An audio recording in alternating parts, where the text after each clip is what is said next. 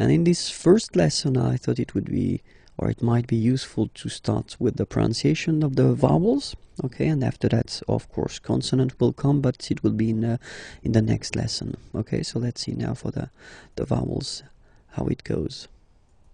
So the first one is A. Okay, A. So not really difficult to pronounce for most of you.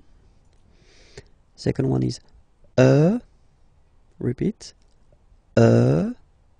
okay. Remember that on this vowel we can put some accents, okay, and then it will affect the way you will pronounce the okay, but if it's like that without any accent and you need to spell it or to pronounce the letter, it's okay, Next one is E, then O. Okay, so don't be afraid to put your mouth really round. O, okay, so it's quite deep. O, okay, then U. So this U can be tricky. So from my experience of teaching, I've been noticing that, well, in most of the cases for American people, it can be quite tricky at the beginning. So you really need to insist on that. It's U. Okay, Spanish-speaking persons can have some difficulties as well for that. Okay, so don't be afraid to pronounce. So really, it's not U, because in most of the cases that's the mistake people tend to make. They pronounce it like U. Okay, now in that case it's really U. So really narrow sound. Okay, so don't be afraid to insist on that. And the last one is well, it's Y. So if you need to spell it, then you say Y. Okay, when you pronounce it, it's like E. Okay, but the name of the letter is Y. Okay, so if we check them again one more time, this one is A, then comes I, O, U, remember, U, and the last one, Y for the name, okay, but then the pronunciation is E, alright? And in this lesson, we'll discover the pronunciation of the consonants, so les consonnes. Are you ready? So let's start now. Okay, so les consonnes, B. Okay, so this one shouldn't be that difficult to produce. B. Then comes C. Okay, C. D. F. G. Okay, so if we want to repeat them one more time, B, C, D, F, G. Okay, let's see the others. H, J, K,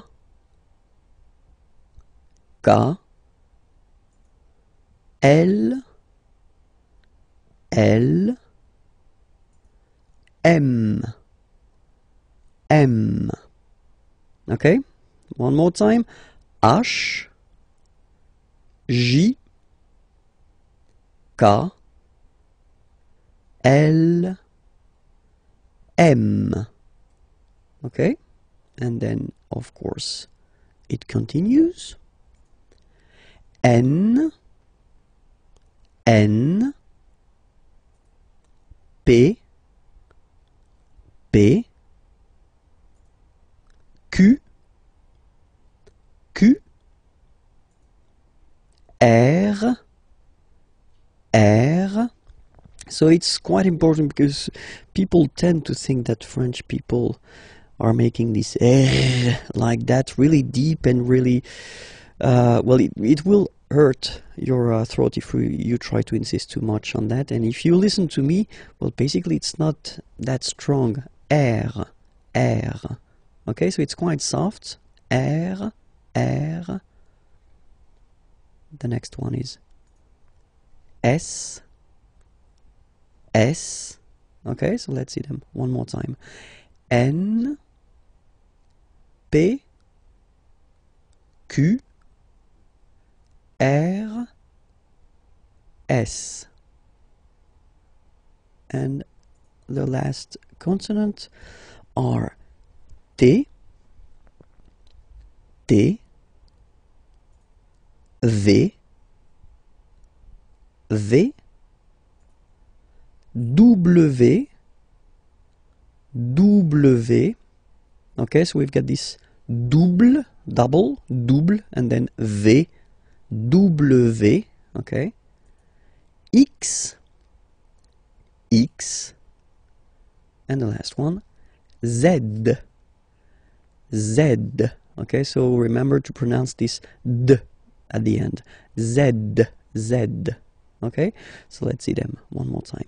T, V, W, X, Z. Discover les accents, so the accents. And normally when we talk about the accents, we tend to insist on the accents which are on the top of the letter E, okay, because they will change the pronunciation of the letter. When you put the accents on the top of O, I, or A, well, nowadays we don't really pronounce the differences, but then E is still affected by that, so you should really first remember the name of the accent, okay, and it's normally like that, okay, and then the sound that you will have to pronounce or to produce when you see it on the top of the okay, because so without any accent, this letter, if you remember, we saw that previously, is pronounced okay, but then when you put this one, so this one is called accent aigu, okay, it goes like that, in that direction, okay, and you will pronounce the letter like E, okay, listen to the difference, without the accent, with the accent, E, okay, without and with E, alright.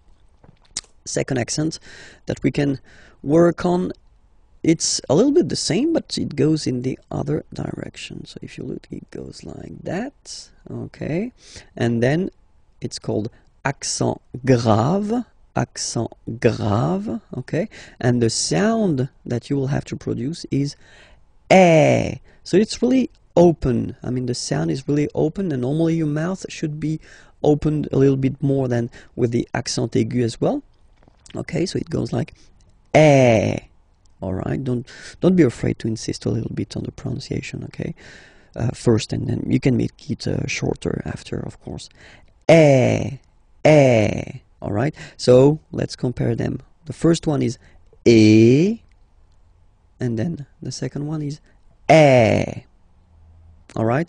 The good news is that the next one, so accent circonflexe, is pronounced like accent grave. Okay, so it's the same pronunciation here, okay, and it's the open one, okay, eh, okay, eh, all right, so you can see that it's just like a little hat that you get to put on the top of okay, so let's see one more time the differences. This one, eh, okay, and then these two accents, like here, eh, open, eh, okay. The last one, tréma, well, basically it's quite rare, and the tricky thing is that in some cases you will have to pronounce it like eh, okay, like for instance Noël, okay, but then in some cases as well it can be pronounced like eh, okay. So my advice would be try to remember the word, and they are really rare, so don't be afraid about that, okay. So but that, let's focus on the three main accents here, okay. The first one, accent aigu, remember, e, accent grave, eh, and the last one, accent circonflexe, eh. So we'll focus on les caractères spéciaux, so the special characters that maybe you will have to use if you want to, well, spell your name, or then if you want to give a web address or something like that. So because normally they can be quite useful, and at the really beginning, so it's quite useful to spend a little time on them. Okay, so let's start now. Les caractères spéciaux, the first one. Okay, if you look at it, it's here. Okay, and we called it tiret. Okay, tiret. All right, let's see the second one. Same thing, but it's, you know, the low one, so we call it tiret bas. Tiret bas. Okay, so remember the first one located in the middle is tiret, and the other one here is tiret bas. Okay, let's see the other one. So officially we called it arrobase, okay, but then, well, let's be honest, we can hear many French people or French-speaking people using this at, okay, but then the French were, of course, at, all right, but officially it should be arrobase, okay, so don't be surprised if someone is using that, or then you can use it as well, because that's the way it should be used. So arrobase, okay, here, so the dot, okay, because it's not always easy to spot here, we call it point, okay, point, all right, so one more time, tiret, tiret bas, arrobase, point, okay, and then it continues a little bit. So if you want to indicate that you've got, well, a double letter, okay, you can say, so in that case it's P, okay, so you say deux, okay, deux, it's two in French, deux, okay, P, deux, P, okay, if it would be another letter, then you would say deux, and then the name of the letter, of course. Then this one here is called apostrophe, okay, apostrophe, apostrophe, okay. And the last one for this lesson, here you can see that in some cases, so we'll see that a bit later, I mean the reason why, but still you can have this little thing beneath the C, okay, and that's what we call cédille, cédille, okay, cédille, yeah, cédille, okay. And we'll discover a quite important thing, because it's a verb, and it's the verb être, okay, être means to be, okay, so as in many languages, the to be is quite useful, just for a simple reason, you tend to use it quite often, and then we can use it to construct some composed tenses that we'll see a bit later, okay. So let's see how it goes at the present form. Le verbe être, first is je suis, okay. Je, it's the pronom personnel, so it's I, okay. Suis, I am, okay. Je suis, all right. Then second person, tu es, okay. So remember, être is really tricky, especially when it comes to pronunciations, okay. So first one, suis, as you've been noticing, you don't pronounce the final S, okay. And for tu, then you've got this combination of letters, okay, but then basically the sound you will pronounce or you will produce is est, okay. Tu es, all right. Je suis, tu es, okay. So let's see the next one. So you've got this il, okay, so it's a capital letter, but then it's I and then L, okay. Il, so it's he, okay, masculine form, and then elle, she, so feminine form, okay. And this is the verb, so il est, or then elle est. So you can notice that even if we write them differently, this like that and like that, we pronounce them the same way. And that's usually the difficult thing, you know, with the French language. What you write and what you pronounce can be quite different. Okay, so remember, je suis, tu es, il est, elle est. Okay, so let's see how the next one comes. Here it's nous, nous. Okay, sorry about that. Whoops. Nous sommes. Okay, nous sommes. Okay, so you don't pronounce the final S here, it doesn't exist. Sommes. Nous sommes. Okay, then the next one is coming. Vous êtes. Same thing here. Notice that final S is not pronounced. Et. Et. Okay, and then in French we tend to have this liaison. So liaison, it's like a link, okay, that we can make between the words. So in that case, vous is ending with S, and then you tend to make a little link between them.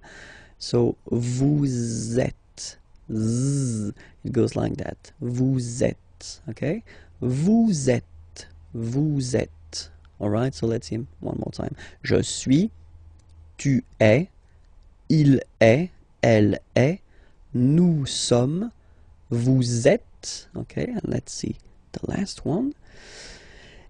Il. Okay, so you can notice that even if you've got this S at the end, and then here you don't have anything, well, you pronounce them the same way. Okay, il, singular form, il, plural form. Okay, ils sont, final T not pronounced, ils sont, elles sont.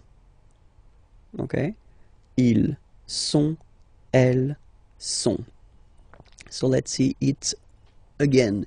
Je suis, tu es, il est, elle est, nous sommes, vous êtes, ils sont, elles sont. All right. One more thing to notice, because it's quite important. This vous form, okay, can be used for the plural, of course, and then it's the polite form that we use if you meet someone for the first time. Let's say it's someone that you are connected to professionally, or it's, well, someone important, or then, well, in that case, or then you don't know this person, you should use definitely this vous, okay, for the first time. It's the polite form. After that, you can decide whether you want to use this tu form, okay, which is normally quite common in French, but then first remember that vous is better. Okay, let's see a few examples now. Okay, first, I've been writing this question. So, quelle est votre nationalité? Okay, so here to show you that it's here. Quelle means what, est is, votre, your. So it's according to this vous. Okay, so the polite form of your, and then nationalité, nationality. Okay, so let's repeat the question. Quelle est votre nationalité? All right, and in French we tend to raise the voice at the end when we've got this little point d'interrogation. If it's a question, don't be afraid to go like yoop and raise a little bit at the end. Okay, so quelle est votre nationalité?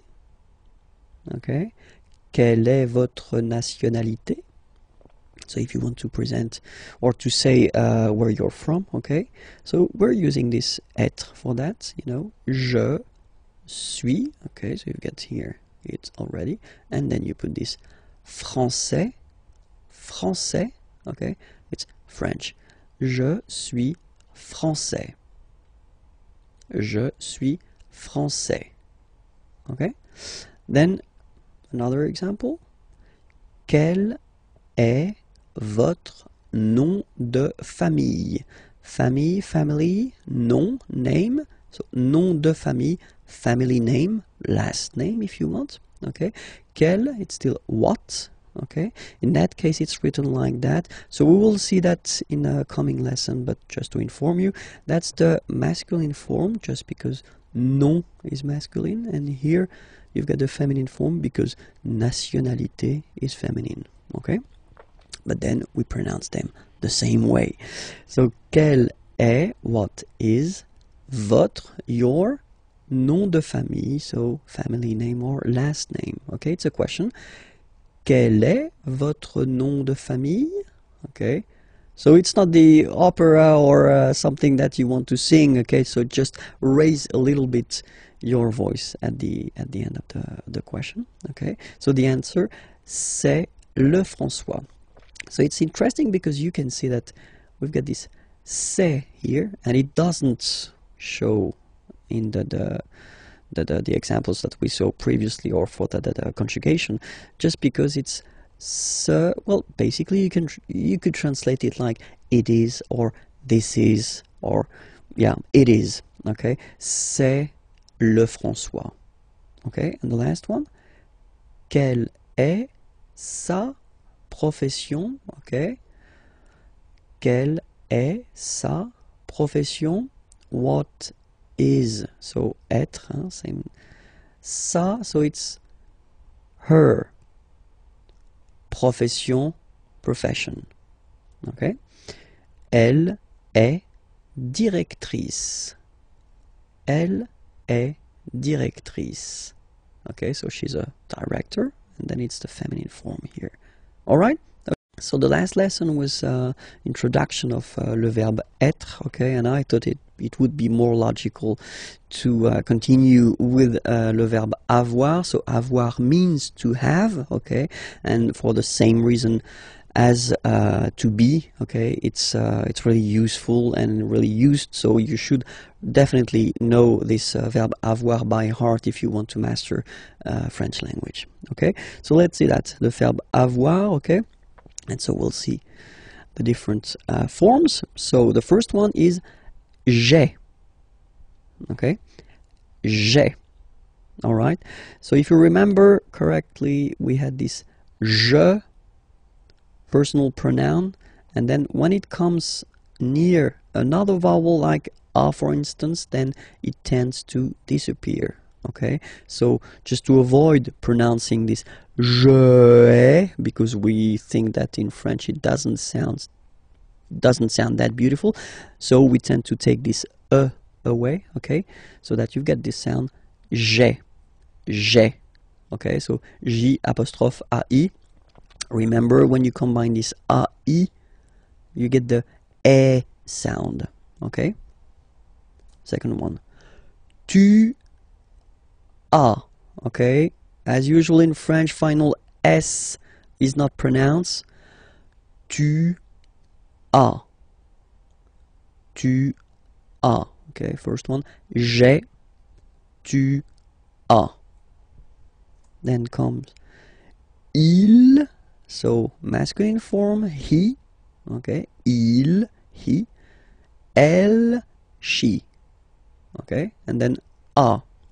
So as you can notice, second form as is pronounced a, and this is a. Same pronunciation in both cases. Okay?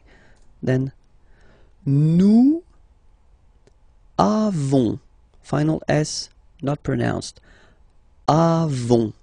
Okay? And then we tend to make this little link, as I said previously in the lesson, for être, you make this link between the two, so nous avons, okay, nous avons, that's it. Next one, same thing, the little liaison, little link between the two, okay, vous avez, all right. And the last one, so same thing, if you can see, you get this final S and final S here, okay, and then you will have to make the little link between the two. Ils ont, okay, and then feminine form, elles ont, elles ont. All right, let's see the whole thing one more time. J'ai, tu as, il a, elle a, nous avons, vous avez, ils ont, elles ont. Okay, so let's see now, just to make it more clear. Remember, so I in French is je, you it's tu, he, il, she, elle, we, nous, you. So as in English, first use for the plural, a group of person, okay, and then second use the polite form for you, one person, okay, vous, il, elle. One last time, je, tu, il, elle, nous, vous, il, elle. Discover le verbe aller. So the verb aller, aller means to go, so it's really useful because, well, we tend to use it like that, so for the main to go reason quite often. And we use it as also, like in many languages, for what we call the futur proche, so the near future. I am going to, and then you put a verb at the infinitive. So it is quite used, especially in the oral language. We tend to maybe use it a little bit more than the real future. Okay, so let's see how you conjugate this aller verb. The first form is je vais. Okay, so remember, final S not pronounced here. Je vais. Okay, when you combine this A, I, you get the sound E, really open. Okay, je vais. D'accord? Tu vas. Final S doesn't exist. Tu vas. Tu vas. Okay, then we've got this il, so remember, il, it's for the masculine form, so he, okay, and then elle, she, okay, and then you get the va form. Basically, you pronounce it like for the tu, because you don't pronounce the final S, okay, il va, elle va, okay, je vais, tu vas, il va, elle va. Then nous, so we, plural form, nous allons, okay, and if you, so final S not pronounced, and then if you are purist, and I'm sure you are, you want to make this beautiful and little liaison, so this little link between the words, so it does mean that you will have to pronounce this z sound, okay, listen to me, nous allons, nous allons. Okay, nous allons. That's it. Same thing here. We'll have this little link between the two. Vous allez. Vous allez. And the last one. So remember, here you've got this S just to make the difference between the singular and the plural, because when you put the plural form, normally you tend to add S at the end of the words. Okay, like here. But then you don't pronounce it. So ils vont, final T not pronounced, ils vont, and then feminine form, elles vont. Alright, let's see everything again. Je vais, tu vas, il va, elle va, nous allons, vous allez, ils vont, elles vont. Alright? And then, just few examples, just to show you how useful this aller verb can be, because we tend to use this aller verb when you want to ask if someone is doing fine, okay? So the first question, how do you do in French is comment, so how, comment, allez-vous? And then, same thing here, little link between the two. Comment allez-vous? comment allez-vous? Alright, so I've been putting this vous form here for the first example, just to show you that if you meet someone for the first time, then it's better to use this vous. So here, the vous form, so because it's the polite form. Okay, comment allez-vous? Okay, it's a question, so raise a little bit your voice at the end, like comment allez-vous? Okay, you see, comment allez-vous? Alright, so answer when you want to say I'm doing fine. Okay, je vais bien, and then you say merci, thank you. Je vais bien, merci. So now, if you know the person, okay, you get two options. I mean, normally that's the most used one. The first one would be comment vas-tu? Okay, so in that case you just switch and you change this you, so polite form, and you change it with this tu form. Comment vas-tu? Okay, well, answer can be the same, you know, je vais bien, merci. Okay, and the other one, comment ça va? Okay, it would be like impersonal form. Okay, so you're not really addressing directly to the person. How is it going? Could be translated. Could be translated like that in English. Okay, comment ça va? Okay, you raise a little bit at the end. Comment ça va? And then same thing. You can answer with ça va, merci. Okay, so let's read them. Comment allez-vous? Je vais bien, merci. Comment vas-tu? Je vais bien, merci. Comment ça va? Ça va, merci. We will discover le verbe s'appeler. So previously we've been seeing three verbs. So the first one was être, to be, yeah, and then after that it was avoir, to have, and then in the last or previous lesson it was aller, to go. And I thought it would be useful to introduce this s'appeler verb, because normally that's the verb you tend to use at the right beginning when you want to introduce yourself, because if you say my name is, well, in French we will use this s'appeler verb. Okay, it is always tricky and a big challenge for a French teacher to introduce this s'appeler verb at the real beginning, because it belongs to this group of verbs that we call verb pronominaux. So you'll see why, because if you compare it to the others, something is coming there. Okay, so if you remember, when we conjugate a verb, first we put the pronom personnel, so the personal pronoun here. So je is like I. Okay, and then so basically the verb appeler means to call.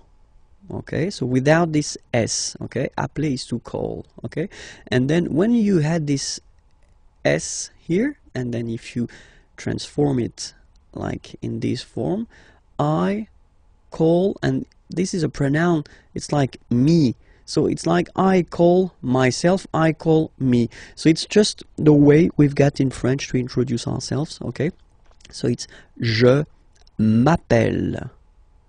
Okay, je m'appelle.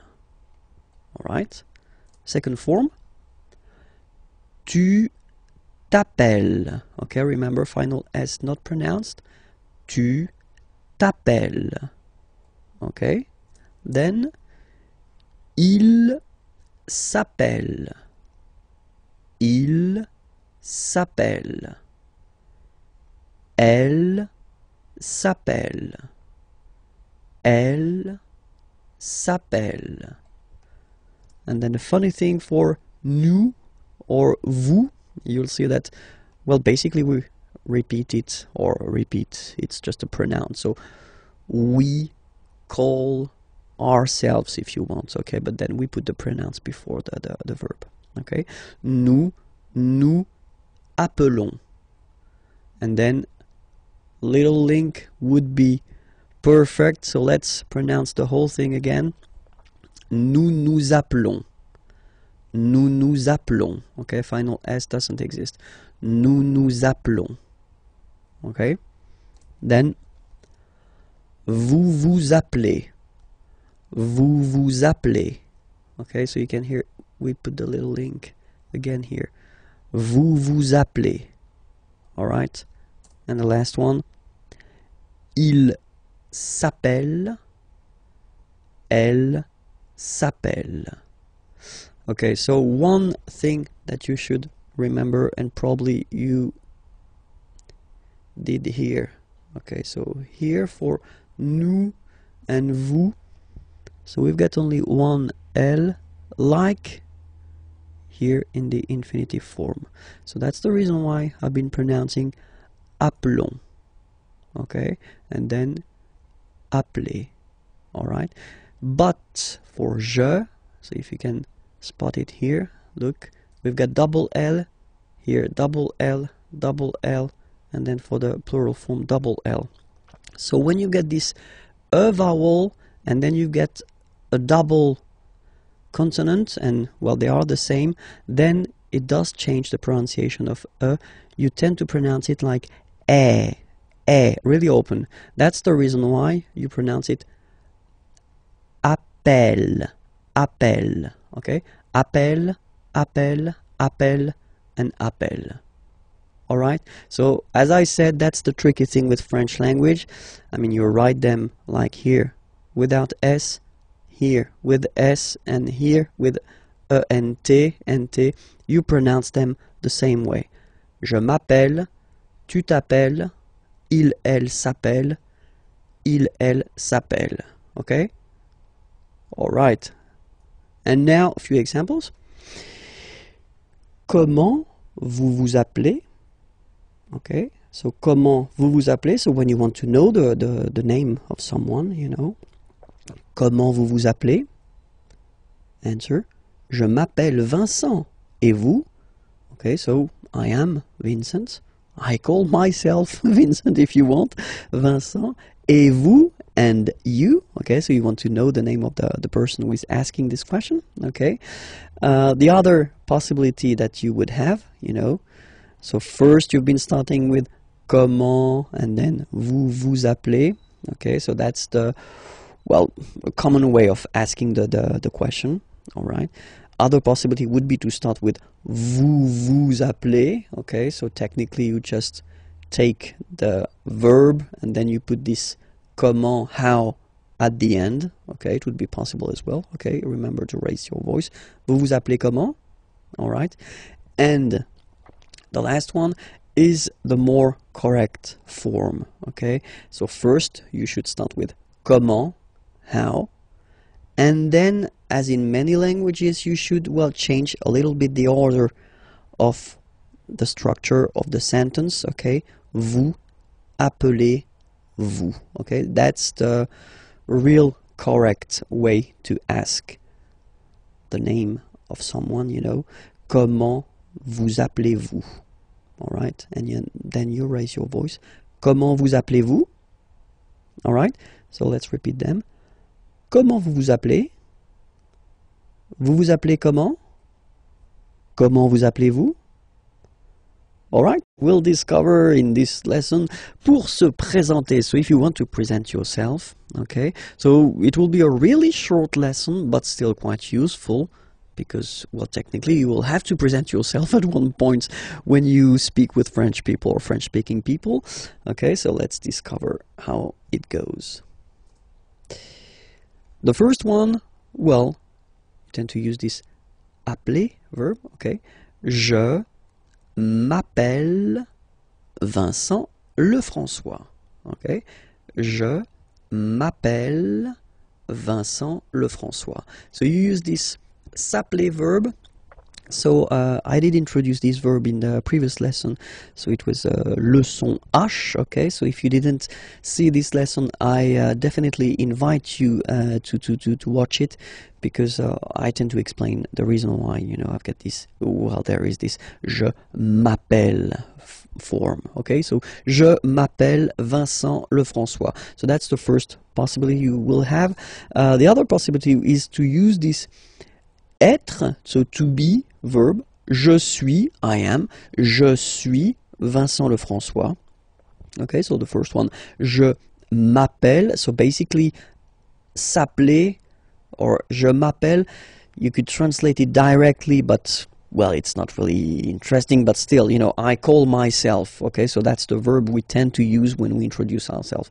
Je m'appelle Vincent Lefrançois, okay? And then the second one, I am, je suis Vincent Lefrançois. And the last option we will have is mon nom, my name, mon nom is Vincent Lefrançois. Okay? First option, je m'appelle Vincent Lefrançois. Second, je suis Vincent Lefrançois. Last one, mon nom est Vincent Lefrançois. Of course, the first one is the most used.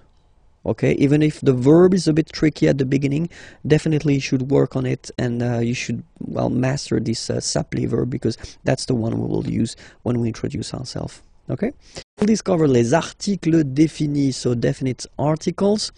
In English it would be the, okay, but in French, of course, as usual, we've got the difference between the masculine form, the feminine form, and the plural form. Okay, and we start with the masculine form, so we've got le,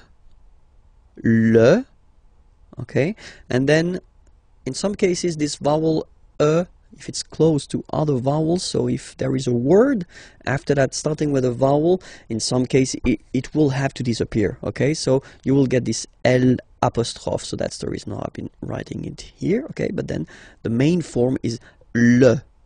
Okay, then la, feminine form, la. Same, for the same reason, you know, you will have this option L apostrophe as well. And then the plural form is les. Okay, so whereas in English you get there is only this the form, in French we will have the difference between the masculine form le, the feminine form la, and then the plural form les. So of course, according to the word, you will have to choose the correct article. So we'll take a few examples here. The first one is chien. Chien is a dog, and in French, chien, like that, it's masculine, so le chien. So basically you just put the article le and then chien. Okay, in that case, second case, ordinateur, well, you can see that it starts with the vowel o. Okay, and as I said, you know, and o, they don't get along that well, so you've got to take this away, and then you get this l'ordinateur, l'ordinateur. All right, and third example, so I took on purpose this hôtel, okay, because it starts with H, but remember that in French we don't pronounce H. Okay, so basically the first sound of the word is the vowel O. Okay, so for the same reason, needs to disappear. L'hôtel. Okay, so if we repeat them, le chien, l'ordinateur, and then l'hôtel. Okay, feminine form, la famille. Okay, so no problem, so family, la famille. Okay, then we've got argent, money, argent, same for the same reason, so l'argent. Okay, you get to take this away, l'argent, and same thing as previously when what we saw for the masculine part. Even if you've got this h, then the first sound you hear is a. Okay, so for the same reason you will have to take this a away, and then you get this l'habitation, l'habitation. Okay, and then I've been taking, well, basically the example from here, chien. Okay, and then I put s at the end, and it's the mark of the plural. Okay, so you put les chiens, the dogs. Okay, les chiens, and then you take famille, family. Okay, you just add this final s, and you get the plural form, les familles. Okay, remember, chien, singular form, chien, same pronunciation, but you put this s. Okay, final s, not pronounced.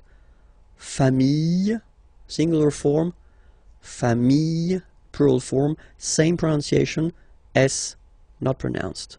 Okay, we'll discover les articles indéfinis. So indefinite articles. So in English there is only one, and it's or un.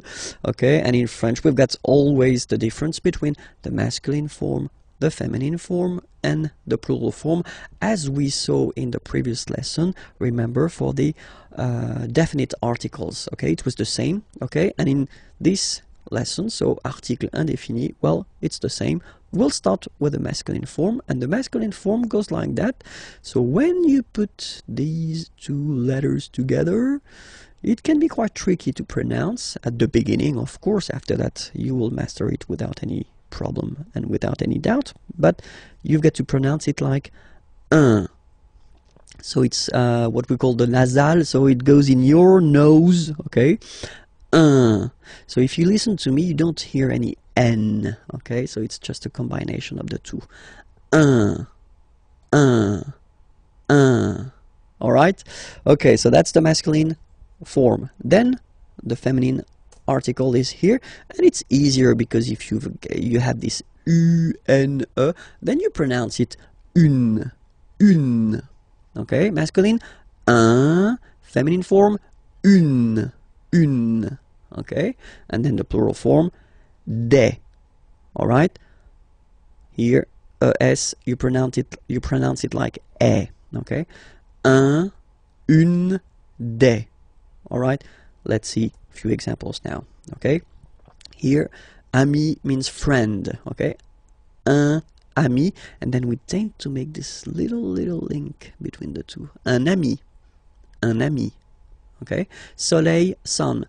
Un soleil, un soleil. Livre, book. Un livre, un livre. Voiture, car, féminine. Une voiture, une voiture. École, school, feminine form as well. Une école, une école. Décision, une décision. Une décision. Don't ask me to translate this décision. Come on, please. Ami, so I've been taking this now. Look, ami here. So we've got the masculine form and it's the singular. Remember, if you want to put the plural form, then you just add this final S here.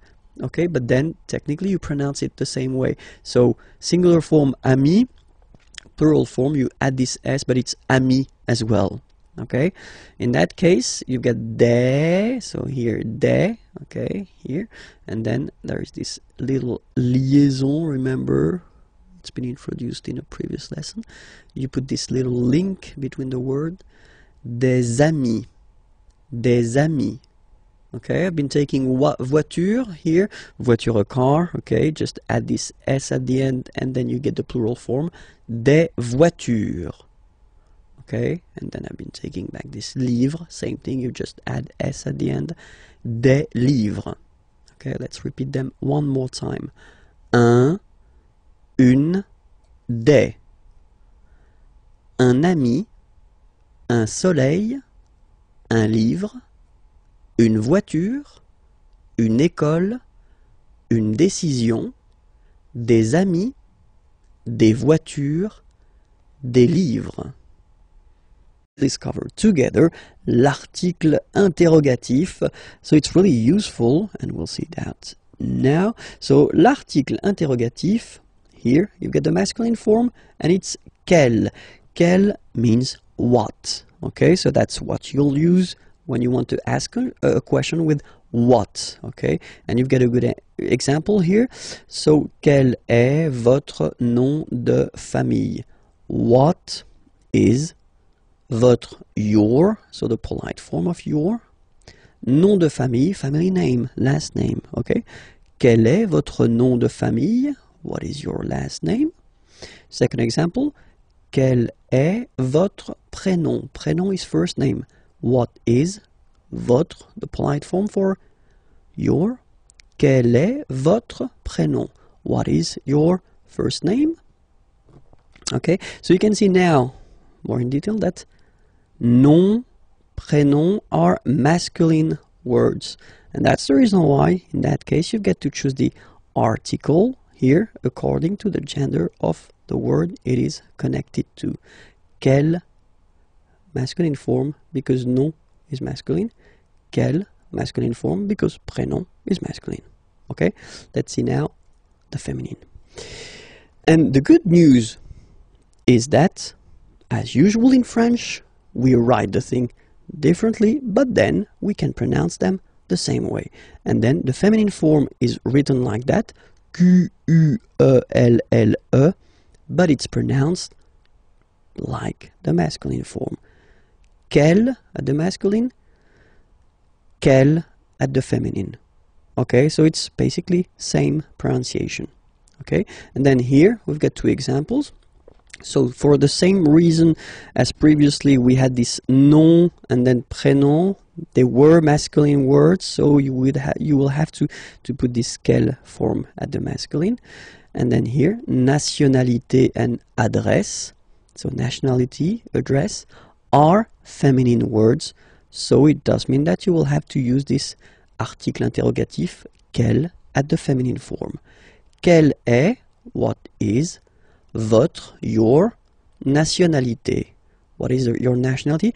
Quelle est votre nationalité? Okay. Quelle est votre adresse? What is your address? Okay. So, let's repeat them. Quel est votre nom de famille? Quel est votre prénom? Quelle est votre nationalité? Quelle est votre adresse? Okay. So, remember one thing for the phonetics, okay, the way to pronounce them. Quelle, masculine form here, will be pronounced exactly as the feminine form here. Quelle. So only one sound, okay? And then the second thing that you've got to remember, of course, you can, well, basically accord these articles with the word they are connected to. So it does mean that if the word is at the plural form, then you will have to put the plural form.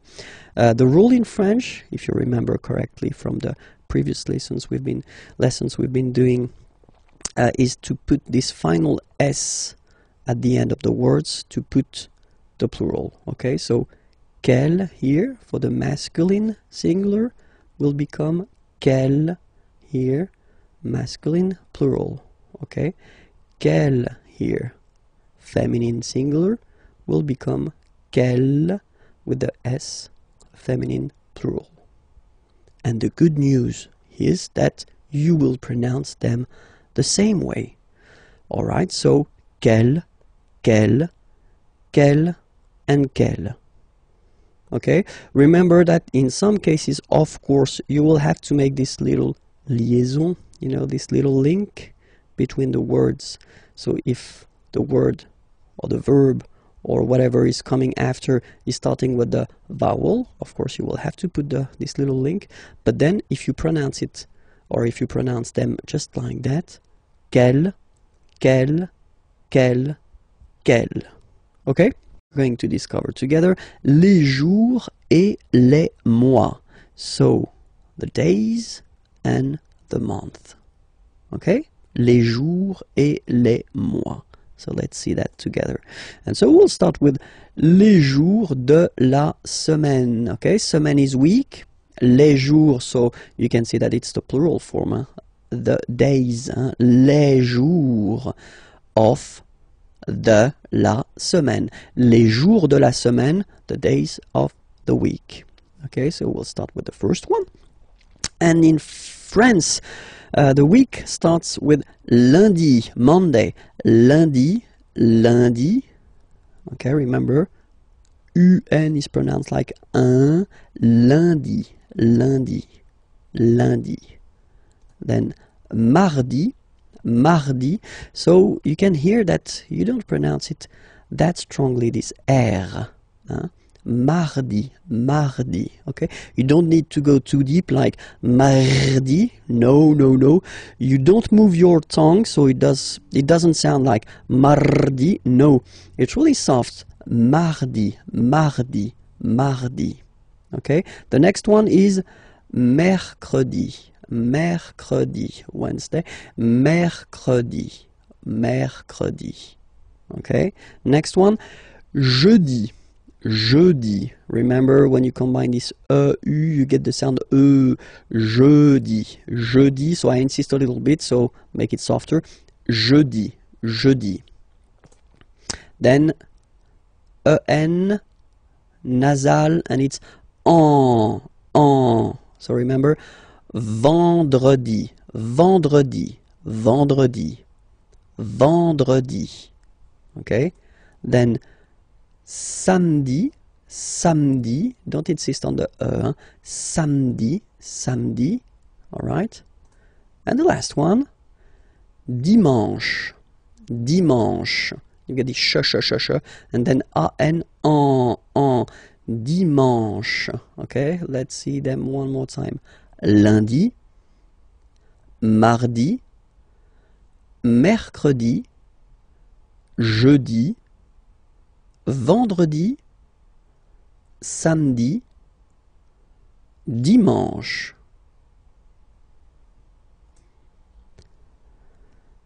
Normally, in France, we tend to use this le weekend. So if we're talking about the weekend, okay, but then pronounce it the French way, weekend. Le weekend, okay. But then in other French-speaking countries, they tend to use this la fin de semaine, okay. But then in most of the cases, if you talk with French people, it will be le weekend, le weekend. If you want to talk about les mois de l'année, okay, année, year, mois, month, okay, les mois de l'année. So we'll see now the first one. The first one, January, so it looks, well, it looks a bit the same, no? No, wow, no. But anyway, janvier, so that's the way to pronounce it. Janvier, A-N, en, okay, and then ye, janvier. Then comes février, février. Okay, remember when you have this accent aigu on the top of then you pronounce it e. Okay, there is a lesson regarding this topic, so don't be afraid. And if you're not sure about that, well, try to practice it. Février, février. Okay, then mars. Okay, so in a way it's an exception because normally final S is not pronounced in French. Okay, we've got some exceptions and this one is one of them. So mars, pronounce the final S, mars, mars. Okay, then avril, avril, avril. Nothing really tricky about this month, I mean, for the pronunciation. Avril. Okay, here be careful because people tend to try to pronounce it the English way. In French, remember when you combine this a and then I vowels, you get the sound e. So really open e, okay, and then you pronounce it me. Okay, so don't pronounce I, don't try to pronounce it. No, it's me. So it's not my, it's me. Okay, and then here, well, it's a bit tricky, but still, en goes like un, okay, and then you get juin, juin. Okay, let's see them one more time. Janvier, février, mars, avril, mai, juin. Okay, second round. Hop. Juillet. Okay, you get this double L here. Juillet, juillet. Don't pronounce this final T, E-T here at the end. E. Juillet, juillet. So it's July. And then here, two options, because, well, two options are acceptable in French. The first one, you don't pronounce the final T. Ou. Second one, you pronounce it août. Alright, so remember, first option, don't pronounce it ou. Second option, you pronounce it août. Okay? Then, well, it's quite simple normally for English-speaking persons, or then it's quite close to other languages as well. So septembre, septembre. Remember this EM en septembre. You don't insist on the final E. Septembre, septembre. Then same thing here. Don't insist on the final E. Octobre, octobre, octobre. Novembre, novembre, novembre. Okay, EM en novembre, novembre. And the last one. Décembre, décembre, décembre. Same thing. EM en décembre. Okay, so let's repeat them. Juillet. Remember this. Juillet. Août. First option. Août. Second option. Septembre. Octobre. Novembre. Décembre. Okay. The little gift. L'hiver. L'hiver. And it means winter. So I've been putting this M here just to tell you that it's masculine. L'hiver. Le printemps. Le printemps. Spring. L'été. L'été. Summer. So I forgot to put it, but here I should put M because it's masculine. L'été. L'automne. L'automne. And same thing here, it should be M, automne, masculine. L'automne. Okay, so let's repeat it. L'hiver, le printemps, l'été, l'automne. And then, the last thing for this lesson, if you want to introduce the dates, okay, so if you want to tell what day it is today, so aujourd'hui means today. Aujourd'hui, today. Nous sommes, so we use the verb to be, okay, we are, nous sommes, le 8 juin 2012. Okay, so forget for the 2012, don't be afraid, we'll see that a bit later for the numbers, okay. Aujourd'hui, today, nous sommes, we are, le, you put the article, definite article, okay, and then you put the date here, okay, you start with the number, the month, and then the year, okay. Or then, second option, aujourd'hui, so it doesn't change, it's here, today, c'est, it is, this is, and then you put the date, le 8 juin 2012. Okay? Le masculin et le féminin. So let's see how we will modify some words that are masculine into a feminine form here. Because for instance, we're talking about, well, whether professions or occupations. Here, student, assistant, actor, dancer, baker, and then computer scientist. It looks quite nice in English. Informaticien is nice, but still in English. Computer scientist, it's really interesting. Okay, so the rule in French is to add a at the end of a word to put the feminine form. Okay, so for instance here we've got étudiant, and then we've got assistant here. Okay. You just take it back here, étudiant, and then you will add this E at the end without modifying the first part. Okay? So it will, of course, change a little bit the pronunciation because you will pronounce it at the masculine form. Il est étudiant. Okay? A-N-T, étudiant. Okay, but then for the feminine form, elle est étudiante. Okay, t. Okay, you don't really insist on the E, but you insist quite much on the T. Elle est étudiante. Il est assistant. So don't pronounce the final T here. But for the feminine form, elle est assistante. Okay, étudiant, étudiante. Assistant, assistante. All right. Then we've got now the tricky ones. Il est acteur. Okay, so it's one of the irregular ones. E-U-R here, acteur, and it will become ris. So E-U-R is becoming ris.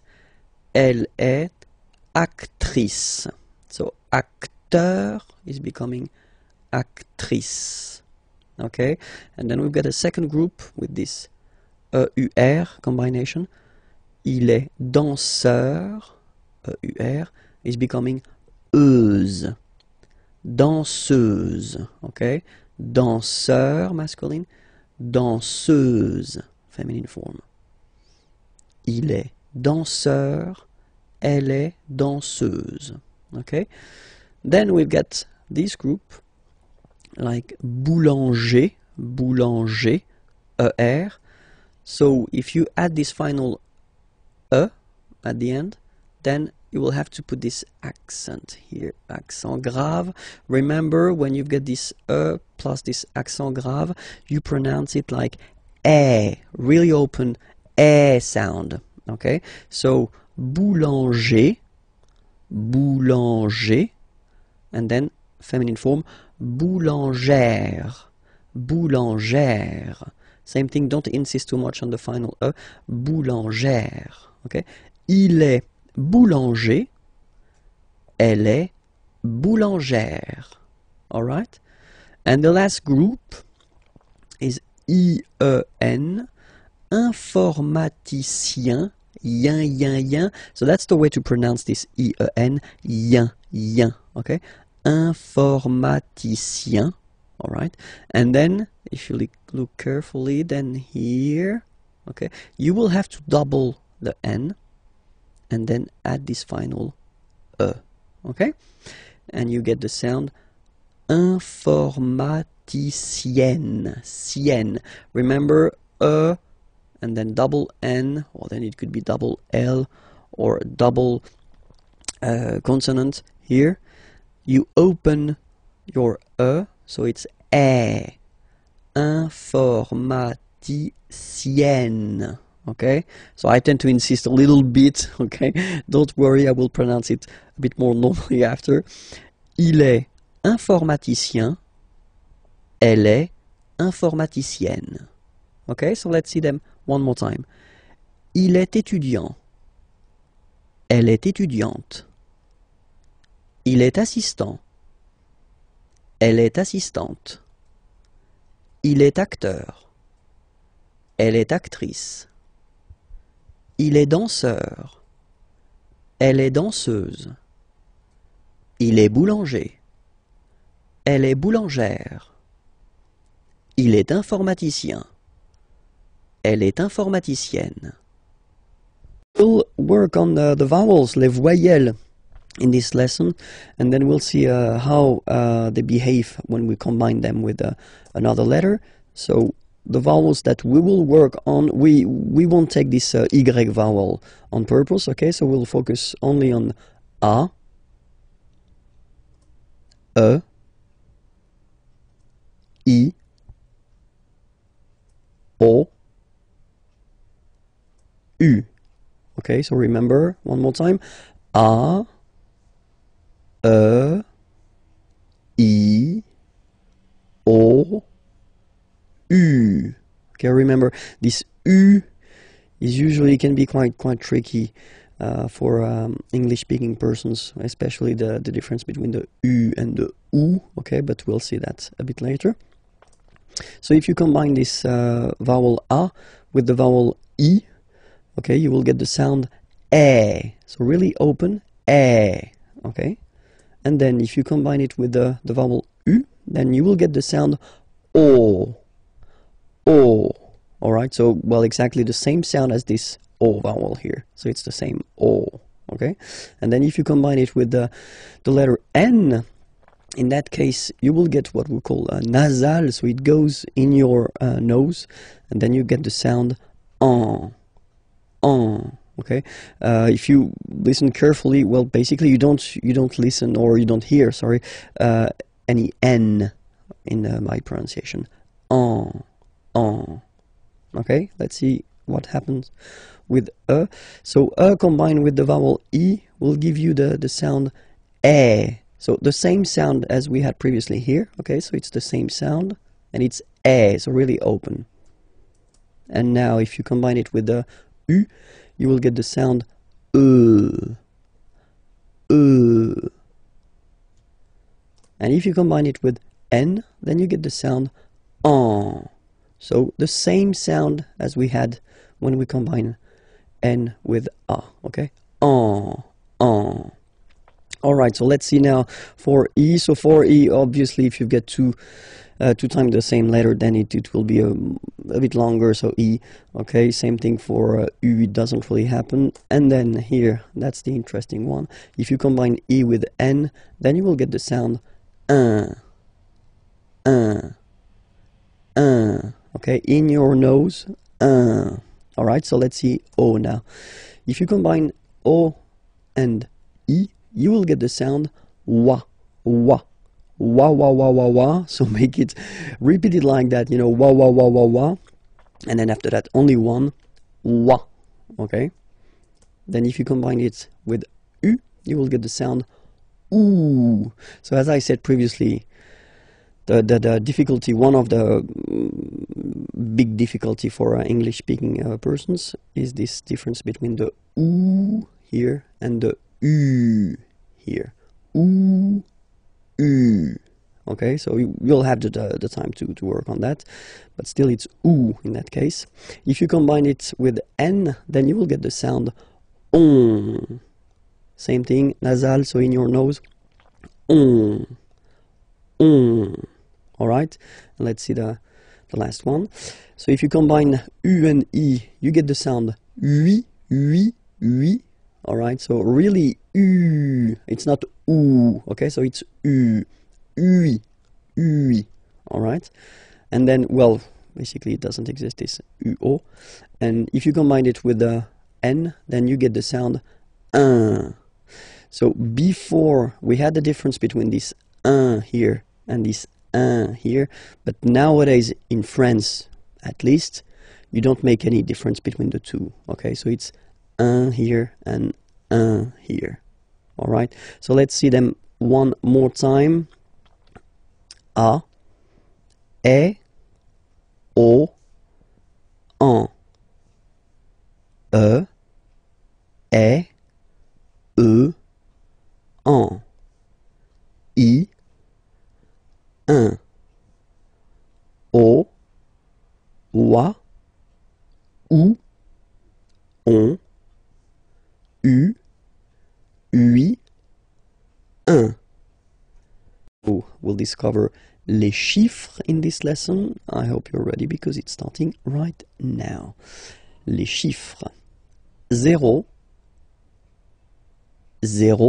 Okay, so remember, you get this z and then e accent aigu, zéro. Okay, then 1. All right, so when you combine this u and n, you get the nasal sound 1. 2. Final X not pronounced, okay? 2. 3. Final S not pronounced. 3. 4. Okay? So remember that even if you get this U vowel here, basically you don't pronounce it, because that's the rule in French. When we get this Q letter and then a vowel after, then we will have to put this U, okay? So you get this Q-U-A, but then the sound that you will pronounce is K, okay? 4. All right? And next, 5.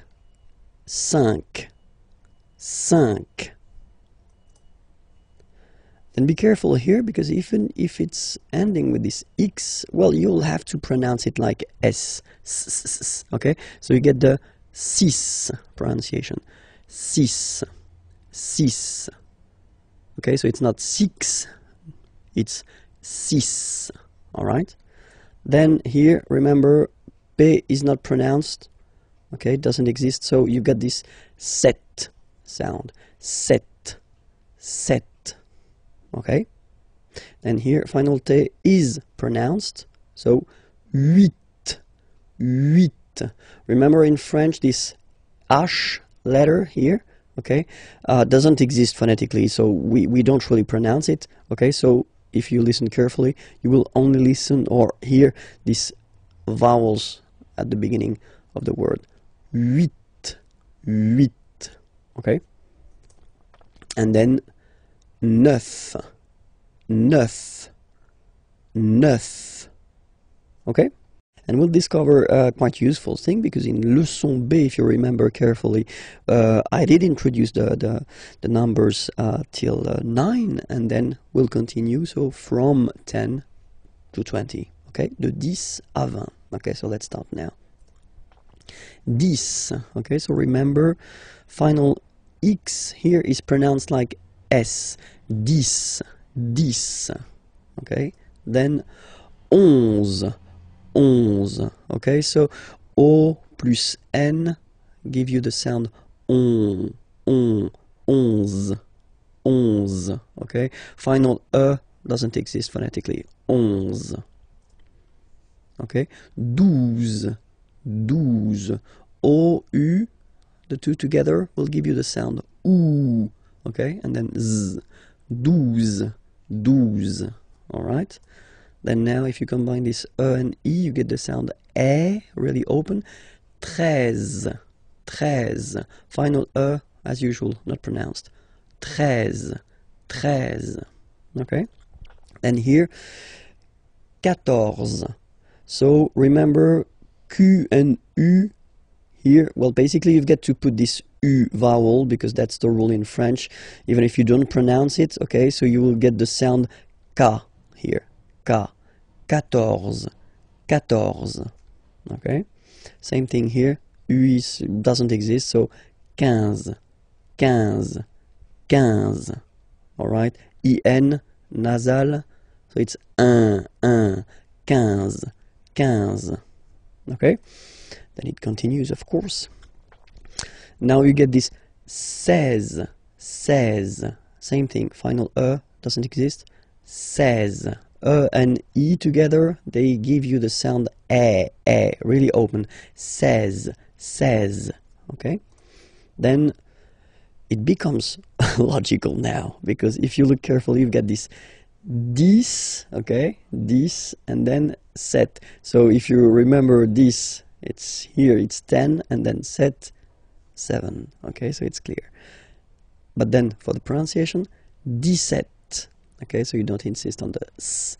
17, 17, 17. Okay, then 18. So you will make this little link between the two, the liaison. 18, 18, 18. Okay, then 19, 19, 19. Okay, E-U, E, 9, 9, 9, 19. And the last one, so this G letter is here, but you don't pronounce it, okay? And then final T doesn't exist phonetically either, so basically you will only need to pronounce these 3 letters, so you get V, V, and then you get nasal, IN, un, 20, 20, 20, okay? Hi everyone, bonjour à tous and welcome to Learn French with Vincent, and this is Unité 2, leçon D. So let's see what we'll discover together in this lesson, and we'll work on les adjectifs possessifs, so really useful.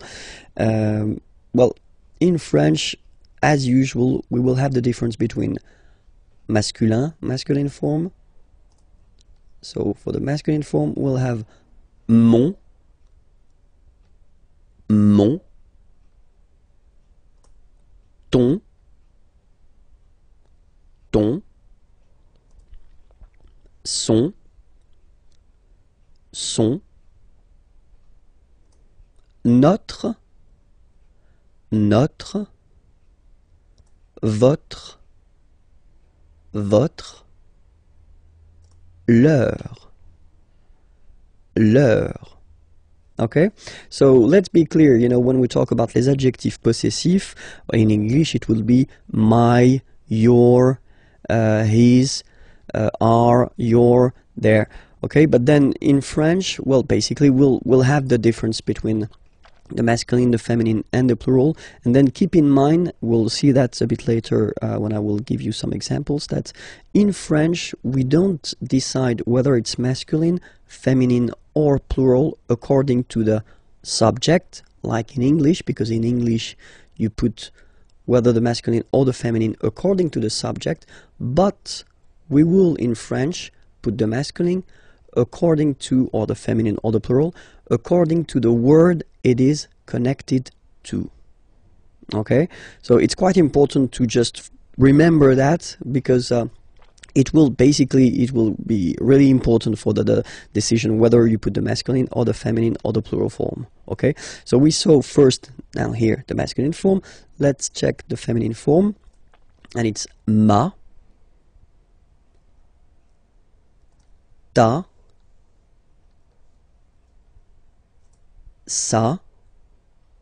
Okay, so you can see well, of course differences, but then still, you know, it works like M, T, and then T, and S. Okay, so, well, mon, masculine, ma, feminine form, ton, masculine form, ta, feminine form, son, masculine form, sa, feminine form.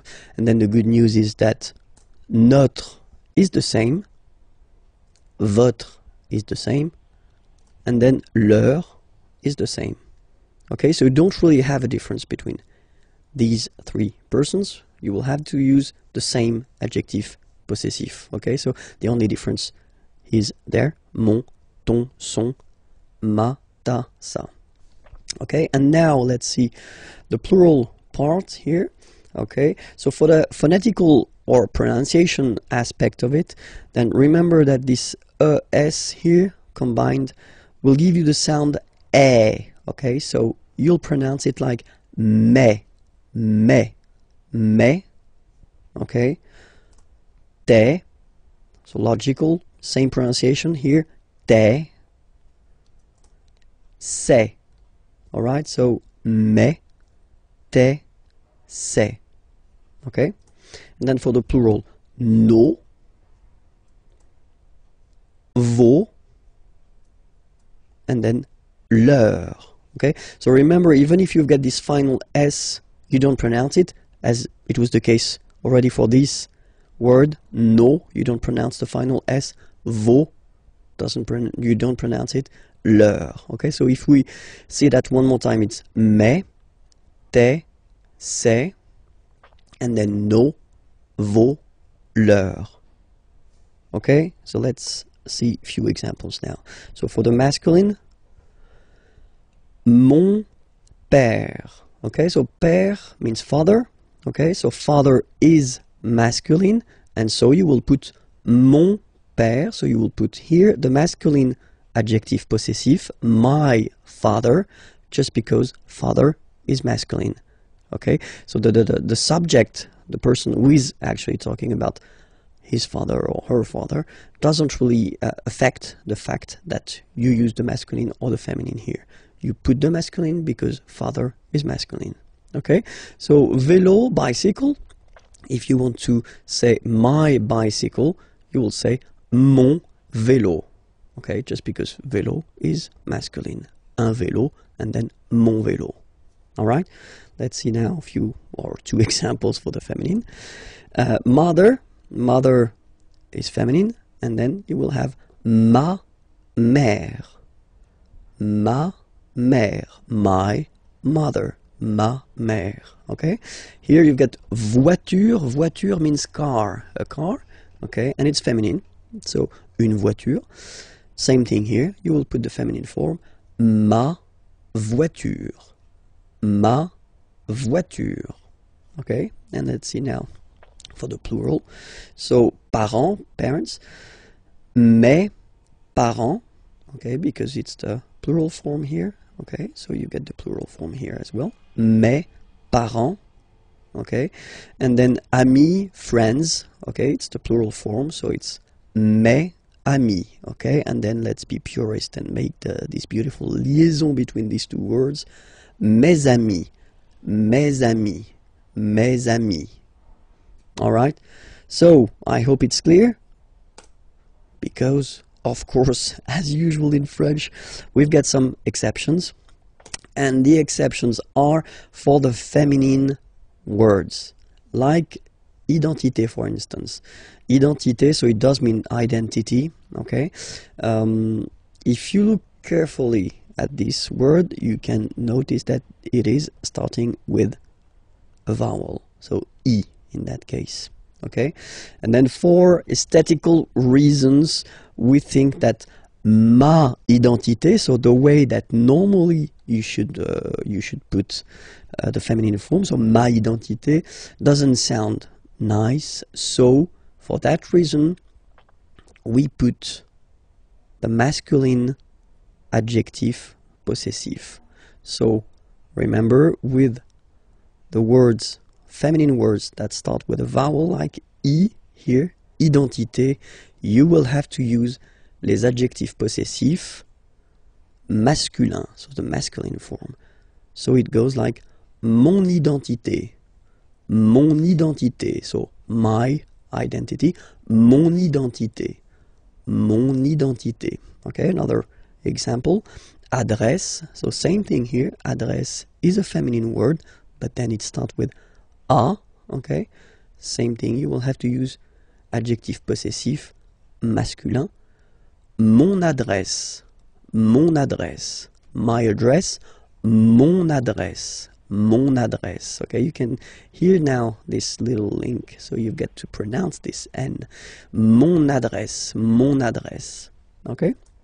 And the last one I took, same thing, opposition, well, basically feminine, but then it starts with the O, mon opposition, you make this link, huh? Mon opposition, so let's repeat it one more time, mon identité, mon adresse, mon opposition. Okay, I hope everything was okay with you. So it was leçon D. Okay, so remember to check for the next lesson and the previous lessons there, here, and then you get, of course, more material at the following website, www.imagier.net. Okay, bye bye. Work on les pronoms toniques. So they're useful, and normally we tend to introduce them quite fast in French because you will have to use them. Les pronoms toniques, so if you remember we saw les pronoms personnels like je, I, tu, you, etc. Okay, but then in that case, when you want to use this pronom tonique, normally you want to insist, okay, and then you want to use this moi form, so moi is me. So that's the main difference between moi, me, and then je, I, because je, normally you will use that to construct a sentence as a subject, okay. Normally this moi is not a subject, so it's not possible to put that right before a verb. It would be a mistake, okay. Moi, so it's me, moi. So remember, this OI combination give you the sound wa wa wa, moi, okay. And then you get toi, toi. For the masculine form, we get lui, lui, okay, and for the feminine form, we've got elle, elle. So you can notice that, well, basically for the masculine, it does change because pronom personnel is il, okay, and in that case, pronom tonique is lui, all right. But then for the feminine form, it's the same, so it's elle, okay. And then, good news, same thing for the plural, nous, vous, okay, so they don't change. You get nous, and then you get vous, as for the pronom personnel. And same thing here for the plural form, third person of the plural. So the masculine form will change, and you get the sound remember, final X not pronounced, and then plural elle, elle. Okay, so let's see them one more time. Moi, toi, lui, elle, nous, vous, eux, elle. Okay, so I did prepare a few examples. So the first one, moi, j'aime le tennis. Okay, so here you can see that you start the sentence with moi, okay, so me, okay, and then you have to put pronom personnel, je, okay, so in that case you take the e away because the verb is starting with a vowel, okay, but then j'aime, so this j'aime form, I like, or then I love, okay, le tennis. Moi, j'aime le tennis. So basically, if you start with moi here, you want to insist on the fact that you really like or you really love tennis. Okay, let's see the second example. Toi, tu préfères le golf. Okay, préférer to prefer, obviously. Okay, toi, tu préfères le golf. Toi, tu préfères le golf. Okay? And then here, so we've got here the masculine form. And here we've got the feminine form, so let's see the masculine form first. Lui, il adore le foot. Lui, il adore le foot. Okay? So here, lui, pronom tonique, and then il, pronom personnel, adorer, to adore, le foot. We're talking about football here, okay? Elle déteste, détester means to hate, okay? Le basket, and we're talking about basketball here. Basket, okay? Elle déteste le basket, okay? So even if you see them twice, I mean, you've got this elle, okay?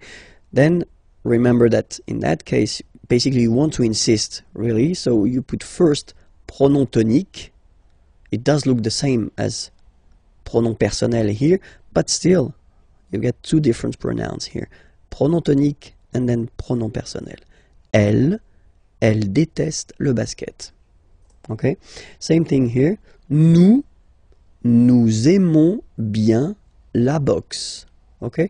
So the difference between aimer here, like I love, okay, and aimer bien, normally when you put this bien after aimer, well, it's because you want to insist on the fact that you like, you don't love something, you like it, okay. Nous aimons bien la boxe. All right. Next example. Vous détestez la natation. Vous détestez la natation. Natation is coming from nager to swim, okay? And then natation is the substantive form. Vous détestez la natation. And then the two last examples. So first the masculine here, and then the feminine here. So let's see the masculine form. Eux, so if you remember, it was eux, pronom tonique. Ils préfèrent, so préférer to prefer, and then you can see that it's here, the plural form. Ils préfèrent la marche. La marche is coming from the verb marcher to walk, okay? La marche. Eux, ils préfèrent la marche. And then the feminine example. Elles adorent le jogging. Elles adorent le jogging. Okay? Let's read them one more time. Moi, j'aime le tennis. Toi, tu préfères le golf. Lui, il adore le foot. Elle déteste le basket. Nous aimons bien la boxe. Vous détestez la natation. Eux, ils préfèrent la marche. Elles adorent le jogging. Work on the questions, so les questions, and especially the little words that you will have to use or to put at the beginning of your questions. And the first example that we can see is quand. Quand means when, okay? So let's see two examples. So if you start a question with quand, like in the first example here, quand arrivez-vous, okay? Arriver is to arrive, okay? So vous, second person of the plural. You can use that for a group of person, or then you can use that for one person, and that's the polite way to use. Quand arrivez-vous? And now you can see that we've been changing the order. So normally, of course, the subject is before the verb, okay? But then the correct way to make a question, if you start with this quand, is to change the order. So first you put the verb, then you put this pronom personnel. Okay? Quand arrivez-vous? Alright?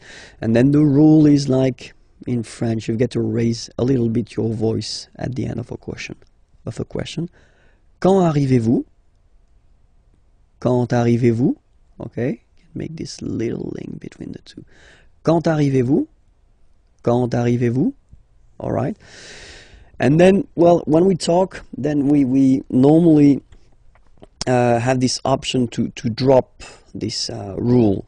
So not to use this rule, so just to put the first, the verb, and then the subject after.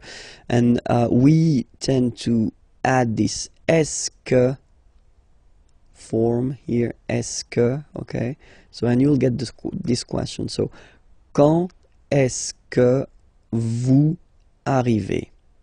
It is exactly the same question, okay? It is quite long if you compare it to the first one. It is more spoken, okay? It is less formal, and that's normally what you'll hear if you talk with French people. Quand est-ce que vous arrivez? Quand est-ce que vous arrivez? Okay, and then here you see that because you've been using this est-ce que form, then you keep the normal order. So first the subject, vous, and then the verb. Okay? Quand est-ce que vous arrivez? Alright, and then don't be afraid to raise your voice a little bit at the end. Quand est-ce que vous arrivez? Quand est-ce que vous arrivez? You see? So it's not really the opera. You don't need to go really high, you know, but it's just a little bit. Quand est-ce que vous arrivez? That's it. And the next one is où. Où means where. Where. Okay, so quand, when, remember? Où, where. Two examples. Same rule, okay, so the formal or the classic way, if you want to ask a question with où, would be to change the order. So first the verb, then the subject here. Où habitez-vous? Où habitez-vous? Where do you live? Habiter is to live. So you live like if you're talking about the place where you are living, okay? Où habitez-vous? Où habitez-vous? And then same possibility, you just add this est-ce que, and then you keep the normal order of the sentence, so subject and verb. Où est-ce que vous habitez? Où est-ce que vous habitez? All right. Next. Pourquoi? Pourquoi is very useful because it's why. Okay, so remember, quand, when, où, where, pourquoi, why. Same thing here, okay, pourquoi, you should change the order. Okay, so first the verb and then the subject. That's the correct or formal or classic way of asking a question. Pourquoi venez-vous? Venir is to come. So why do you come? Pourquoi venez-vous? Pourquoi venez-vous? All right. Same rule here. If you want to add this est-ce que, then you just keep the classic order like subject and verb. Pourquoi est-ce que vous venez? Pourquoi est-ce que vous venez? Okay. And then comment is how. How. Comment venez-vous? How do you come? Comment venez-vous? Comment venez-vous? Comment est-ce que vous venez? Comment est-ce que vous venez? And then the last one. Combien? How much? How many? So in French we use this combien, how much or how many. Combien de sucre? Sucre means sugar. And then voulez-vous? Okay, vouloir, to want. Okay, so how many sugar do you want? Combien de sucre voulez-vous? Combien de sucre voulez-vous? Combien de sucre voulez-vous? And then same thing here, just add this est-ce. Combien de sucre est-ce que vous voulez? Combien de sucre est-ce que vous voulez? Alright? Discover together le verbe faire, so the verb to do. Okay, so faire is really useful because we tend to use it quite much in French. Okay, so it's, well, usually quite important to discover this verb at the right beginning. So le verbe faire. Je fais. Je fais. Remember, final S not pronounced. Je fais. Tu fais. Same rule here, final S not pronounced. Tu fais. Il, masculin, and then elle, féminin, fait. Final T not pronounced. Il, elle, fait. So if we take 1 second, actually you can see that here, here, and here, you get the same phonetical form, so the same form that you will pronounce. Okay, so you get je fais, tu fais, il fait, and then elle fait. It's the same. Okay? Then nous. So it's quite strange because French people tend to pronounce faisons. Okay? So like here, this AE is not pronounced like normally we should pronounce it like E, but then like E. Okay? Nous faisons. Nous faisons. Okay? And then this one is a bit tricky, so you will have to remember that. And it's quite funny because many French people tend to make the mistake and tend to say vous faisiez, okay? But then no. It's vous faites. Vous faites. Okay? So remember, final S here is not pronounced, and then this E is not pronounced either. So faites, faites. Vous faites. And ils, plural, font, final T not pronounced, font, font, elles font.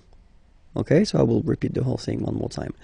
Je fais, tu fais, il fait, elle fait, nous faisons, vous faites, ils font, elles font. We'll discover la forme négative. So if you want to say that you are not blah blah blah doing something, or so the negative form in French.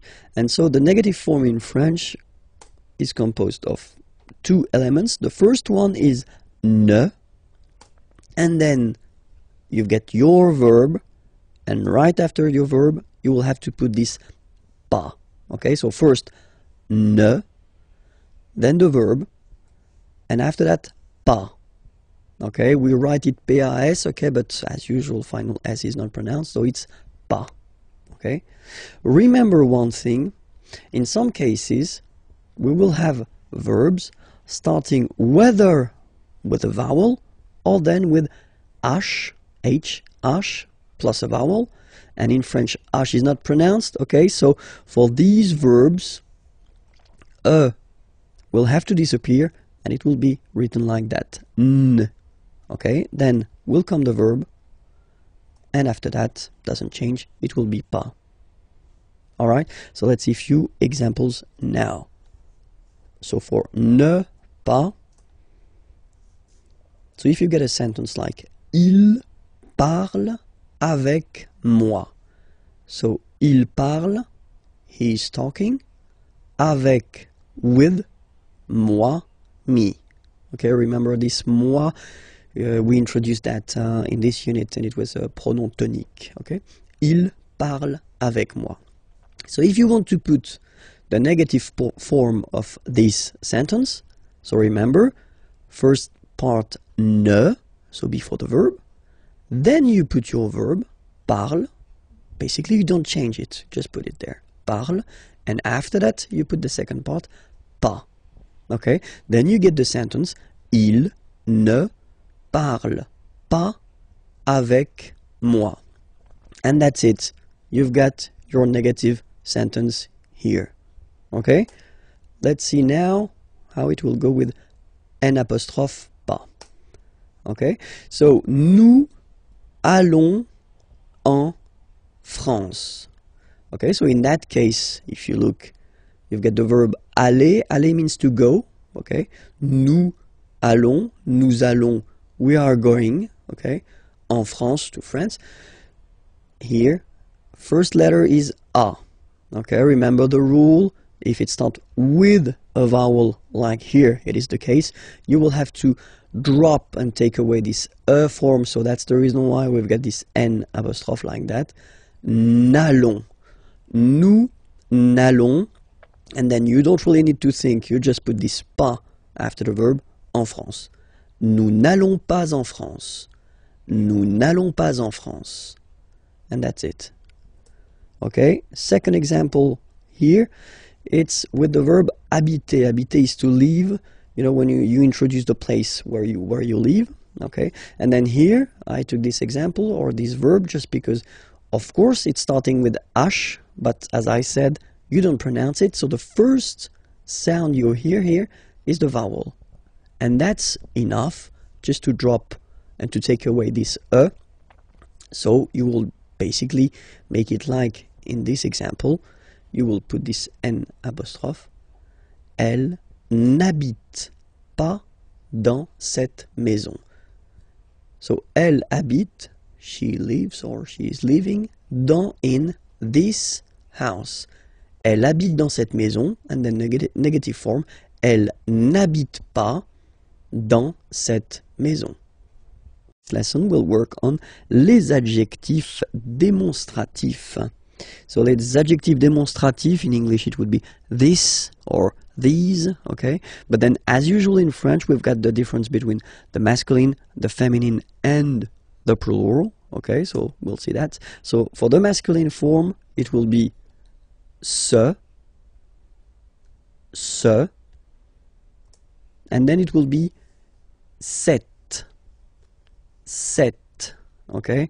So as usual in French, remember, it can be tricky if a letter, an adjective like that, for instance, is ending, or it could be an article, is ending with a, okay? Just because for some words starting with a vowel or with H plus a vowel, then we will have to modify it, okay? And that's the reason why here we've got cette, okay? But then it's still the masculine form, ce, cette.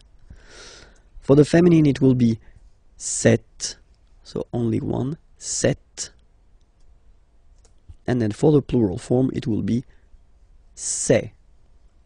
Okay, so let's see that again. Ce, or then cette, féminin cette. So you can notice that phonetically these two are pronounced the same way. Okay, cette here and then cette here.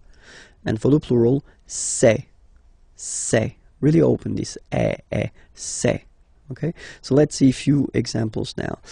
The first one, so I did take this train. Train is train, okay, so it's masculine, so it starts with T, so no problem. You will put this ce train, okay. It would be translated like this train, ce train, okay. Here you've got ordinateur.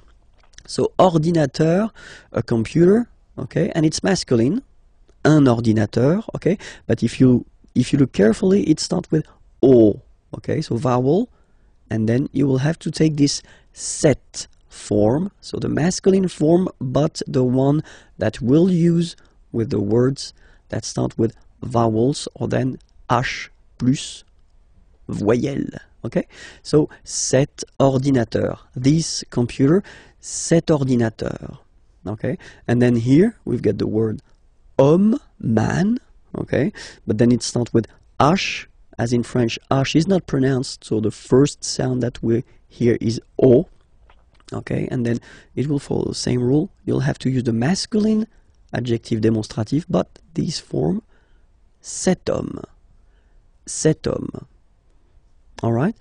Femme, woman, cette femme, this woman, cette femme, okay, and then the last one, personne, persons, pluriel, ces personnes. Ces personnes. Okay, so let's repeat them one more time.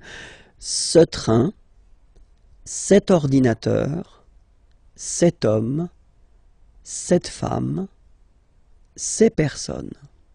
In this lesson, and we'll work on the way to conjugate les verbes réguliers, so the regular verbs of the first group, okay, and then with er, so let's start now. So let's take an example. The example is parler. Parler is to speak or to talk, okay, and then if you have a look at it like that, you can basically divide this verb in two parts. The first part, parle, and then second part, er. So it does mean that this verb ending with er is belonging to the first group of verbs. In French we've got three groups, okay, the two first are regular and the last one, the third one, is irregular. So this is one verb ending with er. It does mean that it belongs to the first group and it won't be tricky or so difficult to conjugate. So we'll see together how to conjugate this verb. The first person, like je here, so you will put this parle again, so remember, and after that you just put the ending e. And then the way to pronounce it is je parle, parle. So remember, we put it, okay, but then we don't really pronounce it. Je parle, okay? Then for tu, you will have to put es, okay? Phonetically, tu parles. So you've got the two first forms, you pronounce them the same way. You write them differently, of course, because you've got here, and then you've got and s, okay, but then phonetically, they are the same. Je parle, tu parles, okay? So let's see what you'll get for il and elle, and well, as you see, you've got il parle, elle parle. So it's the same form here. So if you really want to only speak and only use orally the language, well, it's quite easy to conjugate these verbs. Je parle, tu parles, il parle, elle parle. Okay? For nous, okay, we'll have, well, let's say the classical ending for nous, and it will be ons. Classical because you will see that with the other groups as well, it's quite common to have this ons for nous, okay? Nous parlons, okay? Remember, final S is not pronounced, okay? And then this on together, they will give you the sound on, okay? Nous parlons, all right? Let's see now for vous, vous parlez, okay? Remember, a Z, when you combine them together, you get the sound E. Vous parlez, all right? And the last one, so even if you've got this ENT, well, don't hate me, but you won't pronounce these letters, okay? You have to write them for the plural form, but you don't pronounce them, so you get il parle, elle parle. So the good news is that you've got here, je parle, tu parles, il, elle parle, and then if you check it here, il, elle parle. So it's the same phonetical pronunciation, or phonetical form, sorry, okay? And then you've got nous parlons, and then vous parlez, all right? So here, remember, the endings, you will have to write them, okay? All right, so we'll take another example. Regarder is to watch, okay? So you can see that the verb is ending with er, okay? So you take it, you just take this er away, and then you keep this radical form, like we say in French, only this form, okay? So you will get je regarde, tu regardes, il regarde, elle regarde, nous regardons, vous regardez, il regarde, elle regarde. Okay, so one more time here. Regarde, regarde, regarde, and then regarde. So phonetically, only one form here. And then regardons, regardez. All right?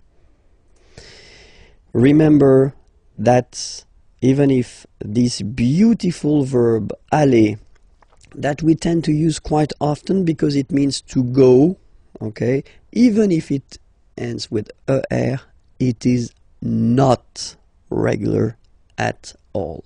In this lesson, we will count together, yeah, so from 20 to 50, de 20 à 50. I hope you're ready because it's starting right now. 20, 21, okay, so remember to make this little link, 21, 21, 22, 22, 23, 23, 24,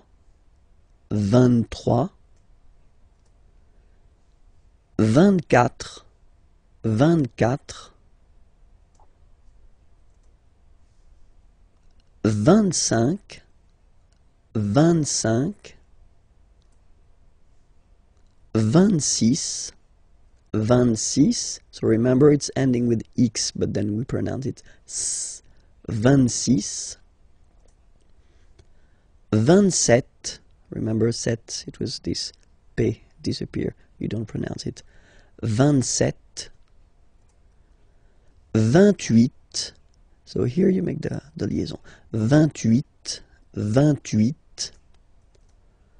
29, 29, 29, then here remember this en, 30, 30, 30, okay, don't insist on the it doesn't exist here, 30, 31, 31, 31, 32, 32, 33, 33, remember final S doesn't exist, 33, 34, 34, 34. Remember in French the rule is that if you start with, well, if you get this combination Q, U, A, well, you will pronounce it K, K. Same thing for the other vowels, okay? So because that's the rule, after Q, normally we put U and then another vowel, but then this U, well, basically it's not pronounced, okay? So K, 4, 34, 35, 35, 36, 36, 37, 37, 38, 38, 39, 39, 40. Okay, so same rule as previously, as for 4, okay? 40, 40, okay? 41, 41, 42, 42, 43, 43, 44, 44, 45, 45, 46, 46,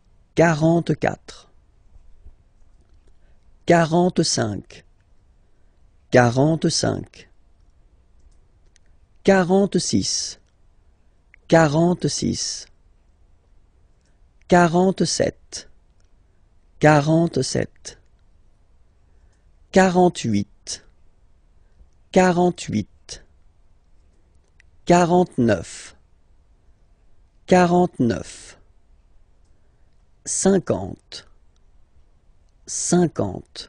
Same thing here, okay, remember that you get this QU, but then you don't pronounce the U, and then you get the nasal, un, and then en, 50, 50, okay? We'll discover together le verbe venir. Venir means to come, okay, to come, so it's quite useful, and then you will have to use it quite often in French. So let's see how you conjugate this verb at the present form, okay, because this verb is not regular, just wanted to tell you first, okay? So the first form is je viens, je viens, okay? Remember this I, viens, viens, and then this nasal final S not pronounced. Je viens. Tu viens. So it's the same form, okay?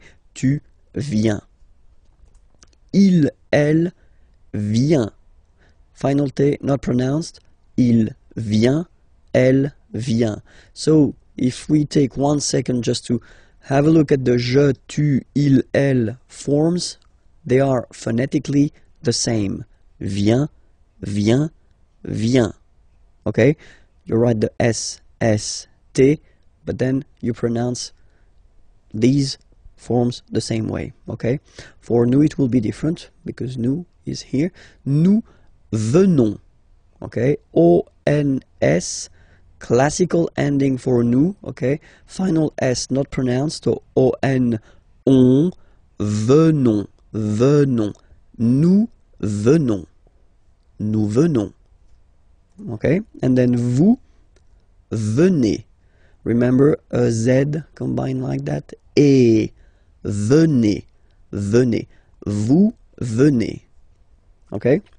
And then the last form. So remember here, it's quite interesting because we've got this E vowel here, and then we've got a double N after. Okay? And the rule in French is that when you get this E and a double vowel after, you will have to pronounce this E like E. Alright? So, vienne, vienne, vienne, vienne. Okay? Ils viennent, elles viennent. Ils viennent, elles viennent. Alright? E-N-T, you don't pronounce them.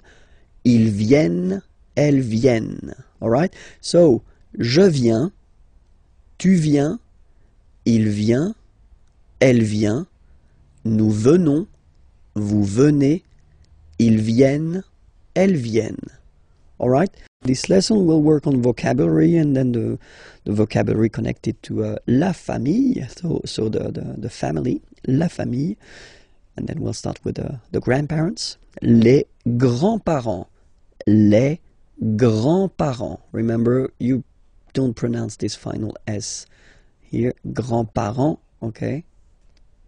So, le grand-père, grandfather. Le grand-père. Remember, E accent grave like that. It's this open père. Le grand-père. Le grand-père. And then the feminine form, grandmother, la grand-mère. La grand-mère. Okay, so les grands-parents, le grand-père, la grand-mère. Okay, so let's see now the parents. Les parents, le père, the father, le père, la mère, the mother, la mère. Okay, so les parents, the parents, le père, la mère. All right? So till now, I think that it's not really difficult to remember. Okay? Let's see now.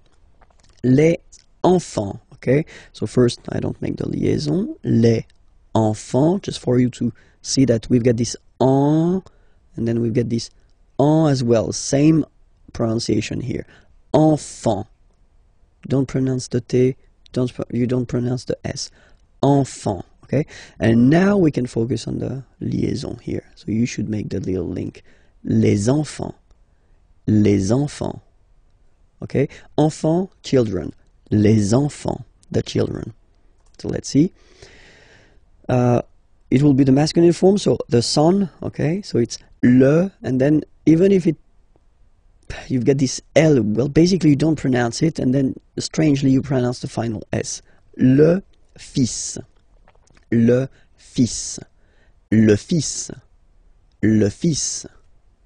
And then the feminine form, the daughter, la fille. Yeah. Okay, so this L here and E will give you the sound Y. La fille. La fille. Okay, so make the difference between the masculine form, le fils, and then the feminine form, la fille. Okay? So, les enfants, le fils, la fille. Okay? And then the grandchildren, but then in French we use the petit, petit is like small, okay, so les petits enfants, make this liaison here, petits enfants, okay, les petits enfants, so grandson would be in French, petit-fils, okay, so le petit-fils, and then the feminine form, la petite. So I insist because here it's t, okay, so really you need to make the difference between the masculine form petit and then the feminine form petite, okay, so la petite fille, so let's repeat them, les petits enfants, le petit-fils, la petite fille, okay? And then, when you're talking about your in-law family, well, in French we use this beau and belle, so it's beautiful, okay? So, the beautiful family, you're talking about your in-laws, okay? So, la belle famille, remember, I, la belle famille, okay? So, père, okay, father, so father-in-law, okay, in French it's le beau-père, the beautiful father, le beau-père. So remember this a, u combination of vowels only give you the sound o, beau, okay, le beau-père. Mother-in-law, la belle-mère, okay, so let's see them one more time. La belle famille, le beau-père, la belle-mère, all right? And then brother-in-law, le beau-frère, so frère is brother, okay? And then feminine form, here you get sœur, okay? So sister-in-law, la belle, so we put the belle form here because it's the feminine form, sœur, la belle-sœur, And in this lesson we'll discover the questions in which you will find qui, que, or then quoi, okay? So let's discover now qui, okay? Qui means who. Okay, so if you want to ask a question regarding someone, like in these two examples, so the first one, who is he? Qui est-il? Okay, so remember the normal way when we start a question with qui, or then as we saw in the previous lessons, okay, you will have to change the order and to put your subject, il, he, here, after the verb. Qui est-il? And then you make the liaison. Qui est-il? Who is he? Qui est-il? Or then, let's see a little example here. Qui vient? Vient is venir. Vient is venir, yeah, is to come, sorry. So, qui vient? Who is coming? Avec toi, with you, ce soir, this evening. Qui vient avec toi ce soir? So he's coming with you this evening. Qui vient avec toi ce soir? Okay? If you pronounce them normally, remember that you will have to raise your voice a little bit at the end of the question. So let's pronounce them the normal way. Qui est-il? Qui vient avec toi ce soir? Qui vient avec toi ce soir? Okay? Second one is que. So qui, who, que, what. What, okay? And then we'll see two examples here. Que fais-tu? Okay? Fais is coming from faire. Faire means to do. Okay? Que fais-tu? So what are you doing? What do you do? Okay? Que fais-tu? Same thing here, remember, que. So you start a question with que, then you get to change the order. You get to put the subject after the verb, okay? Que fais-tu? And it's a question. Que fais-tu? Que fais-tu? okay? And here, que veux-tu? So veux is coming from vouloir, vouloir to want. Que veux-tu? What do you want? Okay, que veux-tu? Regarder, regarder is to watch. À la télévision, well, at the television. Que veux-tu regarder à la télévision? So let's read it normally now. Que veux-tu regarder à la télévision? Que veux-tu regarder à la télévision? Okay, so you can hear that I've been raising a little bit my voice at the end.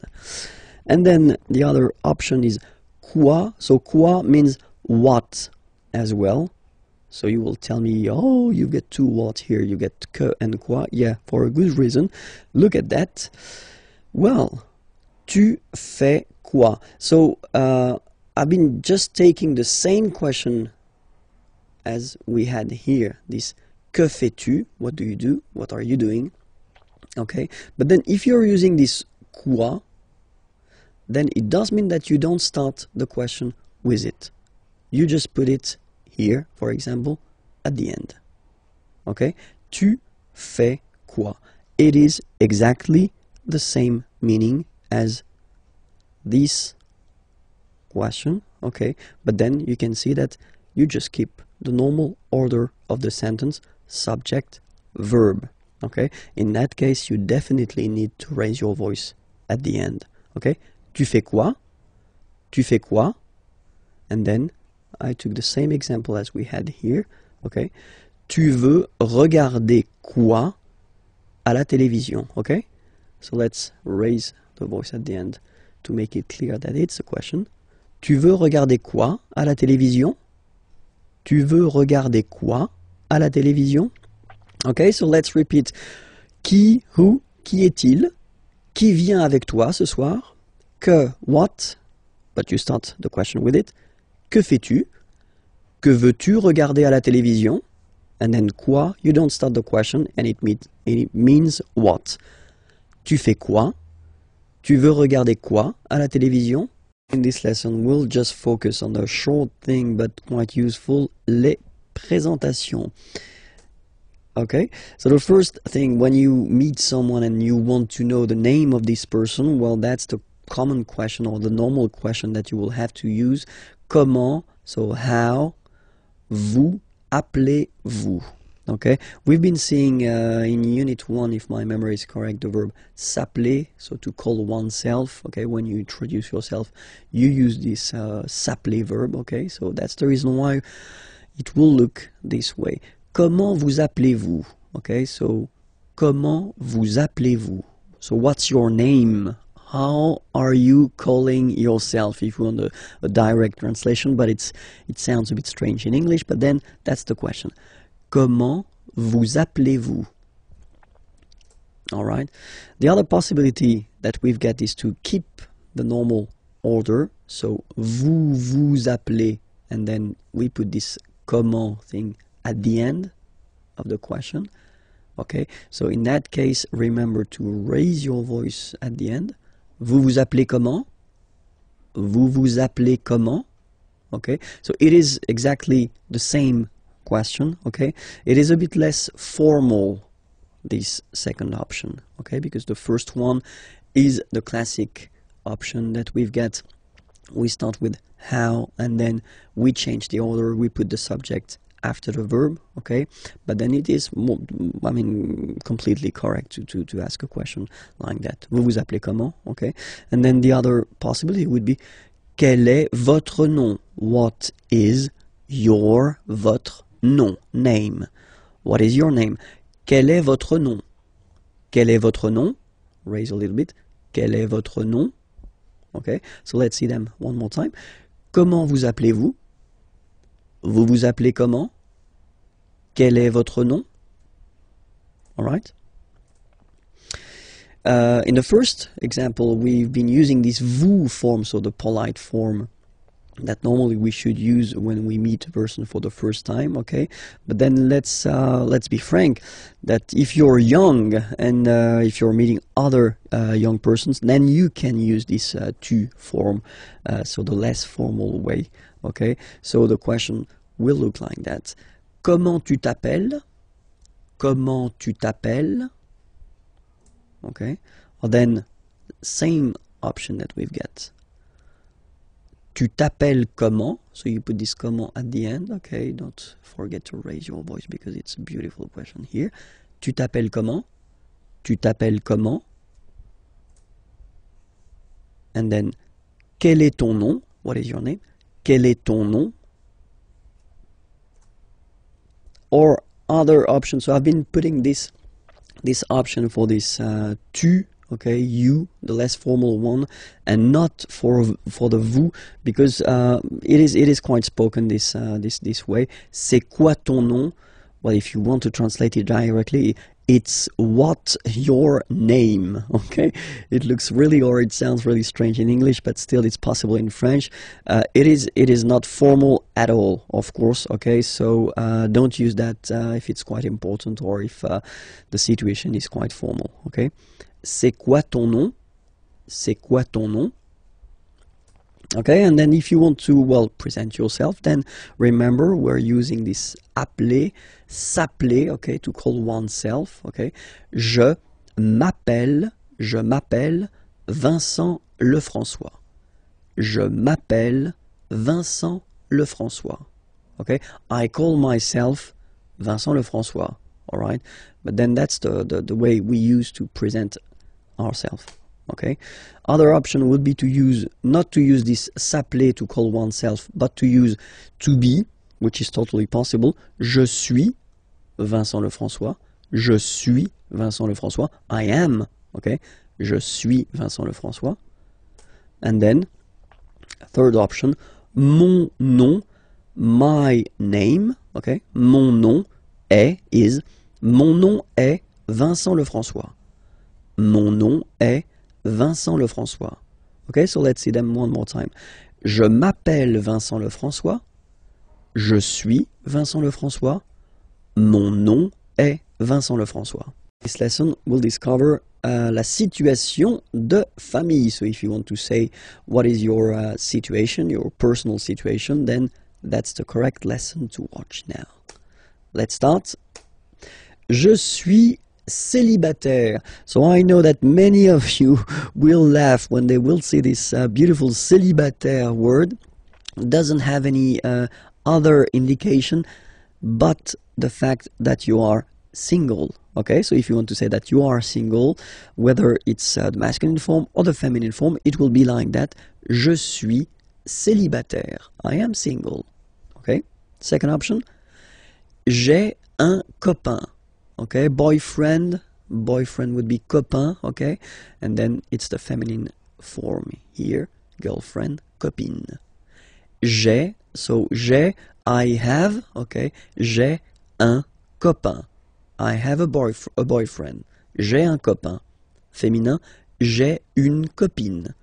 I have a girlfriend. J'ai une copine. Okay, so if you're in couple, en couple, je suis, I am, je suis en couple. Je suis en couple. So here you want to indicate that you are living with someone, but then you're not married, okay? Je suis en couple. You can make the liaison here.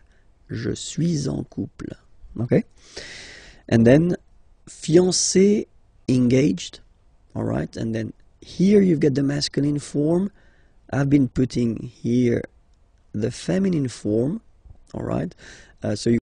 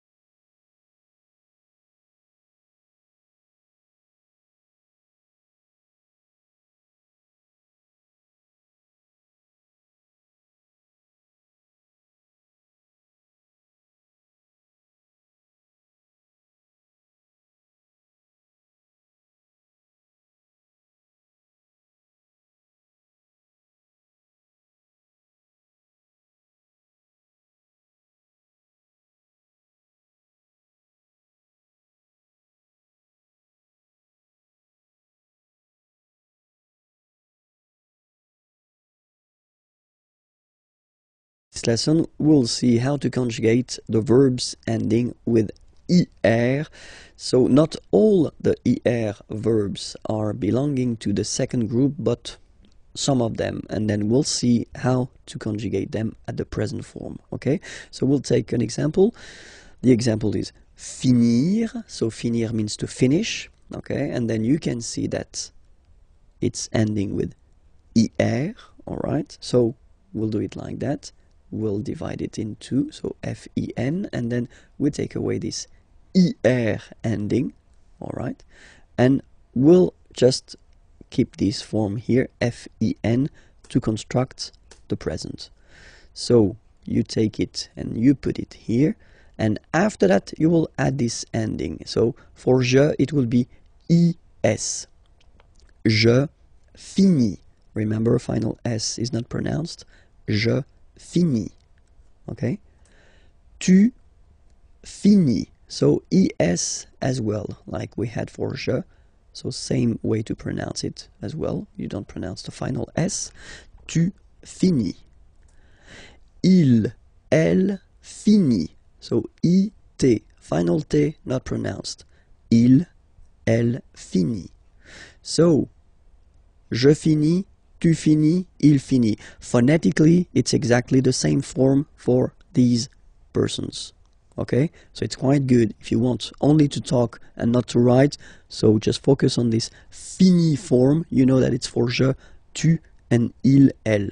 Okay, but then for nous, so have a look. Nous finissons. Okay, I-S-S-O-N-S. Ils sont. Nous finissons. Finissons. Okay, final S not pronounced. Nous finissons. Vous finissez. Vous finissez. Okay, a Z at the end gives you the sound E. Okay, finissez, finissez. Vous finissez. Ils finissent. So remember, as usual, when we've got the verbs ENT not pronounced. Ils finissent. Elles finissent. All right, so let's see them one more time. Je finis. Tu finis, il finit, elle finit, nous finissons, vous finissez, ils finissent, elles finissent. All right, let's take another example. Unir, to unite. Okay, same rule. We just keep this UN, and then you spot the ending, you take it away, and you will keep the UN to construct. So, j'unis, same way. Tu unis, il unit, elle unit, nous unissons, vous unissez, ils unissent, elles unissent. Okay, so it's the same, exactly the same. So same group, same way to conjugate it. Okay, let's take choisir, third example. You spot it, ending with IR here. Choisir means to choose. Okay. Then, same way. Je choisis, tu choisis, il choisit, elle choisit, nous choisissons, vous choisissez, ils choisissent, elles choisissent. And we'll discover together, well, the plural form, how to construct or how to make a plural form. So it's le pluriel en français. So let's start now. So we'll take this example, okay, basic example. A friend, un ami, okay, un ami. Okay, so here you can see that we've got this article indéfini, un, the masculine form, singular form, and then we've got ami, friend, like that, at the singular form as well. So if we want to construct the plural form, well, obviously the article will change. Okay, we saw previously that the plural article was des in that case, and then we keep the same word, so ami, and the rule goes like that. You get to add at the end of the word s. Okay, in that case, and as in most of the cases, you won't pronounce it, but you will have to put it. Okay, and so you've got des ami, okay? And if you make the liaison, so the link between the two, you will get des amis, okay? Des amis. So ami, remember, doesn't change. Even if you get to write the S, then you don't pronounce it, okay? And now, let's see a few examples.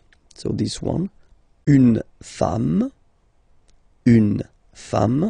okay? So if we think about the rule that we saw previously, then une is changing, and then the article become des, okay? Femme, you write it like it was at the singular form, and then you just add this S at the end, and as we said, you don't pronounce it, so you get des femmes, okay? Des femmes. So une femme, singular, and then des femmes, right? And then un homme, if we make this little link between the two, un homme, and then we'll put this word at the plural form. So same thing here. So this article indéfini un is becoming des in that case, and then you rewrite the word homme, and after that you just put the S at the end. You don't pronounce it, so you get des hommes, okay? Un homme, singular form, des hommes, plural form. Okay, and then I took this example with this article défini le, okay, so le livre, okay. If you want to put the plural form, then the article here becomes les, so that's the plural form, okay, les, and then same rule, you just write livre, and then you put S at the end, but then you don't pronounce it. Les livres. Le livre, les livres. So it's quite interesting in this example here, because if you listen carefully, le livre, les livres, so the only way to know whether it's singular or plural is to pronounce correctly the article, in that case le, and here les. So it's really this le, and then les, that will make the difference between the singular form and the plural form. Okay? As usual in French, we've got exceptions. So you get words that will end with this a, u, combination of vowels. Like, for instance, une, o. So remember, when you get these vowels like that, then you get only the sound o. Okay, une o. So in that case, well, you won't add the S as like we saw previously, but then it will be, the rule is that you get to put X here at the end, but then same rule, you don't pronounce it. Des os, okay? Une eau, des os. All right? Second group, words ending with a, u. Here is an example. Un tuyau. Okay. Same rule here. You won't add S at the end, but instead of S, you will put X. Okay. Des tuyaux. Same rule. You don't pronounce it. Des tuyaux. Okay. Un tuyau, des tuyaux. So the only difference will be with the article, because the word will be pronounced the same way. And then the last group is the words ending with e, u, e. So let's take one example. Un feu, and basically the same rule. You don't put S, but you will put X instead, and then you don't pronounce it. Des feux. Un feu, des feux. Okay, there is another group of words. So because normally the words ending with the OU, like that here, OU, and then the sound is OU, okay? Normally these words just behave like the others, so you just need to put S at the end. But of course, as usual in French, we've got few exceptions. So I've been listing all the exceptions of the ou ending, words that will, well, like we saw previously, not take s but then take x at the end, okay? But still, as usual, it's not pronounced, so it doesn't really affect the pronunciation, but it's just for you if you want to write them correctly at the plural form. Remember, it's not s but it's x, okay? So the first one, un bijou, okay? So I did put the translation here. Pluriel, des bijoux, okay? Then, un caillou, plural, des cailloux. Okay, remember, you don't pronounce it, the final X. Then, un chou, okay, remember, when you combine this C and H, you get the sound sh. Chou, un chou, pluriel, des choux. Okay. Un genou, des genoux. Un hibou, des hiboux,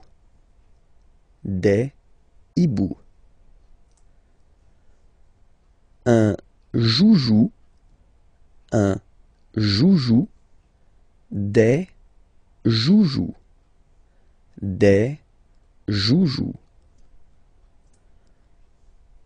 un pou, des poux, okay? So the good thing, if you remember carefully what I've been introducing so far, is that the main group of words are actually, you only need to add s at the end, and then you, well, basically you don't pronounce the s. Or then the exceptions, you will, like these ones here, you will have to add this x at the end, but still you won't pronounce the x, okay? But still, as usual, we've got exceptions. So a few exceptions, not that much, but then these exceptions are really strange, because it does mean that the pronunciation will change, okay? So we'll take this one, un bœuf, and then at the plural, well, you just write it like we saw previously, so you just add this s, but then pronunciation changes quite much, because you get des bœufs, all right? Un bœuf, des bœufs, all right? Then un œuf, des œufs, okay? And we'll make the liaison here to make it sound more beautiful. Des œufs, all right? Un œuf, des œufs. And then the last one, this is probably the most strange one. Un œil, des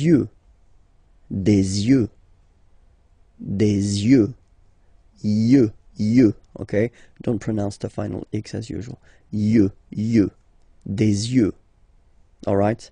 Discover together le verbe pouvoir. Pouvoir means to can, okay, so it's quite useful. And then we'll discover it because, well, it's not a regular verb, so it's always quite interesting to take a few minutes to really work on it and try to remember the way it is conjugated at the present form, okay? So the first form that we'll have is je, as usual, so je peux, okay? Final x not pronounced here, okay? So you get x, but you don't pronounce it, so basically you get the sound peut, je peux, okay? So I can, je peux, okay? Then tu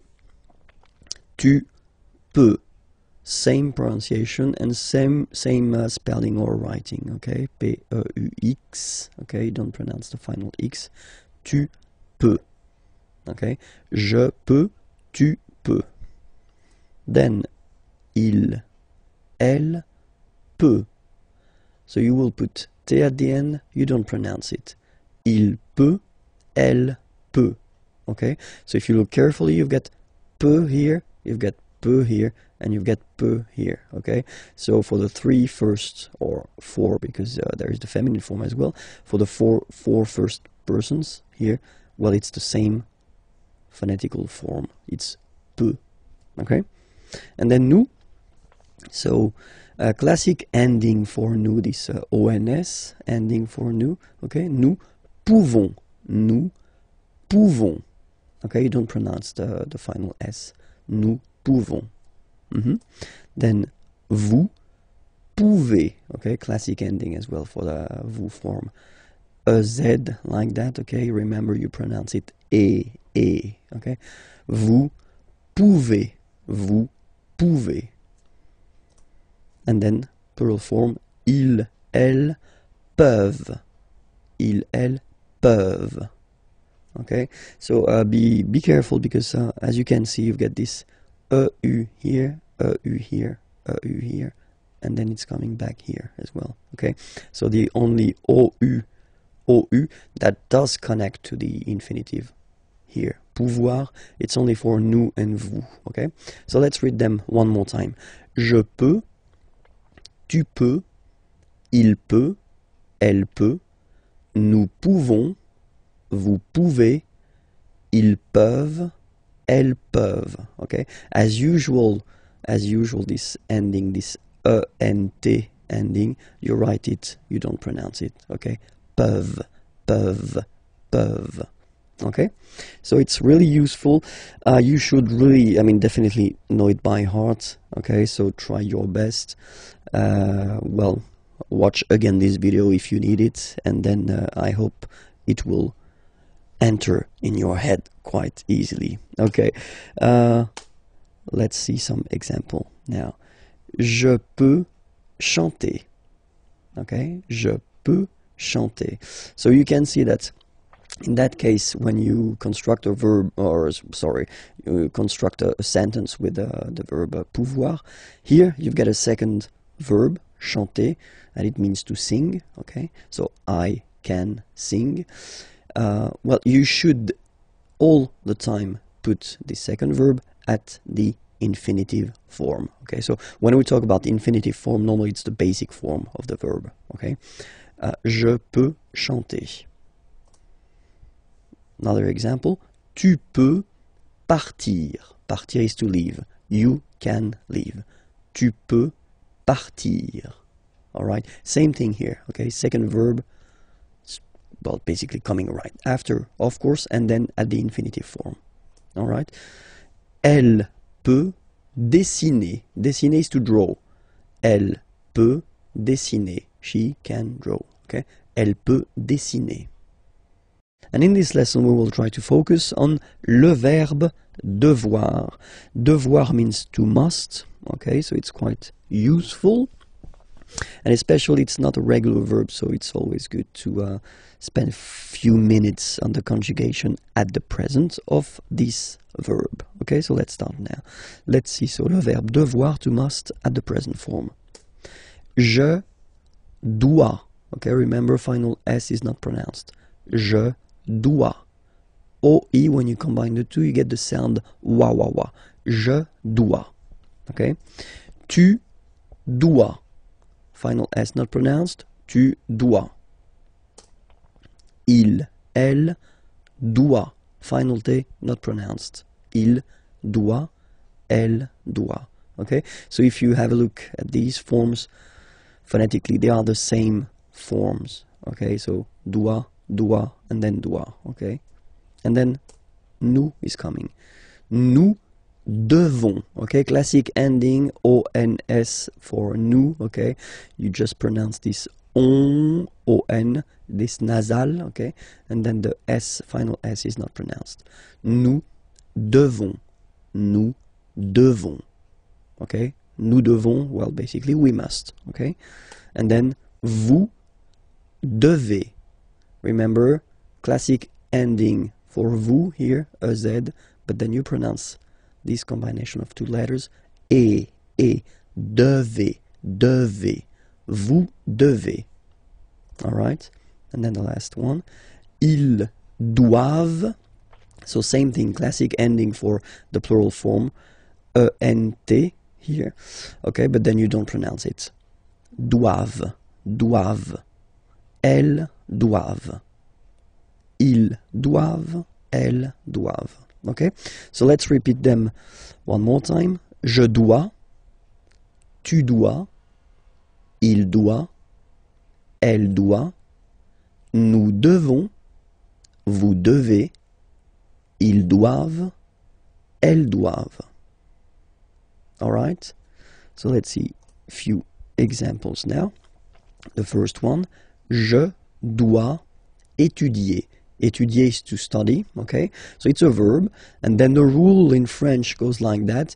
If you've got to put two verbs in a sentence, like here, the second one must be at the infinitive form. So when we talk about the infinitive, it's the basic form of the verb, okay? So étudier, study. Je dois étudier. I must study. Je dois étudier. Okay? Then, il doit choisir. Okay? Same thing here. Choisir means to choose. Okay? And so, I did put here the infinitive form, so the basic form, IR form. Il doit choisir.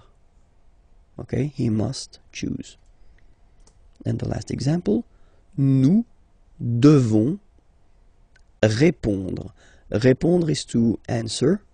Répondre here, okay? Nous devons répondre. We must answer. Nous devons répondre. Okay? We are going to discover together European countries, so les pays européens. Okay? So let's start now with les pays européens. And the first one, la Grèce. La Grèce. Okay, so remember gr, gr. And then this accent grave like that, open. Grèce. Okay? La Grèce. Le Portugal. Le Portugal. L'Espagne. L'Espagne. Okay, don't insist on the final E because basically it's not pronounced. L'Espagne. Gna, gna, gna. L'Espagne. L'Espagne. L'Italie. L'Italie. L'Italie. Okay, so you can see that for these two countries here, as they are starting with a vowel, like here, okay, as we saw in a previous lesson, the article is modified and then it's L apostrophe, like that, okay? Le Luxembourg, okay, final G not pronounced, and then when you combine this M here, you get the sound en. You don't pronounce the M at all, it's this nasal en, okay? Le Luxembourg. Le Luxembourg, okay? La France. La France, okay? A-N here, nasal en. La France. Okay? We continue. Les Pays-Bas. Final S here, not pronounced. Same thing here. Pays, pays, and then bas. Les Pays-Bas. Okay? Then l'Irlande. Remember, this is E, and it should be pronounced like E. Irlande. Irlande. Okay, A-N, en, D, and final E, not pronounced. Irlande. Le Royaume-Uni. Le Royaume-Uni. Le Royaume-Uni. Okay? L'Allemagne. L'Allemagne. Nya, nya, nya, nya. Remember this G and E, it can be quite tricky at the beginning to produce, I mean the sound ny, okay? But really you should work on that because it's quite, well, it's not coming all the time, but it's not rare. I mean the sound is not rare in French, okay? Ny. L'Allemagne, l'Allemagne, okay? La Belgique, okay? Remember Q-U-E here, you will get only the sound K, okay? Belgique, Belgique. So it's not Belgique, not at all, okay? Because it's only the K. Belgique, okay? Le Danemark. So same sound here, this K and then this Q-U-E, well, they will produce the same sound here. Belgique, le Danemark, okay? L'Autriche, okay, remember, sh here. L'Autriche, l'Autriche, okay? La Suède, la Suède, Suède. Remember, accent grave, it's really open. Suède, Suède, la Suède. La Finlande. I-N here, nasal, un. A-N, nasal, en. And then D, final E, not pronounced. La Finlande. Okay? L'Estonie, final E, not pronounced. L'Estonie. L'Estonie.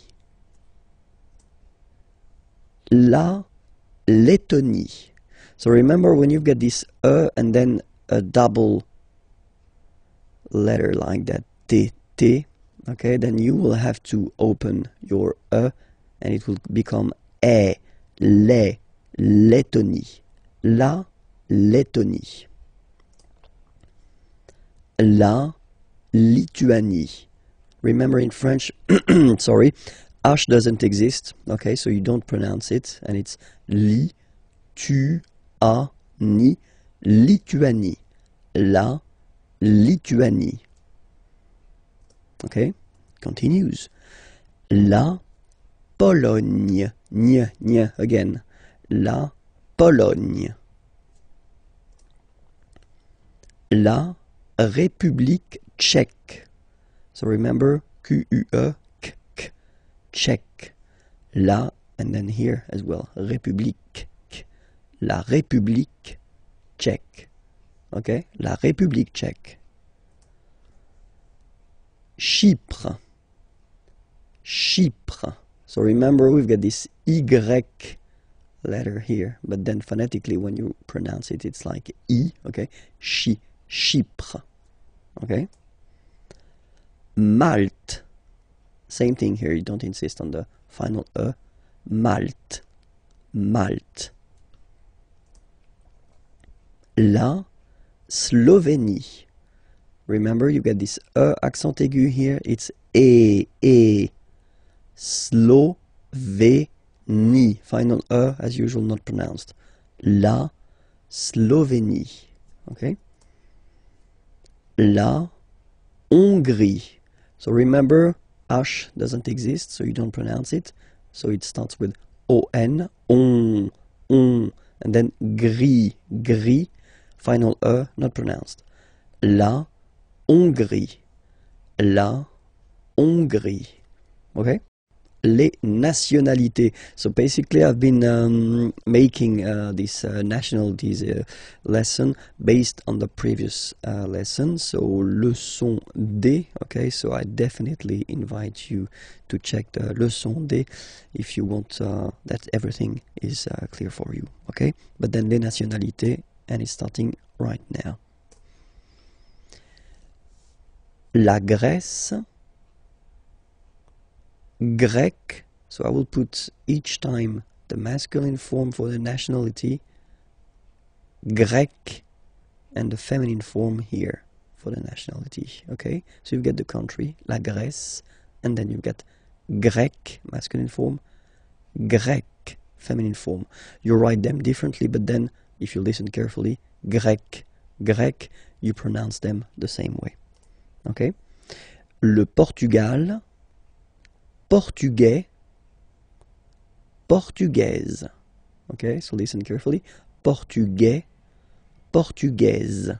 The only difference between the two, as usually when we'll have some, nationalities ending with AIS, like that, and then the feminine form, es, okay, it will be only in this z sound, the difference between the masculine form and the feminine form, okay? Masculine, portugais, you don't pronounce the S. Feminine form, portugaise, you pronounce this z sound, okay?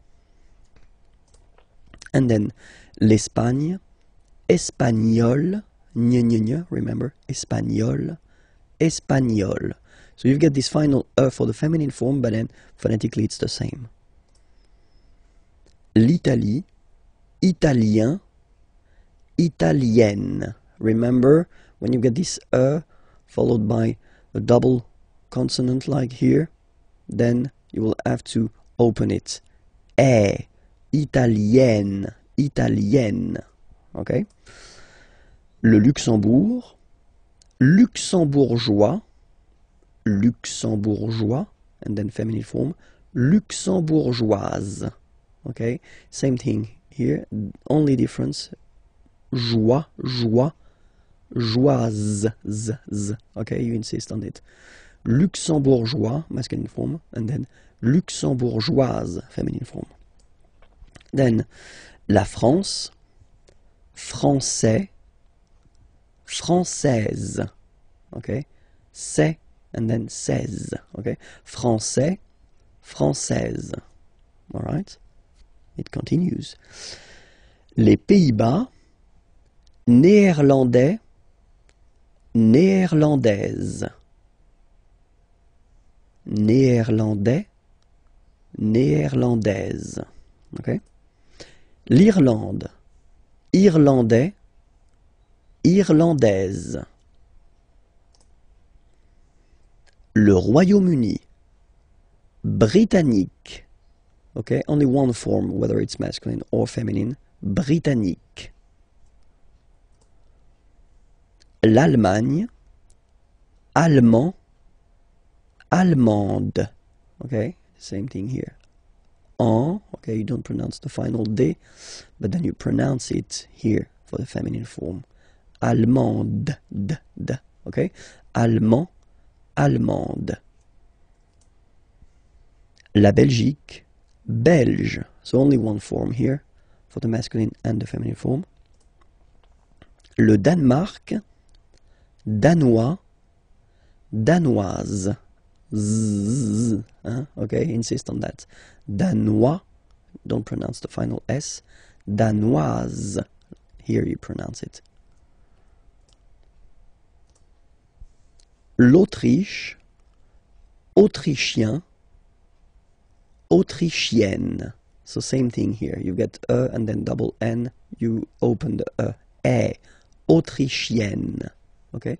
Autrichien, autrichienne. La Suède, suédois, suédoise. Okay? Suédois, suédoise.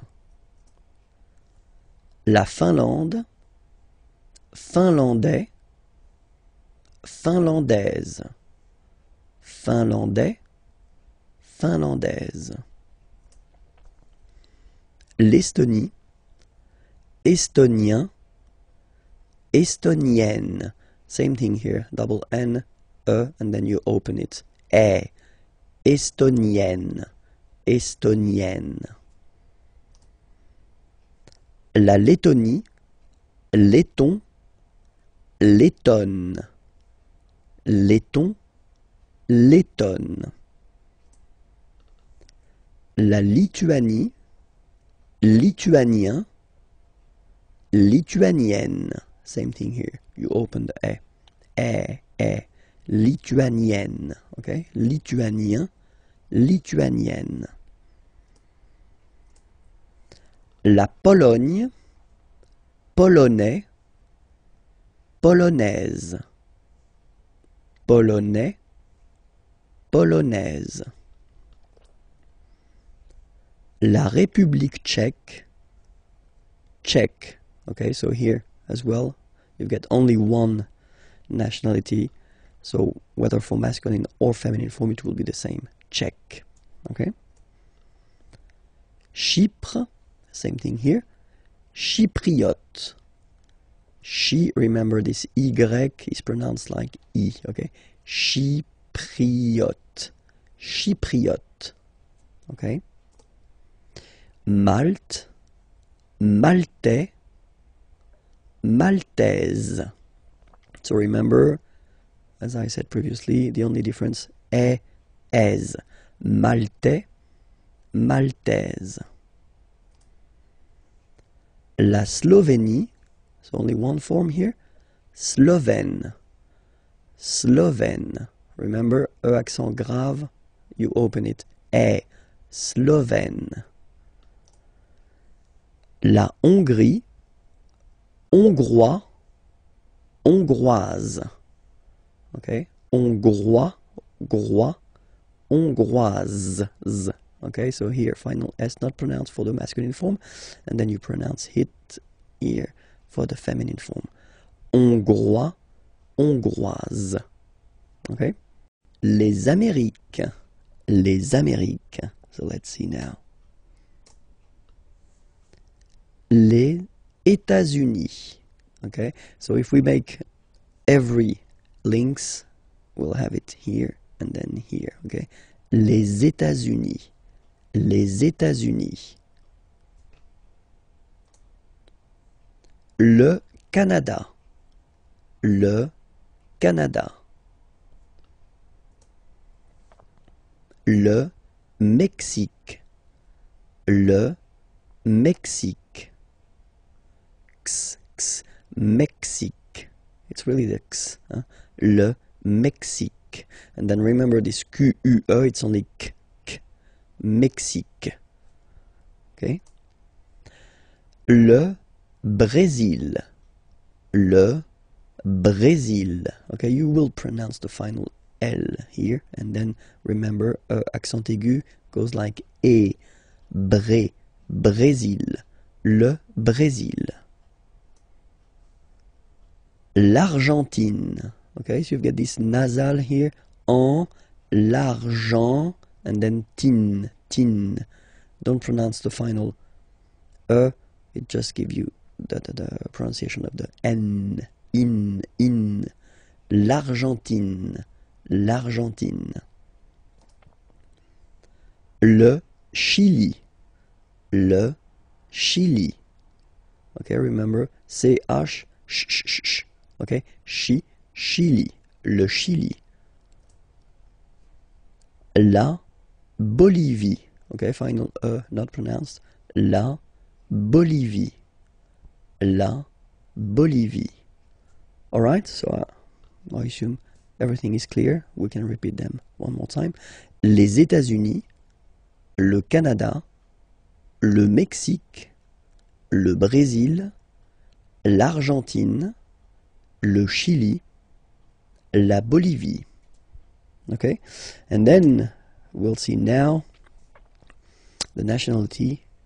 So you will see here each time first the masculine form and then the feminine form. Okay, so les États-Unis, américain. So when you talk about the nationality, américain, masculine form, un, américain, and then feminine form, américaine, américaine. Okay, it's really open, this A-I, américaine. Okay. Le Canada, canadien, yin, here, canadien, canadienne, yen. Remember, here you've got double N, so you've got to open the so it will become canadienne. Okay. Le Mexique, mexicain, un here, like we had in américain, A-I-N, mexicain, and then mexicaine, mexicaine. Le Brésil. Brésilien, yen, brésilien, like we had for canadien, brésilien, feminine form. Brésilienne, yen, brésilienne. Okay? And then l'Argentine. Argentin, in, gives you this un sound. Argentin, okay? And then Argentine. Argentine. Okay, if you look carefully, well, basically the feminine form is the same as the name of the country. Okay? Le Chili, chilien, chilien, yen, chilien, chilienne, chilienne. Okay? And then la Bolivie, bolivien, yen, same, bolivien, and then feminine form, bolivienne, bolivienne. Okay? This lesson will discover together le verbe attendre. So attendre means to wait. Okay? So it belongs to the third group of verbs, so not the regular one, the irregular. So that's the reason why it's quite important to take a few minutes to discover together the way to conjugate this verb at the present form. Okay? So let's see now how it will go. So the first form will be j'attends. J'attends. Okay? You get D and S. Well, basically you don't pronounce them. Okay? And then you get only the sound attends. Nasal here. En. J'attends. Okay? Second form. Tu attends. Okay? You can see that, well, it is exactly the same one. So, same way to pronounce it. Attends. Okay? Il attend. Elle attend. So the only difference between this one, so this il form and the tu or je form, okay, if you want to write, it's just that if you look carefully, you don't have the final S here, okay, but then basically if you want to only pronounce or only speak, then, well, it's exactly the same way to pronounce these forms, okay. J'attends, tu attends, il attend, elle attend. Okay, but then nous is coming here, all right, and then we've got the classic ending for nous, so O-N-S, okay, you don't pronounce the S, so you get only this on sound, okay. Attendons, nous attendons, so we'll make the link between the two, la liaison. Nous attendons, nous attendons. Vous form, same thing, classic ending for vous, EZ, okay. When you combine the two, you get the sound et, okay. Vous attendez, attendez, okay. Let's put here the liaison, the link. Vous attendez, vous attendez, okay. And the last one, same thing, classic ending for il, elle at the plural form, ENT, but then you don't pronounce them. Ils attendent, okay, so remember you get to pronounce this, d at the end, okay. Elles attendent, all right. If you make the link, ils attendent, elles attendent, okay. So let's read them. J'attends, tu attends, il attend, elle attend, nous attendons, vous attendez, ils attendent, elles attendent. Okay? So I've been making few sentences just to show you how it works, or the meaning.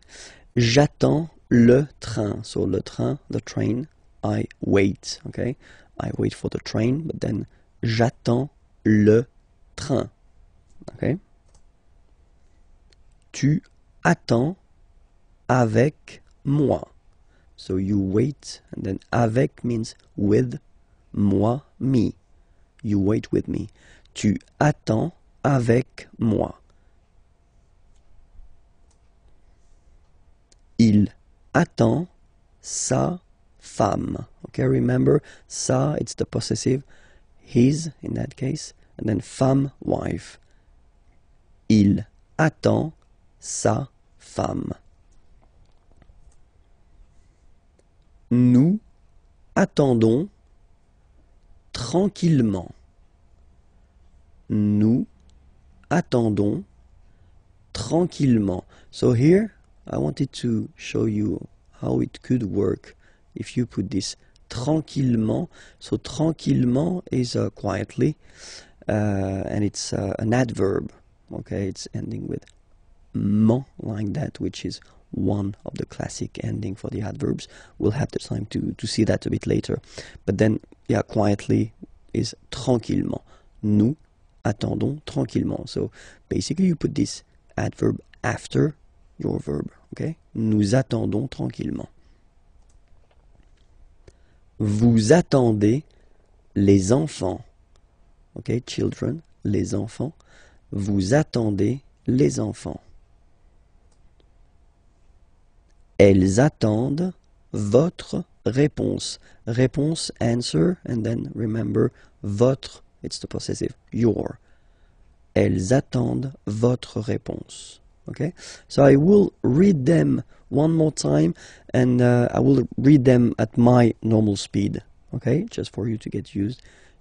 Because I've been reading them quite slowly when we were just we were covering them previously. Okay, so j'attends le train, tu attends avec moi, il attend sa femme, nous attendons tranquillement, vous attendez les enfants, elles attendent votre réponse. Le verbe répondre. Répondre means to answer, so it's quite useful. And then, well, it belongs to the third group of verbs, so we'll see how to conjugate this verb répondre at the present form. So let's see now the first form. Je réponds. Je réponds. Okay, so you can see that D and S here are not pronounced. Je réponds. Okay. Tu réponds. Well, the same form. Okay, exactly the same form, so the same pronunciation. Tu réponds. Il répond. So, final D is not pronounced. You only have this on nasal sound at the end. Répond. Elle répond. Okay? So, je réponds, tu réponds, il répond, elle répond. Okay? So far, only one way to pronounce it. Alright?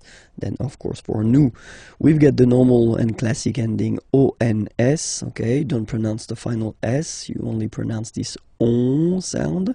So you get répondons. Nous répondons. Nous répondons. Okay? And then classic ending for vous as well. EZ. Okay? Remember, you combine these two letters, you get the sound E. So, répondez. Vous répondez. Vous répondez. Okay? And then the last persons here. Ils répondent. So same thing here, classic ending, ENT, but then you don't pronounce it. Okay? Répondent. Répondent. Ils répondent. Elles répondent. Okay, so let's see all the form one more time.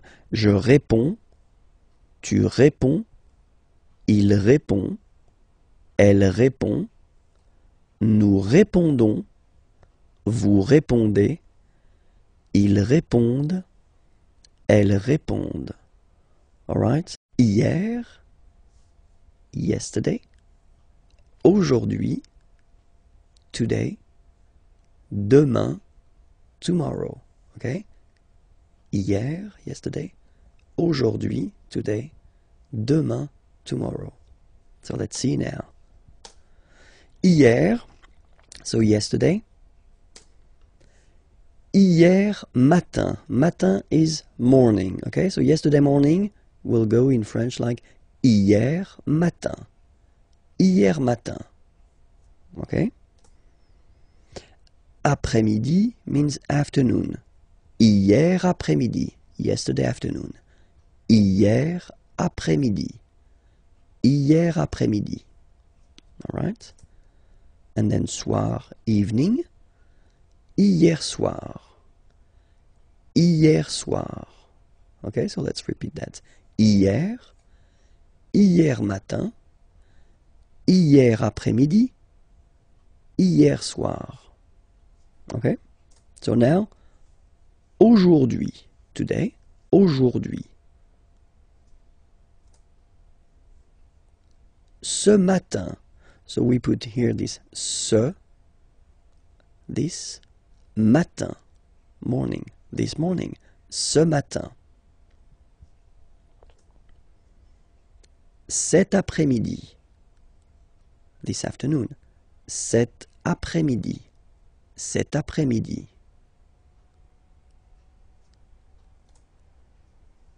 Ce soir, so soir, evening, this evening, ce soir. Ce soir. Alright? And then, demain, so tomorrow. Demain matin, tomorrow morning. Demain matin. Demain après-midi, tomorrow afternoon. Demain après-midi. Demain soir. Demain soir. Tomorrow evening. Demain soir. So one more time. Hier. Hier matin. Hier après-midi. Hier soir. Aujourd'hui. Ce matin. Cet après-midi. Ce soir. Demain. Demain matin. Demain après-midi. Demain soir. 50, de 50 à 75, till 75, de 50 à 75. So let's see how they go. 50, 50, 51, 51, 52, 52, 53, 53, 54, 54,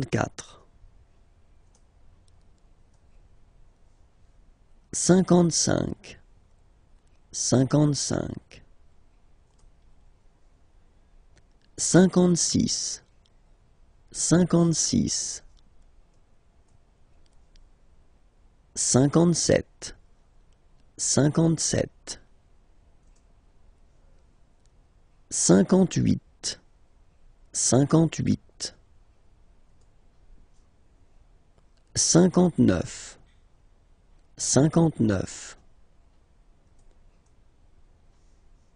60, 60, 61, 61, 62, 62,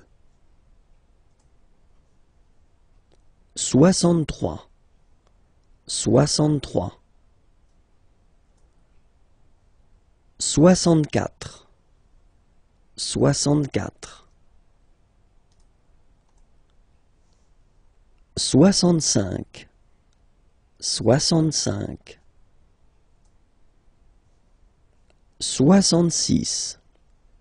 64, 65, 65,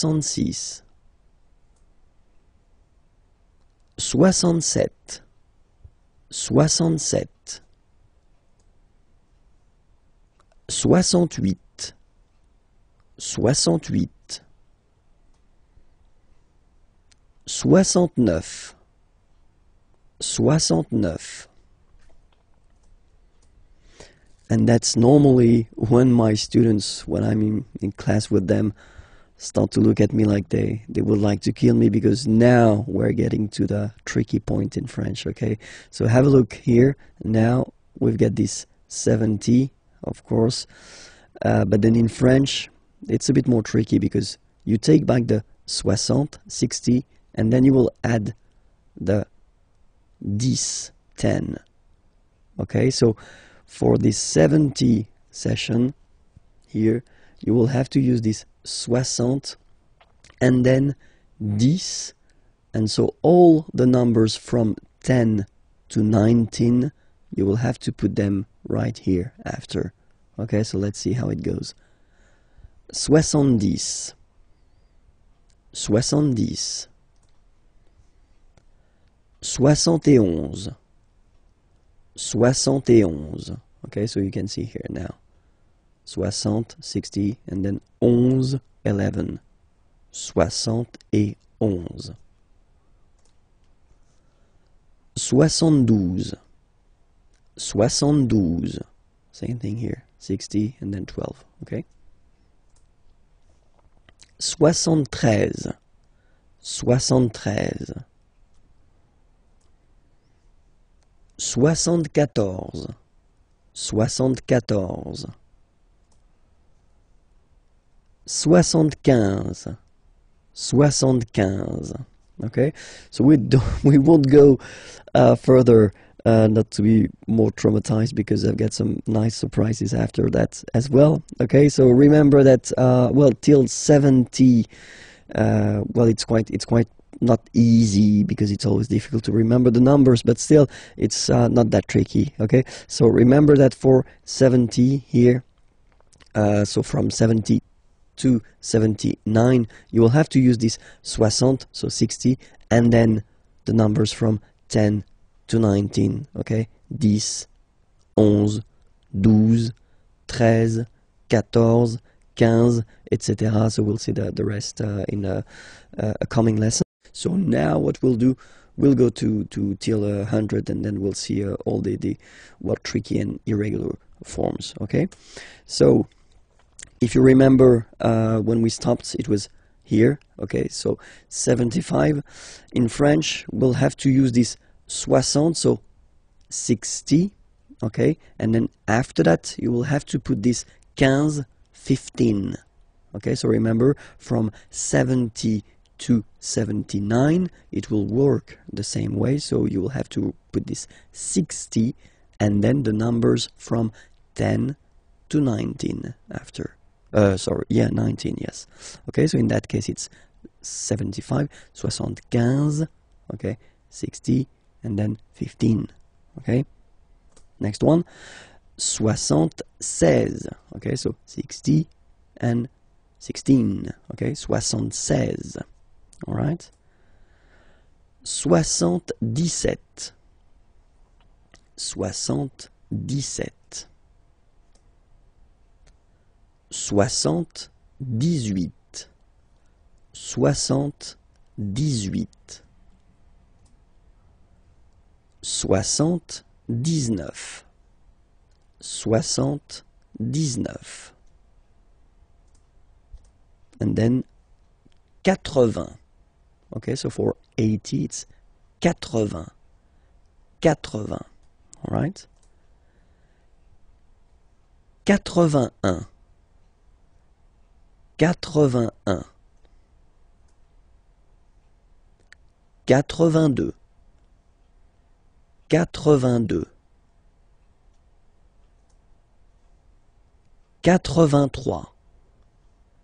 85,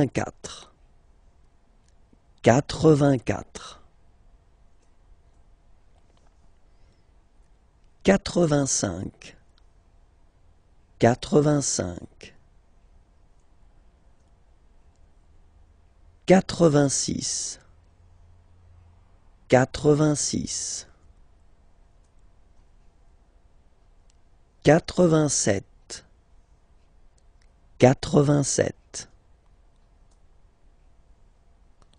87, 87, 88, 88, 89, 89. And now for 90, well, basically it would be the same thing as we had for 70. So you will take this 80, 80, and then you will add the numbers from 10 to 19 after. So 90, and then 91, so 91. So remember 80, 80, and then 11, 11. 91, 92, 92,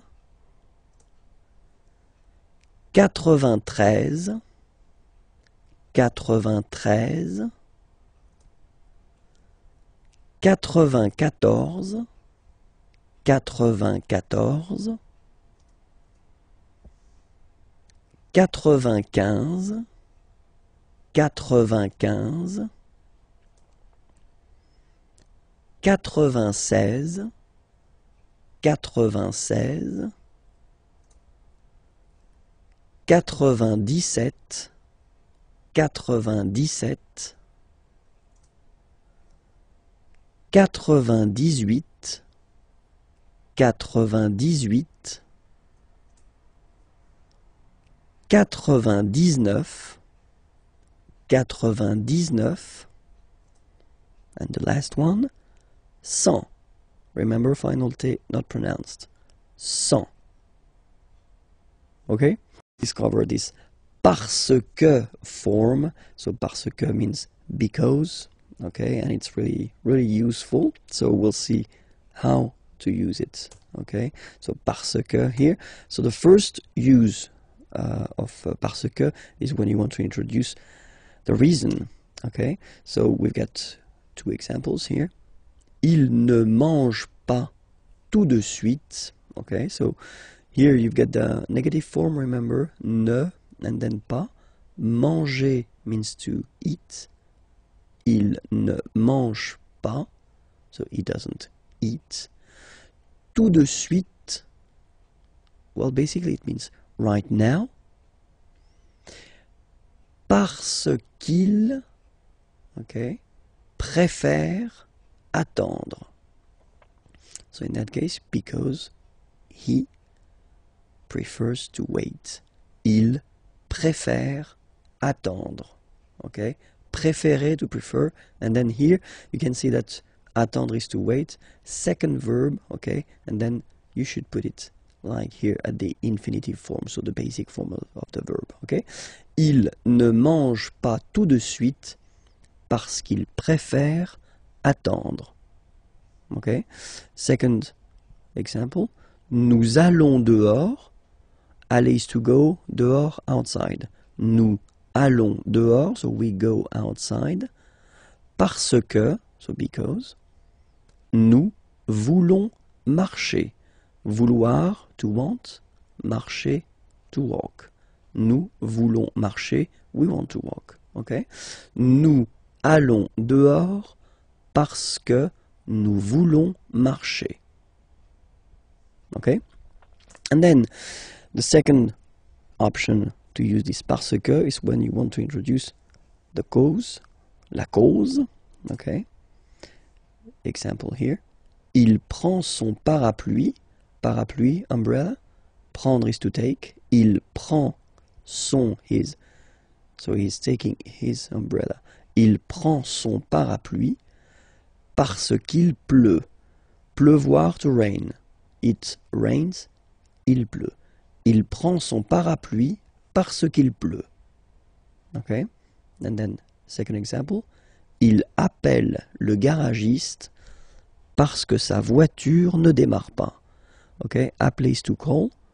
Garagiste is this nice person that will fix your car if it's broken or if it doesn't start, like in this example. Okay? Parce que sa voiture, voiture is car, sa voiture, possessive, his car, and then ne pas, so you get the negative form here, and démarrer is to start. Il appelle le garagiste parce que sa voiture ne démarre pas. So because his car doesn't start. Okay? Il appelle le garagiste parce que sa voiture ne démarre pas. All right, so you can see the two main way of using this parce que. So the first one, the reason. In that case, well, it's something that refers to the person. Okay, actually, in that case, it doesn't. He doesn't eat because he prefers to wait, and then we go outside because we want. Okay, and then the second possibility, when you talking about la cause, in that case, something that doesn't really, it's not the results of what someone is doing, but it's raining in that case, and then the car doesn't start. It doesn't really, it's not the result of the action of someone. Okay, so that's the two main use of parce que. We'll work on le Moyen-Orient, the Middle East. Okay, let's start. Le Moyen-Orient. So it's interesting here because normally if you would have only this word here, you would pronounce it moyen, moyen, okay? But then as you've got this vowel after, okay, you get to make the liaison between the two, le Moyen-Orient, Moyen-Orient, okay? Let's start now. Israël, Israël, la Palestine, la Palestine, le Liban, le Liban, la Jordanie, la Jordanie. Okay, so let's repeat them one more time. Le Moyen-Orient, Israël, la Palestine, le Liban, la Jordanie. Okay, and now we'll see the nationalities. Okay, so Israel, and then I will put the masculine form here and the feminine form here. Israélien, Israélien, so masculine form and then feminine form. Israélienne, Israélienne, okay, yen, yen, okay, and then Palestinien, Palestinien, feminine form, Palestinienne, Palestinienne. Le Liban, Libanais, Libanais, Libanaise, okay, aise, Libanais, Libanaise. And then Jordanie, Jordanien, Jordanienne, okay, yen, Jordanien, Jordanienne. Okay, so let's see them one more time. Israël, Israélien, Israélienne. La Palestine, Palestinien, Palestinienne. Le Liban, Libanais, Libanaise. La Jordanie, Jordanien, Jordanienne. L'Extrême-Orient, so Far East. L'Extrême-Orient, so let's discover that together. So Far East in French we'll say l'Extrême-Orient. L'Extrême-Orient. Le Japon, le Japon. La Chine, la Chine, la Chine. L'Inde, so remember you get this nasal here form, IN1, l'Inde, l'Inde. Le Pakistan, le Pakistan. Hong Kong, Hong Kong. Okay, so let's see everything one more time here. L'Extrême-Orient, le Japon, la Chine, l'Inde, le Pakistan, Hong Kong. Okay, and now for the nationalities. So each time I will put the masculine form and the feminine form. Okay? Le Japon, japonais, japonaise. Okay, so the only difference is there. Est, aise. Japonais, japonaise. La Chine, chinois. So it's really this wa wa wa sound, remember? Chinois, chinoise. Z, z, was. Chinoise. So chinois, chinoise. L'Inde, indien, yin, indien, indienne. So remember this double N, you open it, indienne. Le Pakistan, pakistanais, pakistanaise. Hong Kong, chinois de Hong Kong, chinoise de Hong Kong. So let's see them one more time. Le Japon, japonais, japonaise. La Chine, chinois, chinoise. L'Inde, indien, indienne. Le Pakistan, pakistanais, pakistanaise. Hong Kong, chinois de Hong Kong, chinoise de Hong Kong. Le verbe pronominal. So, what is le verbe pronominal? So first we'll take an example. Regarder, to look, to watch. Okay? And then se regarder. In that case it would be to look at oneself. Okay? So that's the important thing about this verb pronominal. Le verbe pronominal will be constructed all the time with this se before the verb. Se regarder, okay? And this se will basically change the meaning of the verb because regarder, to look, to watch, se regarder, to look at oneself, okay?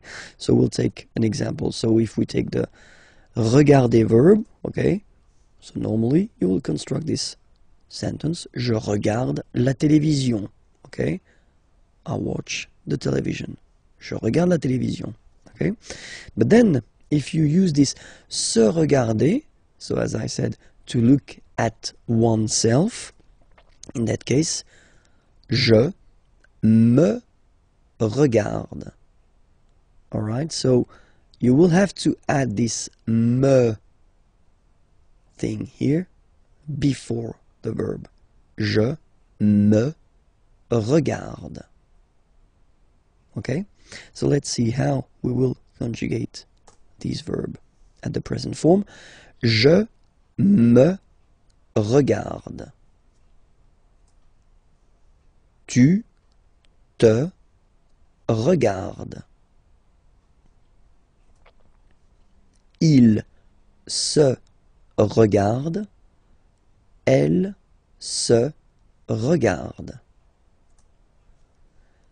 Nous nous regardons. Vous, vous regardez. Il se regarde. Elle se regarde. So now you can see that you've got to add this me, te, se, nous, vous, se before the verb when you conjugate it. Okay? Let's take another example. Appeler, to call. Okay? And then the important thing in that case is that, as usual, you know, appeler is starting with a vowel. A here. And it does mean that, as usual in French, normally we should have this se, but then e will disappear and it will look like that. S'appeler. So appeler, to call, and then s'appeler, to call oneself. Okay, so let's see how we will conjugate this verb. Je m'appelle. So same thing here, the that we had previously disappeared. Je m'appelle. So remember, that's normally the verb that you use when you introduce yourself. Like I call myself, so my name is, of course, but then in French it's like I call myself. Okay, je m'appelle. Tu t'appelles. Tu t'appelles. Il s'appelle. Elle s'appelle. Nous nous appelons. Okay, so I will make the liaison. Nous nous appelons. Vous vous appelez. Il s'appelle. Elle s'appelle. Sorry. So if you look carefully here as well, so you will have to add this m, t, s, okay, and then nous, vous, s, okay. So remember, it's just because the verb is starting with a vowel. It would be the same if the verb would start with the letter h plus a vowel, because we don't pronounce h, so that's the reason why. My God, I'm losing my voice. Let's hope I will finish. Be careful, because in some cases when you will add this se in front of the verb, then le sens, so the meaning of the verb, will change. So I will put a few examples here. Trouver is to find, okay, and then se trouver means to be, être. Okay, trouver, to find, but then se trouver is to be, être. Passer, to pass. Se passer, avoir lieu, so to take place. Se passer, to take place. Passer, to pass. Okay? And then mettre, to put. Se mettre, well, it's to start. Commencer, to start something. Okay? So remember, trouver, to find. Se trouver, être, so to be. Passer, to pass. Se passer, avoir lieu, to take place. Mettre, to put. Se mettre, commencer, to start something. Le futur proche, so basically if you want to translate it directly, it would be the near future. So what is le futur proche exactly? It's the possibility that we have in French and in other languages to construct basically a future with aller at the present form, followed by the infinitive, so the basic form of the verb. Okay, so like in English you would say I am going to travel, for instance. In French we would say je vais voyager.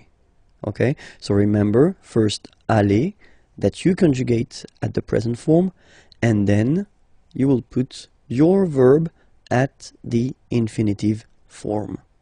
Okay, so first, of course, we did introduce the verb aller and the way to conjugate it, but still I think that it is really important to see how it goes. So we will see one more time the conjugation of aller at the present form. Okay, first person here, je vais. Remember, final S not pronounced. Je vais. Okay, tu vas. Same thing here, final S not pronounced. Tu vas. Il, elle va. Nous allons. Final S not pronounced, and then when you get this ON combination, you get this nasal on, really in your nose, okay? On. And then let's make this little liaison here to make it sound more beautiful. Nous allons. Nous allons. Okay? Same thing here. Vous allez. Vous allez. Alright? Remember, classic ending for vous, a Z, okay? But then when you combine these two letters, you get the sound E. Okay? Aller. And then vous allez. Alright? And the last persons, ils, elles, vont. Ils vont, elles vont. Okay, remember, final T not pronounced, so you get this ON nasal here. On, vont. Okay, so let's see them one more time. Je vais, tu vas, il va, elle va, nous allons, vous allez, ils vont, elles vont. Okay, so that's the first part that we will use to construct this futur proche. Okay, and then the second part will be, well, the verb that you want to express, but at the infinitive form. So I've been writing few examples here. So the first sentence, je vais voyager. Voyager means to travel. Avec, with, ma famille, my family. Je vais voyager avec ma famille. Okay? So, quite simple way to construct a future form. Tu vas chercher. Chercher means to search. Une nouvelle maison. Okay? Une nouvelle. Nouvelle, it's the feminine form of the adjective nouveau, new. Okay, because maison, house, as you can see here, is feminine, so une nouvelle maison, a new house. Tu vas chercher une nouvelle maison. Okay, and then il, elle, va partir. Partir is to leave. Okay, pour means for. Pour un an. 1 year. Un an. Okay, so I will make the liaison just to make it more normal after. Okay, but I just want to divide here. Un an. Okay, so let's read it normally now. Il va partir pour un an. Okay, so you can hear that now I make this link between the two. Un an. Un an. So no break between the two. Un an. Okay. Il va partir pour un an. Elle va partir pour un an. Okay? Then for nous, nous allons chanter. Chanter means to sing. Okay? Cette chanson. So remember, cette feminine form of ce, this. Okay? Chanson, song. And as chanson is feminine, so you should put this form here at the feminine. This. Okay? Nous allons chanter cette chanson. Nous allons chanter cette chanson. And then for vous, vous allez adorer. So adorer, to adore, to love a lot. Ce film. Okay, so you see now this. Okay, but then it's the masculine form because film here is masculine. Ce film, this movie. Okay? Vous allez adorer ce film. Vous allez adorer ce film. And the last one. Ils vont boire. Boire is to drink. Un café. A coffee. Ils vont boire un café. Elles vont boire un café. Okay, so let's repeat everything again. Je vais voyager avec ma famille. Tu vas chercher une nouvelle maison. Il va partir pour un an. Elle va partir pour un an. Nous allons chanter cette chanson. Vous allez adorer ce film. Ils vont boire un café. Elles vont boire un café. Bonjour à tous, hi everyone and welcome to Learn French with Vincent. This is Unité 4, leçon B. And in this lesson, we'll try to work on le genre des mots, so the gender of the words, because normally that's something a bit difficult for students to know or to remember the gender of the words. So normally what I tell them is to try to memorize, try to remember the gender when they discover or when they see a new word, but I know it's not easy. Okay, so in this lesson we'll try to see actually a few endings that give you some useful tips, and well, we'll focus only on the feminine words, and we'll start right now. Sorry. So when you see words that are ending with this ion, so you can be almost, this is quite important, never say always when you talk about French language, because you always find some exceptions, okay? So I won't say always, I will say in most of the cases, okay, when they end with ion, okay, in most of the cases they will be feminine, okay? So for instance here, la libération, or then la nation. Okay. Other ending is t. So when a word is finishing or ending with t, like that, la rapidité. Rapidité means speed, and then la santé, health.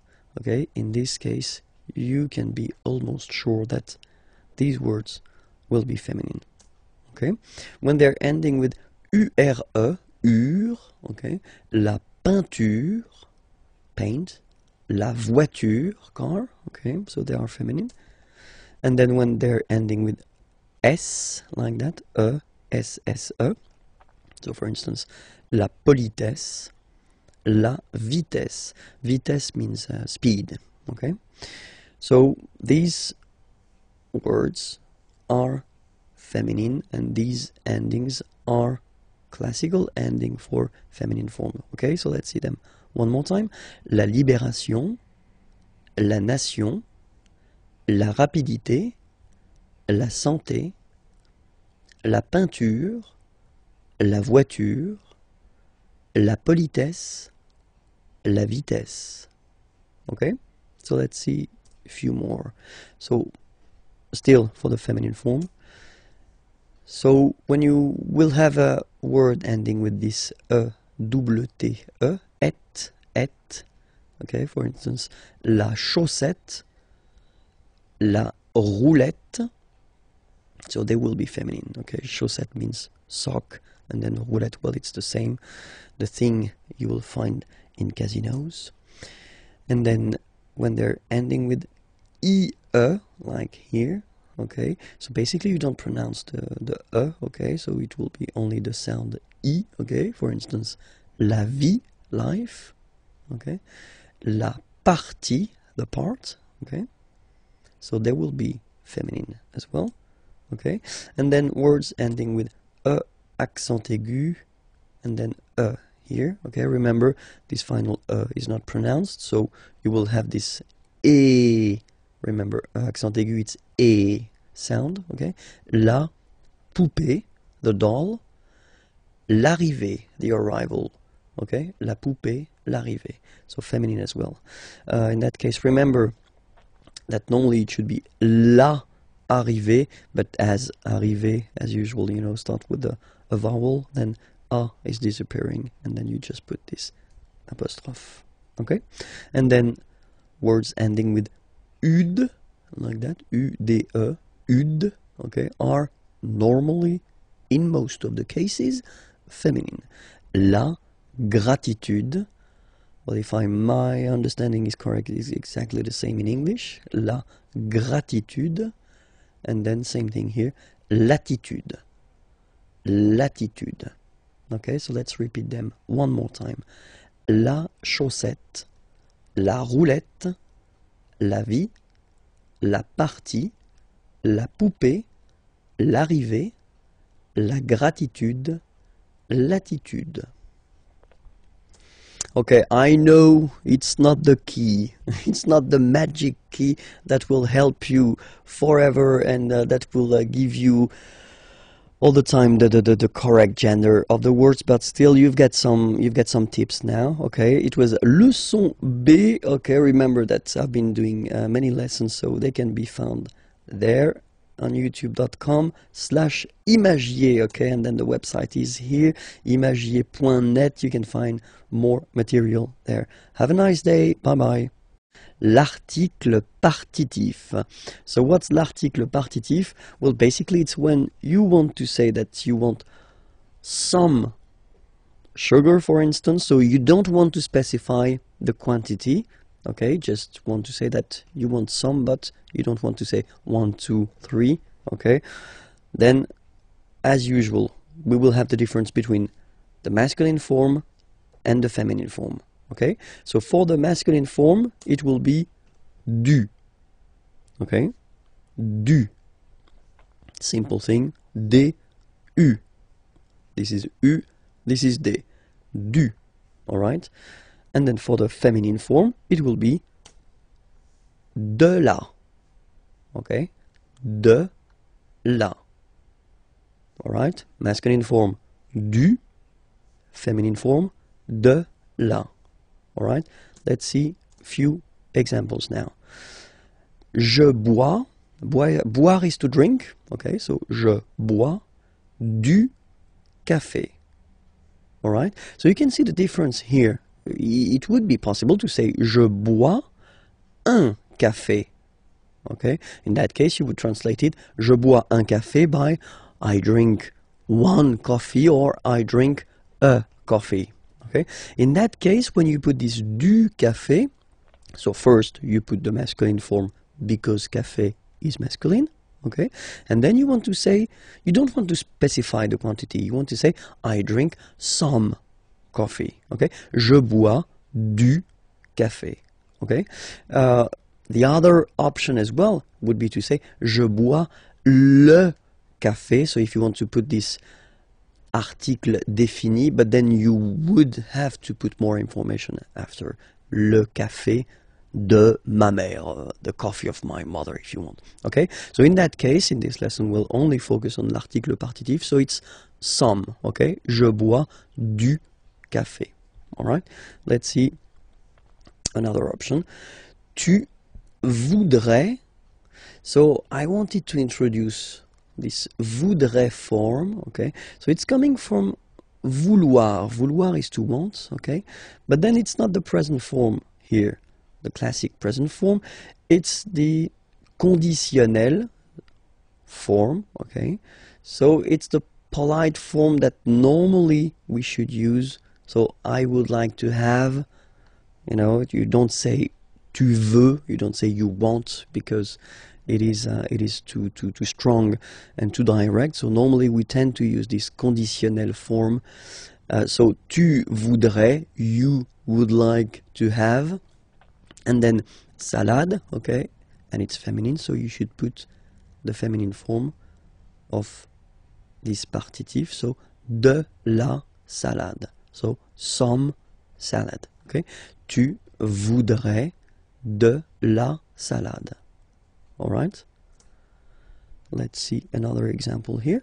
Nous mangeons, so manger is to eat, okay, and that's the form for nous, okay. Nous mangeons du gâteau, gâteau is cake, okay, and it's masculine, so du gâteau, we eat some cake. Vous voulez, okay, so vouloir again, all right, to want, okay, but here it's the present form, okay. Do you want? Vous voulez du fromage, cheese, du fromage, so some cheese, and it's a question. Vous voulez du fromage? Okay, and the last example here. So I've been putting this il y a, we'll see that a bit later in this unit, but it will come. Il y a means there is, okay? Il y a, there is, okay? Il y a de la neige, neige is snow, okay? Par terre, on the ground, par terre. So there is snow on the ground. Il y a de la neige par terre. Okay, so let's repeat all these sentences. The first one, je bois du café. Second one, tu voudrais de la salade. Nous mangeons du gâteau. Vous voulez du fromage? It's a question, so I've been insisting a little bit too much maybe. Let's do it one more time. Vous voulez du fromage? And the last one, il y a de la neige par terre. Pourquoi? Why? Pourquoi? Why? Okay? So, if you ask a question with pourquoi, why, normally the answer that you will have will start with whether parce que, because, okay, or then pour plus one verb at the infinitive form, so the basic form, okay? So whether parce que, and then you just start a sentence, or then pour plus a verb at the infinitive form, okay? Let's see now some examples. First question, pourquoi es-tu ici? Pourquoi es-tu ici? Okay? Ici means here. Es-tu, are you? Why are you here? Pourquoi es-tu ici? So the first answer, parce que, so because, je suis invité, I am invited, by Nicolas, because I am invited by Nicolas. Parce que je suis invité par Nicolas. Okay, so normally when you start with the parce que, so you want to express the reason why, okay? Parce que je suis invité par Nicolas. Alright? And then, other option would be pour passer la soirée. So in that case, passer should be translated like spend, okay? Pour, to spend, pour passer la soirée, the evening, avec, with, vous, you. Pour passer la soirée avec vous, to spend the evening with you. And in that case, when you will start your answer with pour, okay, so you will express what will you will do after that, okay? Pour passer la soirée avec vous, okay? And in that case, parce que, you want to introduce the reason why, okay? So that's the way we will construct answers when you will ask a question with pourquoi, okay? Où est le cube? Where is the cube? Où est le cube? Okay, so let's see that together. So here, first situation, here, okay, so this is le cube and this is le cylindre, okay, so just to make it clear, because that's the things we'll use to introduce, well, the prepositions.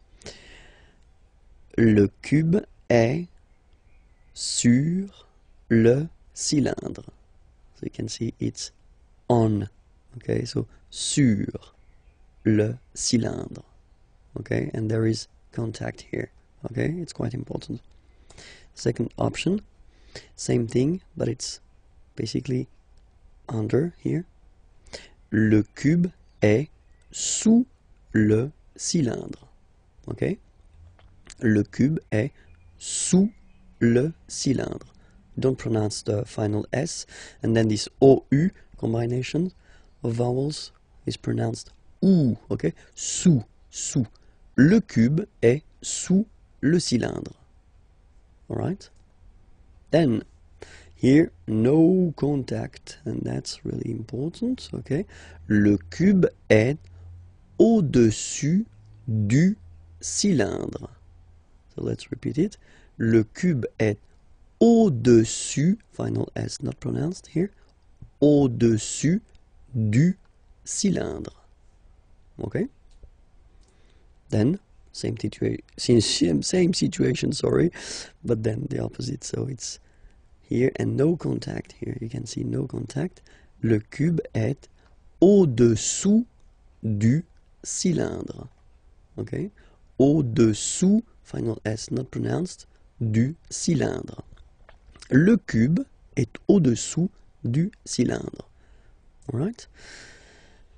So here, I've been putting the plural form because we've got two here. Les cubes sont à côté du cylindre. So next to, okay? Les cubes sont à côté du cylindre. Le cube est à gauche du cylindre. Okay, gauche, left. On the left of le cylindre. Le cube est à gauche du cylindre. Okay, then the next one. Droite, obviously it's right, on the right. Le cube est à droite du cylindre. Le cube est à droite du cylindre. Okay? In front of. Le cube est devant le cylindre. Le cube est devant le cylindre.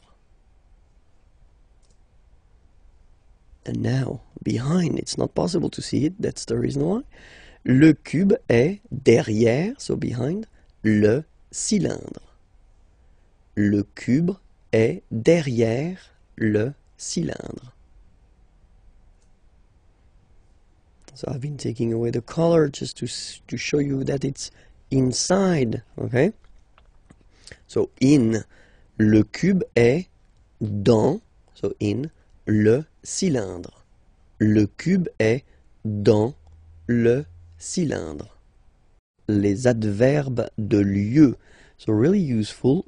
And we're starting right now. So the first one that we'll see. So I've been putting each time the English first and then the French version here. Okay, so here. So I won't read the English one. I will focus on the French one if that's okay with you. Ici. Ici. Okay. Then là. So remember you've got this accent, but well you don't pronounce it. Okay, so it's là. Là. Whoops. Là-bas. Là-bas. Remember final S not pronounced. Là-bas. Loin. Loin. So remember when you get this combination O-I-N, it's ouin, ouin, ouin, okay? Loin. Alright? So let's see them one more time. Ici, là, là-bas, loin. Okay? Devant, final T not pronounced. Devant. Devant. Derrière. So if you look carefully, you've got E here and then double R, so it will open the sound of this E, and you should pronounce it E, okay? Derrière. Same thing here. You've got this E accent grave, E. Derrière, okay? Don't pronounce the final E. Derrière, okay? Final S not pronounced. Dessus. Dessus. Dessus. Dessous. Dessous. Final S not pronounced here. Dessous. Okay, so let's repeat them. Devant, derrière, dessus, dessous. Okay? Dedans. Final S not pronounced. Dedans. Dedans. Dehors. Okay, so remember final S not pronounced, and then this H in French doesn't exist phonetically, so you don't pronounce it. Dehors. Dehors. Dehors. En haut. En haut. Okay, final T not pronounced, and then this H as previously, you don't pronounce it, so this is haut. En haut. En haut. En haut. En bas. Final S not pronounced. En bas. En bas. Okay? Quelque part. Don't pronounce the final T. Quelque part. Quelque part. autre part, autre part, autre part. Ailleurs. Look, final S not pronounced, and then you've got this y sound. Ailleurs. Okay, so I insist a little bit too much maybe, but still, let's read it normally now. Ailleurs, ailleurs. Okay. Autour, autour, autour. Okay, so repeat them one more time. Quelque part, autre part, ailleurs, autour. Comment exprimer l'obligation. So when you must do something, well, there is a verb for that to express must, and this is falloir. Falloir, okay, falloir. And then you will have two options. The first one will be il faut. So you get to remember that falloir is what we call verb impersonnel, okay, because there is only one form and it's il, third person of the singular. Il faut, okay. So je, tu, nous, vous, etc. They don't exist for falloir. It's only il, okay. Il faut, and then the verb coming after will be at the infinitive. Okay, so that's the way to express to must. Okay, and then, or to have to if you want, il faut. Okay, same form, but then you will add after that un nom, a noun. Okay, so whether a verb at the infinitive form or then a noun. So we'll see few examples now. So the first scénario, as we would say in French, is falloir plus infinitif. Okay, so here, il faut respecter les règles. All right, il faut respecter, so to respect, les règles, the rules. Il faut respecter les règles. All right, and then another option, so I've been putting here and here the two parts of the negative form. Il ne faut pas fumer, fumer is to smoke, ici, here. Il ne faut pas fumer ici. Okay, so now we'll see the way it works with noun, a noun. And here, for instance, il faut, so still il faut, remember, as I said, it's only il faut, so it's a verbe impersonnel, okay? Une carte d'identité. Il faut une carte d'identité. Second example here, il faut un parapluie, umbrella, un parapluie, car, because, il pleut. It's raining. It rains. Il faut un parapluie, car il pleut. Les adjectifs ordinaux. Les adjectifs ordinaux, so in English it would be first, second, third, fourth, etc., etc. So we'll see how they go in French. And so we'll start with the first, okay? And as usual in French, remember, we've got the difference between the masculine form and the feminine form, okay? So each time we'll have here and here the masculine form and the feminine form. Here, that's the way you can see them written when you get to make them short, okay? So they can be written like that, okay? So we'll pronounce them. Le premier, so the first, le premier, la première. Le premier, la première. Okay? Then, le deuxième, la deuxième. So in that case, it's only the le and la that will be different, because deuxième will be the same if you look at them. Okay?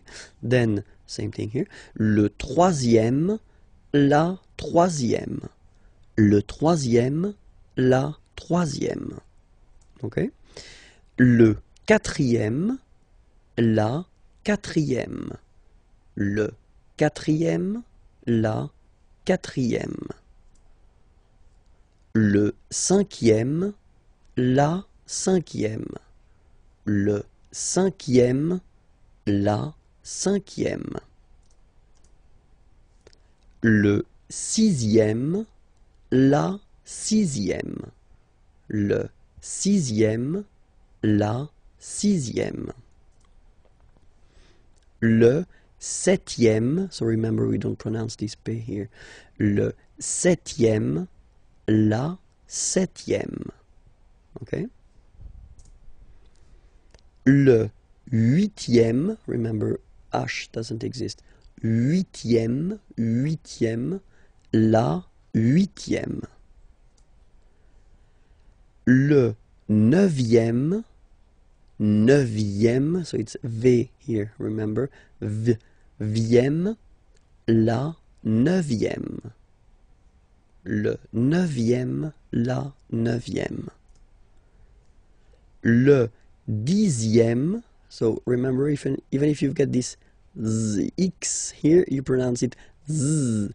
Dixième, dixième, same thing as we had here. Sixième, okay? Le dixième, la dixième.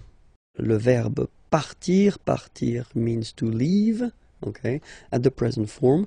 So we see this verb because this verb is normally quite useful, and then it is not regular, so it belongs to the third group of verbs, so it's always good to see the conjugation together, okay? So the first form is je pars. So final S not pronounced. Je pars. Tu pars. Same form. You can see here and here. So final S not pronounced. Tu pars. Il, elle, part. Final T not pronounced. Il, elle, part. Okay? So you can see that it's part. Sorry. Part, part, and then part. Okay, so the same phonetical form for these persons, but then obviously and of course for nous it will be different. So classic ending ONS, you don't pronounce the S, you just have this on sound nasal. Nous partons. Nous partons. Okay, then for vous, classic ending for vous as well, EZ, but then you pronounce it E. Vous partez. Vous partez. Okay? And the last persons, il, elle, partent. Remember, classic ending, ENT, but then you don't pronounce them. Partent. Partent. Okay? So let's repeat them again. Je pars. Tu pars. Il part. Elle part. Nous partons. Vous partez. Ils partent, elles partent. Bonjour à tous, hi everyone and welcome to Learn French with Vincent. This is Unité 4, leçon J, and in this lesson we'll discover together how to conjugate at the present form le verbe venir. So venir means to come, okay, so it's quite useful, and especially it does belong to the third group of verbs, so it's not regular. So for the present form, it's quite useful to spend a few minutes just to see the conjugation together. Okay, so we'll start right now. First form, je viens. Final S not pronounced. Je viens. Remember, I-E-N, ien, ien. Je viens. Okay. Tu viens. Final S not pronounced. Tu viens. Okay. Then il, elle, vient. Final T not pronounced. Il, elle, vient. Okay? So, je viens, tu viens, il, elle vient. Phonetically, it's the same form. Okay? But then, for nous, it will be a bit different. ONS, remember, classic ending for nous at the present form. Final S not pronounced. So, you will get the sound venons. Nous venons. Nous venons. Okay? Then, classic ending for vous, EZ here, and then you pronounce it et, vous venez. Vous venez. Okay, and the last one here. So you've got this double N just after the E, so it will change a little bit your pronunciation. You will have to pronounce this E like okay? Ils viennent. So remember this classic ending ENT for the third person of the plural is here, but phonetically it doesn't exist, so you don't pronounce it. Viennent, viennent, okay? Ils viennent, elles viennent. Alright, so let's see the form one more time. Je viens, tu viens, il vient, elle vient, nous venons, vous venez, ils viennent, elles viennent. Alright? So, venir is quite important. Be sure to remember it by heart. Please, please, please, s'il vous plaît. And then, when you're ready, you can go at the following address to find the next lesson, okay? And then more material here, imagiers.net. Have a great day. Au revoir. Les pronoms COD, okay? So, no stress, but still, it will be quite important. Okay, les pronoms COD. So we'll take first a sentence. Okay, so it's a question, and it's tu regardes la télévision. Okay, so tu regardes, regarder is to watch, la télévision. So if we look at this question, okay, and then we want to define all the elements, the first thing that we've got in this sentence is tu. Okay, so it's here, and it's sujet, so the subject of the sentence here. Okay, second part that we've got here is regarde. Okay, regarde here, and it's the verb. Okay, that you've been conjugating. It's es just because it's tu. All right. And the second part, or the third part here, so the last part, la télévision. So la télévision, that's what we will call complément, okay, because it's complement, it will complete the sentence here by giving some information.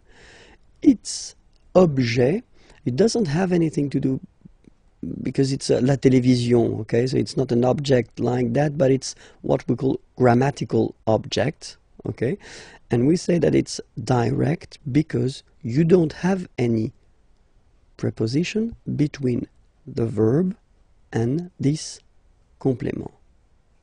Okay, so no preposition, so it's direct. Okay, so why do we say that it's quite important to use les pronoms COD? Just because when you've got a question, so if someone is asking you tu regardes la télévision, okay, the first option would be oui, je regarde la télévision. So of course it's possible to repeat, this part, la télévision, okay? But then if we are honest, then in most of the cases we won't repeat la télévision. In that case, we will use what we call pronounce, okay, just to avoid repeating this word. Okay, so let's see these pronouns together. So as usual, we will have the difference between the masculine, the feminine, and the plural. Okay, in that case here we'll start with the masculin singulier.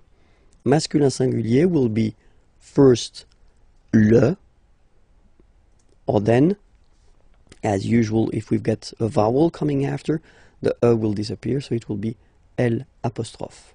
Okay? Le, or then L, like that. Okay? If it's feminine, and at the singular form, so we're talking here about the third person of the singular, it will be la. Or, for the same reasons as previously, L apostrophe if you get a vowel after. Okay? And then for the plural form, so here we're talking about the third person of the plural, then it will be les. Okay, so let's repeat them one more time. So for the masculine singular form, it's le. For the feminine singular form, it's la. Okay, and then if they are followed by vowels, then you take a and a away, and then you get this l. Okay, and for the plural form here, it's les. All right, so let's see that in action now. So if you get the same question, tu regardes la télévision. All right, so now we've got all the elements. So we know that tu was the subject, regarde the verb, la télévision, complément d'objet direct, and that's the thing we want to replace. We don't want to repeat la télévision. Okay, so first, what do we need to do is first to spot the gender of the word. We know that la télévision is feminine. Okay, so we've got all the keys necessary. Oui, je la regarde. So, as I said a long time ago in a lesson, remember that in French, the pronouns, like this one for instance, are coming before the verb. So that's the reason why you will have this la here before the verb. Oui, je la regarde. Okay? Let's take another question. And here you've got tu vas regarder la télévision. So what's the difference between the previous question and this question? Well, this is, and we saw that in a previous lesson, I guess it was on this unit, so you can check it if you're not sure about that. That's what we call the futur proche, so the near future. Tu vas regarder la télévision, you are going to watch. Okay, so that's the near future. Tu vas regarder la télévision. Okay, and then here, if you look carefully, well, you've got two verbs. And that's the important thing here. So if you will have a structure with two verbs, and then you want to use a pronoun, this pronoun will come always before the second verb. Like here, oui, je vais la regarder. Okay? So I'm not telling you that it will come between the two verbs, because you can have many things between these verbs. Okay, so focus on this idea that it will come before the second verb. Oui, je vais la regarder. Okay? So we'll see that les pronoms complément d'objet direct can replace all the persons. So for the first person it will be me, second person it will be te, third person of the singular, so the one we saw, le for the masculine form, and then la for the feminine form. First person of the plural, nous, so basically it's quite easy to memorize this one, to remember it. Same thing here. Second person of the plural, vous. And then third person of the plural, les. Alright, so me, te, le, la, nous, vous, les. Alright? So we'll see now a few examples. So the first one, il me regarde. So if you want to say that he is looking at me, il me regarde. Okay, so remember, as I said previously, these pronouns are coming before the verb. Okay, il me regarde. Present form, only one verb, you just put it before. Il me regarde. Il te regarde. So he's looking at you. Il te regarde. Il le regarde. Il la regarde. He's looking at him, he's looking at her. Il nous regarde. Il vous regarde. Il les regarde. Okay, it's not that difficult when you try to remember. Well, first, of course, the pronouns, and then this idea that it will come before the verb. Well, honestly, it's not that tricky. Okay, I've been putting the same sentence, but then at this near future form. Okay, so just to show you, if you forgot it, that it should come before the second verb. Okay, so il va me regarder, so he's going to watch me, or to look at me. Okay, il va me regarder. Il va te regarder. Il va le regarder. Il va la regarder. Il va nous regarder. Il va vous regarder. Il va les regarder. Les pronoms COI. Okay, les pronoms COI. So, well, let's say that it's the second part of les pronoms CO, complément d'objet. Okay, so if you didn't watch the previous lesson, well, maybe it would be better to do so that you could understand maybe more clearly the whole thing. Okay, but then still we're starting right now. So, les pronoms complément d'objet direct. So, we'll start with une question, a question. Okay, so we'll see. It's a basic question. Okay, you get tu parles à ton frère. Okay, parler is to talk. Tu parles, you talk to your brother, à ton frère. Okay, so if we have a look at the elements in this sentence, the first part or the first element is tu, okay, and that's the subject of the sentence, tu, all right. Then the second element is parle, okay, and that's the verb. So it's ending like that because you've been conjugating this verb according to tu, okay, but it's a verb here. And then we've got this last part here, à ton frère. So that's what we call complément, so it will come to complete the sentence, okay, and it's objet, okay, so be careful, it's really what we call a grammatical object.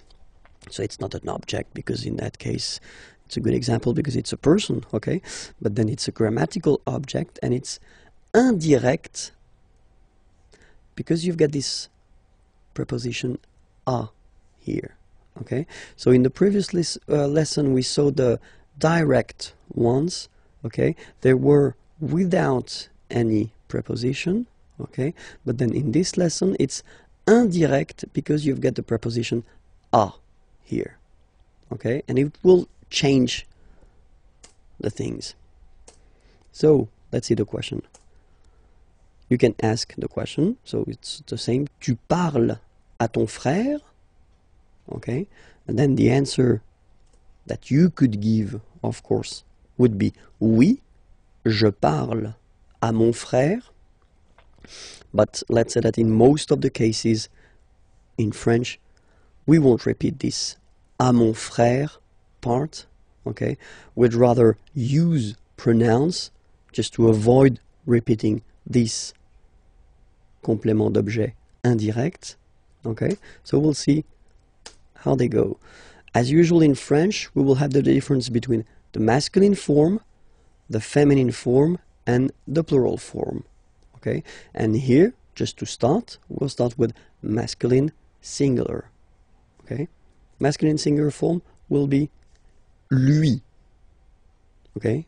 UI, lui, lui, all right? Féminin singulier, so feminine form and the singular form here, it will be lui. So it's quite easy to memorize, to remember, okay, because it is the same form for the masculine and the feminine form, okay? And then for the plural form, so third person of the plural, to be more precise, it will be leur. Okay, so masculine singular, third person of the singular, lui. Féminin singulier, feminine singular form, third person of the singular, lui. And then the plural form, third person of the plural, leur. Okay, let's see now the same question. Okay, tu parles à ton frère. Okay, and the idea in that case, of course, is to avoid repeating this part here, so complément d'objet indirect, and to replace it with the pronoun. Okay, so first we know that it's indirect because we've got the preposition here. We know here that it's masculine because it's brother. Okay, and then we've got the information here because it's ton. All right, so we've got all the elements just to reply using the pronoun.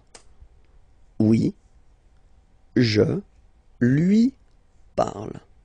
Okay, so the only thing you should really think about here is the position. So you should remember, as I said previously, that the pronouns in French will be placed before the verb. So, je lui parle. Oui, je lui parle. All right?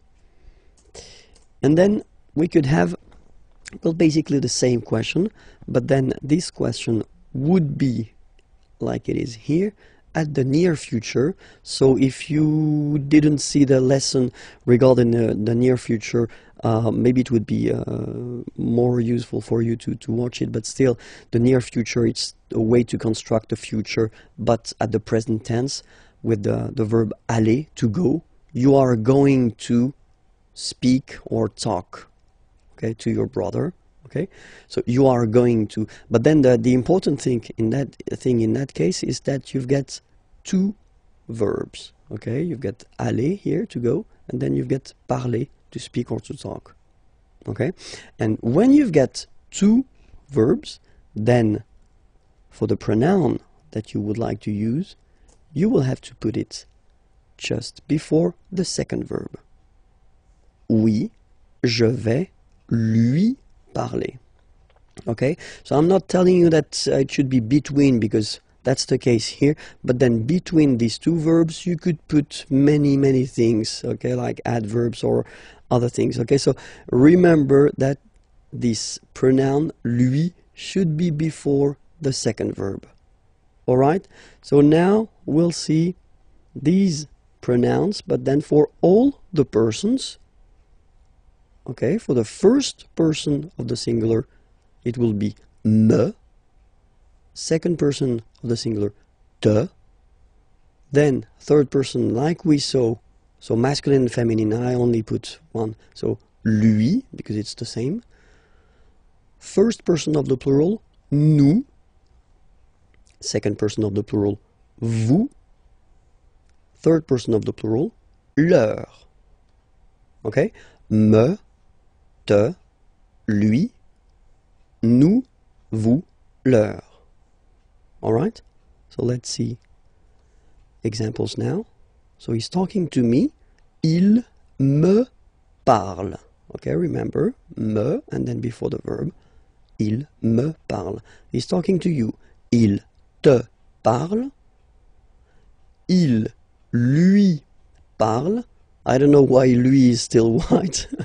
Well, maybe it was a mistake from my... Yeah, it is a mistake. It should be orange, but then still. Il lui parle. Okay. Il nous parle. Il vous parle. Il leur parle. All right? Il me parle. Il te parle. Il lui parle. Il nous parle. Il vous parle, il leur parle. Okay, so these examples are with one verb, okay, and then I've been rewriting the same sentence, but then at the near future, okay, with the two verbs, and then we can see how they go now. Il va me parler, he's going to talk to me.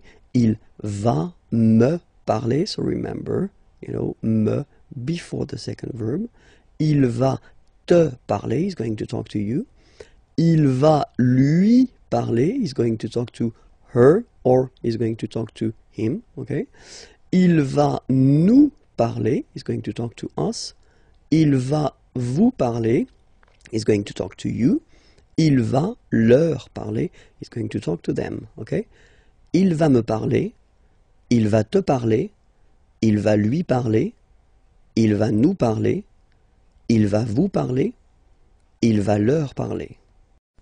Bonjour à tous, hi everyone and welcome to Learn French with Vincent. This is Unité 4, leçon M. And in this lesson we'll see how to conjugate together le verbe vouloir. Vouloir means to want, and it belongs to the third group of verbs in French, so irregular. So that's the reason why I think it's quite good to see the conjugation at the present form together. So here it goes. Vouloir, first person, je veux. Final X not pronounced. Je veux. Tu veux. Final X not pronounced, the same form. Il veut. Final T not pronounced. Elle veut. Okay, so here, so far we've got one phonetical form, it's veut. Then for nous, classic ending, ONS, don't pronounce the S, just pronounce the on. Nous voulons. Nous voulons. Same thing here, classic ending EZ for vous, but then you pronounce it et. Vous voulez. Vous voulez. Vous voulez. And the last one, here, EU, and then ENT, classic ending, but then you don't pronounce it, so you get veulent, veulent. Ils veulent, elles veulent. Ils veulent, elles veulent. Okay, so let's repeat it one more time. Je veux, tu veux, il veut, elle veut, nous voulons, vous voulez, ils veulent, elles veulent. So that's it for this lesson. It was leçon M. Well, you can find more lessons right here. Imagier is the name of the channel on YouTube, and then more material can be found there at imagier.net. Have a great day. Au revoir. Le verbe savoir. Savoir means to know, and it's quite useful. And but then it is irregular, so it belongs to the third group of verbs. So it's quite good to see the way to conjugate it together. Okay, at the present form, and we'll see it right now. Okay, so let's start now. Je sais. Okay, final S not pronounced, and then you get this A-I, E. Okay, je sais, sais. Okay. Tu sais. Same form. Final S not pronounced. Tu sais. Il sait. Final T not pronounced. Elle sait. So one phonetical form so far. Nous savons. So classic ending for nous, O-N-S. You don't pronounce the final S. Nous savons. Nous savons. Okay. Then vous savez. Classic ending for vous, EZ, but then phonetically it's et. Vous savez. Savez. And then il. Here, classic ending for il and elle at the plural form, E-N-T. You don't pronounce it, so you get the sound savent. V-v-v-v, savent. Okay?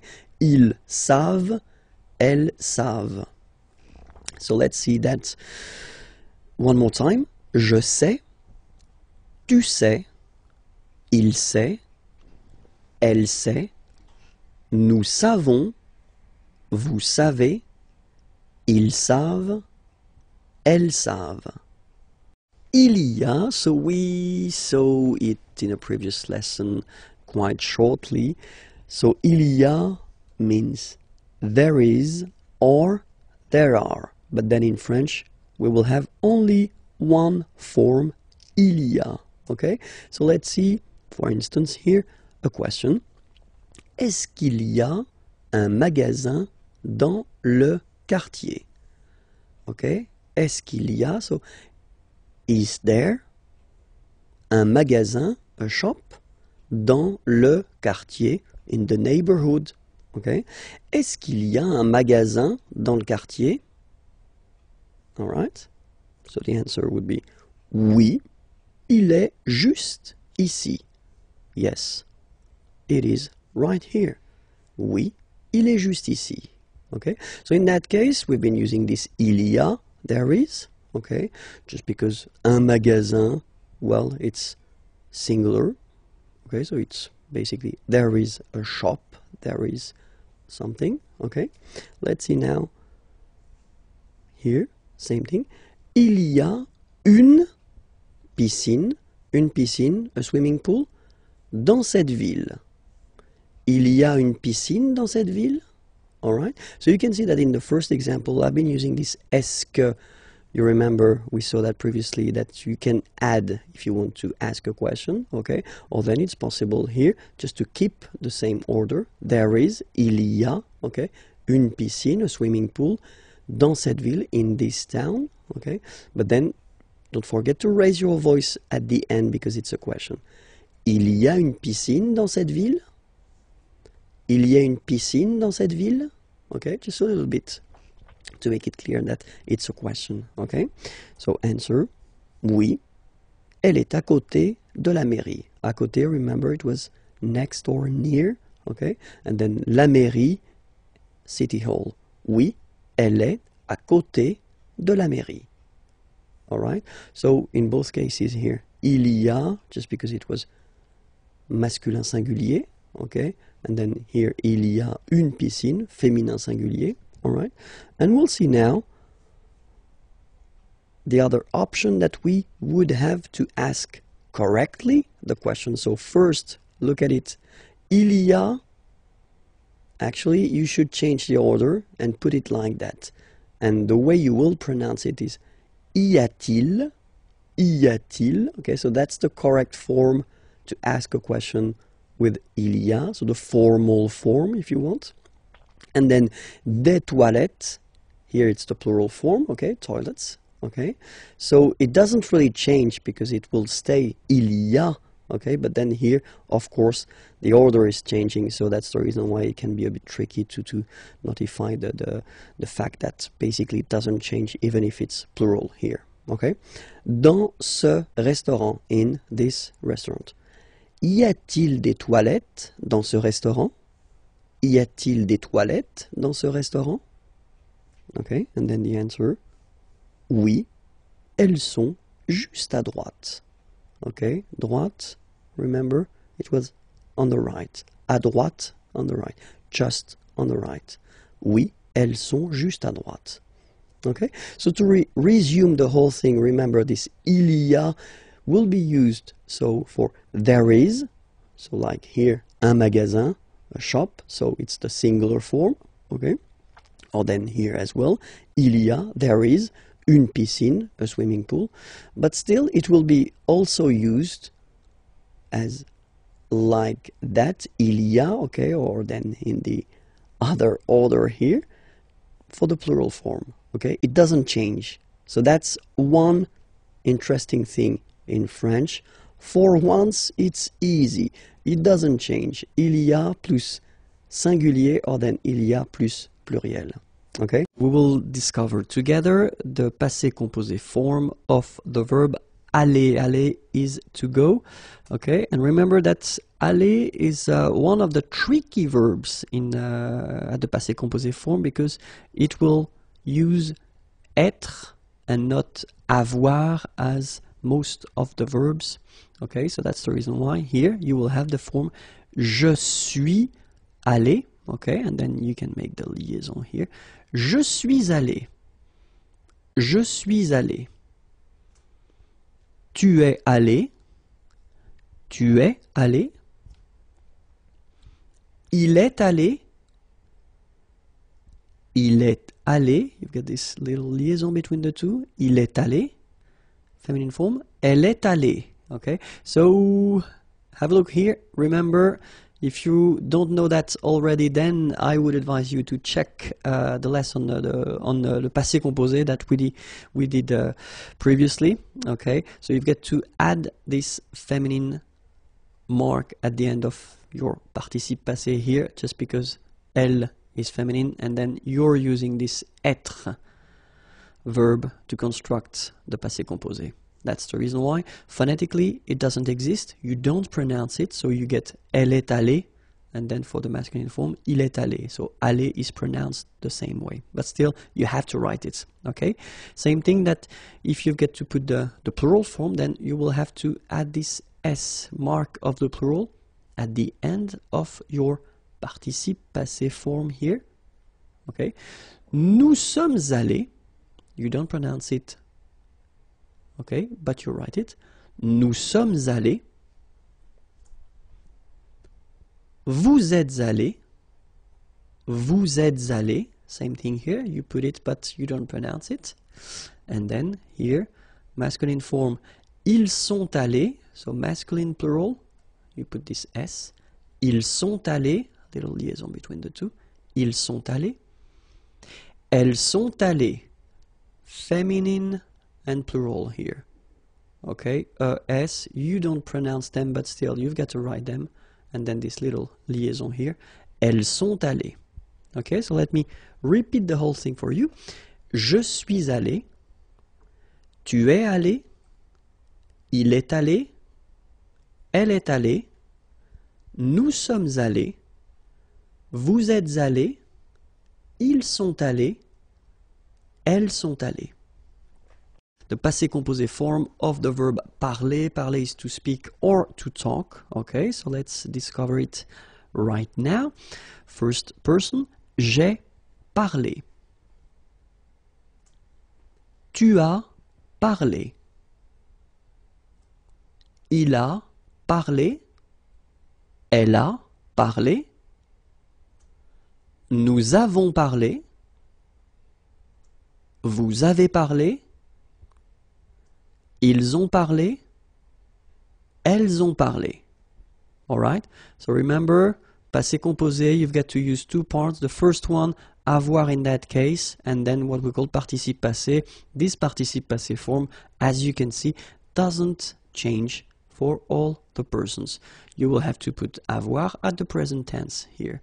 Okay? J'ai parlé. Tu as parlé. Il a parlé. Feminine form, elle a parlé. Nous avons parlé, little liaison here, nous avons parlé. Vous avez parlé, same thing here, little liaison. Ils ont parlé, same thing here, ils ont. Elles ont parlé. Okay, so we'll just see one more time the passé composé form of finir. Finir is to finish or to end, okay, and let's see how it goes. J'ai fini. J'ai fini.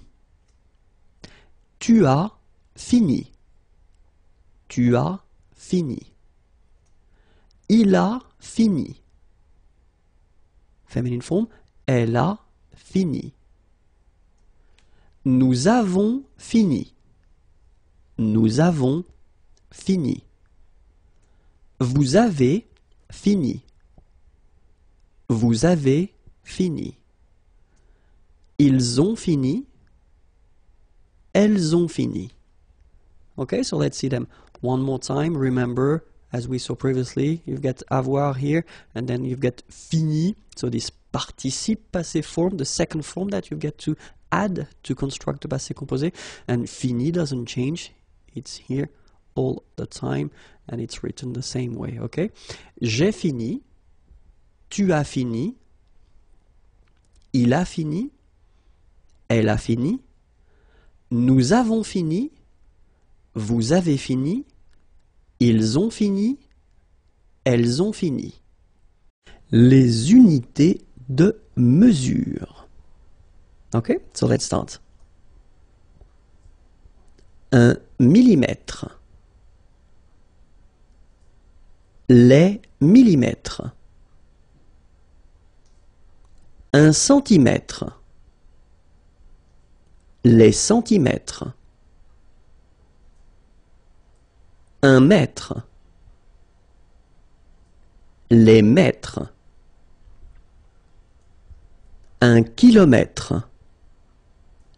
Les kilomètres. Un mètre carré.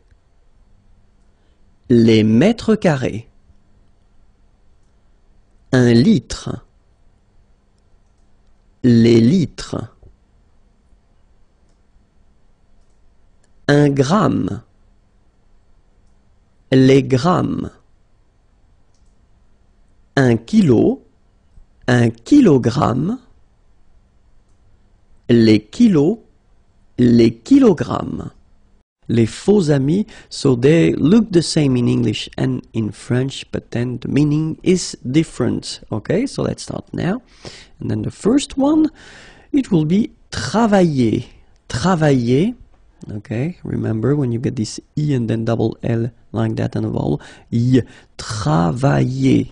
Okay, travailler, and it means to work. Okay. Sympathique. Remember the H is not pronounced. Sympathique. Okay, and it means friendly, nice. Then rester. Rester. Regular verb from the first group, easy to conjugate.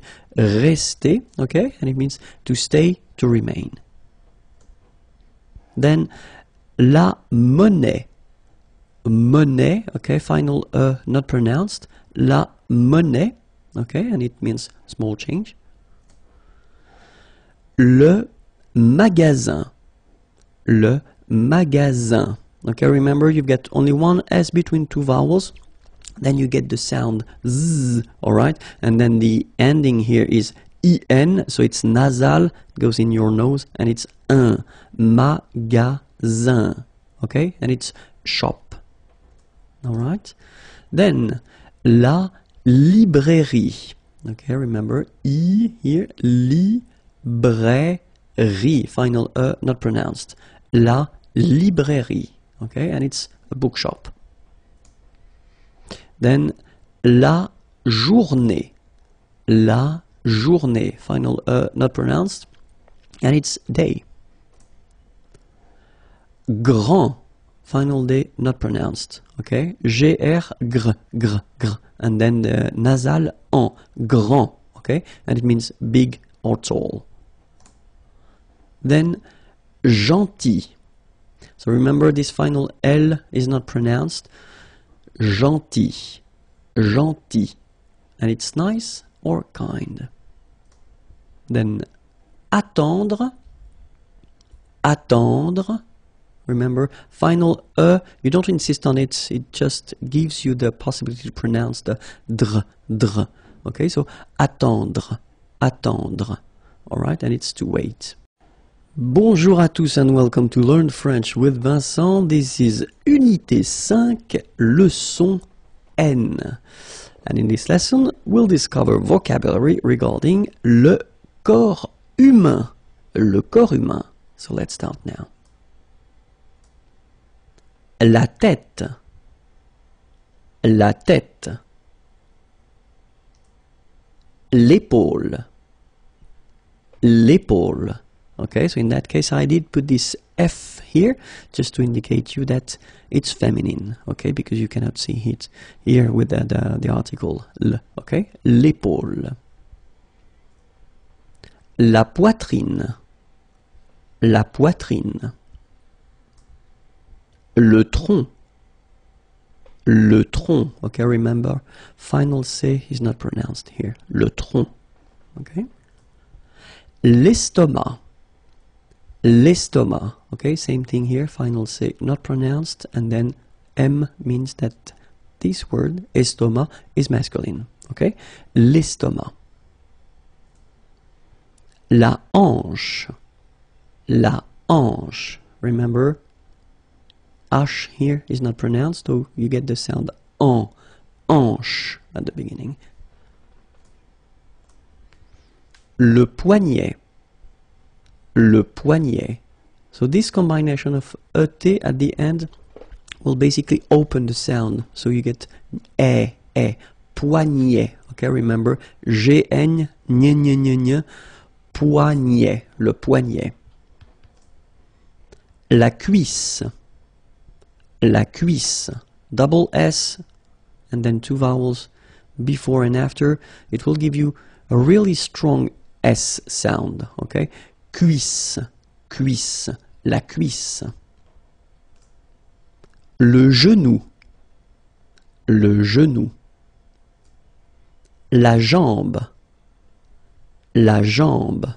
Okay, remember, A-M, when you combine these two, basically it's just like A-N, so it's nasal and it's en. Okay, so you get la jambe. La cheville, la cheville. Remember, double L like that after I, cheville. Le pied, le pied.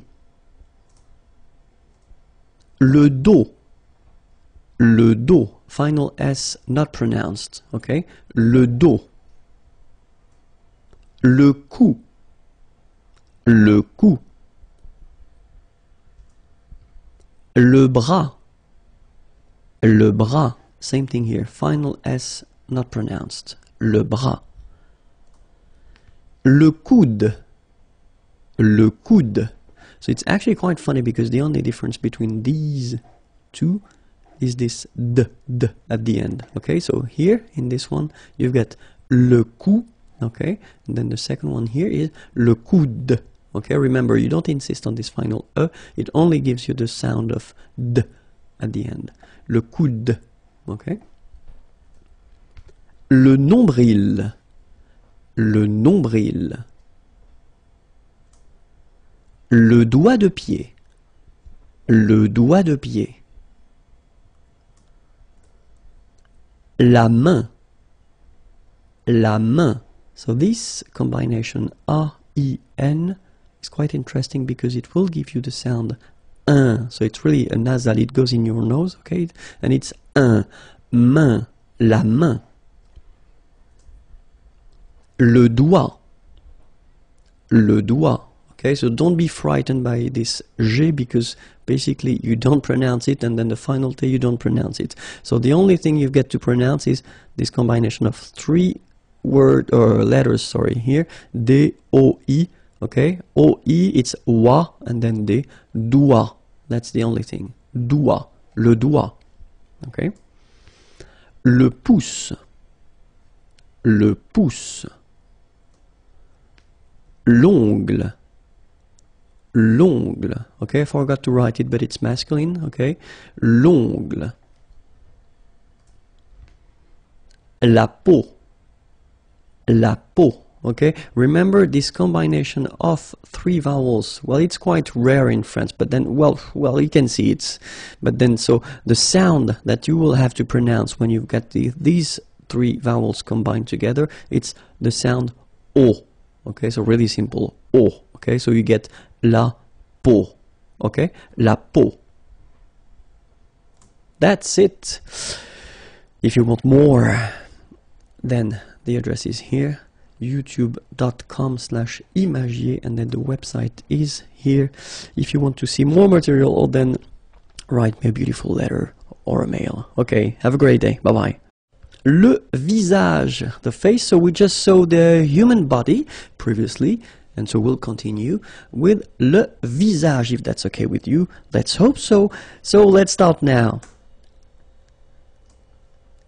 Les sourcils, les sourcils. Okay, so it's quite strange because you get this LS at the end, but then, well, you don't pronounce them. Les sourcils. L'œil, l'œil, strange combination of vowels here, okay, and then you will get the sound and then y, œil, alright, and it's masculine by the way. Un œil, l'œil, okay. Plural form, les yeux, okay, so that's the tricky thing when you compare the singular form and the plural form, okay, so l'œil, singular, and then the plural, Les yeux. Okay, you make this liaison between the two. Les yeux. Okay, final X not pronounced. Les yeux. Les cils. Les cils. Final S not pronounced. Les cils. La joue. La joue. Final E not pronounced here. La joue. La gorge. La gorge. Okay, remember when you've got this combination G and O, you get the sound go, go. Okay, so gorge. And then G and E gives J. La gorge. La gorge. Le front. Final T not pronounced. Le front. Okay, remember this nasal on, on. Le front. Le menton. Okay, same thing here. So you get two nasal. The first one here, en, and then the second one here, on. Le menton. L'oreille. Remember, when you get this I-L-L and then a vowel, it's I. L'oreille. Alright? And it's feminine, by the way. Une oreille, l'oreille. Le nez. So remember, when you get this combination, a Z here at the end of a word, it's E. Le nez. Le nez. La bouche. So remember, CH combined together will give you this sh sound. La bouche. Okay? La lèvre. Remember, accent grave here. Really open. La lèvre. La lèvre. La bouche. Again, I don't know why. Don't ask me. I was tired when I made this one. So, la bouche. One more time. La langue. Remember, when we've got this G and then U and then E, we get the sound G. Because when you combine this G and then E, remember it was the sound J. Okay, so you get to put this U between the two to get the sound G. So you get la langue. Langue. Okay? La dent. Final T not pronounced. La dent. Les cordes vocales. Les cordes vocales. So you can notice that as usual in French, you've got this mark of the plural at the end, S, and then S here as well, but you don't pronounce them, okay? Les cordes vocales. Indicateur de temps. So if you want to introduce some sentences or concept at the past, present, or future tenses, then you will have to use them. So let's start now with the past, le passé, okay? And then the first one is hier. Hier means yesterday, okay? Hier. So remember, this H here is not pronounced, okay? So hier. Then la semaine dernière, okay? So it's last week, okay? But then if you look carefully, we've got la semaine, so semaine means week, okay? And then dernière is coming after, okay? So la semaine dernière. And in that case, if you look carefully as well, you get dernière, so it's the feminine form, because la semaine, la, is a feminine word. Okay, so la semaine dernière, last week. And then we get this autrefois, so it could be translated like in olden days or in olden times, okay? Autrefois, so A-U, autrefois, final S not pronounced, okay? Autrefois. Then for the present now, we've got aujourd'hui, means today, okay? So don't be afraid by this word because it looks a bit scary if you look at it like that, but take the time to, well, divide it. So the first one, A-U-O, jours, and then dui, okay? H is not pronounced, so you only get this dui thing. Aujourd'hui. Aujourd'hui. And it means today, okay? Then, cette semaine, okay? So we've got here what we call an adjective démonstratif, okay? This, cette, okay? And it's at the feminine form, cette, and then semaine, week, this week, cette semaine. All right, and then maintenant, okay, normally we tend not to pronounce this okay, so we get this maintenant, maintenant, okay, now. For the future now, we've got demain, and it means tomorrow. Demain, remember, when you combine this R-I-N, you get the sound un, demain, demain, okay, then la semaine prochaine, so it's next week, okay? And as we had for the past tense here, we had la semaine dernière, okay? So last week, and dernière was coming after semaine, exactly the same concept. So you will have to put prochaine, so it's the feminine form here, after la semaine, okay? So next week, la semaine prochaine. And then bientôt, okay, remember you put this accent circonflexe but you don't write it. You write it but you don't pronounce it, and then the final T is not pronounced. Bientôt, okay, and then you could translate this bientôt as soon, okay, so something that will happen in the future. All right, so let's see them one more time. First one, hier. Second one, la semaine dernière.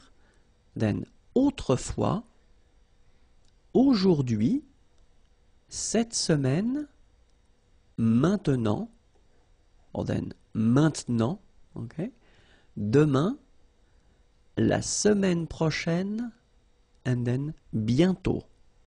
L'expression de la quantité. So it's quite important, so I would like you to take a few minutes to watch carefully this video. And we'll start right now. L'expression de la quantité. So the first thing that we'll discover together, it's plusieurs. So plusieurs means several, okay? And so the way you will have to construct it is that after that you will have to add a noun, okay? But then keep in mind that it should be at the plural form, okay? So several, and then followed by a noun at the plural form. So let's see a few examples now. J'ai invité plusieurs amis. J'ai invité plusieurs amis. Okay, so remember, j'ai invité, so it's the past form of inviter, to invite. Okay, plusieurs, and then amis, friends. Okay, j'ai invité plusieurs amis. Second example, il y a, there is, plusieurs enfants, kids, dans le jardin, in the garden. Il y a plusieurs enfants dans le jardin. Okay? And then, elle a fait plusieurs gâteaux. So, faire here at the passé composé form. Plusieurs, faire, sorry, it means to do, okay? Plusieurs gâteaux, cake, okay? So, what you can see here is that ami here is with S, so it's the plural form, okay? Here, right after plusieurs, you've got enfant with S at the plural form, and then here you've got that gâteau with X, so it's the plural form. All right? So let's see now the second one. Quelques, you don't pronounce the final S here. Quelques means few, okay? And same thing as we had previously, you will have to add a noun at the plural form, okay? So let's see the first example. J'ai rencontré, rencontrer is to meet, so it's the past form. J'ai rencontré quelques collègues. J'ai rencontré quelques collègues. Okay, second example. Nous avons, so it's avoir, to have at the present form, quelques petits problèmes, petit, small, problème, problem, avec lui, with him. Nous avons quelques petits problèmes avec lui. Okay, and then the last example. Elle a mangé quelques bonbons. Oh, We get 2 dots here, I don't know why, but only one is enough. Elle a mangé quelques bonbons. Okay, so manger here is to eat, past form, and then bonbon, candies. So same thing here. If you look carefully, you've got collègue with S, so plural form. Okay, here it's quite interesting because we've got this adjective petit, small, little, but then it's still at the plural form with S, and problème at the plural form as well. Okay, and then bonbon here at the plural form with S as well. Okay, so now other possibility would be ne, and then aucun masculine form, or aucune feminine form. So no or not any. Okay, and after that you will have to put a name or a noun, sorry, at the singular form. Okay, so ne aucun, ne aucune, plus a noun at the singular form. Alright, so let's see the first example. Elle ne veut aucun conseil. Okay, so you can see here that it's elle ne veut, so she doesn't want. Okay, vouloir is to want. Aucun, so not any, no. And then conseil, it's advice. Okay, so elle ne veut aucun conseil. Other example, je n'ai eu aucun problème. Okay, so here, ai eu, so it's the verb to have at the passé composé form. Okay, je n'ai eu aucun problème. Problème, problem. So I didn't have any problem. Il ne fait aucune erreur. Il ne fait, faire is to do, and it's the present form, aucune erreur. Error is mistake. Alright? So, if you look carefully here, you get ne and then aucun. Okay, so that's the masculine form because conseil is a masculine word. Here, it's quite interesting because as usual in French, when we've got this ne and then we've got a vowel after, so it can be quite tricky. So in most of the cases, this will disappear. Okay, so you take it away, but then still aucun is coming here. Alright, and then it's at the masculine form because problème is a masculine word. Alright, and then the last example, well, you've got the first part, ne, okay, not modified because faire starts with F, so no problem. But then here you've got this aucune, okay, aucune, so because erreur is a feminine word, so you will have to put this aucune. Alright, so let's proceed now. Un peu, or peu, and it means a few or few, okay? So will be constructed with la préposition de, so you will have to put this de after, and then you will have to put the noun without the article. Okay, so if you want to construct this a sentence with a few or few, so remember, un peu or then peu, then don't forget to put this de, and the noun without the article. Okay? Then if you want to use this autant, it means as much. Same construction, you will have to put this de and the name, or the noun, sorry, without the article. Alright, so as much, we use this autant de and the noun without the article. Alright? If you want to use moins, moins means less. Same thing here, you will have to use de after and the noun without the article. Alright, so remember, less, in French it's moins, de, and the noun without the article. If you want to use plus, more, okay, in some cases you will have to pronounce it plus, okay, so you will see that a bit later. De, and then the noun without the article.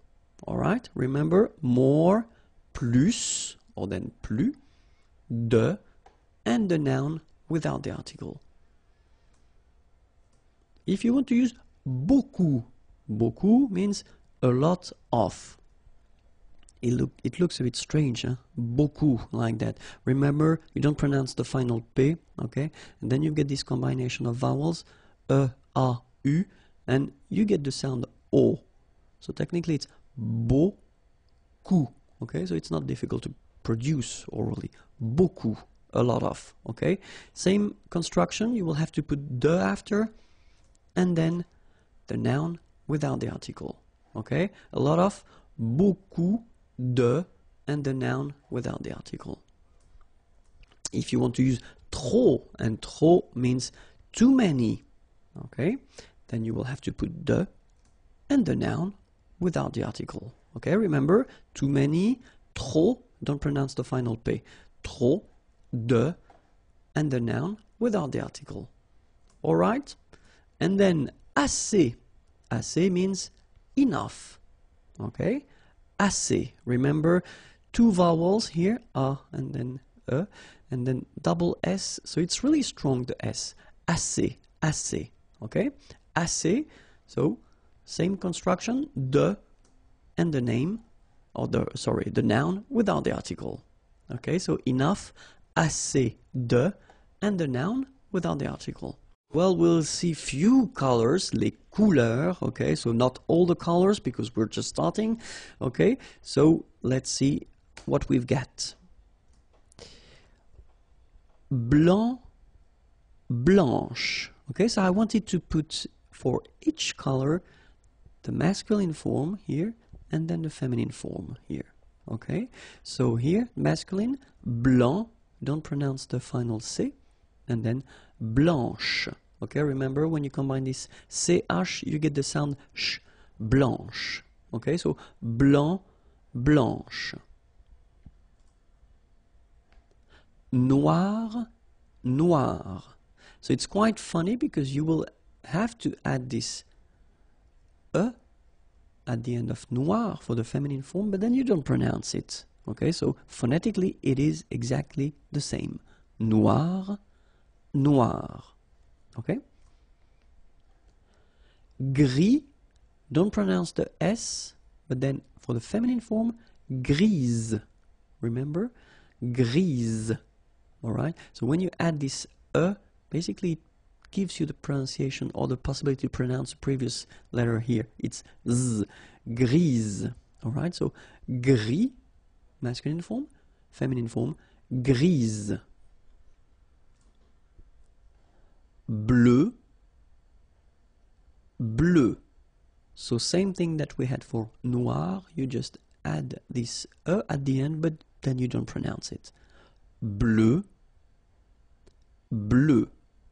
Alright? So let's see them one more time. Blanc, blanche. Noir, noir. Gris, grise. Bleu, bleu. Okay? So, let's continue. Bleu foncé. Bleu foncé. Okay, so foncé, this adjective, well, basically it will be like dark. Okay, bleu foncé. Bleu clair. So same thing here. This clair adjective is like light. Okay, bleu clair. Jaune. Okay, so it will be the same at the masculine and the feminine form. Jaune. Jaune.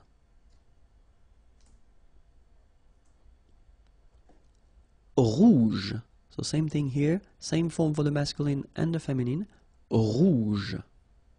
Remember, G-E, je. Rouge. Vert. So masculine form, don't pronounce the final T. Vert. Feminine form, verte. So listen carefully. I don't say te, but it's t. Verte. Verte. Okay, so as usual, this final E only gives you the possibility to pronounce this t. Verte. Okay? Marron. Same thing for the masculine and the feminine form. Marron. Les verbes impersonnels, so they are really useful and it's quite important to see them. And so we'll focus on 3 verbs. The first one, être, to be. Second one, faire, to do. And the last one, avoir, to have. Okay? And so the important thing with this concept or this idea, les verbes impersonnels, is that, well, you will see in the examples, they are not connected to a person, and that's the main concept. So even if in French we use this il, so the pronom personnel il, okay, technically if you want to translate that directly in English, it would be translated by it, okay, but then in French we use this il instead of it, okay. So let's see now for être, for instance. So if you use this il est, you will use this structure if you want to talk about the time, okay. For instance, we've got the first example here. Il est tard. Tard is late, okay. So il est tard, it is late. Il est tard, okay. So even if we use this il, so it doesn't have the concept of he as normally we have, okay. It's really this impersonal form, okay. And then il est tôt, it is early, okay. Same thing, that's the reason why we use this il form when we put when we give the time, okay. Il est 12 heures, or then il est midi, 12 hours, okay. And then this midi, it's noon, okay. So il est 12 heures, il est midi, all right.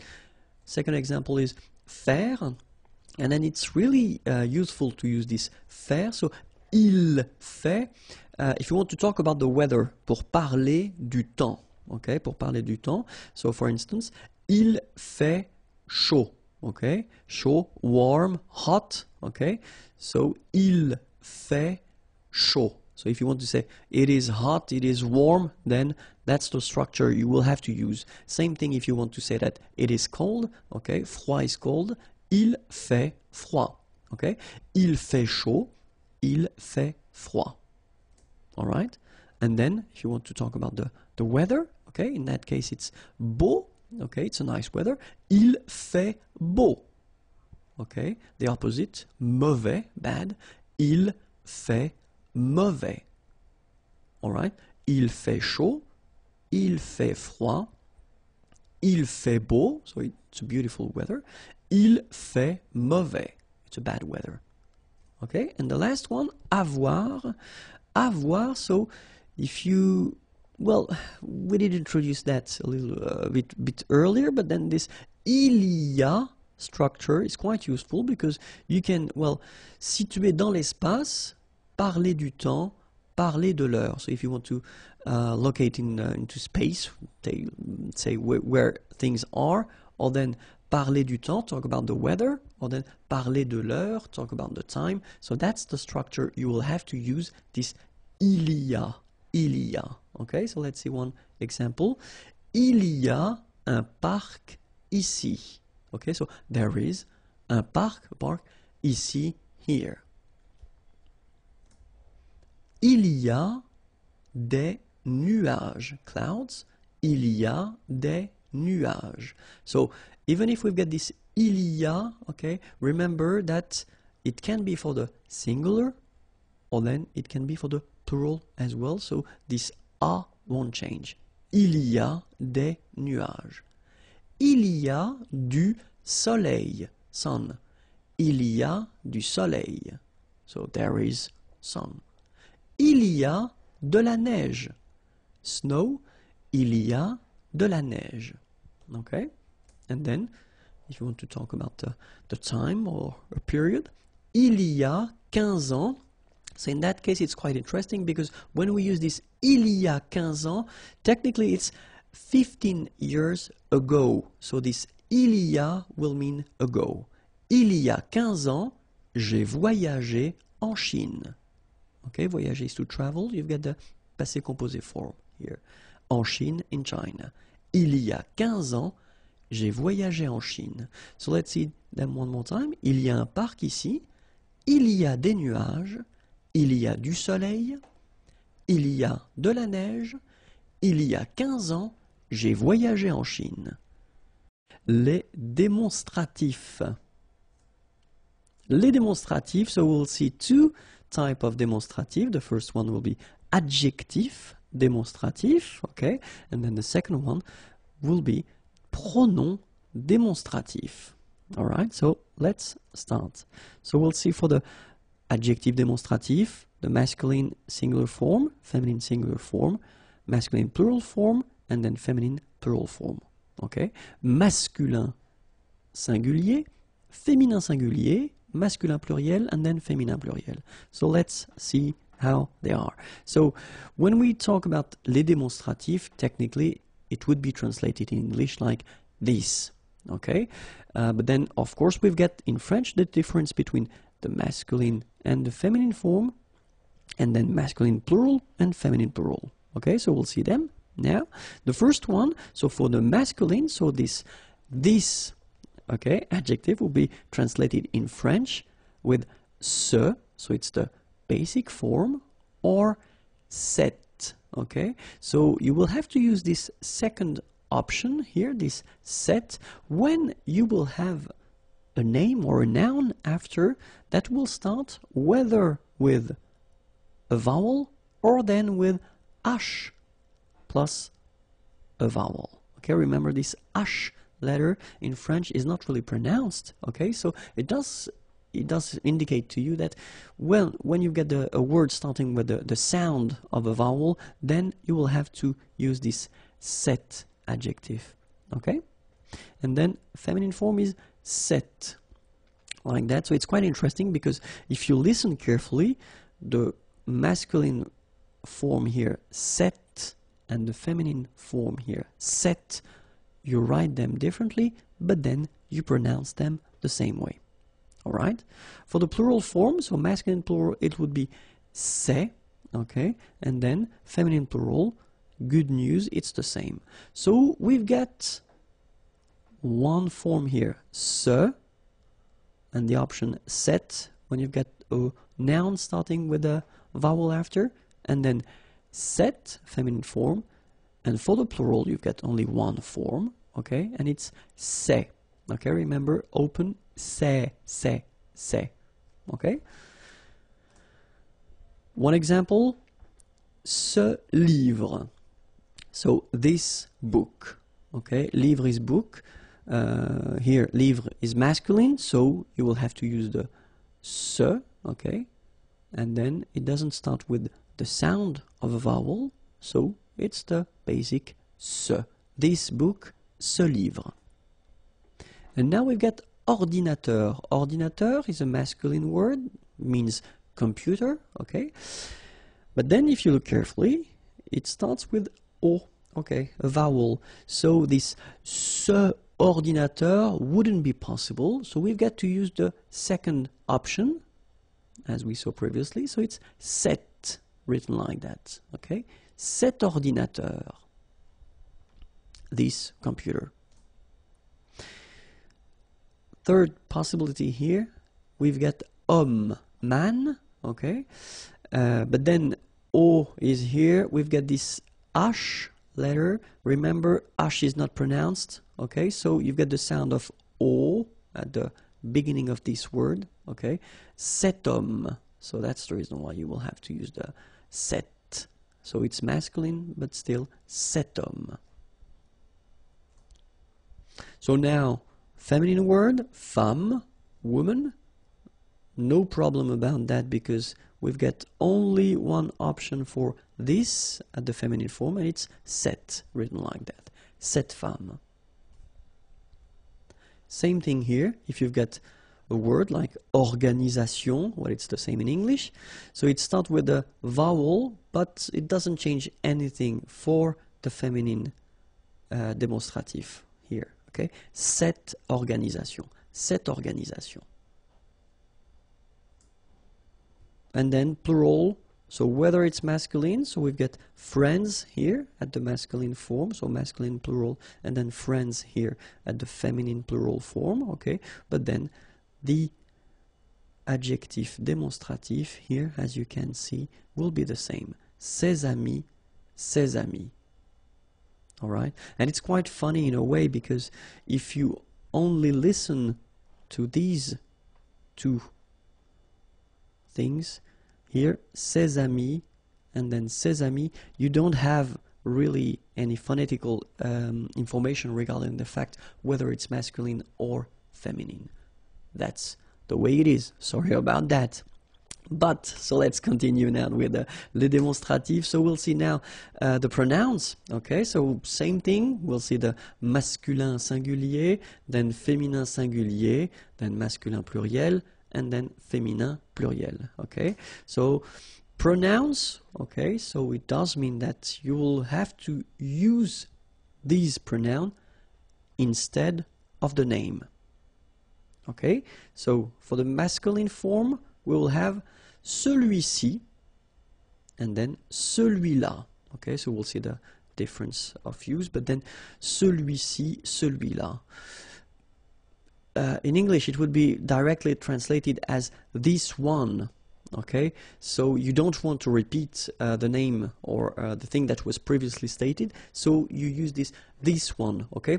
In English it's easier, in French it's a bit more tricky, because we will have this celui, okay, and then ci and là, so you'll see that normally ci is coming first and then là is coming next, okay, celui-ci, celui-là, this one, alright.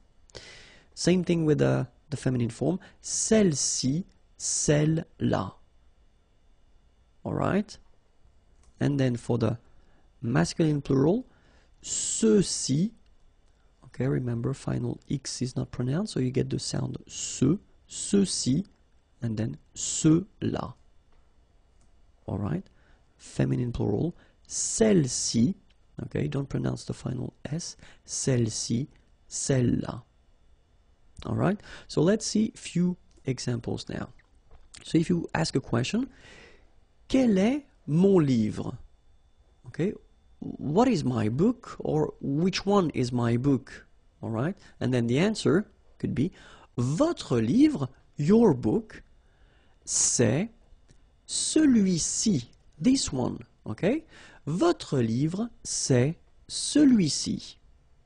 Okay, and then normally when you talk or when you say that, you tend to indicate that with your finger as well. So you point the book. Votre livre, c'est celui-ci. Où est ma place? Where is my seat? Où est ma place? C'est celle-là. Okay, same thing, you tend to point it at the same time. Okay, c'est celle-là. Alright, so you've got to remember that we will have the difference between the masculine, the feminine, okay, so singular and plural, and then we'll have the difference between this ci, okay, the first option, the nearest one, okay, and then this la, second option, so it's not the nearest one, okay. La description avec c'est. So let's start. So if you want to use this c'est option to make a description, so c'est technically would be directly translated as it is or this is, okay? But then in French, you will have to add after that the adjective, but the adjective should be all the time at the masculine form. Okay, so remember, if you want to describe something, okay, you can use this c'est, and that's really, you know, a common way to describe things. Okay, it is, this is, but then remember, the adjective that will come after should be at the masculine form. Okay, so we'll see a few examples now, and the first one would be the option to describe un lieu, a place. Okay, so let's see now. C'est chaud. Okay, it is hot. Warm, could be an option as well. C'est chaud, it's warm. Okay, c'est froid, cold. It is cold. C'est beau. Beau is beautiful. Okay, and then c'est tranquille, quiet. Okay, so what you can see here is that we've got adjectives like chaud, froid, beau, and then tranquille. They are all at the masculine form. Okay, even if, I mean, the place would be feminine and you want to describe it, remember that it should be all the time at the masculine form. Okay, let's see another example. So if you want to describe a situation, for instance, okay, it would be an option. So idéal, ideal, c'est idéal. Formidable, c'est formidable. C'est parfait. So it's perfect. And then c'est injuste. Injuste, the opposite is of juste, okay? And it's not fair, unfair, okay? So c'est idéal, c'est formidable, c'est parfait, c'est injuste. Same thing here, okay? Remember that all these adjectives are at the feminine form. Okay, let's continue now and see. So it could be for an object as well. You could describe an object, un objet. So let's see now. C'est cher. Cher is expensive. C'est cher. C'est utile. Utile, useful. C'est beau. Beautiful. C'est adapté. Adapted. Okay? C'est cher. C'est utile. C'est beau. C'est adapté. Remember, all these adjectives are at the feminine, the masculine form. I'm getting tired now. All right, so at the masculine form, like I did say previously. Okay, so let's see now another option. So if you want to describe a dish, okay, you're eating and you want to describe a dish, un plat, okay, so c'est très bon, okay, très is very, and then bon is good, okay, c'est très bon. C'est bon marché. Bon marché, it's actually quite interesting. I mean, this adjective here, so it's a composed adjective, and it means cheap, okay, c'est bon marché. C'est salé. So remember, it's quite important because we've got the same adjective here without the accent. So if you don't put the accent, it means dirty, and then you pronounce it sale. But in that case here, okay, you put the accent, and it's quite important because in that case it means salted, okay? Salé, okay? C'est salé. C'est délicieux. C'est délicieux, okay? And then same thing here. If you look, all these adjectives, they are at the masculine form, okay? So the second option would be to put this structure at the negative form, which is not that difficult because technically you just keep, well, your structure, you just add as usual the first ne and then pas before and after the verb, okay? Then same thing here, you will put this adjective at the masculine form, okay? So we will basically just see one more time all the examples we had previously, but then at the negative form. So if you want to describe a place, ce n'est pas chaud. Ce n'est pas froid. Ce n'est pas beau. Ce n'est pas tranquille. Situation. Ce n'est pas idéal. Ce n'est pas formidable. Ce n'est pas parfait. Ce n'est pas injuste. An object. Ce n'est pas cher. Ce n'est pas utile. Ce n'est pas beau.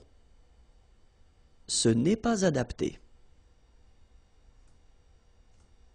And then a dish. Ce n'est pas très bon. Ce n'est pas bon marché. Ce n'est pas salé. Ce n'est pas délicieux. La salle de séjour. So let's start now. Le rideau. Le fauteuil. So remember, it's a bit tricky, this word. Fauteuil. fauteuil, teuil, fauteuil, le fauteuil. Le coussin. La cheminée. La télévision. Okay, one more time. Le rideau, le fauteuil, le coussin, la cheminée, la télévision. Le lecteur DVD. Le lecteur de CD. La table basse. Le lustre. Le cendrier. Okay, one more time. Le lecteur DVD. Le lecteur de CD. La table basse. Le lustre. Le cendrier. Le sol. La table. Le tapis. Le canapé. La bibliothèque. One more time. Le sol. La table. Le tapis. Remember final S not pronounced. Le tapis. Le canapé. La bibliothèque. La cuisine. So in the previous lesson we were in la salle de séjour and now we're still in the house, but it's la cuisine. So let's discover what we have. La cuisine. Le congélateur. Le réfrigérateur. Le frigo. L'évier. L'étagère. Okay, so let's repeat them. La cuisine, le congélateur, le réfrigérateur, le frigo, l'évier, l'étagère, l'égouttoir,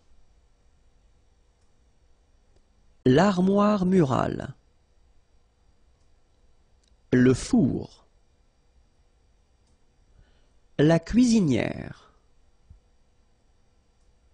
le lave-vaisselle. Okay, let's see them one more time. L'égouttoir, l'armoire murale, le four, la cuisinière, le lave-vaisselle, le chauffe-eau, la théière, la cafetière, la louche, l'entonnoir. Okay, let's see them one more time. Le chauffe-eau, la théière, la cafetière, la louche, l'entonnoir. Le décapsuleur, l'ouvre-boîte, le tire-bouchon, le presse-citron, la passoire. All right, let's repeat them together. Le décapsuleur, l'ouvre-boîte, le tire-bouchon, le presse-citron, la passoire.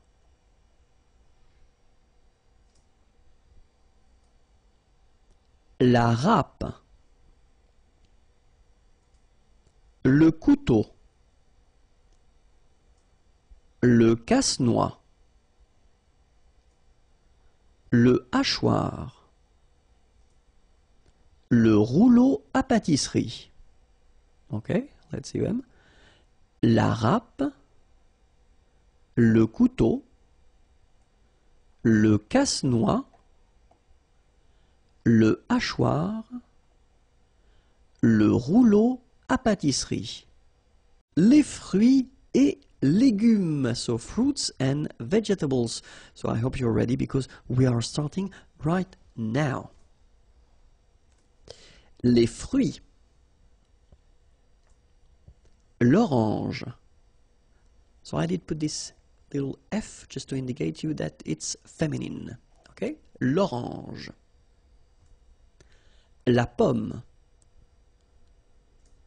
La pêche. Le melon. Okay? So les fruits. L'orange. La pomme. La pêche. Le melon. L'ananas, le pamplemousse, la pastèque, la banane, la figue, all right? L'ananas, le pamplemousse, la pastèque, la banane, la figue. La prune, la mandarine, le citron, l'abricot, la cerise, la prune, la mandarine, le citron, l'abricot. So by the way, I didn't put it, but it's masculine, just for your information. La cerise, la poire, le raisin, le marron, la date, la poire, le raisin, le marron, la date. Les baies. La fraise, la framboise, la groseille à maquereau, la groseille rouge. I just noticed that I've been making a little mistake here. Sorry about that. Les baies, la fraise, la framboise, la groseille à maquereau, la groseille rouge. La myrtille. La mûre des marais. La canneberge. Le cassis. L'airelle rouge. La myrtille. La mûre des marais. La canneberge. Le cassis, l'airelle rouge, la courgette, le haricot vert, le concombre, la salade, la carotte, la courgette, le haricot vert, le concombre, la salade, la carotte, l'asperge, le navet, le petit pois, l'ail, la lentille, l'asperge, le navet, le petit pois, l'ail, la lentille, le haricot, la fève, l'artichaut, l'oignon, le chou, le haricot, la fève, l'artichaut, so for your information, artichaut is masculine, l'oignon, Same thing for oignon, it's masculine. Le chou.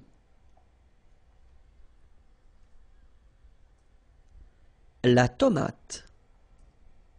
Le chou-fleur. La pomme de terre. Le poivron. L'aubergine. La tomate. Le chou-fleur. La pomme de terre. Le poivron. L'aubergine. For your information, aubergine is a feminine word. L'épinard, le fenouil, le champignon. L'épinard, so it's masculine, le fenouil, le champignon. Bonjour à tous, hi everyone and welcome to Learn French with Vincent. This is Unité 6, leçon F. And in this lesson we'll discover together les comparatifs. So if you want to compare in French, well, this is the lesson you should definitely watch. So in this structure, in this lesson, we'll discover three types of structures. The first one, avec un nom, with the noun. Second one, avec un adjectif, with an adjective. And the last one, avec un verbe, with a verb. Okay, so if you want to compare with these structures, then we'll start with the first one, avec un nom. Okay, so if you want to compare with a noun, then remember that if you want to say more, then you will have to use this plus, de, and then here you will put your noun, after that followed by que, than, and the rest of the structure. Okay, let's see one example. J'ai plus de chance que vous. J'ai plus de chance que vous. Okay, chance is luck. Okay, j'ai plus de chance que vous. Vous is you. All right. Il a plus d'amis que moi. Il a plus d'amis que moi. Amis, friends. Nous avons plus de livres que. Nous avons plus de livres que. Okay, so if I want to be really honest, and I will be, there is a strange thing in French language with this plus. Okay, because in some cases you will have to pronounce the final S, and in other cases you won't. So what I would advise you to do, because we are at a beginning stage, it would be to pronounce it each time, especially with this type of structure. So if you want to construct it followed by a noun, then in that case my advice would be pronounce it. Okay. After that, if you get the chance to go in French-speaking countries or meet French-speaking persons, then you can listen to them and you will learn how to use it or not. Okay, but the first advice would be, if you're using this kind of structure with nouns, then pronounce it. Okay, so let's see now if you want to say as. Okay, so if you want to compare, so it would be autant de followed by the noun, then with this que, than, and you continue your structure. Okay, j'ai autant de chance que vous. Okay, so I kept exactly the same sentences just to make it more clear. Okay, j'ai autant de chance que vous. Il a autant d'amis que moi. Il a autant d'amis que moi. Okay, so as usual in French, you know, you get this de here, but then if the word, you know, coming right after is starting with a vowel or sh plus a vowel, then you should definitely take this away. Okay, il a autant d'amis que moi. Nous avons autant de livres que. Okay, and then same thing here, as you can see here, you get this que. Okay, but then followed by a vowel. In that case, needs to go away, and then you get this que. All right. Then if you want to say less, it's moins in French, so no discussion about the S here, don't pronounce it, okay? Moins de, and then you put your noun, que, than, and the rest of the structure. So let's see. J'ai moins de chance que vous. J'ai moins de chance que vous. Il a moins d'amis que moi. Il a moins d'amis que moi. Nous avons moins de livres qu'eux. Nous avons moins de livres qu'eux. Alright, so that's it. Now let's see if you want to compare and use a structure with an adjective. Donc avec un adjectif, okay. First structure, if you want to use this more, okay, so you will use this plus, and in that case you don't pronounce the S, okay, plus.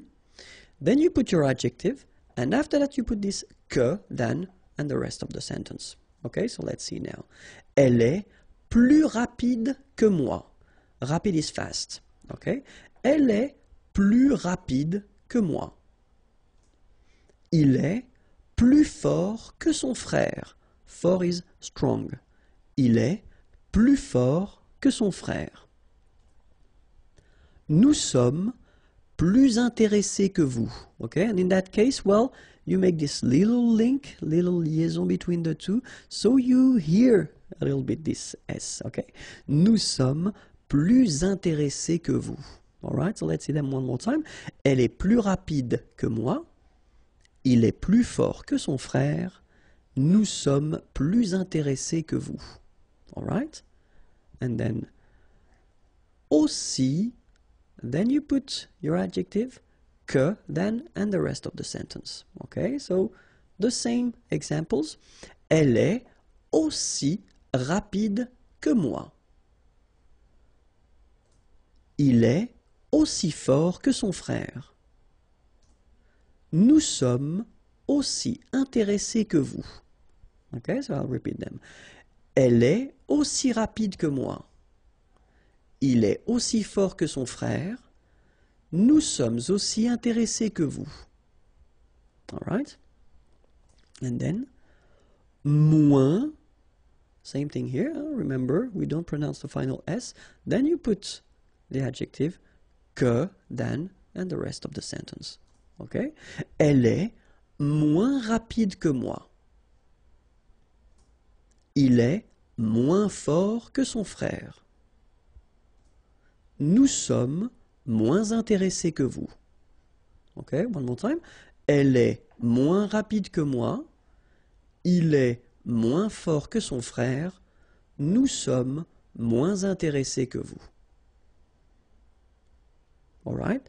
And so the last structure, if you want to compare with a verb, then in that case, remember, plus will be with the S. So pronounce it plus que. Okay, let's see now. Elle parle plus que toi. Elle parle plus que toi. Il mange plus que son frère. Il mange plus que son frère. Nous voyageons plus que vous. Nous voyageons plus que vous. Okay, so let's repeat them. Elle parle plus que toi. Il mange plus que son frère. Nous voyageons plus que vous. And then, autant que. All right? So it goes like, elle parle autant que toi. Il mange autant que son frère. Nous voyageons autant que vous. All right, so let's repeat them one more time. Elle parle autant que toi. Il mange autant que son frère. Nous voyageons autant que vous. And the last one. Moins que. Elle parle moins que toi. Il mange moins que son frère. Nous voyageons moins que vous. One more time. Elle parle moins que toi. Il mange moins que son frère. Nous voyageons moins que vous. And this is it. Okay, the next lesson is here on YouTube/Imagier, and then the website is here, imagier.net. Have a great day. Bye bye.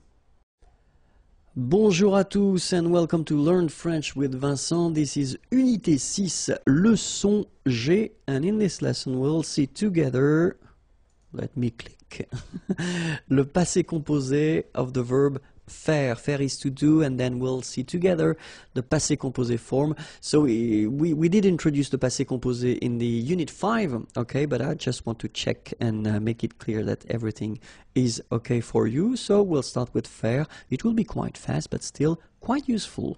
Let's start. J'ai fait. Tu as fait. Il a fait. Elle a fait. Nous avons fait. Vous avez fait. Ils ont fait. Elles ont fait.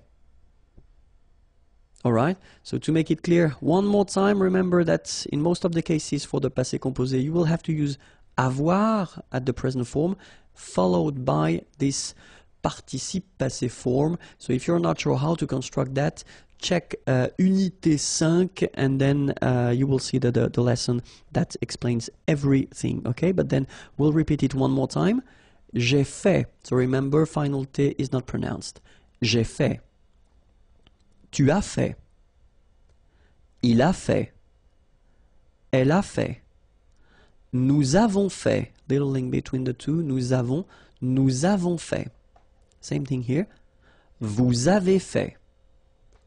And same thing here. Ils ont. Ils ont fait. Elles ont fait. Alright? So that's it. It was the verb faire at the passé composé. Really important. If that's okay with you and if it's clear, then you can continue. And the website is youtube.com/imagier. Or then more material, imagier.net. Have a great day. Au revoir. Well, basically it's for important verbs, and this one, venir, to come, is quite important, especially because it's a bit tricky in a way, so we'll see why. Je suis venu. Tu es venu. Il est venu.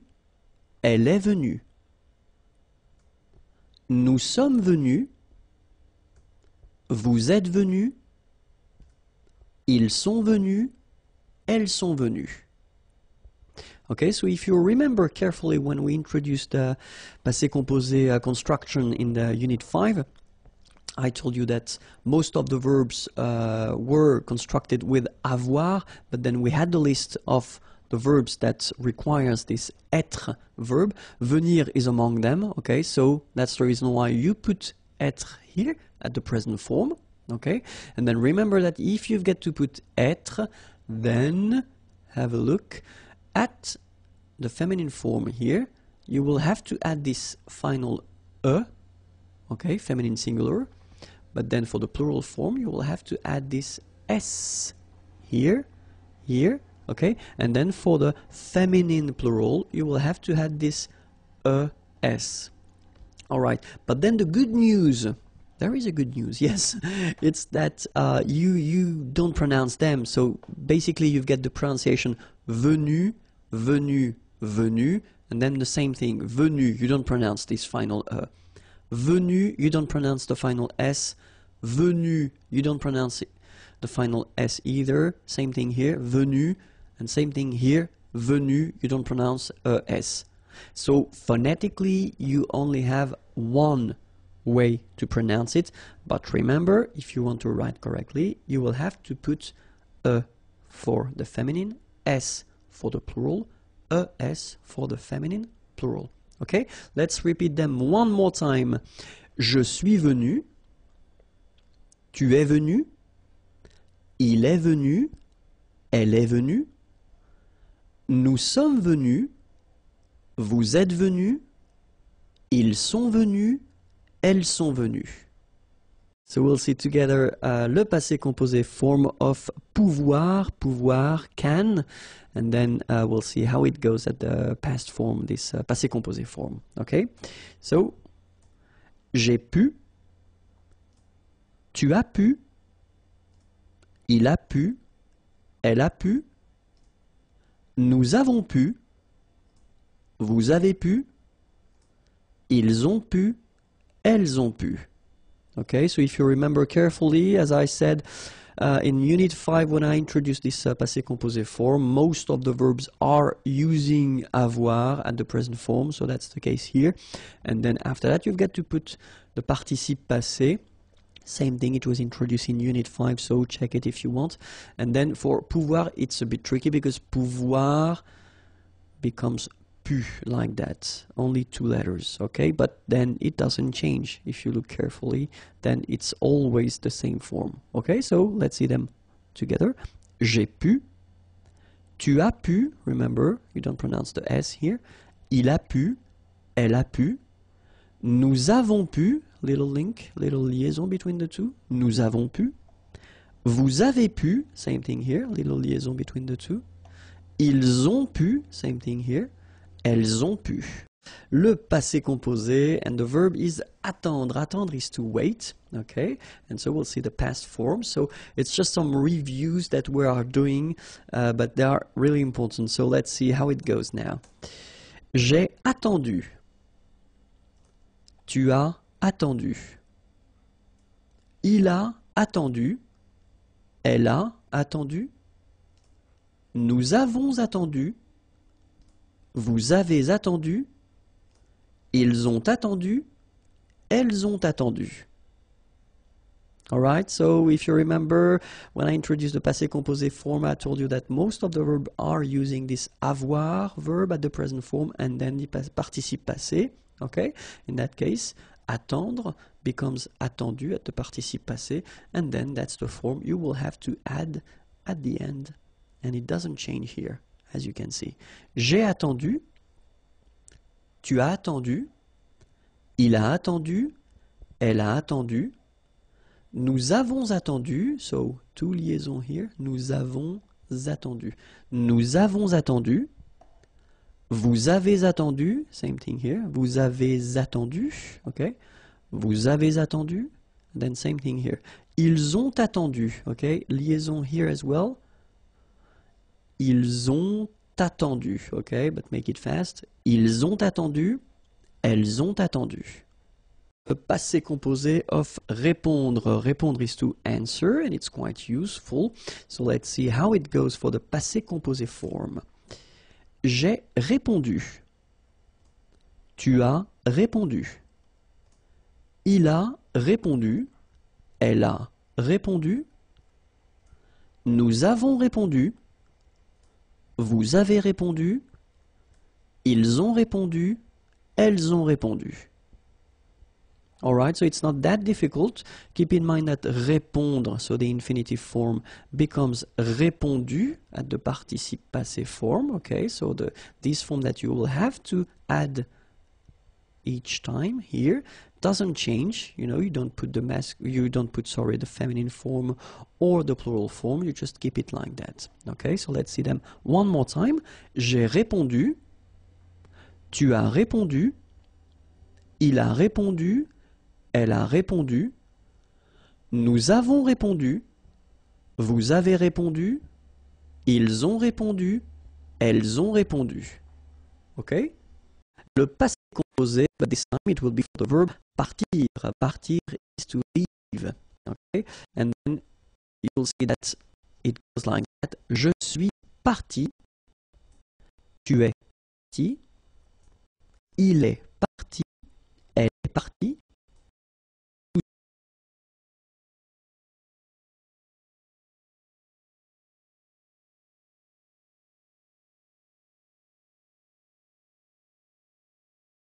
Nous sommes partis, vous êtes partis, ils sont partis, elles sont parties. Okay? Remember, partir belongs to this group of verbs that requires to use être instead of avoir for the passé composé form, and for that reason you will have here, for example, when you've got the feminine form, you will have to put this final at the end of your participe passé form. Okay, if that's plural like it is here, you will have to add s. Okay, and if it's feminine plural, you will have to add this es at the end of your participe passé form. But when it comes to phonetics, so what you will pronounce, the good news is that you won't pronounce these s or es. Okay, so it will go like partie, partie, and then here same thing, partie, partie, and partie. Okay, so phonetically it's not that difficult, but then if you want to write correctly, remember to put for the feminine form, s for the plural form, es for the feminine plural form. Okay, so let's see that together.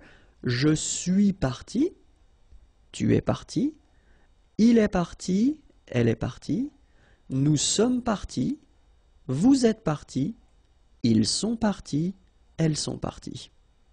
Okay, that's it. youtube.com/imagier. Next lesson is waiting for you, and then the website is here, www.imagier.net. Au revoir. Le passé composé of the verb savoir. Savoir is to know. It's quite used and quite useful, okay? But then keep in mind that this lesson regarding passé composé is the last one, okay? So if you're not sure how to make it, remember that in Unit 5, I did a big lesson regarding le passé composé. And then in Unit 6, few verbs were, well, it was possible to see them, okay? But then after that, we won't see le passé composé again. All right, so let's start now. Le passé composé, savoir, goes like j'ai su. Tu as su. Il a su. Elle a su. Nous avons su. Vous avez su. Ils ont su. Elles ont su. All right, so for the last time, in most of the cases for the verbs, we will use avoir and then we'll use the participe passé form. In that case, savoir becomes su. Okay, so that's the reason why that's the form that you will see at the end of each forms here. Okay, and then avoir should be at the present form. All right, j'ai su, tu as su, il a su, elle a su, nous avons su, vous avez su, ils ont su, elles ont su. Futur simple, so basically it's the future tense, okay? When you want to express something that you will do, let's see how we will make it in French. So we'll see the difference between the three groups of verbs that we've got in French. The first group is ending with er. Remember, parler, to talk, to speak. So the idea is that in that case, for this group, you don't change anything. So you just keep the basic form, the infinitive form, all right? And after that, you will put at the end ai for je. Okay, so this will be your ending. So you just don't touch the verb, don't touch the infinitive form, you just put at the end this ending, okay? Second group of verbs, finir, to finish, to end. Well, the good news is that it will behave the same way as for the first group of verb. You don't modify anything, you just keep your infinitive form and you will put the ending ai here as well. So you get je parlerai and then you will get je finirai. So it's not that difficult for these two first group, okay? The third group, it's a bit more tricky, of course, as usual, because we're talking about irregular verbs, okay? But still, I took this lire. Lire is to read, okay? And then you can see that it's ending with this so the vowel okay? As usual, what we'll do, we'll take this away. So we get now L-I-R, and after that, we just put the ending. Je lirai. Alright? So it will apply for most of the verbs. Of course, because it's French language, it's not all the verbs. We've got exceptions, but we'll see the exceptions a bit later in this lesson. But still, that's the idea of constructing it. If it's ending with this vowel, take it away. Alright? You get that. And after that, you just put the ending. Alright? So, let's see. The ending for je will be ai. Alright? And you pronounce it e. Remember, open e. Okay? The ending for tu will be as. You don't pronounce the s, so you pronounce a. Alright? The ending for il, elle will be a. Okay? Phonetically, exactly the same thing as for tu. Okay? A. The ending for nous will be ons, as usual. Okay? Remember, you don't pronounce the final s, you get the on sound. Okay? Nasal in your nose, on. Alright? The ending for vous will be, as usual, a z, but then you pronounce it e. Okay? And then the ending for il, elle will be ont. You don't pronounce the final t, so you get the nasal on. Alright? So, e, a, on, et, on. Okay? So let's see how it will go with parler, parler to speak, to talk. Okay? Je parlerai. Tu parleras. Il parlera. Elle parlera. Nous parlerons. Vous parlerez. Ils parleront. Elles parleront. Alright? So as I said, just keep your basic form and just put your endings. Okay? E, a, on, et, on. That's it. Let's see now. Choisir, to choose. Second group of verbs. Je choisirai. Tu choisiras. Il choisira. Elle choisira. Nous choisirons. Vous choisirez. Ils choisiront. Elles choisiront. Same thing. Remember, just keep the infinitive form, the basic form, and just put your endings at the end. E, a, on, et, on. Okay? Let's see now. Écrire. Écrire is to write. Okay, so third group, but then remember, as we saw with lire, lire, we took away this final e, okay? And only with the first part, we just add after that the endings. So, j'écrirai, tu écriras, il écrira, elle écrira, nous écrirons, vous écrirez, ils écriront, elles écriront. Alright? So it's not that difficult, okay? As I said, you take away the e, and after that, e, a, on, et, on. Alright? So, of course, we've got some exceptions, as I said. The first one is être. Être will become sœur. So the important thing with the futur simple is that the verb will change, but the endings will be the same. Okay, so the endings we saw previously will be exactly the same. Okay, so the only thing that you've got to remember is that être will become sœur. So that's the part that you will have to put, and then you will combine it with the ending, and it will become je serai. Okay, remember, ending for je was ai, je serai. Okay, avoir is becoming or. Okay, so tu auras. Aller will become ir. Il ira, elle ira. Faire will become faire, F-E-R. So you will get nous ferons. Savoir will become saur, S-A-U-R. Vous saurez. Voir will become ver. Ils verront, elles verront. Alright, so remember, être is becoming sœur, avoir becomes or, aller, ir, faire, faire, savoir, sort, voir, ver.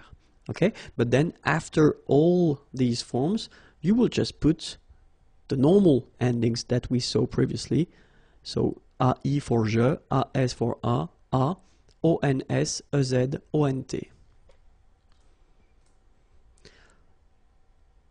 Other exceptions, pouvoir will become pour.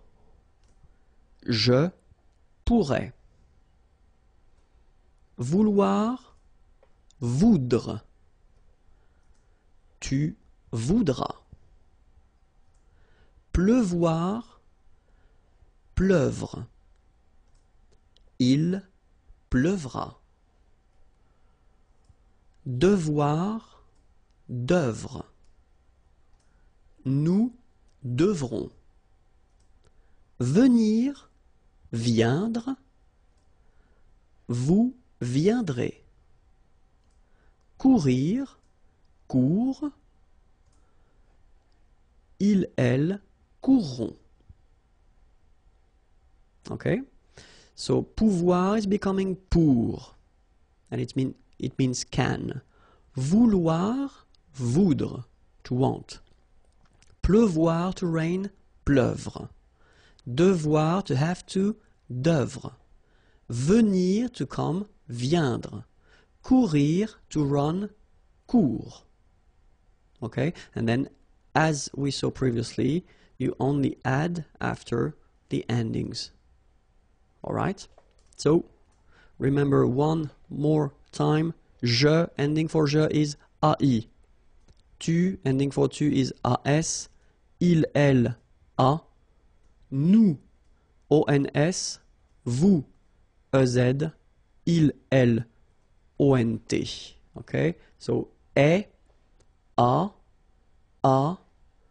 on, et, on. Le pronom complément en. So let's see now.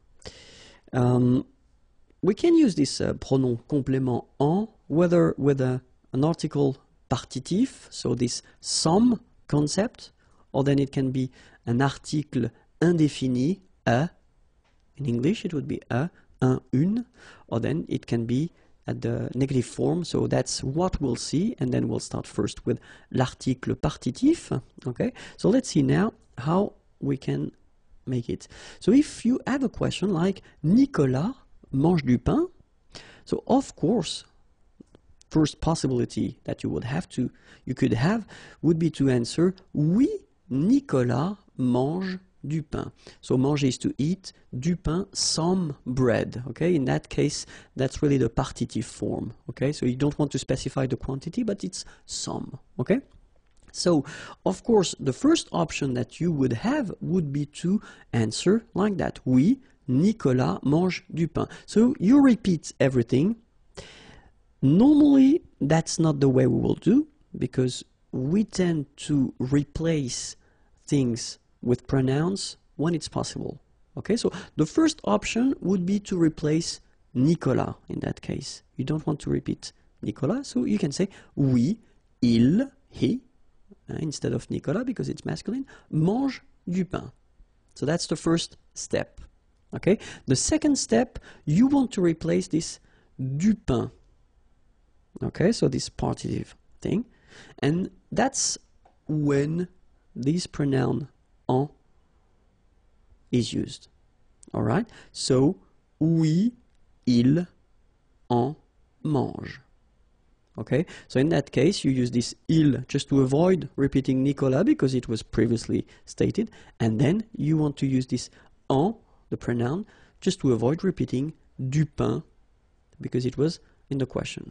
Okay, oui, il en mange. So remember that this en pronoun should be before the verb. Okay?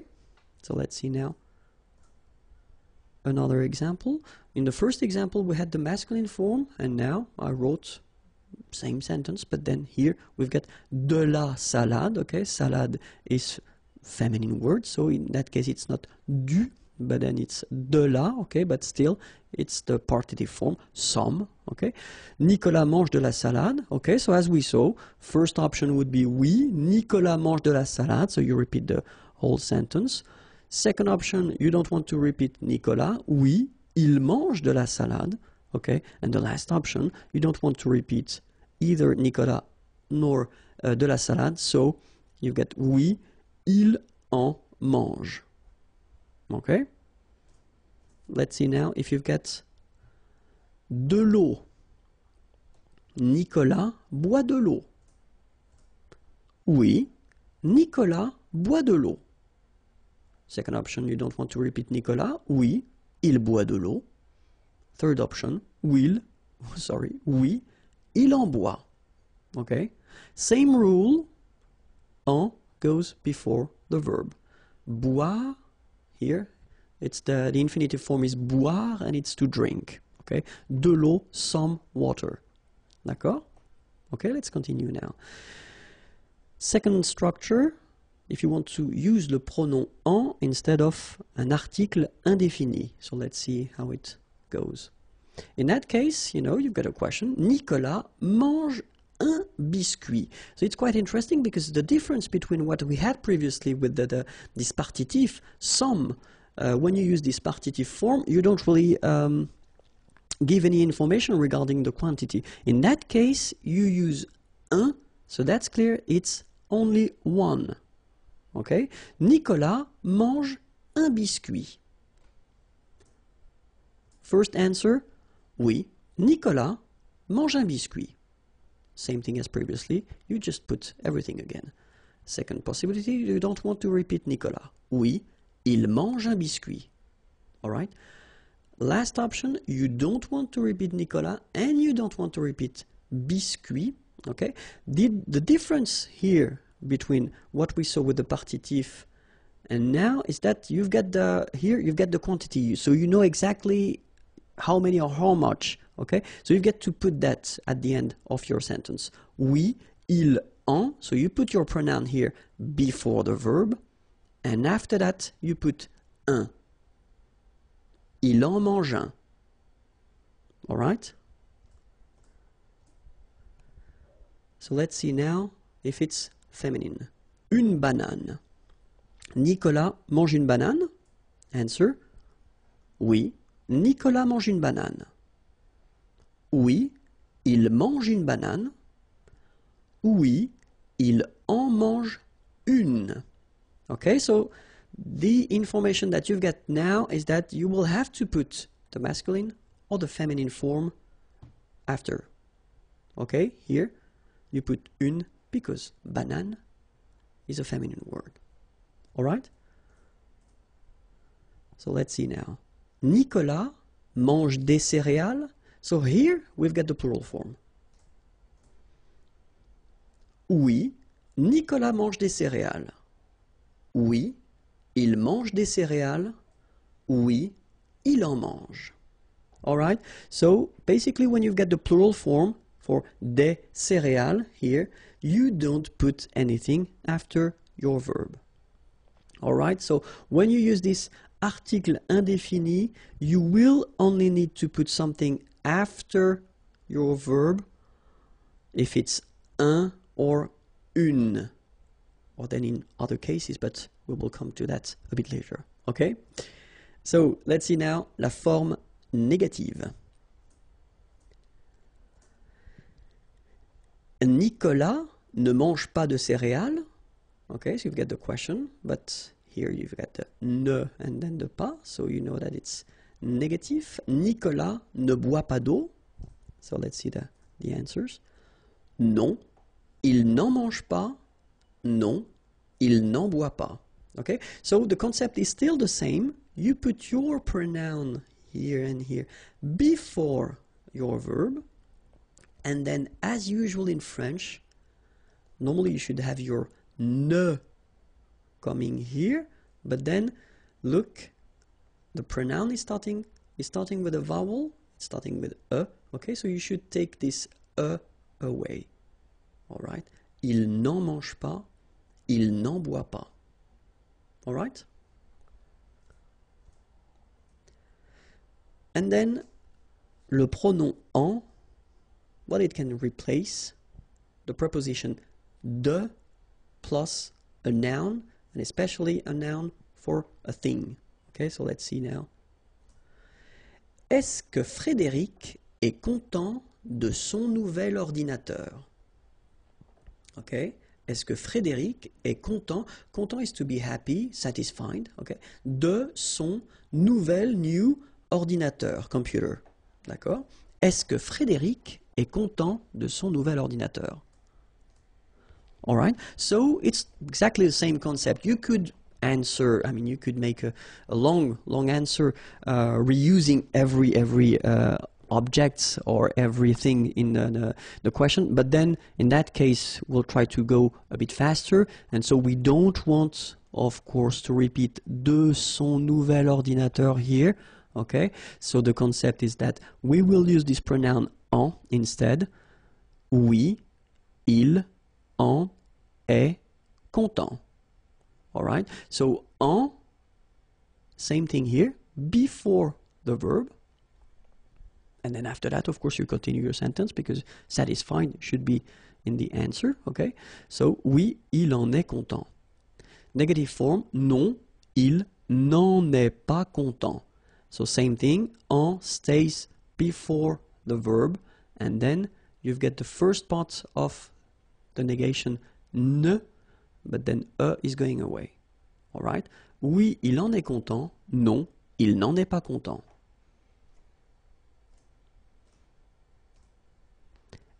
Est-ce que Frédéric parle de son chef?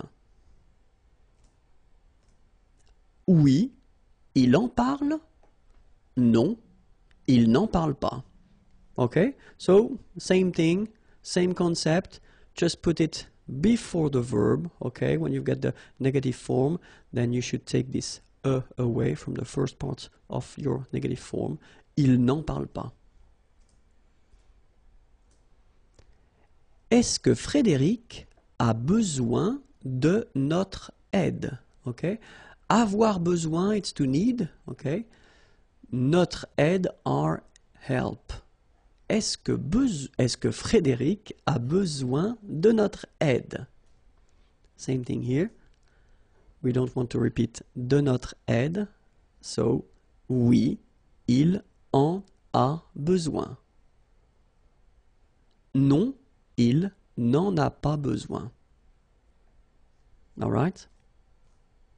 And now, let's see how it goes when you constructed with one verb, avec un verbe, with two verbs, avec deux verbes, and then if you construct it with one verb composed, like for the passé composé, for instance. So let's see now, avec un verbe, with one verb. So you've got a question. Laurent prend un biscuit. Oui, il en prend un. Non, il n'en prend pas. So remember, we saw that previously. Huh? If you've got un biscuit, in that case you've got to state the amount here, un. Okay, so in that case it's masculine, un biscuit, so it's un. Oui, il en prend un. Okay, so you put en before the first verb. Non, il n'en prend pas. Laurent prend 2 biscuits. Oui, il en prend 2. Okay, so in that case you've got to put the amount. Il en prend 2. So it would be the same if you would have 3 biscuits, 3. In that case you would put oui, il en prend 3. But then keep in mind that if you put the negative answer, non, il n'en prend pas. So you don't need to state the amount. Okay, il n'en prend pas.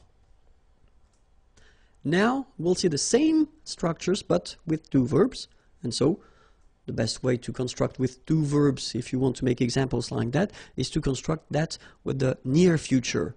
Laurent va prendre un biscuit. Is going to take a biscuit. Laurent va prendre un biscuit.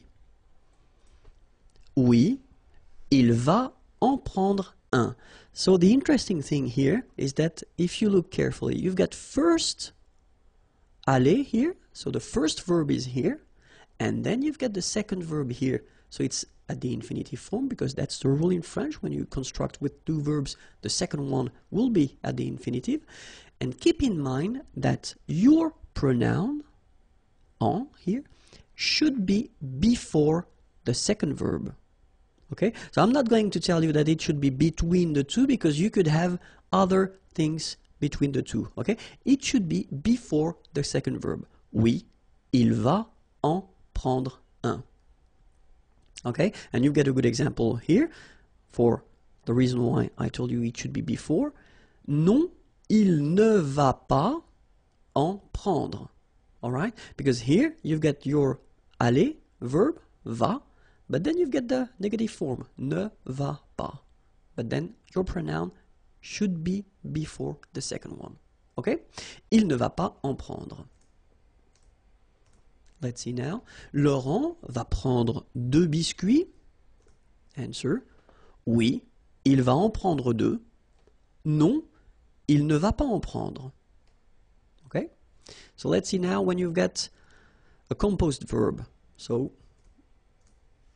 we just need to put the same sentence at the passé composé form. Laurent a pris un biscuit. Oui, il en a pris un. Okay, so the important thing now is to try to remember that when you've got this form, a pris, even if you've got 2 parts, well, technically you don't have 2 verbs, you've got 1 verb. Okay, so your pronoun en should be before the verb, so it means before a here. Okay, one common mistake is to put this en between the two. Okay, because you tend to think that maybe you've got 2 verbs, but no.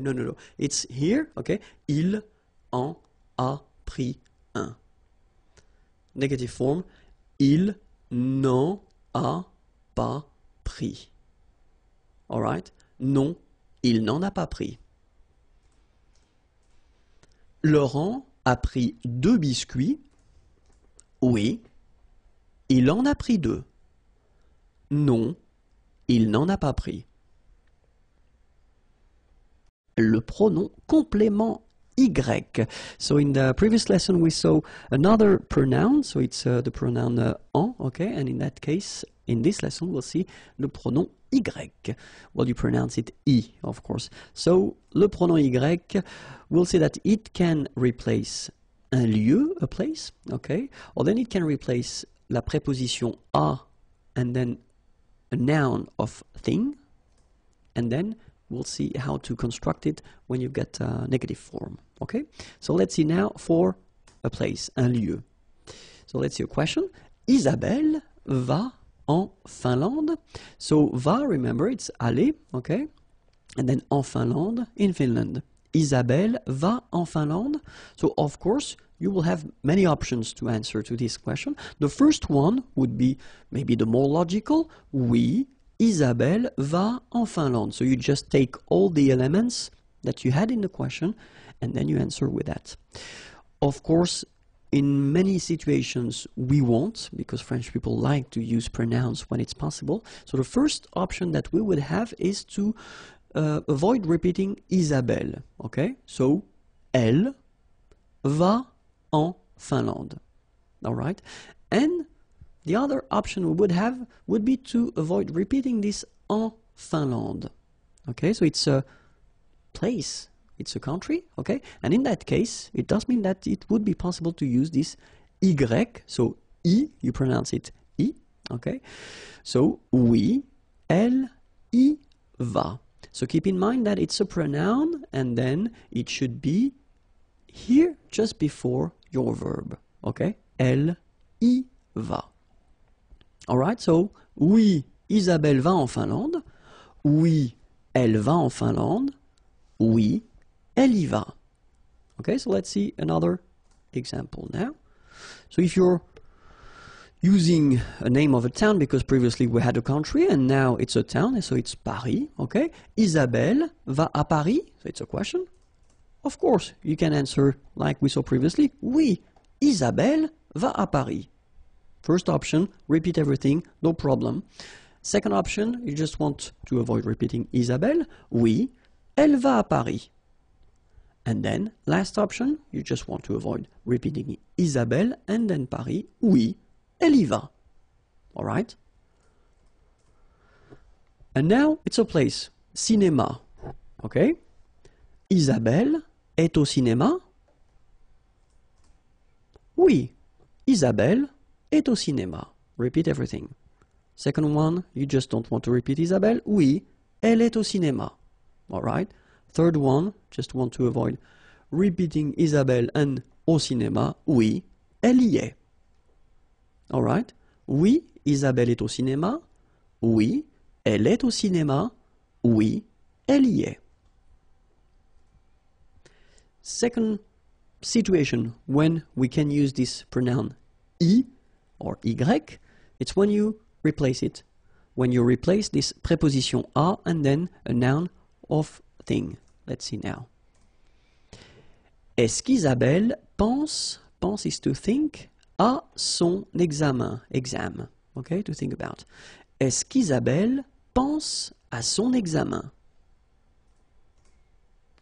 First option, repeat everything. Oui, Isabelle pense à son examen. Second option, you just don't repeat Isabelle. Oui, elle pense à son examen. Third option, you don't repeat Isabelle, and same thing for à son examen, so oui, elle y pense. All right? Same concept, remember, I should come before the verb. Est-ce qu'Isabelle joue au tennis? So in that case, remember, it's O, but then O is clearly the combination of the preposition a and then the article le tennis, the, okay? So when you combine these two, you get this au tennis. So still, it does give you the information that it is the preposition which is modified. So still, it's possible to use this pronoun. Oui, Isabelle joue au tennis. Repeat everything. Second one, oui, elle joue au tennis.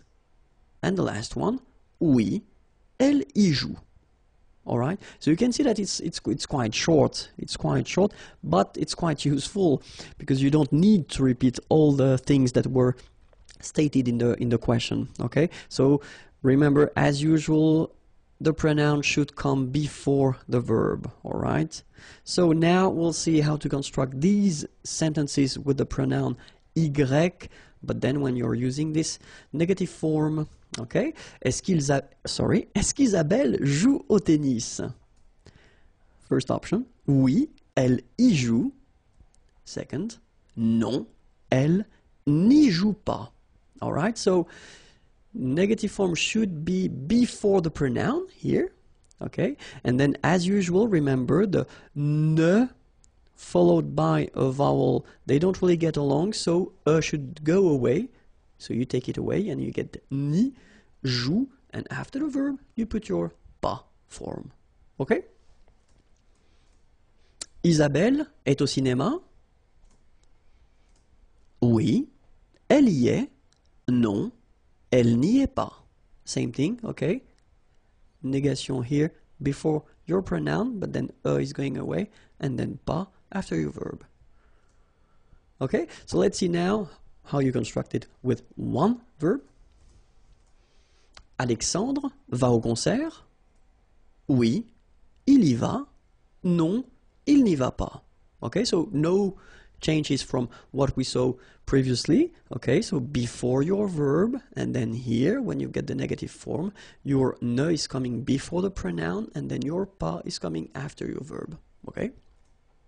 When you get two verbs now. Alexandre va aller au concert? So it looks a bit strange, sorry about that, is going to go at the concert. I know, I know, but it's just to show you how it works, and I don't want to change the sentence, okay? So, oui, il va y aller. Okay, so you can see here now that this pronoun y should be before the second verb, okay? Il va y aller. Negative form, non. Il ne va pas, okay? So your negative form is before and after the first verb, and that's the key thing, okay? And then your pronoun is coming after, before, sorry, your second verb. Okay, so your pronoun y should be always before your second verb. Okay? And now, let's see how it will work if we've got composed tense like aller here, and it's at the passé composé form. So Alexandre est allé au concert. Okay, it's the past tense. Oui, il y est allé. Okay, so keep in mind that even if you've got two parts here, okay, it's only one verb. It's the verb aller at the passé composé. Okay, so it's composed. So we've got two elements, but still it's one verb. So it means that your pronoun y should be before. Il y est allé. All right, and then the tricky thing, normally it's the negative form at the passé composé. Look, non, il. So you put first the negative part. So ne, obviously this is going away because you've got a vowel, okay, as usual. Il n'y est, and then you put, as we saw previously in Unit 5, or I don't remember, I guess it was Unit 5 when I introduced the passé composé, you put this pas here between être and your participe passé form, okay? So, non, il n'y est pas allé. All right? Bonjour à tous. Hi everyone and welcome to Learn French with Vincent. This is Unité 7, leçon A. And in this lesson we'll work together on the adverbs, les adverbes. And to be more precise, we'll see three cases. The first one will be with an adjective, an adverb. Second situation will be with un verbe. And then the last one will be with une phrase. Okay, so let's see that right now. The first case we'll discover or we'll work on will be with an adjective or an adverb. Okay, so let's see. The idea is normally that the adverb should be placed, adverbe placé, devant, before the adjective or the other adverb. Okay, so if you've got a structure with one adverb and one adjective, your adverb should be placed before the adjective. If you've got two adverbs, then this one should be before the second one. Okay, so let's see how it goes. First example, ce thé est trop chaud. Okay, ce thé, thé is tea, of course, and then here we've got the demonstrative. This tea is too hot. Okay, so you've got the adjective chaud here, and then this trop should be before the adjective. Okay, so it's quite easy. Another possibility here, you've got two adverbs, so this one, trop, too, and then rapidement, well, fast, okay, and then parler is to talk. Il parle trop rapidement. Okay, so obviously this trop, too fast, should be before rapidement. Okay, and then last example, ce film est assez intéressant. Ce film est assez, enough, intéressant, interesting. Okay, so assez comes before intéressant. All right, so remember, if you've got one adverb, then you should put it before the adjective or the second adverb. All right, so let's see now how you will construct it if you have a verb. So the rule goes like that. L'adverbe est placé, is placed, so the adverb is placed en général, in general, so that's quite important in French because, of course, we've got exceptions all the time. We will have exceptions in French, but en général, okay, après, so after the verb. Okay? Adverbe placé en général après le verbe. So let's see how it goes now. Je lis, lire. Lire is to read. Okay, so it's the present form. Je lis, I read. Rapidement. Okay, so fast. Je lis rapidement. So you can see that this rapidement, fast, comes after your verb here, lire. Okay? Second example now. Elle parle, parler is to talk, doucement. Okay, quietly. Elle parle doucement. Same thing here. Your adverb is coming after your verb. Alright? And then the last one. Il conduit. Conduire is to drive. Il conduit très bien, very well, sa nouvelle voiture, his new car. Il conduit très bien sa nouvelle voiture. So as you can see here as well, this très bien, very well, is coming after the verb conduire, to drive. Alright? So remember, the adverb is placed in general after the verb. Okay? And then be careful, of course, if you construct it at the passé composé tense. So remember, we saw that previously. You should check the unit 5 if you want to know how to construct this passé composé. But then for the passé composé, we will have, of course, some exceptions. The exceptions are assez, enough, beaucoup, a lot, bien, well, déjà, already, mal, bad, mieux, better, trop, too much, too, okay, toujours, always, and then presque, almost. Okay, so assez, beaucoup, bien, déjà, mal, mieux, trop, toujours, presque.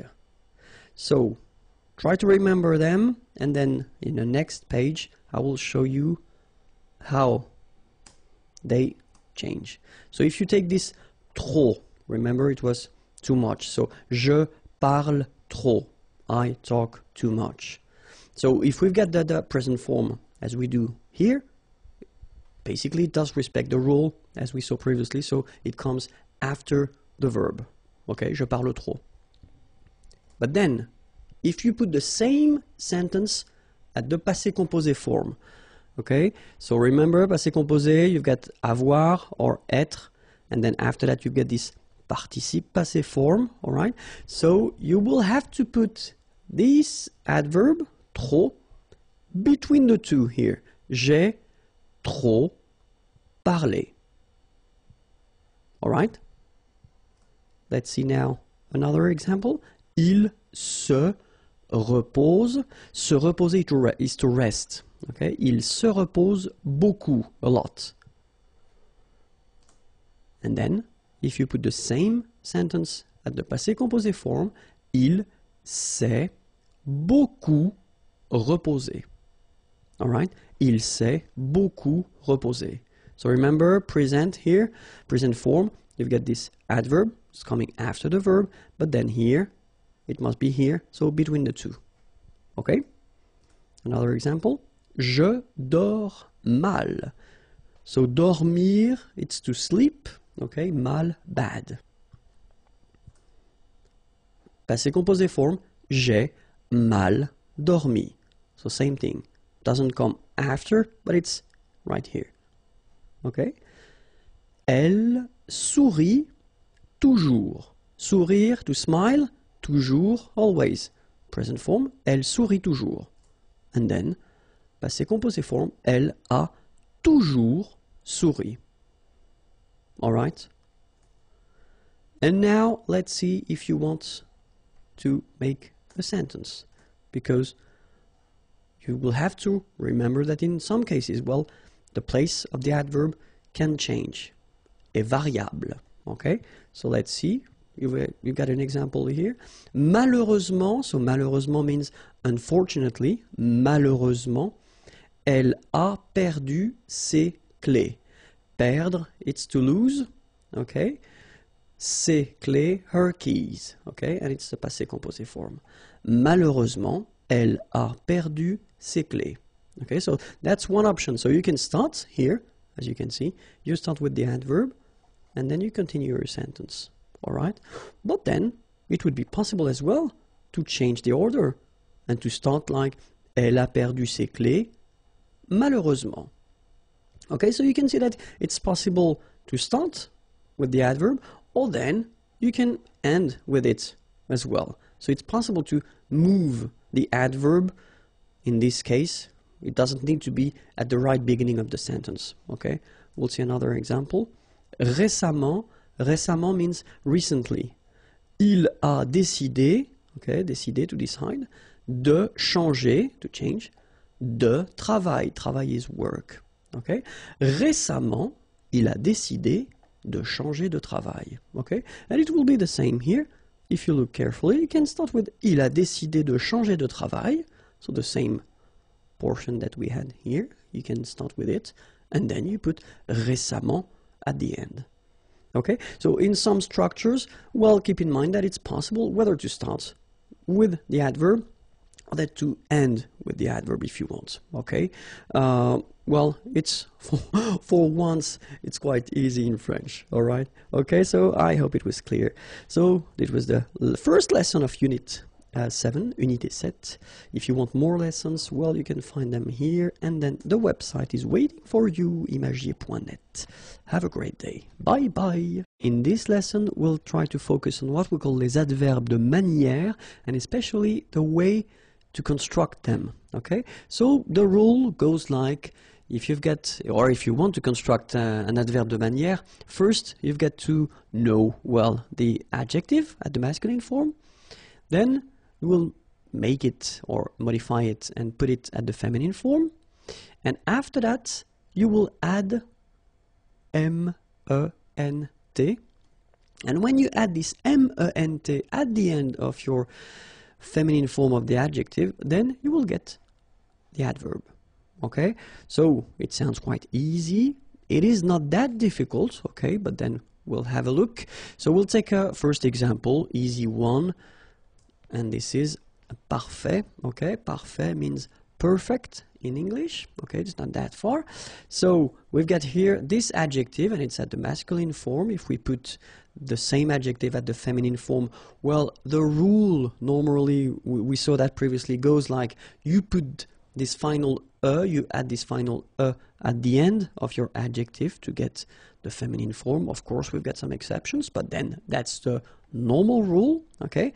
And so based on this form, as we saw, you just add M-E-N-T, and then you get your adverb parfaitement, okay? In English, it would be perfectly, okay? So parfait, then parfaite, parfaitement. All right, so we'll see a few examples, and then the first one is franc. Okay, so in some cases they will be a bit strange because the feminine will not follow the rule that we saw, but then, I mean, I told you that in advance, you know, most of them follow this rule, but then, of course, we've got exceptions, okay? But then, so franc, franche, so it's the feminine forms, the adjective, and then franchement, you get the adverb here, okay? So for each adjective, I will put the English translation here at the beginning, all right? Doux, you don't pronounce the final X. Douce, feminine form. Doucement, adverb. Parfait, parfaite, parfaitement. Certain, certaine, certainement. Joyeux, joyeuse, joyeusement. All right, so let's repeat them one more time. Franc, franche, franchement. Doux, douce, doucement. Parfait, parfaite, parfaitement. Certain, certaine, certainement. Joyeux, joyeuse, joyeusement. Okay, let's continue the list. Heureux, heureuse, heureusement. Spécial, spécial, spécialement. Clair, clair, clairement. Vif, vive, vivement. Sportif, sportive, sportivement. Okay, you can read them one more time. Heureux, heureuse, heureusement. Spécial, spécial, spécialement. Clair, clair, clairement. Vif, vive, vivement. Sportif, sportive, sportivement. Okay, and then we can see some subgroups. Okay, so it does mean that here you will have the ending of your adjective at the masculine form, then here the ending of the adjective at the feminine form, and here you've got the ending of your adverb. So it takes back this ending here, accent grave RE, and then you add this MENT. Okay, so this subgroup follow the rule that if it ends with ER, then the feminine form will be accent grave, it goes like that, RE. Okay, so let's see a few examples now. Entier, entière, entièrement. Premier, première, premièrement. Dernier, dernière, dernièrement. Léger, légère, légèrement. Okay? One more time. Entier, entière, entièrement. Premier, première, premièrement. Dernier, dernière, dernièrement. Léger, légère, légèrement. Okay? And then second subgroup. So if it ends with ET, then it will go like accent grave, TE, and then for the adverb, accent grave, TE, and you add this MENT here. Okay? Let's see. Secret, secrète, secrètement. Okay, so I tend to insist a little bit on it just to make you hear the difference between the masculine. Secret, secrète. Okay, you're pronouncing the T. Okay? Complet, complète, complètement. Discret, discrète, discrètement. Okay, so one more time. Secret, secrète, secrètement. Complet, complète, complètement. Discret, discrète, discrètement. Okay, so let's see another subgroup. So actually you've got two things here. The first one, so if your adjective is ending with ENT, then it will be transformed for the adverb, like EMMENT. And if it ends with ANT, it will be transformed like AMMENT. Okay? But then I did put them in the same group because phonetically, and that's the important thing, phonetically you will pronounce them the same way. So you will pronounce amant, and here it will be the same, you will pronounce amant. Okay, so let's see how it goes. Patient, and then patiemment. So as I told you, even if you write it EMMENT, phonetically it goes like amant, patiemment. All right? Récent, same rule, récemment, récemment, récemment. Okay? Then suffisant, suffisamment. And the last example, élégant, élégamment. All right, so let's repeat them one more time. Patient, patiemment, récent, récemment, suffisant, suffisamment, élégant, élégamment. Okay, and another subgroup, so if your adjective is ending with EL, then feminine form of the adjective will be ELLE, and then the adverb ELLEMENT. Okay? Réel, réellement. Okay, so remember when you've got this here and then it's followed by two consonants and then they are the same consonant like here, the sound of the E changes and it's open, it's E. So that's the reason why you've got this réel, okay? Réellement, all right? Then manuel, manuel, manuellement. Annuel, annuel, annuellement. Naturel, naturel, naturellement. Okay, one more time. Réel, réel, réellement. Manuel, manuel, manuellement. Annuel, annuel, annuellement. Naturel, naturel, naturellement. The topic will be dans la ville, so in the town, dans la ville. Okay, so let's start now. Une rue. Okay, remember final E not pronounced. Une rue. Une voie ferrée. Final E here not pronounced, and then this one is not pronounced either. Une voie ferrée. Une autoroute. Une autoroute. Un boulevard. Final D not pronounced. Un boulevard. Un lampadaire. Final E not pronounced. Un lampadaire. Une aire de stationnement. Une aire de stationnement. Un musée. Final E not pronounced. Un musée. Un immeuble. So you can see I'm making this little liaison between the two. Un immeuble. Final E not pronounced. Un immeuble. Un stade. Same thing here. Final E is not pronounced. Un stade. Un gratte-ciel. Un gratte-ciel. Un restaurant. Final T not pronounced. Un restaurant. Un hôtel. So you can see that I'm making this little liaison, this little link between the two. Un hôtel.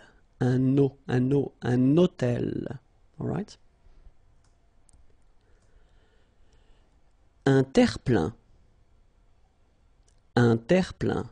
Remember this E-I-N nasal. So it goes in your nose and it's un plein, plein. Un terre-plein. Une gare. Okay, remember when you get these G and A together, the sound is g, ga, ga. Une gare, final E not pronounced. Une gare. Une tour. Okay, O-U-U, une tour. Un palais des congrès. Final S here and here are not pronounced. Un palais des congrès. Un parc.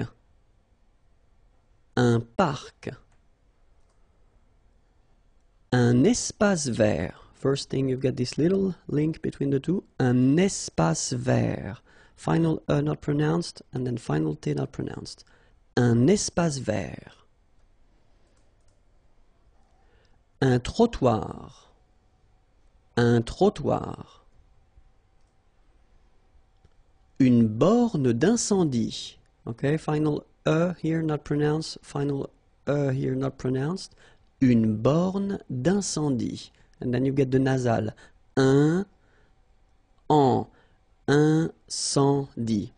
Une borne d'incendie. Un égout. Okay, little link between the two. Un égout. Final T not pronounced. Un égout. Une conduite d'eau potable.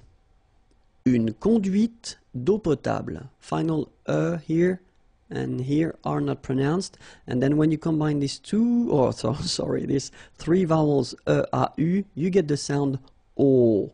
Only O. Okay? Une conduite d'eau potable. Okay? Une conduite de gaz. Final E not pronounced here. Une conduite de gaz. Un câble électrique. final here and here are not pronounced. Un câble électrique. Un abribus. Un abribus. Un arrêt d'autobus. So you can hear this little link between the two. Un arrêt d'autobus. Un passage pour piétons. Un passage pour piétons. Final S here, not pronounced, and then final E, not pronounced. Un passage pour piétons. Des feux de circulation. So here, final X, not pronounced. Des feux de circulation. Une chaussée. Okay, here, final not pronounced. And then you get the double S between two vowels, so it's really strong. I mean, the S is s. Okay, so une chaussée. Un réverbère. Final not pronounced. Un ré. So here you've got this accent aigu, et, and then here you've got this accent grave, é. Okay, et, é. So it goes like réverbère. Okay, un réverbère. Une maison individuelle. So remember when you get this e and then double consonant, and especially here it's the same one, that's the idea. It will open the sound of e, so you will pronounce it like é. Okay, individuel, uel. Okay, une maison individuelle. Une maison individuelle jumelée. Final E here, not pronounced. Une maison individuelle jumelée. Des appartements en copropriété. Remember, final S and final T are not pronounced here. Des appartements, little liaison here, des appartements en copropriété. Des maisons en rangée. Final E and final S are not pronounced. Des maisons en rangée. Une tour d'habitation. Remember, H doesn't exist in French, well, in most of the cases, so it does mean that you don't pronounce it, all right? So, d'habitation. Une tour d'habitation. Dans la maison. So let's start now. Une entrée principale. Un vestibule. Un vestiaire. Un couloir. Un escalier. Une buanderie. Okay, so one more time. Une entrée principale. Un vestibule. Un vestiaire. Un couloir. Un escalier. Une buanderie. Un salon. Une cheminée. Une salle à manger. Une cuisine. Des WC. Une salle de séjour. So one more time. Un salon, une cheminée, une salle à manger, une cuisine, des WC, une salle de séjour. Un rez-de-chaussée. Un étage. Un palier. Une chambre principale. Une garde-robe. Une chambre. One more time. Un rez-de-chaussée. Un étage. Un palier. Une chambre principale. Une garde-robe. Une chambre. une fenêtre, une porte-fenêtre, une salle de bain, une douche, une baignoire, une porte pliante.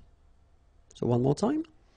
Une fenêtre, une porte-fenêtre, une salle de bain, une douche, une baignoire, une porte pliante, une table, une desserte, un fauteuil, un canapé, un banc, un tabouret. One more time. Une table, une desserte, un fauteuil, un canapé, un banc, un tabouret.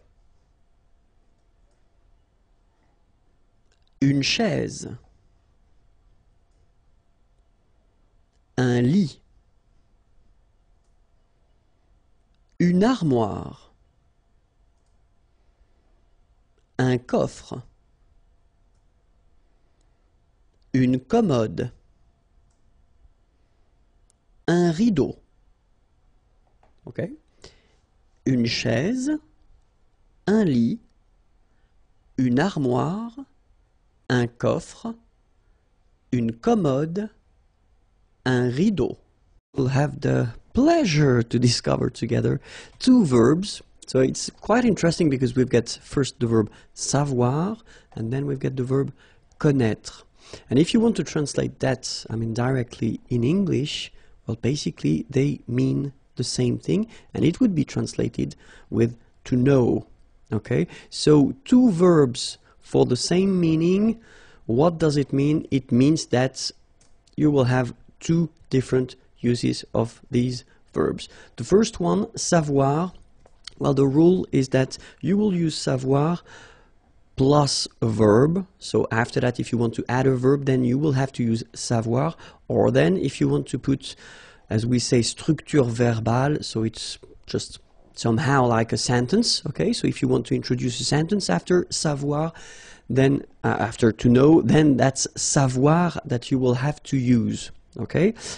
But connaître, so same meaning, as I said, it's to know, okay? You will use connaître only if you want to put a name or a noun after connaître, okay? So that's the main difference of use between savoir and connaître.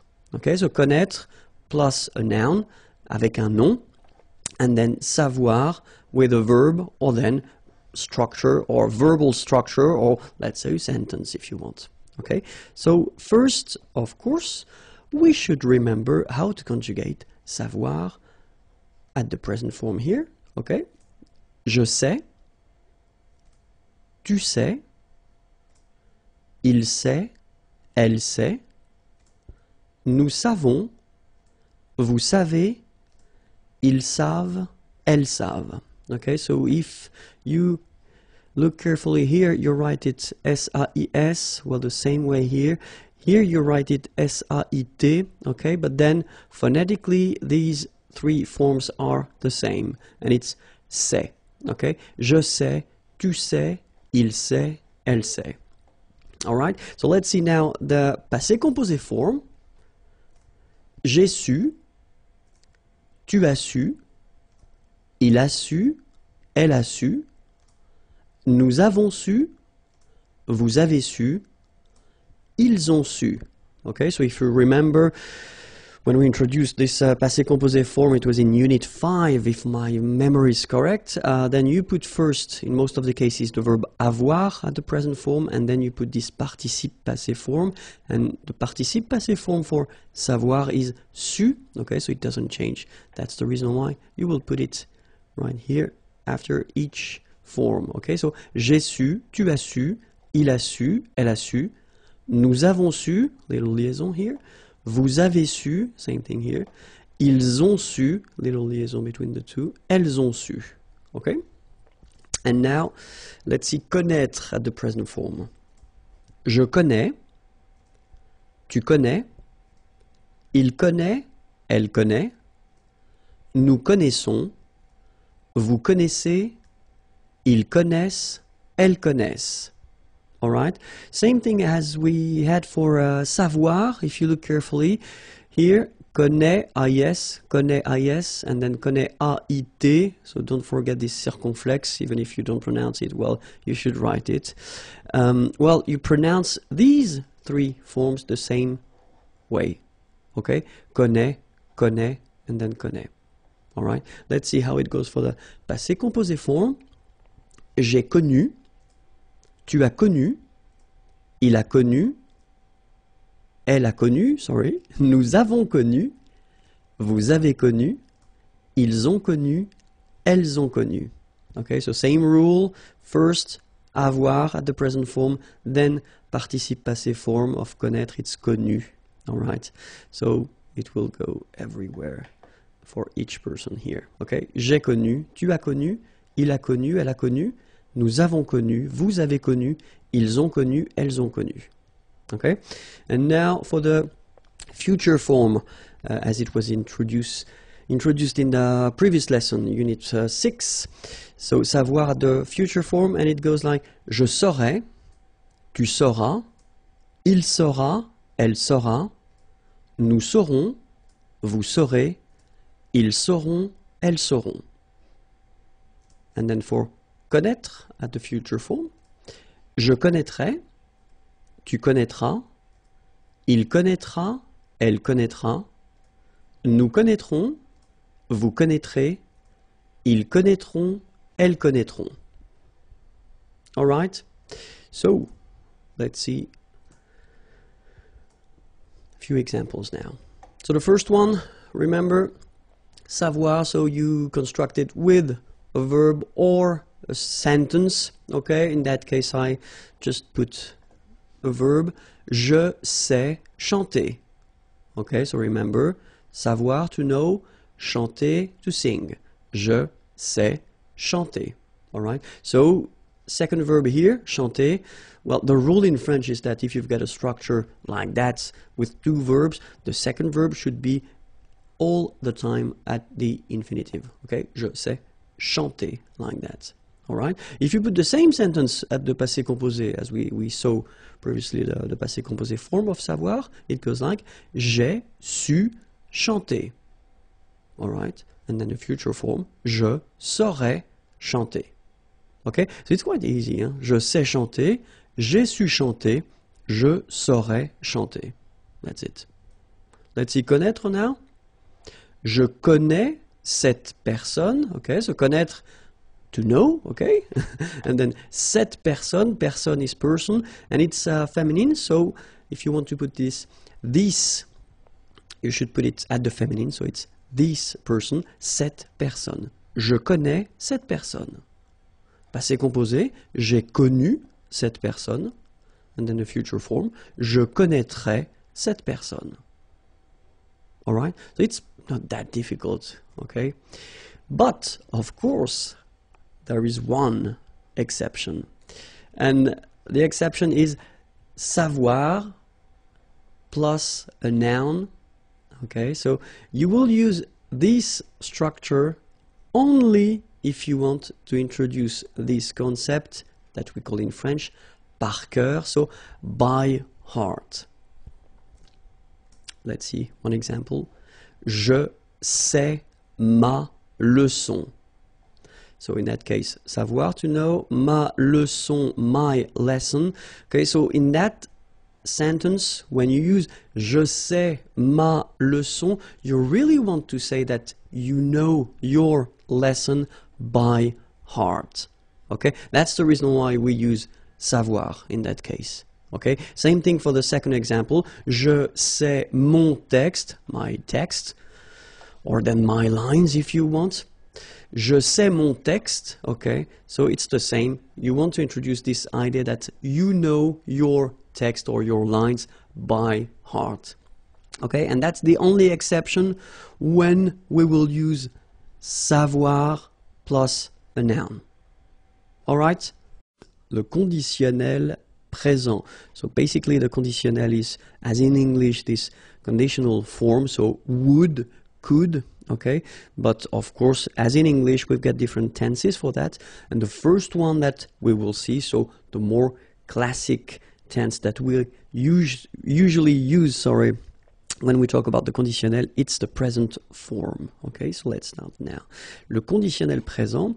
So in this lesson, we'll see first la formation, so the way to build it, to make it, and then, of course, l'emploi, so when you should use this conditionnel présent form. Okay, so let's first start, if that's okay with you, with the formation, the way to make it. So you'll see that it's quite easy in a way, and normally that's the reason why we introduce it right after the future tense. So if you didn't see the video regarding the future tense, I definitely advise you to do it because it will be more clear for you. So it's unit 6, I don't remember the lesson, but check unit 6, and then le futur, and you'll find it, okay? Because the way we construct this conditionnel présent is the same way that we construct the future, okay? The only difference will be the endings, all right? So let's take the first example that we've got here. Parler belongs to the first group of verbs. Remember, we've got 3 in French. And the first group of verb is ending with er, like here. Okay, so these verbs are regular. So that's a good news, and normally that's the reason why we start with them. So you don't have to change your verb. So parler is like that. You will keep it like that, and based on this form, after that you will add the endings, okay? And for je, the ending will be AIS, okay? So you don't need to modify your infinitive form. The basic form is like that, it goes there, and right after you just add the ending AIS, and you get je parlerai. All right, so it's quite simple. Second group, so verbs ending with er. Be careful, not all the verbs ending with er, but a quite decent amount of them belongs to the second group, but then still it will be quite easy because it is exactly the same way. You don't modify your infinitive form, you just keep it like that, all right? And after that, you add your ending. Je finirai. So AIS. Je finirai. All right, so it's quite easy. You keep your basic form, your infinitive form, and right after, you just put the ending. Okay? For the third group of verbs, so of course, we will have some exceptions. So we'll see that a bit later in this lesson. But still, the main rule is if it's ending like lire to read, okay, with this well, the idea is that you will take this away, as we quite usually do in French, okay, and after that you will add your ending. Je lirai. All right, so the rule goes like, if you've got final then you take it away, you've got your form here, L-I-R, and then you add your ending, A-I-S, je lirai, okay? So you've got 3 forms here, and they're actually the, well, conditional présent forms. Je parlerai, je finirai, je lirai, okay? Parler is to talk or to speak, finir to finish or to end, lire to read, okay? So the endings now. So we saw that previously that, well, the ending for je will be, the ending for je will be AIS, okay? The ending for tu will be, well, the same, AIS. The ending for il, elle will be AIT, okay? The good news is that even if we write them differently, like you see here, we pronounce them the same way. and it goes like est, est, est. Alright? So as usual in French, what you pronounce, well, it's not that difficult in a way, but then remember how to write them. AIS for je, AIS for tu, AIT for il, elle. So now let's see nous, and nous goes like I-O-N-S, okay, and it should be pronounced ion. Remember, final S is not pronounced. Ion, okay. Then for vous, it goes like I-E-Z, and it goes like ye, okay. Remember when you get this I before, it goes like ye, ye, ye, okay, ye. So that's the reason why we had this ion here, and then ye. All right, and the last one, so even if it looks scary because you've got three vowels here and then nt, okay, A-I-E-N-T, so as usual, that's the way you should write it, but then phonetically the good news is that you pronounce it e. So the same way that we had here, e here, e, and then e. Okay, so let's pronounce them, e, yon, ye, e. So if you look carefully, you've got only three phonetical pronunciation. The first one is here and here. It's the same. So it's e. After that, we've got this yon. And after that, we've got this ye. All right? So let's see now for parler. Parler, it's to speak or to talk. Okay, so je parlerai. Tu parlerais, il parlerait, elle parlerait, nous parlerions, vous parleriez, il parlerait, elle parlerait. Second example, choisir from the second group of verbs. Choisir is to choose. Je choisirais, tu choisirais, il choisirait, elle choisirait, nous choisirions, vous choisiriez, il choisirait, elle choisirait. Okay, not that difficult. And the last example, so for the third group, it's écrire. Écrire is to write. Okay, so same rule, if you remember, the example was with lire, to read, but then it's exactly the same rule. So if you look carefully, it's ending with this e. Okay, so you take it away, and after that you put the ending. J'écrirai. Tu écrirais, il écrirait, elle écrirait, nous écririons, vous écririez, ils écriraient, elles écriraient. All right, so it's not that difficult anyway. But of course, we've got some exceptions, as I said in the beginning. So the idea for these exceptions is that the verb will change. So endings will be the same, so that's one good news. So all the endings that we saw previously, well, they will be the same, but then you've got to remember the way the verb will change.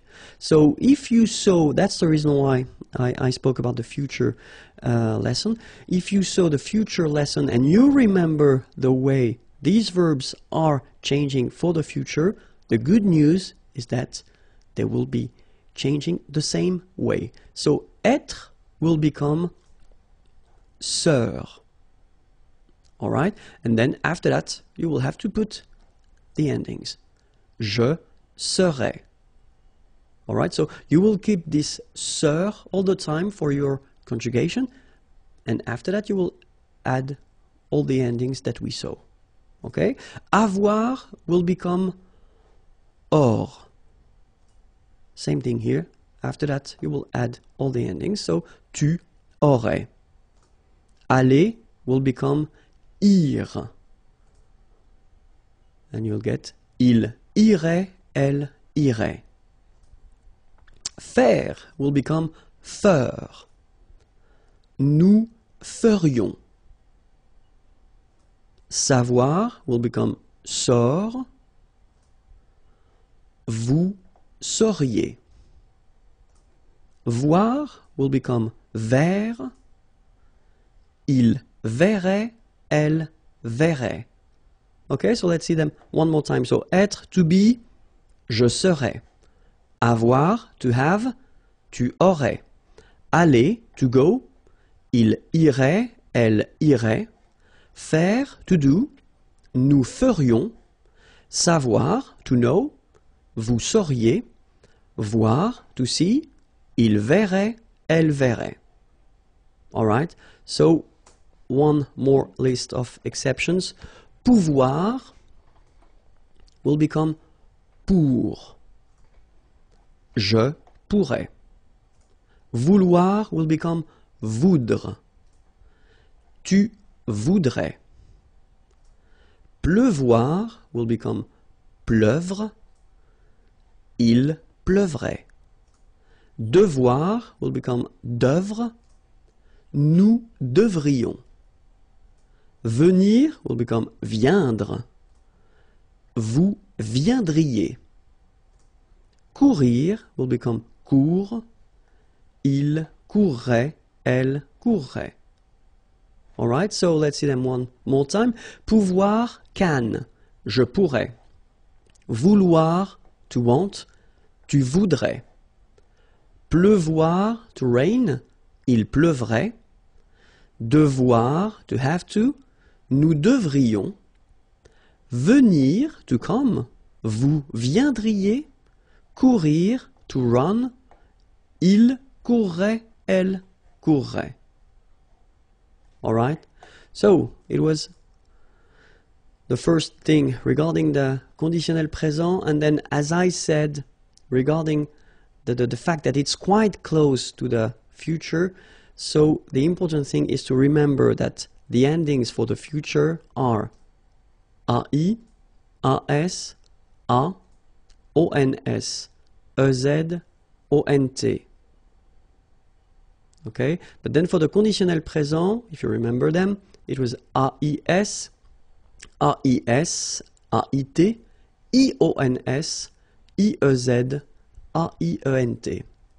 So to be totally honest, if you think about that, because basically we construct these two tenses the same way, okay, so the endings here and here will be the only way to make the difference between the future and the conditional. So it's quite important to really remember them by heart. Okay, so remember futur, AI, AS, A, ONS, EZ, ONT, but then conditionnel présent, AIS, AIS, AIT, IONS, IEZ, AIENT. Okay? And now let's see when we should use this conditionnel présent, because that's the most important thing. The first situation would be to express a desire or a wish, exprimer un désir ou un souhait. Okay? J'aimerais être en vacances. Aimer, to like or to love. Okay? And here you've got the conditional form. Être, to be. En vacances, on vacation, holidays. J'aimerais être en vacances. Second use will be if you want to donner un conseil, to give an advice. Vous devriez apprendre le français. Okay, devoir, to have to, but then in that case when you say vous devriez, you should. That would be the more correct translation. Vous devriez apprendre, apprendre is to learn, le français, French. And then if you want to ask something politely, that's the tense you should definitely use, and especially if you go in a coffee restaurant or if you go in a shop and you want to ask for something, then use this conditional form. I mean, trust me, it's quite important. Okay? Je voudrais un café, s'il vous plaît. Okay? Je voudrais un café, s'il vous plaît. Okay? So let's read them one more time. J'aimerais être en vacances. Vous devriez apprendre le français. Je voudrais un café, s'il vous plaît. Another use of this conditionnel présent is if you want to construct a sentence, like in English, for instance, with this if. Okay? So if in French is si. And then the rule is quite strict in French. If you start with this if, si, then it should be followed by the imparfait form. We didn't see this form yet. It will come in the next lesson or in the next unit, sorry. So no stress about that. It's just an example, but it's just for you to know that if you want to construct this if structure, then it should be followed by imparfait. Then comes le conditionnel. Okay, so let's take one example. Si j'avais le temps, je ferais du sport. Okay, so si j'avais le temps, so if I had, it's the same in English. You put this I had. Si j'avais le temps, so time, je ferais. Remember, it was faire, to do, but then at the conditionnel form, du sport. Okay. Another example. Si j'étais riche, so riche, rich, était, it's to be, remember. Je voyagerais, voyager is to travel, autour du monde, around the world. Oops. And then the last one. Si elle était là, so être, to be, là, here, nous irions, so remember it was to go, aller, and it becomes ir, irions, nous promener. Okay, so se promener, to have a walk. Question avec qui et que. So it's quite important, so please take the time to listen to me. So let's start now. Les questions avec qui et que. So we'll first start with qui, and then after that we'll see que. Alright? So the first thing, qui, and it's starting right now. Qui est-ce qui parle? So it's a question, okay? Qui est-ce qui parle? Second example would be, qui est-ce que tu regardes? Okay, so the first one, qui est-ce qui parle? And then, qui est-ce que tu regardes? So in both cases, well, these questions are mostly for oral use, because when we add this qui, est-ce que, normally it's when you talk, okay? If you write, you don't really need to put them. We've got some more formal way to write questions. We saw that previously, okay? But still, it's possible orally to use these structures. So the question is, why do we use qui here and qui here, and then qui here and que here, okay? Because it can look a bit messy at the beginning, especially if you don't really know how to use or how to structure that. So the first thing that we've got to remember, yes, it's here. So the first part here, this qui, well, we will use this qui here just because we want to have the information and it concerns a person. Who, okay? Qui means who when we start the question with it, okay? Qui est-ce qui parle? Qui est-ce que tu regardes?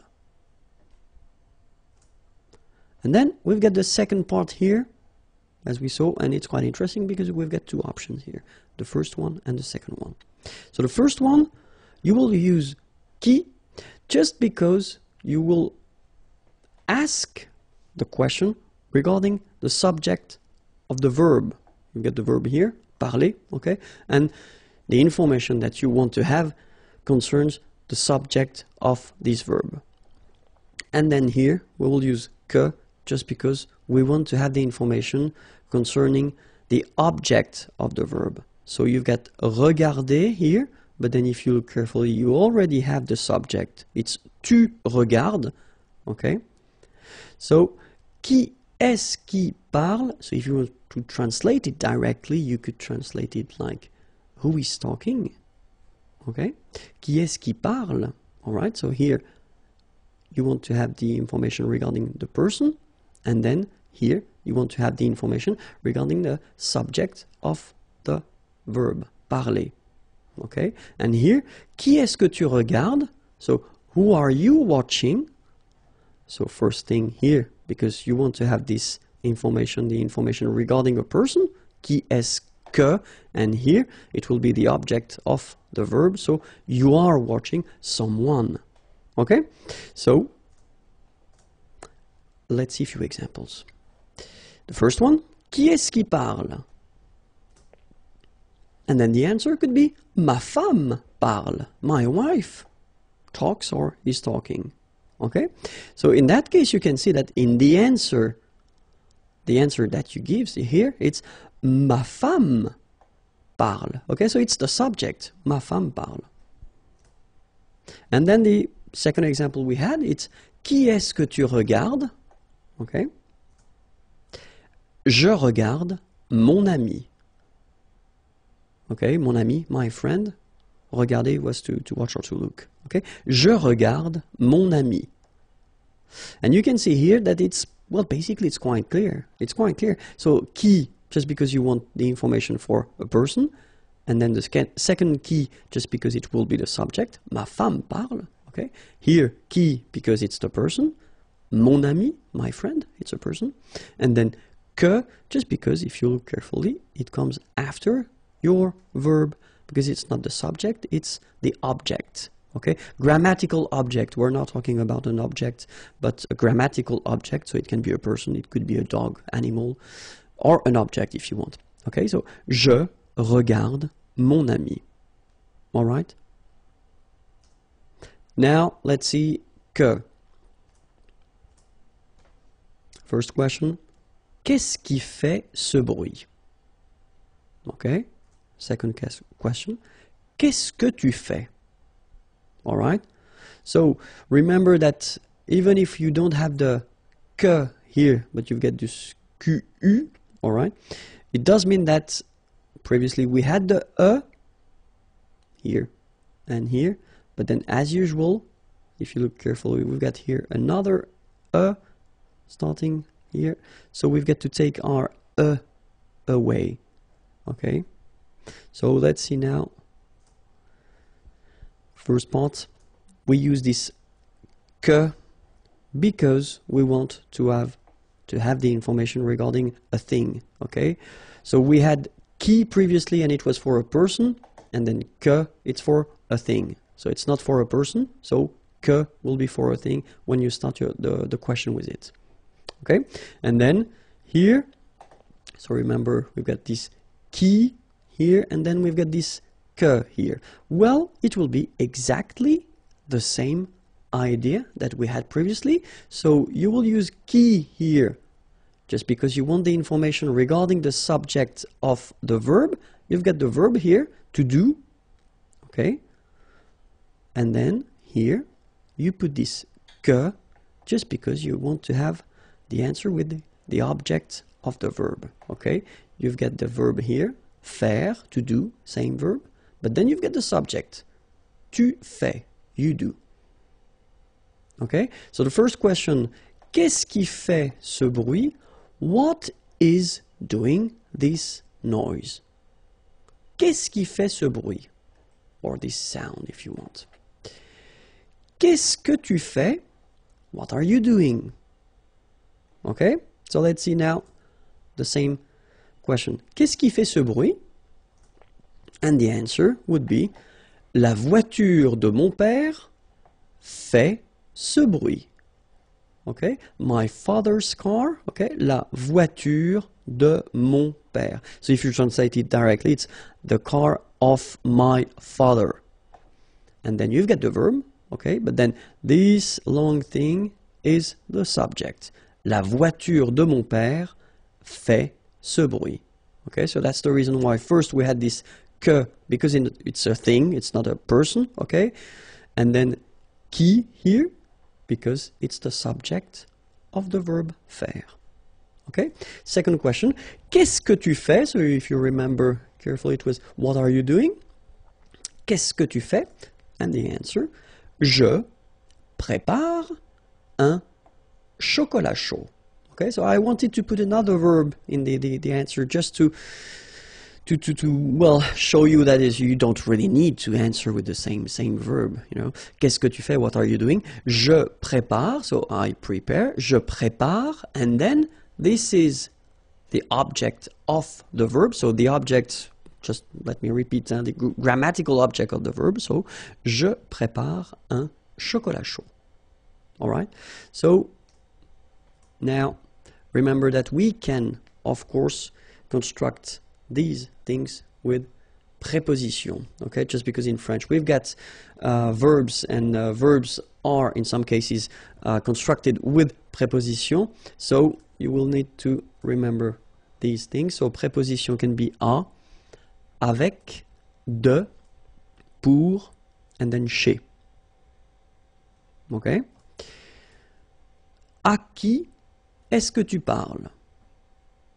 Okay, remember, so parler, to talk, is constructed with à, to talk to, okay? Parler à quelqu'un. So if you want to know à qui est-ce que tu parles, who are you talking to, okay? À qui est-ce que tu parles? So it doesn't change, you just need to first start with the preposition and then you continue your structure, okay?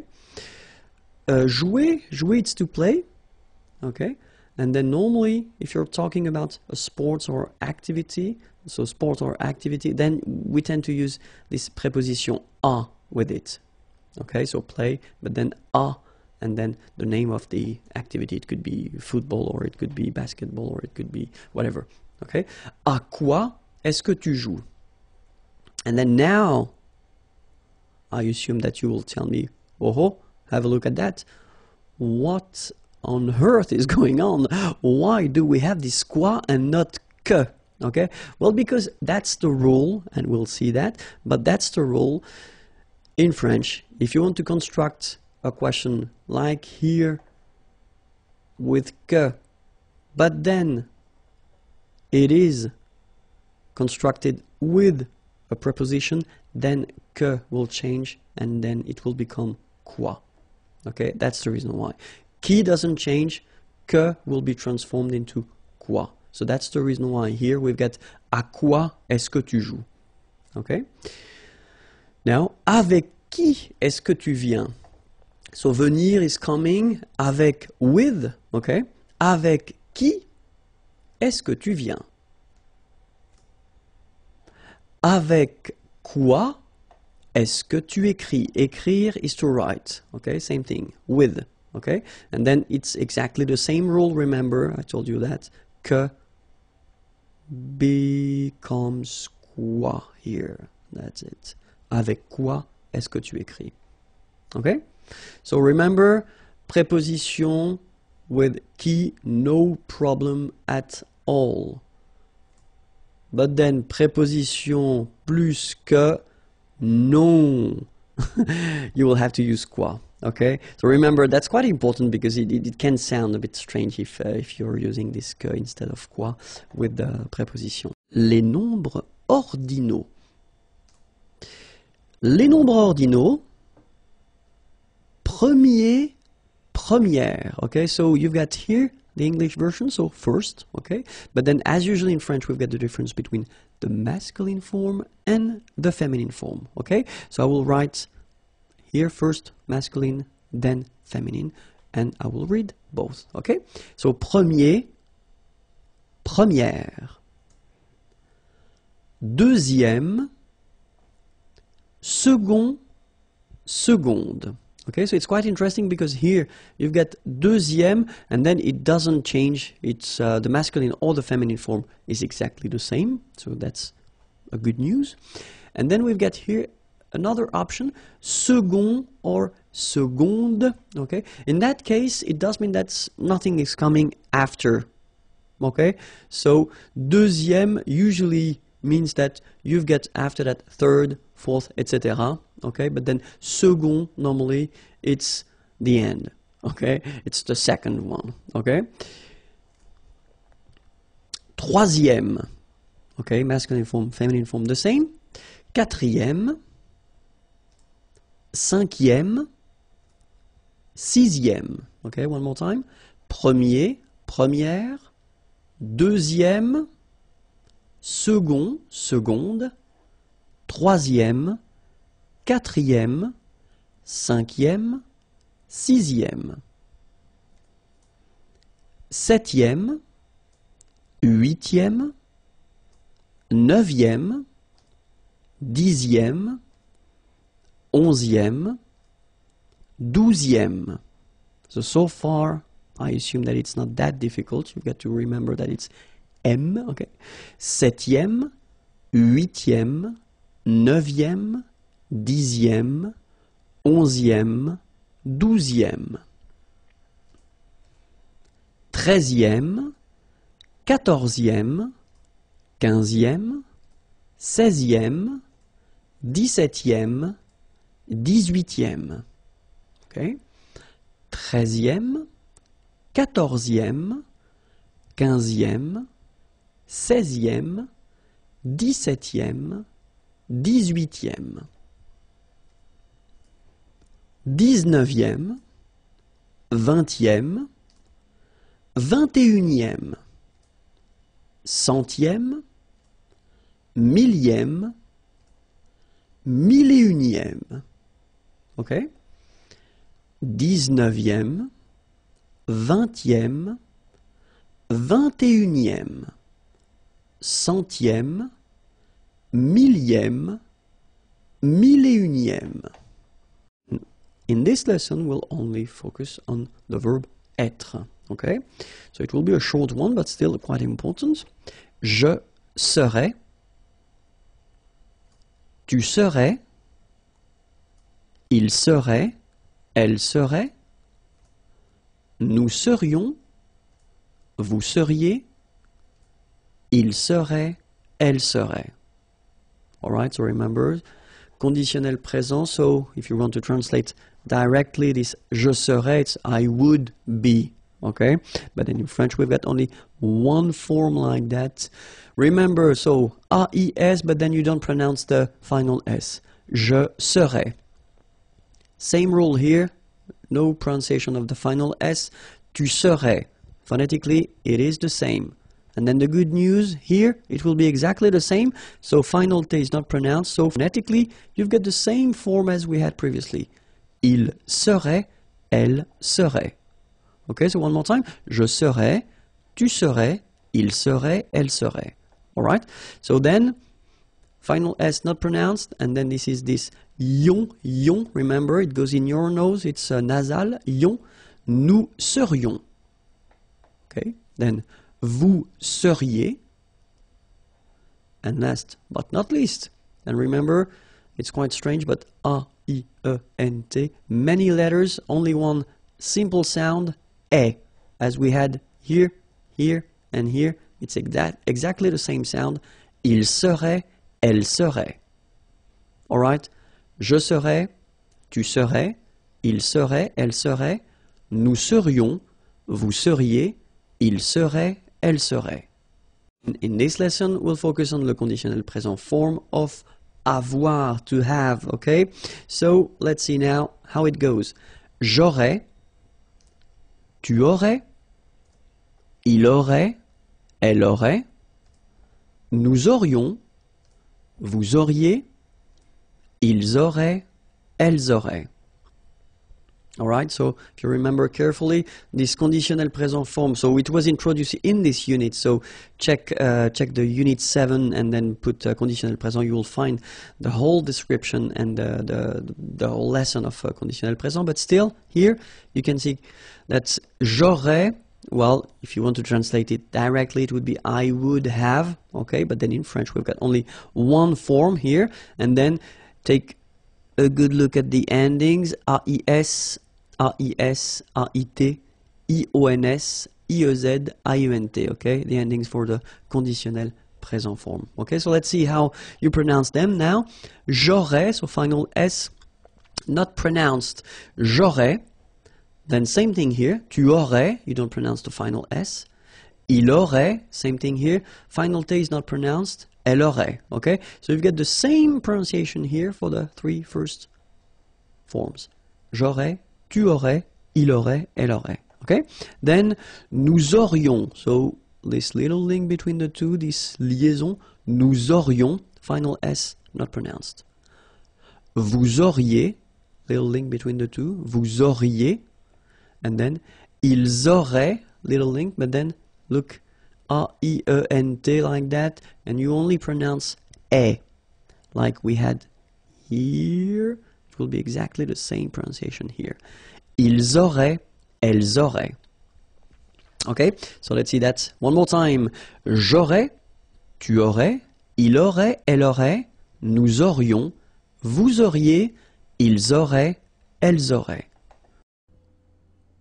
Bonjour à tous and welcome to Learn French with Vincent, and this is Unité 7, leçon K. And in this lesson we'll discover together the verb aller, so aller means to go, and especially the conditionnel présent form of this verb. Okay, so let's start right now. The first form goes like j'irai, tu irais, il irait, elle irait, nous irions, vous iriez, ils iraient, elles iraient. Okay, so let's check them one more time. The first one, j'irai. Okay, remember, final S not pronounced. J'irai. Tu irais. Same thing here, final S not pronounced. Tu irais. And then, il, masculine form, irait, final T not pronounced. So what you can see is that these form, and these form are actually pronounced the same way. Okay, so il irait, elle irait. Okay, then nous irions. Okay, so let's make this little liaison between the two. Nous irions, final S not pronounced. Nous irions. Then vous iriez. So same thing here, make the liaison. Vous iriez. Remember, when you get this EZ at the end, you get the sound E. Okay, iriez, iriez, and then vous iriez. All right, and the final form, ils iraient. Okay, so remember, make the liaison as well. You get this S and then a vowel after. So ils iraient, and then if you look carefully, you get A-I-E-N-T. Okay, but then phonetically it goes like E. Okay, so technically these form and these forms here are pronounced the same way, and it goes like irait. Okay, so ils iraient, and then the feminine, elles iraient. Alright, so j'irais, tu irais, il irait, elle irait, nous irions, vous iriez, ils iraient, elles iraient. Okay, so that's it for the conditionnel présent form of the verb aller. Aller, remember, it was to go, and then you get the YouTube channel here, and it's youtube.com/imagier if you want more videos, and then the website is here and it's waiting for you, imagier.net. Have a great day. Bye bye. And it's lequel and laquelle. Okay, so first thing, well, let's see what lequel is. Lequel, well, basically it's when you want to replace this quel. So the meaning of quel is what, okay, then plus a noun. D'accord? So quel plus un nom, okay? And when you want to replace this group, so what plus a noun, then you can have the lequel instead. Okay? Remember that in that case, we'll see that a bit later in this lesson, but lequel, it will be for the singular masculine. Okay, then let's see how it goes for the feminine form, singular as well. So it will be laquelle. Okay, and then it will replace this quel, so what, but in that case, as you remember probably, we've got the feminine and the masculine form plus a noun, so plus un nom. Okay, so if you want to replace quel plus un nom, then you will have to use laquelle. So this is the feminine form and this is the singular feminine form. Okay, so let's see now the singular form and the plural form. So the first form that we'll see will be the masculine, so it will be, as we saw, lequel. Okay, so remember, you've got to pronounce it lequel, even if you've got this QU.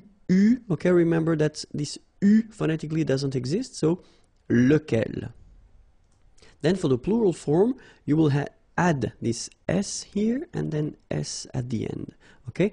And it will give you the pronunciation lesquels. All right, so final S is not pronounced. So here, when you get this L-E-S, okay, it's just like the article, if you remember, les, okay? So it goes like lesquels, all right? And then the feminine form, so singular, we saw it laquelle, okay? So basically same rule, Q-U, U is not pronounced here.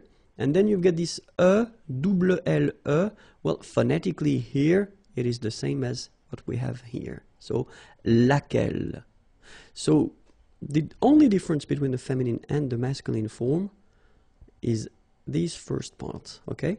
Laquelle, lequel. All right, phonetically, I mean, of course, if you write them, you get to put this double L here.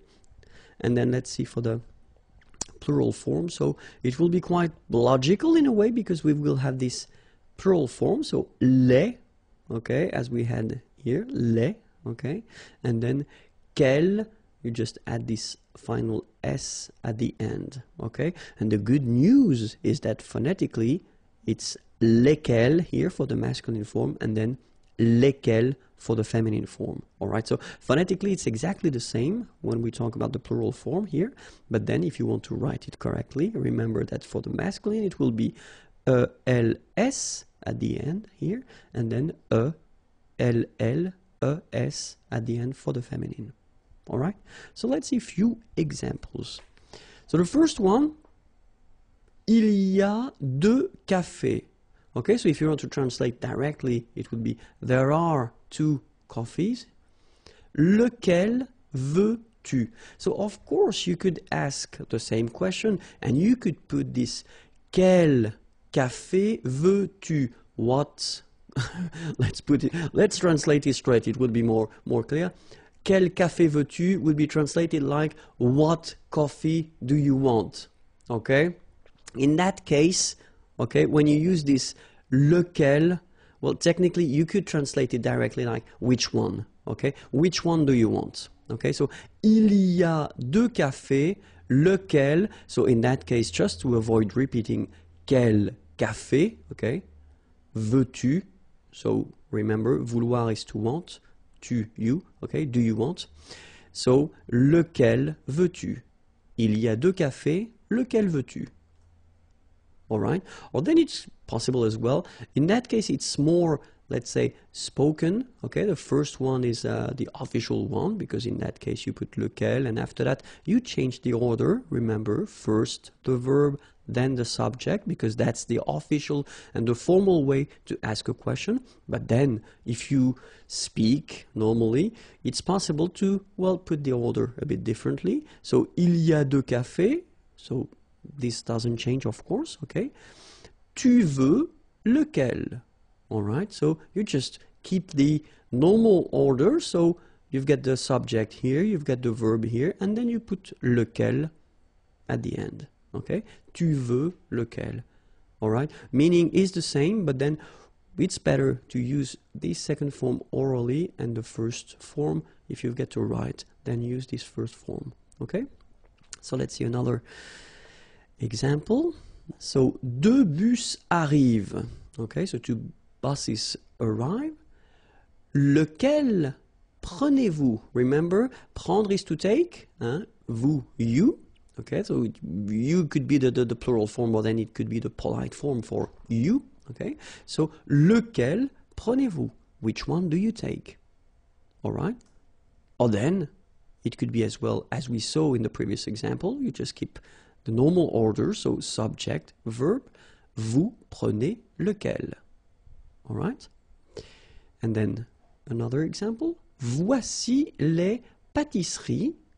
Laquelle choisissez-vous? Okay, choisir, to choose. Voici les pâtisseries. Laquelle choisissez-vous? All right.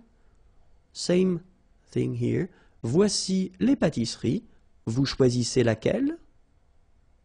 All right. So you can see that in that case it's the same. We just keep the normal order. So subject, verb, and then laquelle. All right. So now you've got lequel, lequel, and laquelle. Remember, phonetically, well, basically this second part quel doesn't change if you want to pronounce it, okay? So, les professions, so many words. I hope you're ready because it will be quite useful and maybe a bit long. Let's try to see that together. Okay, so we'll start right now. Un menuisier. Un électricien. Un plombier. Un maçon. Un agent immobilier. Un opticien. Okay, so let's see them one more time. Un menuisier. Remember this UI. UI. Menuisier. All right. Then un électricien. So you can see that we make the liaison here. Un électricien. I-E-N-ien. Électricien. All right. Then un plombier. Remember O-M goes like O-N. So it's on. Plombier. All right. Un maçon. Here you can see that we've got this little cédille beneath the C, okay? And it just means that you will pronounce this C as S, okay? So that's the reason why. It's un maçon. Son, okay? O-N in your nose, nasal, un maçon, all right? Then, liaison here. Un agent immobilier. Same thing here. Un opticien. Okay? Next page. Un dentiste. Un docteur. Un jardinier. Un agent d'entretien. Un mécanicien. Un boucher. All right, so let's see them one more time. Un dentiste. Remember, nasal, dentiste. Un docteur. E-U-R, un docteur. Un jardinier. Remember, I-E-R-I-E, jardinier. Un agent d'entretien. Liaison here, un agent d'entretien. Un mécanicien. Remember, I-E-N, ien. Like here, ien. Un boucher. C-H, un boucher. So I tend to insist a little bit, but then it goes like un boucher. Okay? Next page. Un coiffeur. Un bijoutier. Un pharmacien. Un infirmier. Un vétérinaire. Un fermier. Okay, so let's see them now. Un coiffeur. Remember, O-I goes like wa, quoi, and then E-U-R, un coiffeur. Then we've got un bijoutier. Un pharmacien. So remember, P-H, so these combination of these two letters will produce the F sound. Fa, pharmacien. Okay, un pharmacien. Okay, then liaison here, un infirmier.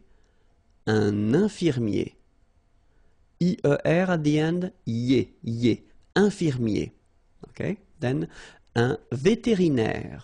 Remember, accent aigu will give you this E sound. Vétéri, and then here it's open. R. Un vétérinaire. And then un fermier. Okay, let's see the next page. Un pêcheur.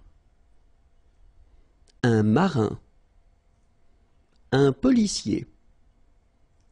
Un militaire. Un gardien. Un pompier. All right, so let's see them. Un pêcheur. So remember when you've got this accent circonflexe, you know that's the name of this accent.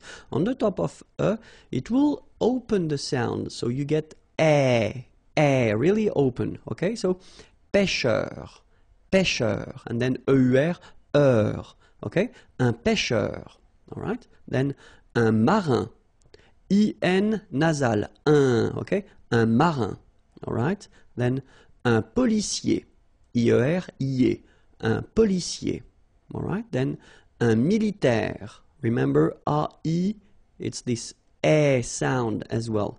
E, militaire. Alright, then un gardien. IEN here, yen. Un gardien. Alright, then un pompier. So remember what I told you, when you get this OM here, it will give you the sound on. So exactly the same sound as this ON. Alright, so in your nose, pompier. Alright, next page now. Un avocat, un comptable, un architecte, un scientifique, un instituteur, un bibliothécaire. Alright, so let's see them. Un avocat, so remember, liaison here and then final T not pronounced, okay? Un avocat. Un comptable, so OM, remember it goes like on, alright? And then, strangely, this P is not pronounced. Un comptable, alright? Then, un architecte. Same thing here, liaison, okay? Un architecte, alright? And then CH, architecte, alright? Then, un scientifique, un instituteur, okay? So liaison here, and then remember this EU, it goes like heure with the R. Instituteur. Then un bibliothécaire. Bibliothé, remember in French the H doesn't exist, so you don't pronounce it. Bibliothécaire. Un bibliothécaire. Alright, so let's see the others. Un réceptionniste. Un facteur. Un conducteur. Un camionneur. Un chauffeur de taxi, un pilote, okay, so let's see them, un réceptionniste, okay, remember when you get this T-I-O-N, so normally it will give you this S, I mean, I'm talking about the T here, okay, so sioniste, okay, réceptionniste, alright, then un facteur, E-U-R, heure, un facteur, then un conducteur, O-N, on, conducteur. Un camionneur, camionneur. Un chauffeur de taxi, ok, A-U-O, then E-U-R, heure, chauffeur. Un chauffeur de taxi. Un pilote. Okay, this one is quite easy. Un chef. Un musicien, un danseur, un comédien, un chanteur, un serveur. Okay, so let's see them. Un chef, so remember, CH, it will give you the sh sound. Un chef, okay. Then, un musicien, un musicien. Un danseur. Remember, nasal here, A-N, en, un danseur. Un comédien. I-E-N, yen. Comédien. E, accent aigu here, gives you the E sound. Comédien. Alright? Then, un chanteur. Un serveur. Un barman. Well, this one is not that difficult. Un sculpteur. Un sportif. Un peintre. Un photographe. Un journaliste. All right, so un barman. Un sculpteur. Same thing here. This P here is not pronounced. So sculpteur, un sculpteur, un sportif, un peintre. So remember when you get this E-I-N together here, then you pronounce this un sound. So nasal in your nose, un peintre. All right, and remember, final here is not pronounced. It only gives you the possibility to pronounce these two letters. So tr, tr, okay. Un peintre. All right. Un photographe. So here ph and here ph. Pronounce it like f, f, f, f. Photographe. Okay, same thing here. This you don't insist on it. You only pronounce this f at the end. Un photographe. Okay. Un journaliste. Same thing here. You know, final only gives you the t. Journaliste. Okay. Un barman. Again. Oh no, un sculpteur. So I've been putting 2 times the same page. Well, let's repeat it. Un sportif, un peintre, un photographe, un journaliste. Okay, so let's see the last page. Un rédacteur, un dessinateur, un couturier. Okay, so un rédacteur. All right, remember accent aigu here, so you will have this e sound. Rédac, and then this okay. Un dessinateur, and then un couturier. Remember, OU goes like OU, okay, couturier. I-E-R-I-E, okay, un couturier. This lesson, I thought it might be useful for you to have some vocabulary regarding cuisiner. So cuisiner is to cook, just because French people like to talk about food. They like to talk about cooking and all these things. So it's usually quite useful to have few words or few verbs to be able to discuss about that, okay? And especially at this level, unité 7, I think it might be the time. So let's start now. Éplucher, battre, faire mijoter, pocher, griller. Okay, so let's see them one more time. Éplucher. Okay, remember when we've got this ch, the sound is sh. Okay, éplucher. All right. First group of verbs, okay, ending with er. So basically, it is quite easy to conjugate. Okay, then battre, battre. Okay, even if you've got deux T here, 2 letters, well, basically you've got only the sound of one, okay? Battre, okay? Third group of verbs, a bit tricky to conjugate, but still, it's possible at your level. Then, faire mijoter, okay? Faire mijoter. Then, pocher, okay? First group.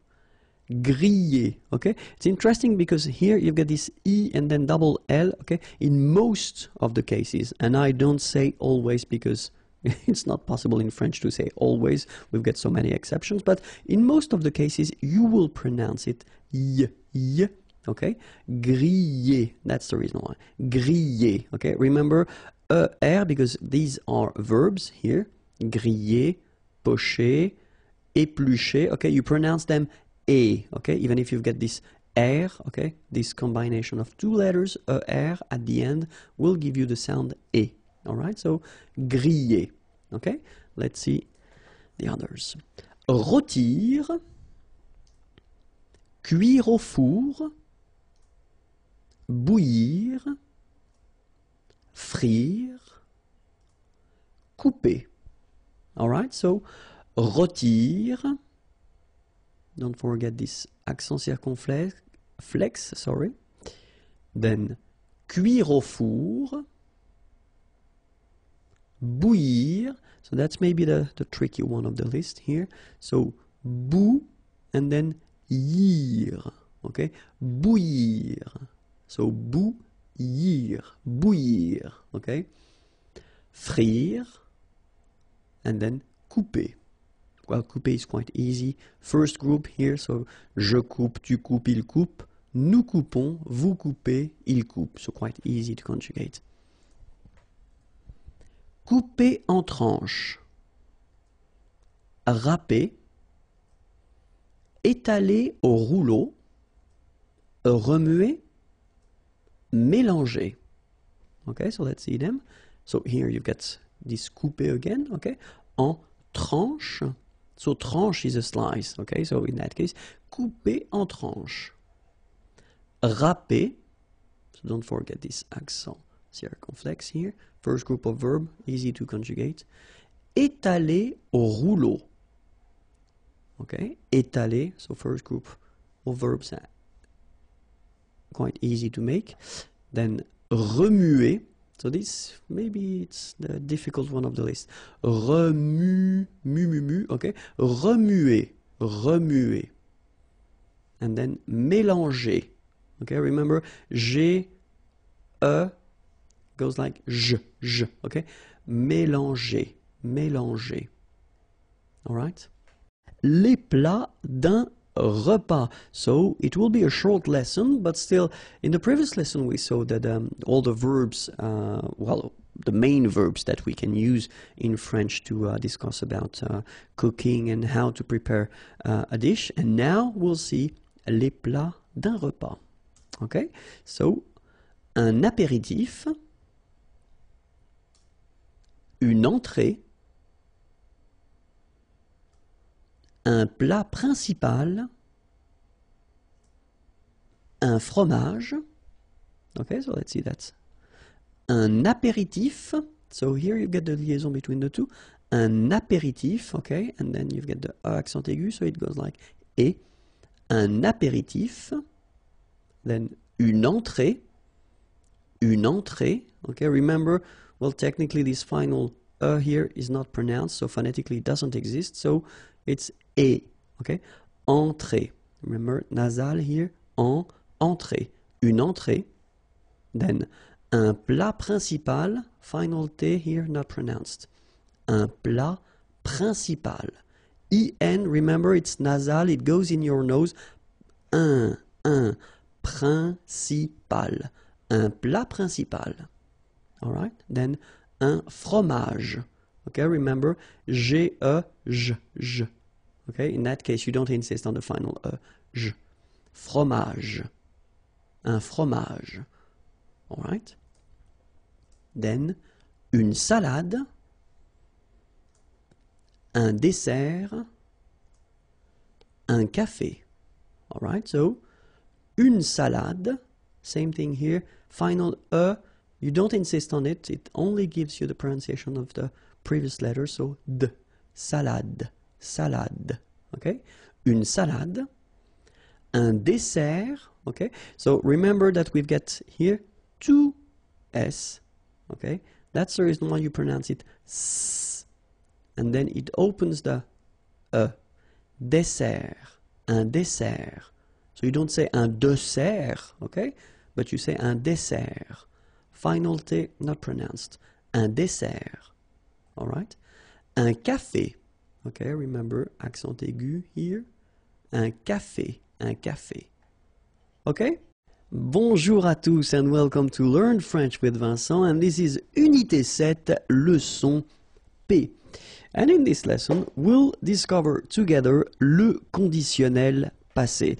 So, maybe some of you might think that it's a bit early to introduce this conditionnel passé form because normally it comes a bit later, but still I think that we've been introduced this conditionnel présent form in this unit, so it's still warm and I still have the feeling, and I have the feeling that normally it should be okay for avoir un être, so at the conditionnel présent. That's the reason why I think it might be useful to introduce this conditionnel passé form, especially because it's not that difficult if you master the conditionnel présent form and then the passé composé. I mean by that these participe passé forms, okay? So we'll see how it goes.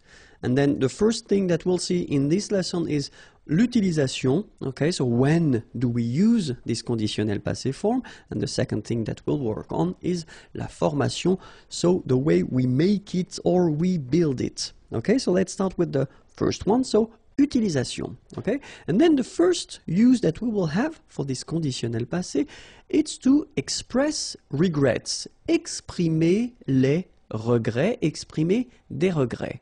Okay, so that's the first, well, one of the first use, let's say. The second one would be une information non confirmée. So if you're looking at the news, for instance, and then they want to talk about something that happened, but then they don't have all the elements to confirm this information. So normally in that case, they just use this conditionnel passé form, okay? And then something, I mean the last one would be imaginer des situations irréelles dans le passé. So you want to imagine some situations that, well, technically are not real and they take place in the past. So that's the use of le conditionnel passé. Okay, so first one, exprimer des regrets here. Second use, information non confirmée. And then the last one, imaginer des situations irréelles dans le passé. Okay, and now let's see how we make this conditionnel passé. All right, so first example I wanted to put is je mangerai au restaurant. Okay, so this sentence, if you remember, we saw that in, well, these units anyway, when we introduced this conditionnel présent form, okay? So you've got the verb is manger, je mangerai au restaurant. And then, if you look at the conditionnel passé, well, it will go like, j'aurais mangé au restaurant, okay? Second example, tu regarderais la télévision. Tu aurais regardé la télévision. Okay, so same thing here. The first one is at the conditionnel présent form. Second one, conditionnel passé form. And then, il irait au travail would become il serait allé au travail. All right. So if you look carefully, then what you can see? I mean, you can see first that it is composed. So you've got two parts. The first one here is avoir. Then you've got what we called and what we saw previously for the passé composé form. This is participe passé, okay, past participle. Here the same way, have a look. It's avoir and then it's the past participle, regardez. And here we've got être and here we've got the past participle. So maybe if you want to construct this conditionnel passé form, you will have first to use avoir, like we saw, but then avoir should be at the conditionnel présent form. Okay? Then you will put after this participe passé form that we saw previously when we introduced the passé composé, because that's the second part that we use for the passé composé as well. Alright, so first, avoir at the conditionnel présent form plus participe passé, past participle, then you will get your conditionnel passé form. Okay, but we saw as well that in some cases we'll use être, but then same thing, it should be at the conditionnel présent form.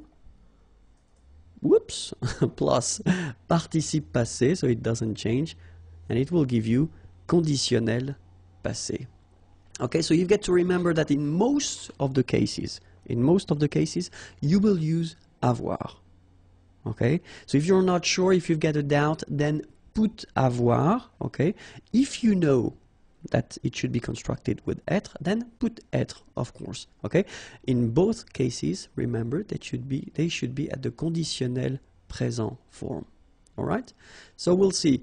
So the verbs that will require être will be the following: aller, to go; arriver, to arrive; descendre, to go down; devenir, to become; entrer, to enter, to come in, to go in; monter, to go up; mourir, to die; naître, born; partir, to leave; rester, to stay; retourner, to return; sortir, to go out; tomber, to fall; venir, to come. Okay, so all these verbs will require être for this conditionnel passé form. And then if you remember what we've been seeing for the passé composé,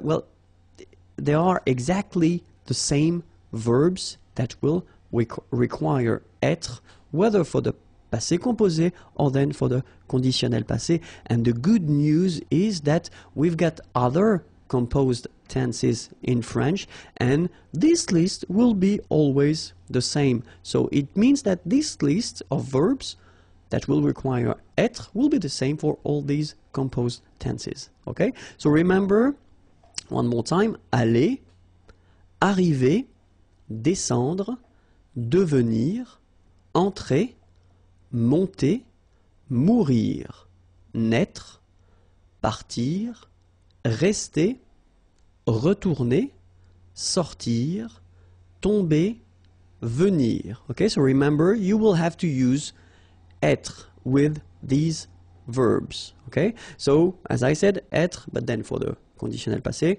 être should be conjugated at the conditionnel présent. All right, so let's see that. But then the other group of verbs that will require all the time être will be what we call les verbes réfléchis, so reflexive verbs, okay? And they usually goes like se regarder, okay? Se regarder, s'appeler, se présenter. So they will use être for this conditionnel passé form, but then, well, I mean, they are exactly the same verbs, you know, as we saw for this passé composé, so it is always the same rule, okay? So, se regarder, s'appeler, se présenter, so all the reflexive verbs will require être at the conditionnel passé. Okay, so let's see now how avoir and être, how they go at the conditionnel présent, because that's the first part that you will have to put. So it's j'aurais, tu aurais, il aurait, elle aurait, nous aurions, vous auriez, ils auraient, elles auraient. Okay, so that's what you will use in most of the cases. Okay, so let's see that. Let's see it one more time. J'aurais, remember, final S not pronounced. Tu aurais, same thing here, final S not pronounced. Il aurait, elle aurait, final T not pronounced. Nous aurions, liaison here, this little link. Nous aurions, final S not pronounced. Vous auriez, liaison here, and then EZ will go like E. Vous auriez, okay, and the last one. Ils auraient, so liaison here. Elles auraient. And then look, if you've got A-I-E-N-T, then phonetically it goes like aurait. Okay, so phonetically you've got aurait here, aurait, aurait, and here as well, aurait. Okay, so it's quite easy to produce orally. And then être, je serais, tu serais, il serait, elle serait, nous serions, vous seriez, il serait, elle serait. Okay, so we'll see that one more time. Je serais, same thing here, final S not pronounced. Tu serais, final S not pronounced. Il serait, final T not pronounced. Elle serait. Nous serions, final S not pronounced. Vous seriez. So here when you've got this Z at the end, then you get the sound E. Seriez. So vous seriez, okay? And the last one, il serait, A-I-E-N-T here, phonetically it goes like E, okay? Serait, elle serait. So same thing here, we've got serait here, phonetically I mean, serait, serait, and serait. So the same sound. Okay? And then for the second part that we use, so what we call le participe passé. So the thing is that for the first group of verbs, so normally the first group of verbs, we talk about the verbs ending at the infinitive form with er. Okay, so these verbs are quite easy because if you've got, well, have a look at the first example that I put, and it's parler, parler, to speak, to talk. So you can see that it ends with er here. It's here, okay? So this is the infinitive form, so the basic form of the verb, okay? And then the participe passé, so this past participle, will be like that, accent aigu. So parler, all right? Then the verb regarder, er here, will follow the same rule. Regarder, like that, with the accent aigu. And here, when we talk about the first group of verbs, we are really talking about a lot of verbs, okay? So many verbs will follow this simple rule, okay? So the second part that you will use for this conditionnel passé will be written like that if the verb is belonging to the first group of verb. Even the verb aller, aller, to go, remember, it's a tricky verb normally when you conjugate it, especially at the present form, but for this past participle form, it is quite easy because it goes like A, L, L, E, accent aigu. So it does follow the same rule, this ER become E, like that. Okay?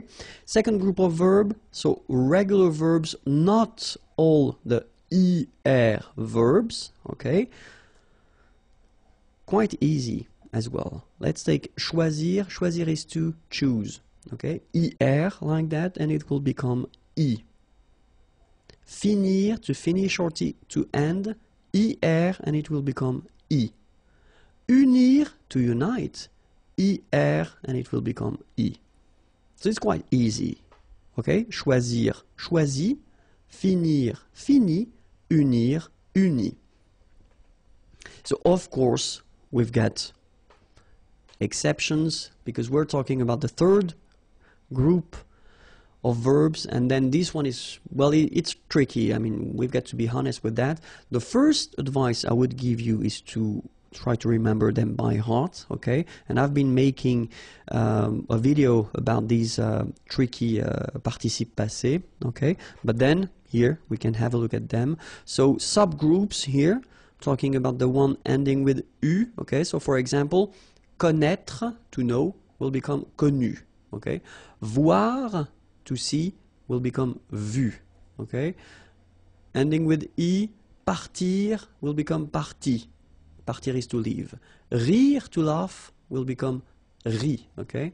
The one ending with ite, like here, écrire, to write, écrit. Dire, to say, dire. Sorry, dit. Getting tired.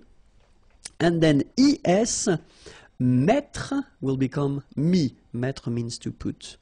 Prendre, to take, will become pris. Okay? So here you've got the past participle, so les participes passés of these verbs here, okay? So we'll take one example. The example will be parler. Parler is to talk or to speak, okay? So we will have at the conditionnel passé form, if you remember, so first part here is avoir at the conditionnel présent, then here we've got the participe passé of parler, and it will give you j'aurais parlé, tu aurais parlé, il aurait parlé, elle aurait parlé, nous aurions parlé, vous auriez parlé, ils auraient parlé, elles auraient parlé. Okay, so I wanted to put this A like that in another color just to tell you that if you've got a normal structure like that, so you've got the subject and then you've got the verb, okay, nothing in between, so subject, verb, then if you use avoir, exactly the same rule as we saw for the passé composé, so if you use avoir here, you won't have to modify your participe passé. So it will change, it won't change, sorry, it will stay like a accent aigu, okay? Even if it's the singular, the plural, or then the feminine. Okay, it doesn't change, so it will stay like parler. All right? But if you use être, like here, il serait allé, okay? So remember, aller was belonging to this group of verbs that require être, okay, to construct this conditionnel passé, all right? Il serait allé. So in that case, you can see that at the end, it's allé like that, without anything after. But then, if we look at the feminine form, elle serait allée, you will have to add this e at the end, okay? Remember, in most of the cases, when you have to add something, it's the mark of the feminine. Okay, so elle serait allée, okay? But then phonetically it doesn't exist, all right? So it's aller here and then aller here, the way you pronounce it. But if you want to write correctly, you should put it. And then the same thing for the plural. We will have to put the plural, and then the mark of the plural, the thing that we've got to add at the end, will be S. The good news, as well, you don't pronounce it as usual in French.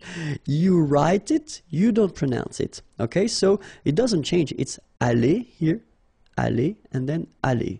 Okay, phonetically the same thing, but remember, it's just a question of, well, being correct if you want to write it. Okay, and then logically, feminine plural, then you should add a mark of the feminine, as we had previously, and S mark of the plural.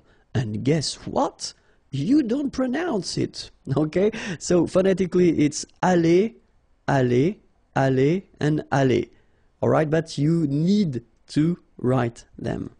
Okay? So let's see now the full thing. So je serais allé, okay? And then if you want to make the liaison, it would be more beautiful. Je serais allé. Tu serais allé. Il serait allé, elle serait allée. Nous serions allés.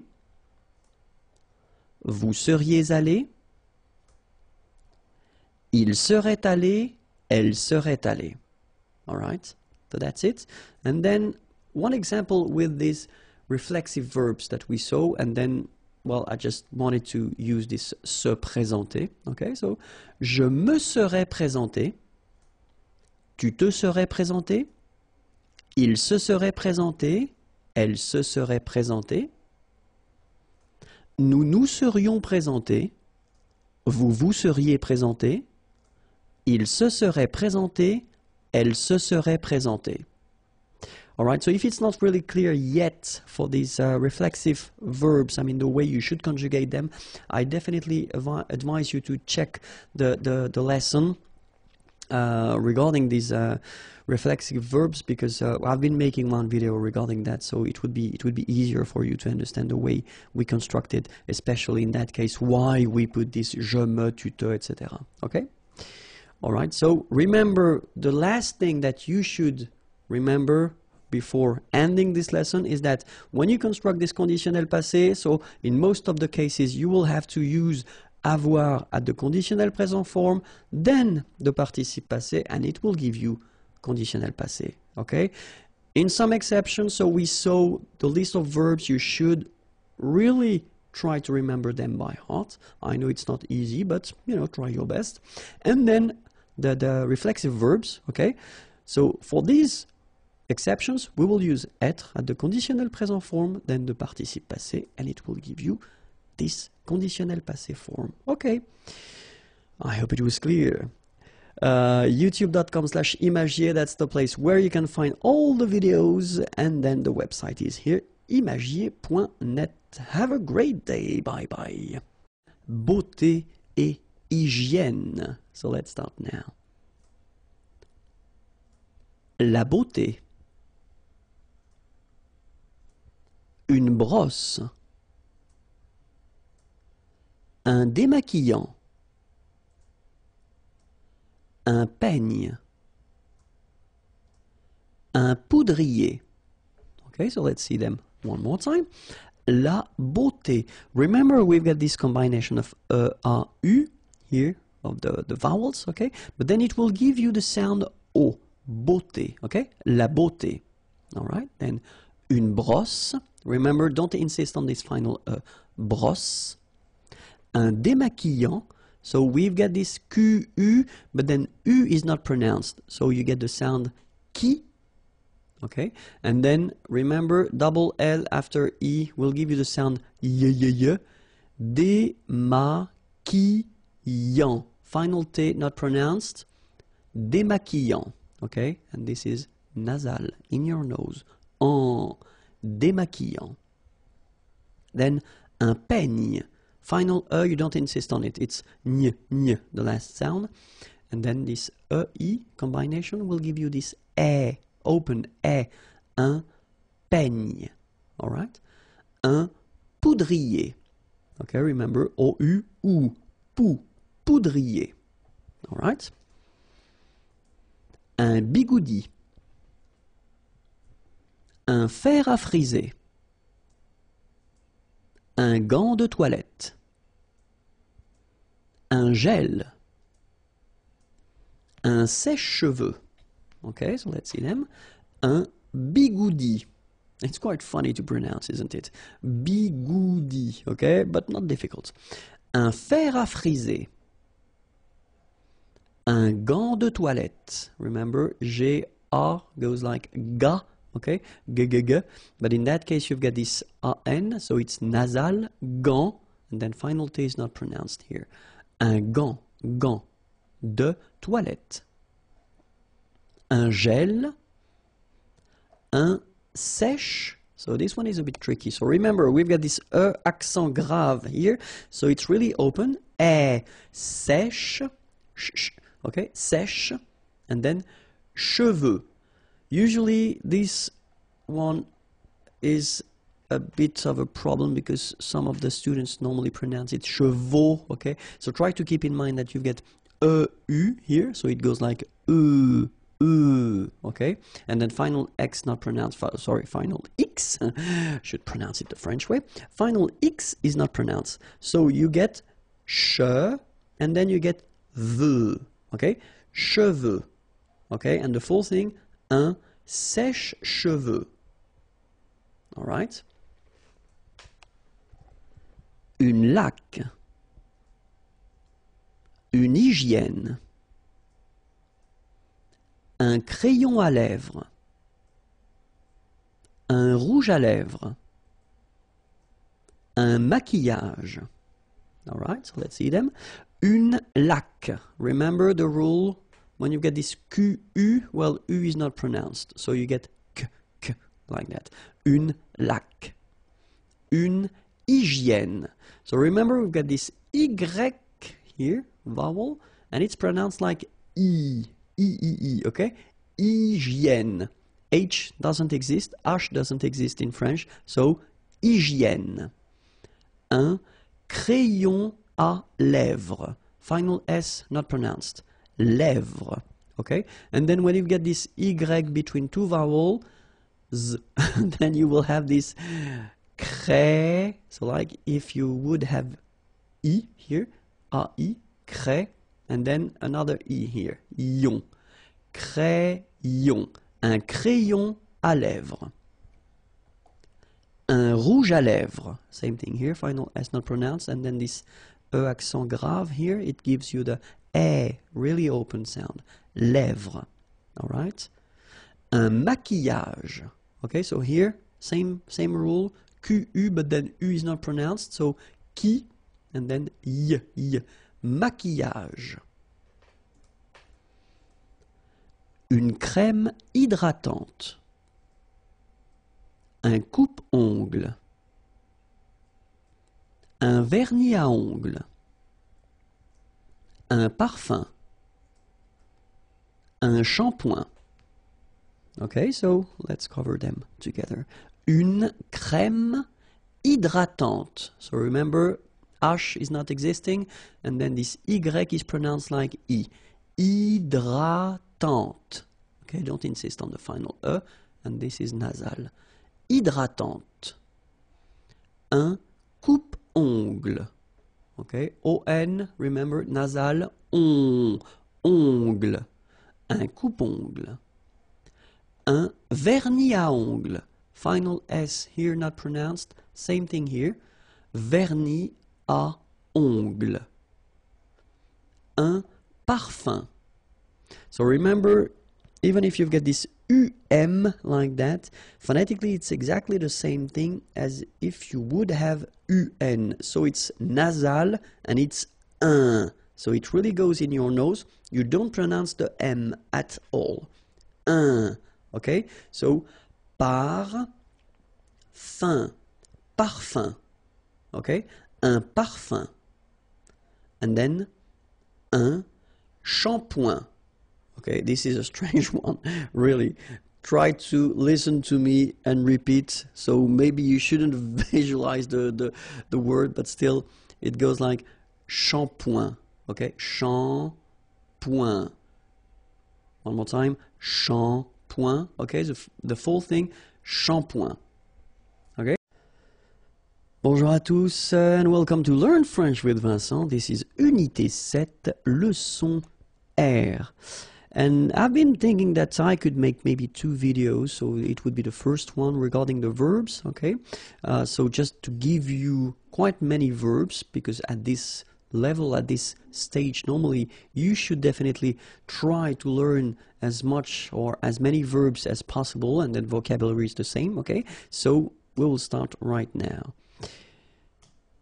Avoir, posséder. Okay, so for each verb, okay, I will first put the direct translation of the verb and then maybe, you know, 1 or 2 other verbs, okay? So it's really important to just keep in mind that the first one is the direct translation, okay? So the first one that you should use in almost all the contexts, okay? But in some cases, it's possible to use the other options depending on the context or the situation, okay? But then, so, avoir, posséder.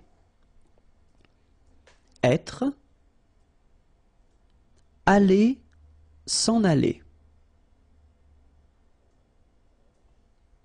Obtenir, recevoir, avoir. Pouvoir. Okay, one more time. Avoir, posséder, être, aller, s'en aller, obtenir, recevoir, avoir, pouvoir. Voir, regarder, venir,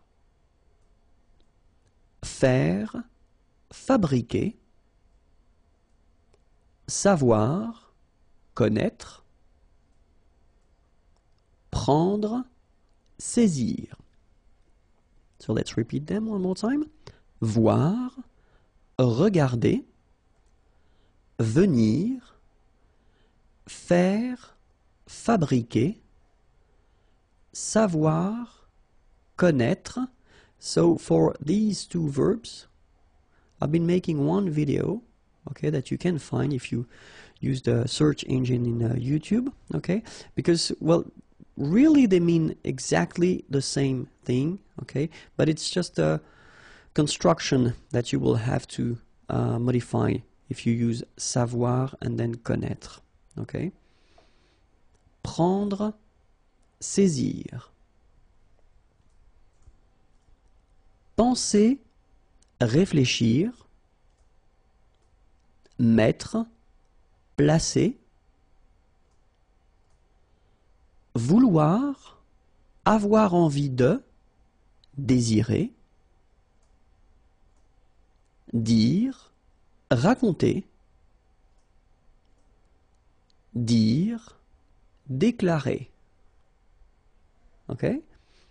Penser, réfléchir, mettre, placer, vouloir, avoir envie de, désirer, dire, raconter, dire, déclarer,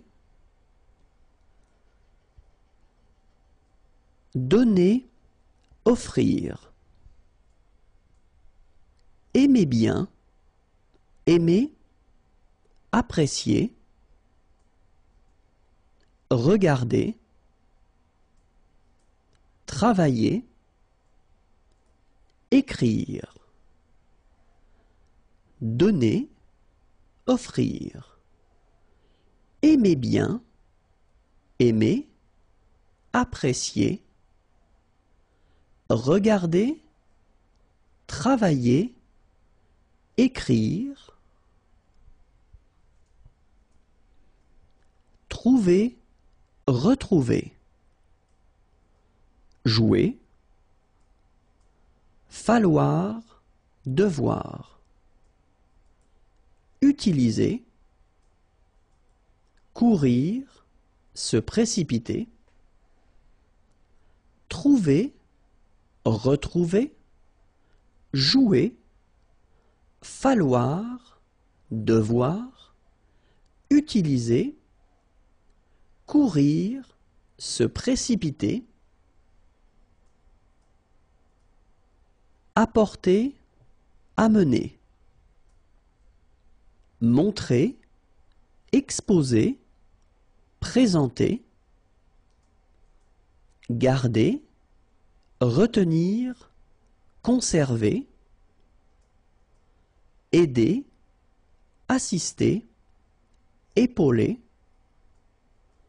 placer, poster, mettre,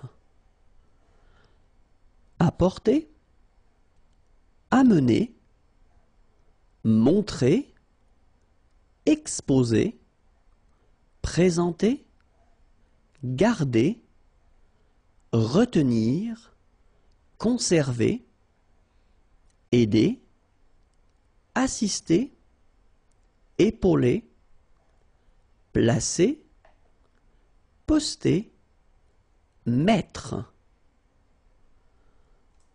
So that's it for the first part of the verbs. Okay, so the next lesson will be exactly the same thing.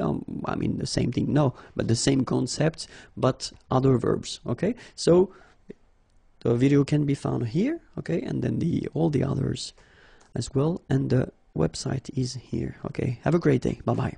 Les verbes. Okay, so it will be the second part of the list of the verbs that I wanted to give you before the end of this unité set. Okay, and so let's start. Essayer, tenter. Okay, so just to repeat, if you didn't check that, well, if you didn't see the first video, so I will put each time the first verb here. It would be the direct translation of this verb. Okay, so it will apply, well, it will be the same meaning in almost all the contexts. Okay, and then the second or third or maybe fourth option, it will be a translation that would be possible in some situations. Okay, but not all. Okay, but still, essayer, tenter. Demander, interroger. Lire, appeler, partir, essayer, tenter, demander, interroger, lire, appeler, partir. Entendre, ouïr. Démarrer, commencer, entamer. Espérer, souhaiter. Tourner, retourner. Avoir besoin de, nécessiter. Entendre, ouïr. Démarrer, commencer, entamer. Espérer, souhaiter, tourner, retourner, avoir besoin de, nécessiter. Se sentir, croire que, ouvrir, arrêter, cesser, payer, régler, acheter, se sentir, croire que, ouvrir, arrêter, cesser, payer, régler, acheter, porter, transporter, marcher, se promener, rester, séjourner, envoyer, expédier, rencontrer, retrouver, se réunir, porter, transporter, marcher, se promener, rester, séjourner, envoyer, expédier, rencontrer, retrouver, se réunir, croire, souhaiter, désirer, couper, tailler, se souvenir, se rappeler, tomber, croire, souhaiter, désirer, couper, tailler, se souvenir, se rappeler, tomber,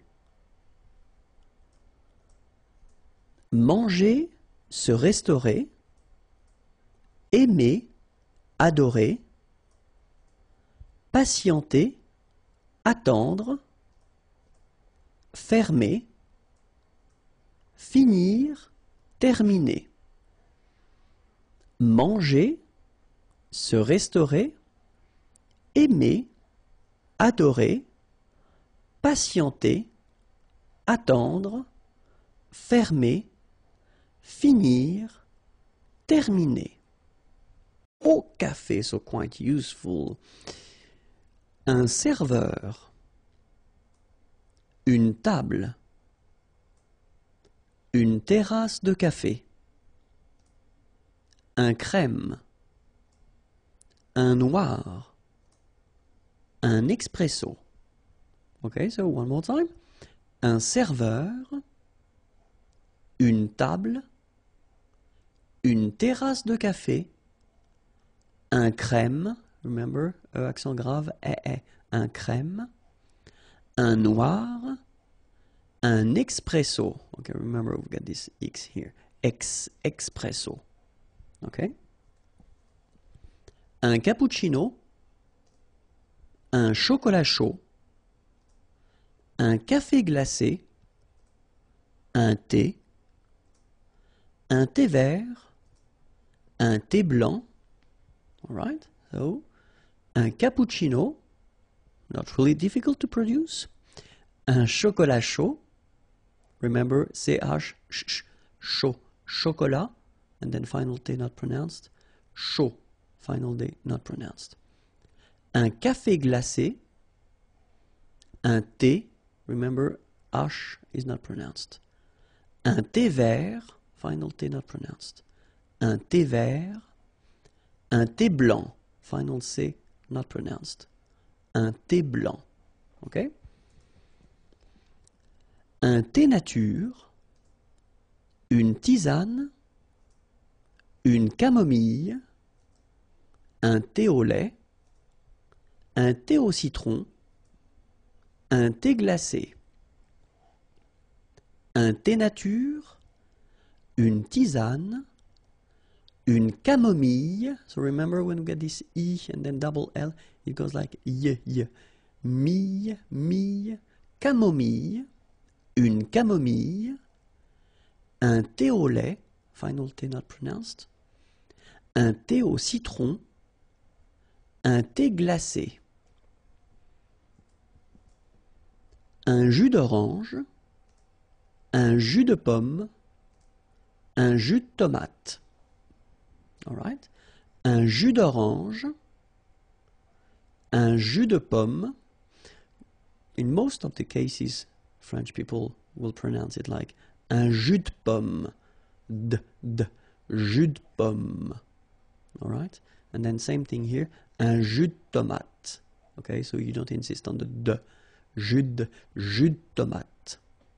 I know it's quite difficult to produce, but still try. So, un jus d'orange, here it's not difficult. Un jus de pomme, un jus de tomate. Okay? Au restaurant. Okay, so let's start now. Une table, un verre, une assiette plate, une assiette creuse. Okay, so let's see them one more time. Une table, un verre, une assiette plate, une assiette creuse. Une assiette à dessert, une serviette, une fourchette, un couteau, une cuillère. So let's repeat them. Une assiette à dessert, une serviette, une fourchette, un couteau, une cuillère. Une cuillère à soupe, un garçon, un menu, une carte des vins, à la carte. Une cuillère à soupe, un garçon. Remember when we get this cédille beneath the C, it will give you the pronunciation S of C. So instead of K, as it should be with O. Okay? So, un garçon, un menu, une carte des vins, à la carte. Une addition, un reçu, un pourboire. Une addition, un reçu, un pourboire. Le poisson, so it will be a vocabulary lesson. Okay, so let's start now. Le thon, la dorade, la morue, le saumon, le bar. Let's repeat them. Le thon. Remember, H here is not pronounced. Le thon, la dorade, la morue, final E not pronounced, le saumon, O-N, remember, nasal in your nose, saumon, le bar, le merlan, la raie, la sardine, l'aigle fin, la limande sole. Okay, so le merlan, la raie, final E not pronounced, la sardine, you don't insist on the final E, it only gives you the N pronunciation, sardine, l'aigle fin, la limande sole, la sole, l'espadon, la truite, le maquereau, la lotte, la sole, same thing, don't insist on the final E, okay, it only gives you the L sound, sol, l'espadon, O-N in your nose, nasal, on, espadon, la truite, same thing here, final E not pronounced, T, la truite, le maquereau. So technically this K, just pronounce it K, mac, maquereau, maquereau. Alright? And then E-A-U, remember when you combine these three vowels, you get the sound O, maquereau. Okay? And then la lotte, final E not pronounced, lotte, lotte. Okay? La lotte. Alright? Les céréales. L'avoine, le blé, le maïs, le millet. So let's repeat them. L'avoine, remember, don't insist on the final E. L'avoine, le blé, here, accent aigu, et le maïs. So here you get this tréma, so maïs, maïs. And then you pronounce the final S, maïs. Le millet, here, I, and then double L, so I, millet. ET at the end, open, millet. L'orge, le quinoa, le son. Let's repeat. L'orge, le quinoa, le son. L'imparfait, so we saw previously le passé composé, so this past tense that we use quite often, and this is the second one, so l'imparfait. And in this video we'll see together the first part, l'utilisation, so when do we use l'imparfait, okay, and then the second part will be la formation, so how do we build, how do we construct this imparfait form, okay, so, but then let's focus now on l'utilisation. So when do we use l'imparfait? And then the first situation when we will use l'imparfait will be if you want to describe something in the past. Une description dans le passé. Okay, so if you want to describe something in the past, like in this example here, la pièce, the room, était, so that's the verb here. The verb is to be, okay, and it's the imparfait form, était, grande, big, et sombre, dark. Okay, so in that case you want to describe the room, then you should use l'imparfait. Second situation, une habitude dans le passé. So a habit, something that you are used to do in the past, okay, and the example is je partais, partir is to leave, okay, and it's the imparfait form here, le matin, the morning, à 8 heures. Okay, so in that case you want to say that it's an habit, something that you do in the past, then you should use l'imparfait. Okay, other situation when you will need to use l'imparfait, une répétition dans le passé. Okay, so répétition, you understand, something that repeats itself dans le passé. The example here, nous allions tous les soirs au restaurant. Okay, so aller is to go, tous les soirs, okay, so every evening, au restaurant. All right, so something that you do and that repeats itself in the past. And then, if you want to say something that lasts, durer is to last, in the past, dans le passé, then, in that case, this sentence is quite interesting because I wanted to make the difference between the use of the imparfait here, okay, and then here you've got the passé composé form, all right. So, je regardais la télé, so la télévision, all right. So, in that case, you tend to use, of course, l'imparfait because it lasts a while when you watch TV, so if it's a movie or something like that. When tu as appelé, okay, so appeler is to call on the phone, for instance, okay, so in that case you want to make the difference between something that happens and it's an action, so tu as appelé, okay, and then here you use l'imparfait, well, because it lasts longer, okay, so je regardais la télé quand tu as appelé. All right, and then we've got another structure, so if you want to insist on the fact that something lasts and then something continues, then we've got this structure, être, so it's to be, être en train de, okay, and then you will put l'infinitive form after that, so the basic form. All right, so an example here as well, so I wanted to make the difference as well with, you know, between the passé composé form here, je n'ai pas répondu, répondre is to answer, okay, car, because, j'étais en train de faire mes devoirs, okay? So faire mes devoirs, to do my homework, okay?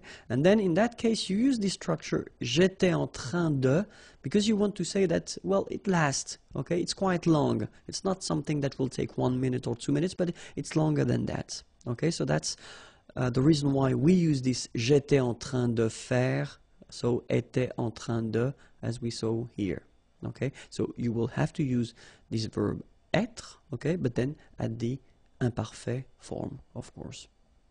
Okay, so and then one thing that you should keep in mind is that être, so to be, croire, to believe, penser, to think, savoir, to know, are often, and it's quite important, souvent, often, so it's not always, okay, because it's not possible to say always, especially if you're talking about French grammar, okay, but often you use them at l'imparfait form, okay. Now let's see how to construct this imparfait, okay. So I've been taking some verbs from the first group and then the second and the third group, okay? If you remember, we've got 3 groups of verbs in French. So the first one, regarder, so is to watch, okay? And then I've been putting this nous form at the present. For a good reason, you will see why a bit later. So you should know the present form of regarder, and it goes like nous regardons, so that's the present form, nous regardons, okay? For the second group, I've been taking finir, finir to finish, to end, okay? Same thing, you will put this nous form at the present, nous finissons, okay? And then for the third group of verbs, I took prendre, prendre is to take, okay? And it goes like nous prenons. Alright, so nous regardons, nous finissons, nous prenons. So the reason why I wanted you to see the nous form is just because that's the form we will use to construct the imparfait. Okay, so the thing will be to take away the ending of nous, and the ending of nous, it's ons. Like you saw here, here, and here. So the idea is that this ending, you will take it away. Okay? Then, that's the thing we will keep. Regarde like that, without the ending for nous. Finisse, without the ending for nous. And then prenne, without the ending. Okay? And, after that, you will add the endings for l'imparfait. And they will be like for je, AIS, for tu, AIS, for il or elle, AIT, for nous, IONS, for vous, IEZ, and for il, elle at the plural, AIENT.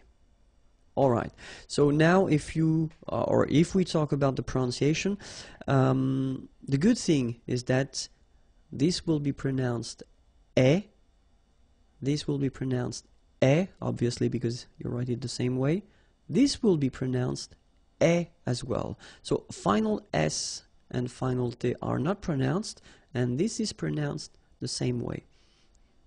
And the good news is that this form, A-I-E-N-T, is pronounced E as well.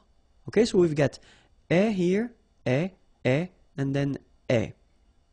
Okay, so that's quite easy to produce. I mean, it's not, normally it's not a big difficulty for the students to make this E sound. Okay, and then for nous, it will be, so if you remember correctly, so final S is not pronounced here.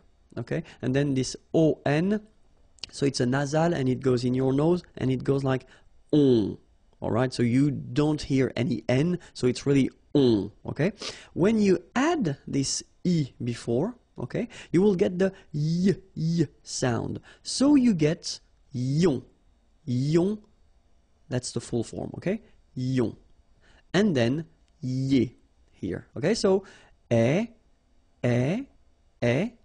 yon, ye, Alright? So now, je regarde. And then so that's the full form that you will have. And then you will pronounce it, je regardais. Alright? So if we had the example for finir, it was finis. Remember this form that we got from the new form of the present. Okay, so finis, and then you add est. Je finissais. Alright? And then the last verb we had was prendre, if I remember correctly, yes? And it was prenne, okay? The form that we got when we took away this ONS ending from the present, okay? So prenne, and then you add your ending, est. Je prenais. Okay? So let's see how it goes for all the forms. So, je regardais, so it's regarder, to watch. Tu regardais, il regardait, elle regardait, nous regardions, vous regardiez, il regardait, elle regardait. Okay? So remember, regardait, regardait, regardait, and then as well, regardait. And after that you've got this ion, as I said, regardions, and then ier, regardiez. Alright? Let's see finir now. Je finissais, tu finissais, il finissait, elle finissait, nous finissions, vous finissiez, il finissait, elle finissait. Okay, so same thing here. Have a look. Finissait, finissait, finissait, same form. And then finissait here, same form. I mean phonetically, okay? And then ion, finissions, and then finissiez. Alright? And the last verb we had with to take, prendre. Je prenais, tu prenais, il prenait, elle prenait, nous prenions, vous preniez, il prenait, elle prenait. Okay? So remember that in that case you will have to really pronounce the like a prenait. Alright? So same thing here, final S not pronounced. Je prenais, tu prenais, il prenait, final T not pronounced, so the same form, okay? And then plural, as I said, prenait as well, okay? And here, prenions, preniez. Okay? And then of course, avoir and être can be in some cases quite tricky. So that's the reason why we'll take a few minutes to watch or to have a look at them. The first one, avoir, and well, it's not that tricky at all because it goes like that. J'avais, tu avais, il avait, elle avait, nous avions, vous aviez, ils avaient, elles avaient. So it is quite easy. Honestly, it is quite easy. Just try to remember, especially if you want to use it only orally, then it's quite easy because it's avait, and avait, remember, okay? So, j'avais, final S not pronounced. Tu avais. Il avait, final T not pronounced. Nous avions, let's make this beautiful liaison here. Nous avions, okay? Vous aviez, same thing here, a little liaison. Ils avaient. Elles avaient, okay? And then let's have a look at être.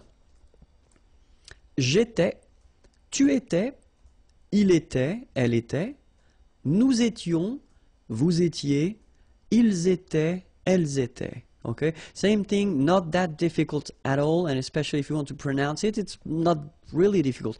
J'étais, okay? Remember, here we've got accent aigu, so it goes like et, alright? J'étais. Okay, tu étais, il était, elle était, nous étions, little liaison here to make it more beautiful, nous étions, okay, final S not pronounced, remember, vous étiez, same thing here, little liaison, and then ils étaient, liaison as well, elles étaient. Bonjour à tous, and welcome to Learn French with Vincent. This is Unité 8, leçon F.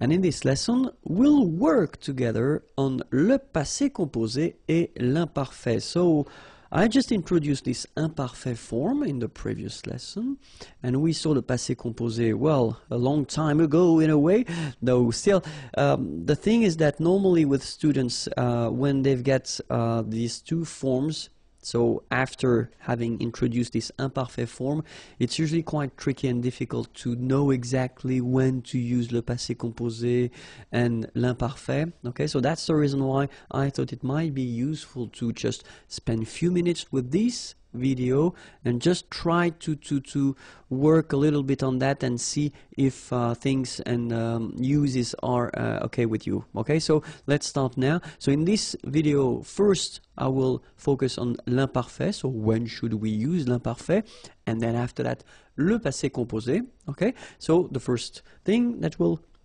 refresh will be l'imparfait. Okay, so l'imparfait, remember that you will use it when you want to describe something in the past. Okay, so the example I took, la pièce était grande et sombre. Okay, la pièce, the room, grande, big, sombre, dark. Okay, so in that case you use être, to be, all right, and then you use it at the imparfait form to make this description.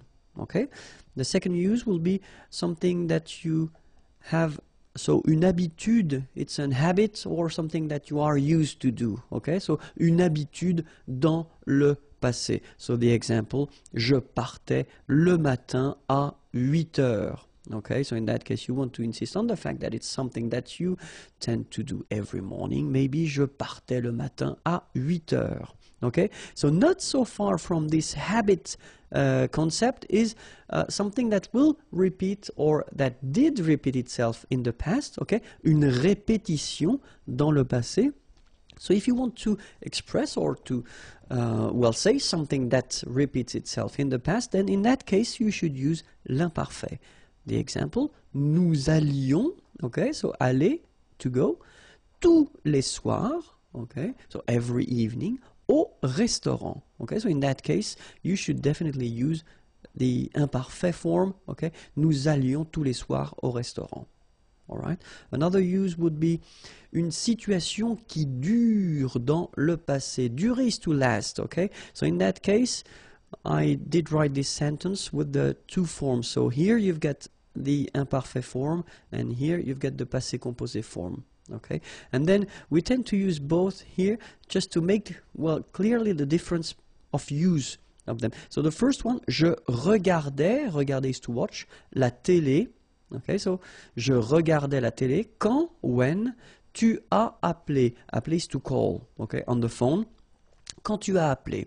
All right, so we want here, with this sentence, here to use the imparfait form because it lasts in the past. Okay, so when you watch TV, maybe it won't last 1 minute or two, but a bit longer than that. Okay, and then tu as appelé, well, it's an action, something that doesn't take too long if you compare it to the previous verb here. Je regardais la télé. Okay, so that's the reason why here, je regardais la télé will be used at the imparfait form because it lasts longer than the other one. Okay, tu as appelé. All right, and then another structure that we can use as well if we want to insist on the fact that something lasts and something continue. Okay, pour insister sur la durée et continuité, then the structure is être en train de, and then you put your verb at the infinitive form here. So infinitive form is the basic form of the verb. Okay, so être, so that's the verb être that you should conjugate at the imparfait form. Okay, and then same thing here. I wanted to make the difference between the two. So here you've got this passé composé. Je n'ai pas répondu. So répondre, to answer. Okay, maybe someone was calling on the phone. Je n'ai pas répondu. Okay. Car, because, j'étais en train de faire mes devoirs. Faire mes devoirs, to do my homework, okay? So, j'étais en train de faire mes devoirs. So, in that case, you use this structure, so être en train de, because you want to insist on the fact that, well, it takes a while to make them, okay? J'étais en train de faire mes devoirs, all right? Now, le passé composé. So le passé composé, well, the first use, of course, of le passé composé, it's une action, an action qui s'est passé, that took place avant le moment présent. So before the present moment, the example that we could have here, je suis en retard parce que j'ai marché trop lentement. Okay? And here, well, the first part here, je suis en retard, I am late. It's the present. Okay? And then you want to well, give the reason why. Parce que, because, j'ai marché, so marcher is to walk, okay? And this is the imparfait form, okay? Trop lentement, too slowly, okay? Je suis en retard parce que j'ai marché trop lentement. Then, une action dans le passé qui a des limites temporelles, okay? So it's an action that took place in the past, all right? But then you've got some clear limits when it started or when it ended, okay? And then the example here, dimanche dernier, j'ai dormi toute la journée. Dormir is to sleep, okay? So this is here the passé composé form. Toute la journée, all day long, okay? So you've got clearly a limit, toute la journée. You know exactly when it stopped, all right? Une action qui est terminée, okay? So clearly here, if you want to introduce your birth date, then je suis né, okay? So it was an action in a way, okay? But still it's finished. So le 16 juin 1970, okay? Je suis né, so that's the reason why here you will use this verb naître, okay? Je suis né le 16 juin 1970. Une histoire composée de plusieurs actions, okay? So if you've got several actions, okay, in a story, then normally you should use le passé composé. For instance, hier, yesterday, je suis rentré, I came back home, okay? Rentré, je suis rentré. J'ai préparé à manger, etc., etc., okay? So orally, you will explain to a friend or to a colleague what you've been doing yesterday, okay? You want to introduce these actions, okay? And in that case, that's the tense that you will use, the passé composé, all right?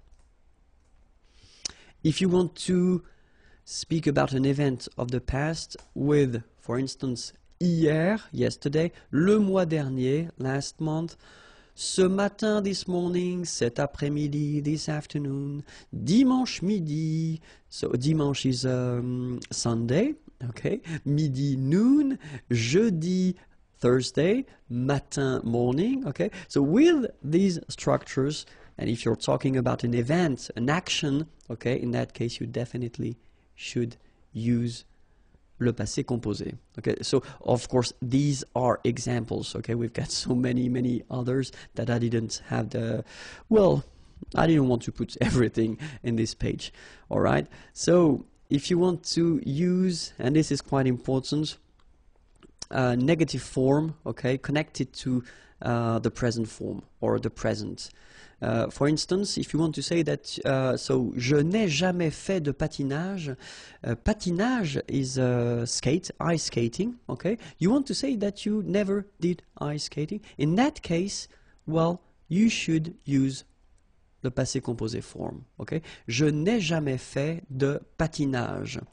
Oops, I should put something instead. It's not a virgule, it's point. It should be point. Sorry, it was a little mistake here. Okay, but still, je n'ai jamais fait de patinage. Okay, same example here. Il n'a jamais eu de chance. Okay, avoir de la chance, to have luck. Okay, il n'a jamais, never eu de chance. So in that case, you should put that at the passé composé form. Okay, and then, well, same thing. Nous n'avons pas eu de chance. All right. In that case, it's with pas and not never, but it's clearly the same meaning. Nous n'avons pas eu de chance, and in that case, you should definitely use here the passé composé form. Okay. So, of course, avoir and être can be quite tricky, so that's the reason why we'll take a few minutes to see them, and we'll start with avoir, okay? This is the imparfait form. J'avais, tu avais, il avait, elle avait, nous avions, vous aviez, ils avaient, elles avaient. And next to it, we'll put the passé composé form. J'ai eu, tu as eu, il a lu, il a eu, sorry, elle a eu, nous avons eu, vous avez eu, ils ont eu, elles ont eu. Okay, so let's take 1 minute to see them one more time. J'avais, final S not pronounced. Tu avais, same thing. Il avait, final T not pronounced. Elle avait. Nous avions, little liaison, final S not pronounced. Nous avions. Vous aviez, same thing here, little liaison between the two. Ils avaient, so remember, even if we've got this A-I-E-N-T, well, we don't pronounce it, or we don't pronounce this E-N-T, so we get avaient, okay, phonetically. Ils avaient, okay, and then elles avaient. And now for the passé composé form, so if you remember clearly, we use the verb avoir at the present form, then we put this participe passé form, so it does mean that it will be the same all the time. That's the reason why we see it here, okay? And this is pronounced, so it's an exception because normally you should pronounce it differently, but, so it's an exception, it is pronounced U, okay? U, that's the way you should pronounce it. So, j'ai eu. Tu as eu. Il a eu. Elle a eu. Nous avons eu. Vous avez eu. Ils ont eu. Elles ont eu. Alright? So, j'ai eu. Tu as eu. Il a eu. Elle a eu. Nous avons eu. Okay, so here you can see that we make double liaison. Nous avons eu. Okay, same thing here. Vous avez eu. Ils ont, and then here as well, tu. Ils ont eu, elles ont eu. Alright? Let's see être now. And it goes like j'étais, so same thing here. We'll start with the imparfait form. Tu étais, il était, elle était. Nous étions, vous étiez, ils étaient, elles étaient. And then the passé composé form. J'ai été, tu as été, il a été, elle a été. Nous avons été, vous avez été, ils ont été, elles ont été. Okay, so let's take 1 minute again to pronounce them. J'étais, so final S not pronounced. Tu étais, same form. Il était, elle était, final T not pronounced. Here, little liaison and final S not pronounced. Nous étions, vous étiez, ils étaient, liaison as well here, and then remember, this is not pronounced. Elles étaient. Okay?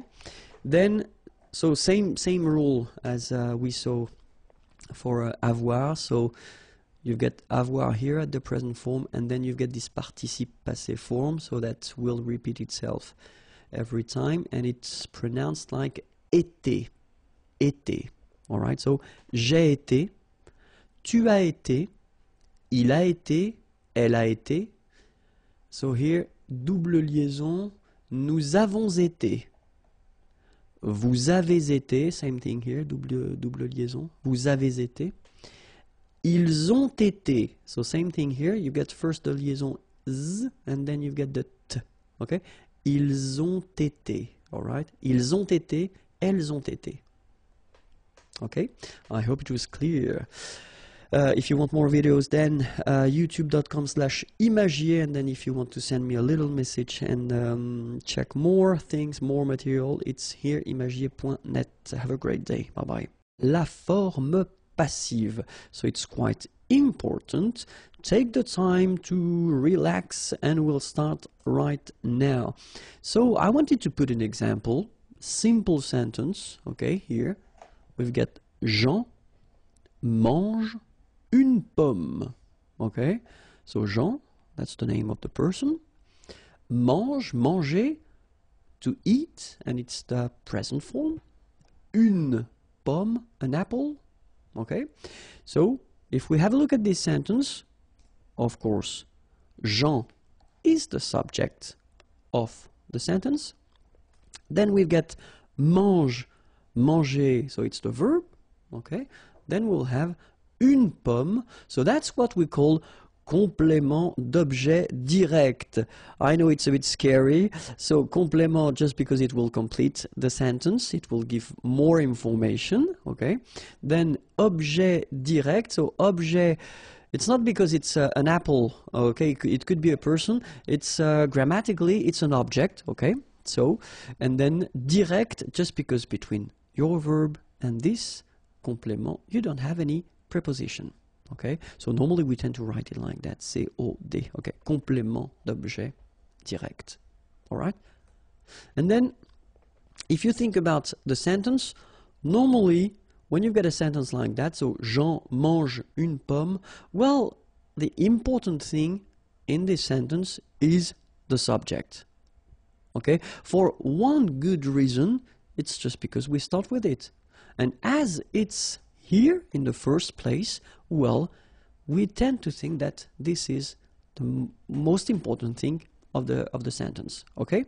So if we would like to put the focus on le complément d'objet direct. So if we would like to have une pomme as the main thing of the sentence, okay, so it would be actually the whole idea of this form passive. Okay, so what could we do? We could first take une pomme, okay, and then of course put it in the first place, because, well, the focus will be on the first word or first thing that will come in the sentence. Then we take Jean, and then of course Jean is not coming right after because the verb should come between the two, so it will be here. Okay, and after that, manger, so the verb mange here should be transformed, and that's the whole thing of the passive form. Okay, you will have to use être, so you will have to conjugate être plus le participe passé of your verb. Okay, in that case it's quite easy because manger belongs to the first group of verbs, so regular verbs, and then when we talk about the participe passé form, it will be manger like that with the accent on the top of the here. Okay, so let's have a look how it will go. Une pomme est, so the verb être at the present form, because here we've got a sentence at the present form. Manger, okay, so as I said, you've got this accent aigu, okay, and the important thing here is that because we construct this passive form with être, then we should, at the end of the participe passé, add something if it's feminine or if it's plural. In that case, une pomme, an apple, you can see here that it's feminine, une pomme, so we will add this so the mark of the feminine. Okay, so une pomme est mangée Jean. And obviously something is missing here, okay, and the thing that we will put, or we will add to construct this passif, will be par. Alright, so now we've got this sentence, une pomme est mangée par Jean. And it's the passive form. Okay? Forme active, Jean mange une pomme. Forme passive, une pomme est mangée par Jean. Alright? Let's take another example. I did put this la pomme instead of une pomme, but well, technically it's the same. The important thing is that this passive form will be, it will be possible to make it at the present form, or even at the future, at the passé composé, at the imparfait, because the only thing that will change will be être. Okay? So in that case, example for le présent, Jean mange la pomme. You change it and you get la pomme est mangée par Jean. Okay, so that's the one we saw, so it's actually quite easy. But then now, let's see if we've got le futur. So the sentence will go like Jean mangera, okay, so it's this will eat, okay, la pomme. And then, if you want to put this sentence at the passive form, then la pomme sera, so remember, sera, it's the form of être at the future, okay? So that's the only thing that will change. So you definitely should know by heart all the of être, and obviously avoir, but I mean not avoir for this lesson, but still. So you should know them by heart because you will have to use them. For instance, in this passive form, you must use them. So la pomme sera mangée par Jean. So the rest doesn't change. I mean, that's the only thing that you will have to change. You put this être form, okay, at the correct tense. In that case, it's the futur. And then let's see le passé composé now. Jean a mangé la pomme, okay, and then if you change it and put it at the passive form. So, la pomme a été, remember this a été is the passé composé form of être, okay?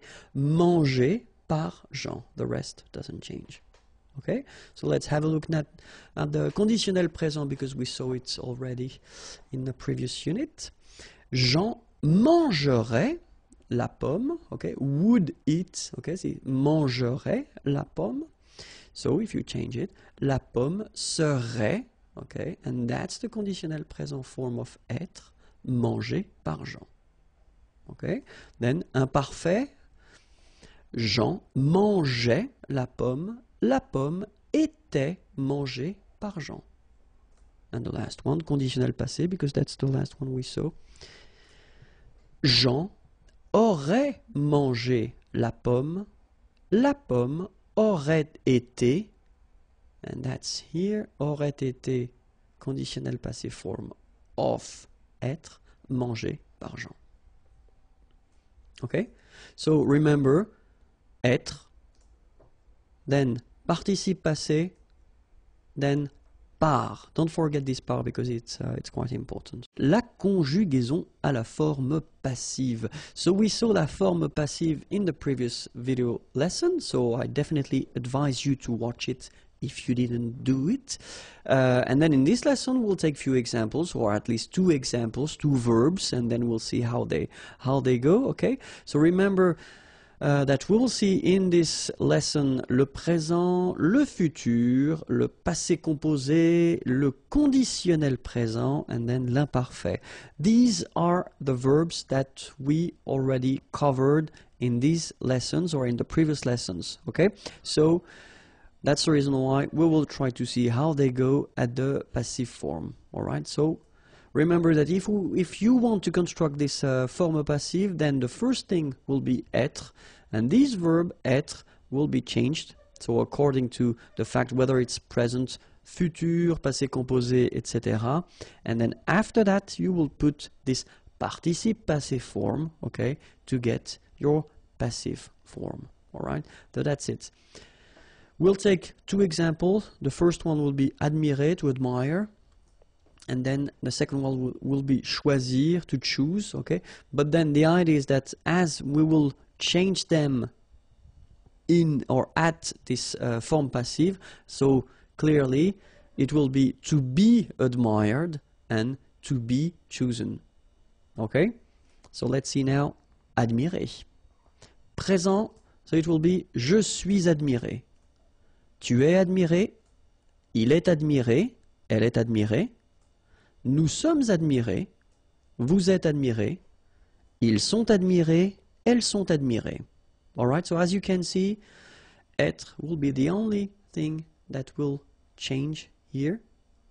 Alright, well, if we are really honest, then we can say that the participe passé form here is changing as well, because if you can see, if you have a look here, it's here like that written et, and then here you just add this okay? Remember that we add this final because we've got here a feminine subject, and so this final is the mark of the feminine, so singular feminine, okay? But then if you really want to think about that phonetically, you don't pronounce it, so whether it's masculine admirer or feminine admirer, you will pronounce them the same way. But still, if you want to write it correctly, you should add this So same thing here. If we look at this last form here, we've got this S at the end. So S is the mark of the plural. So you should put it at the end. You don't pronounce it, okay? So you get admirer, but still you should put it. And here, you've got, well, first the feminine E and then the plural S.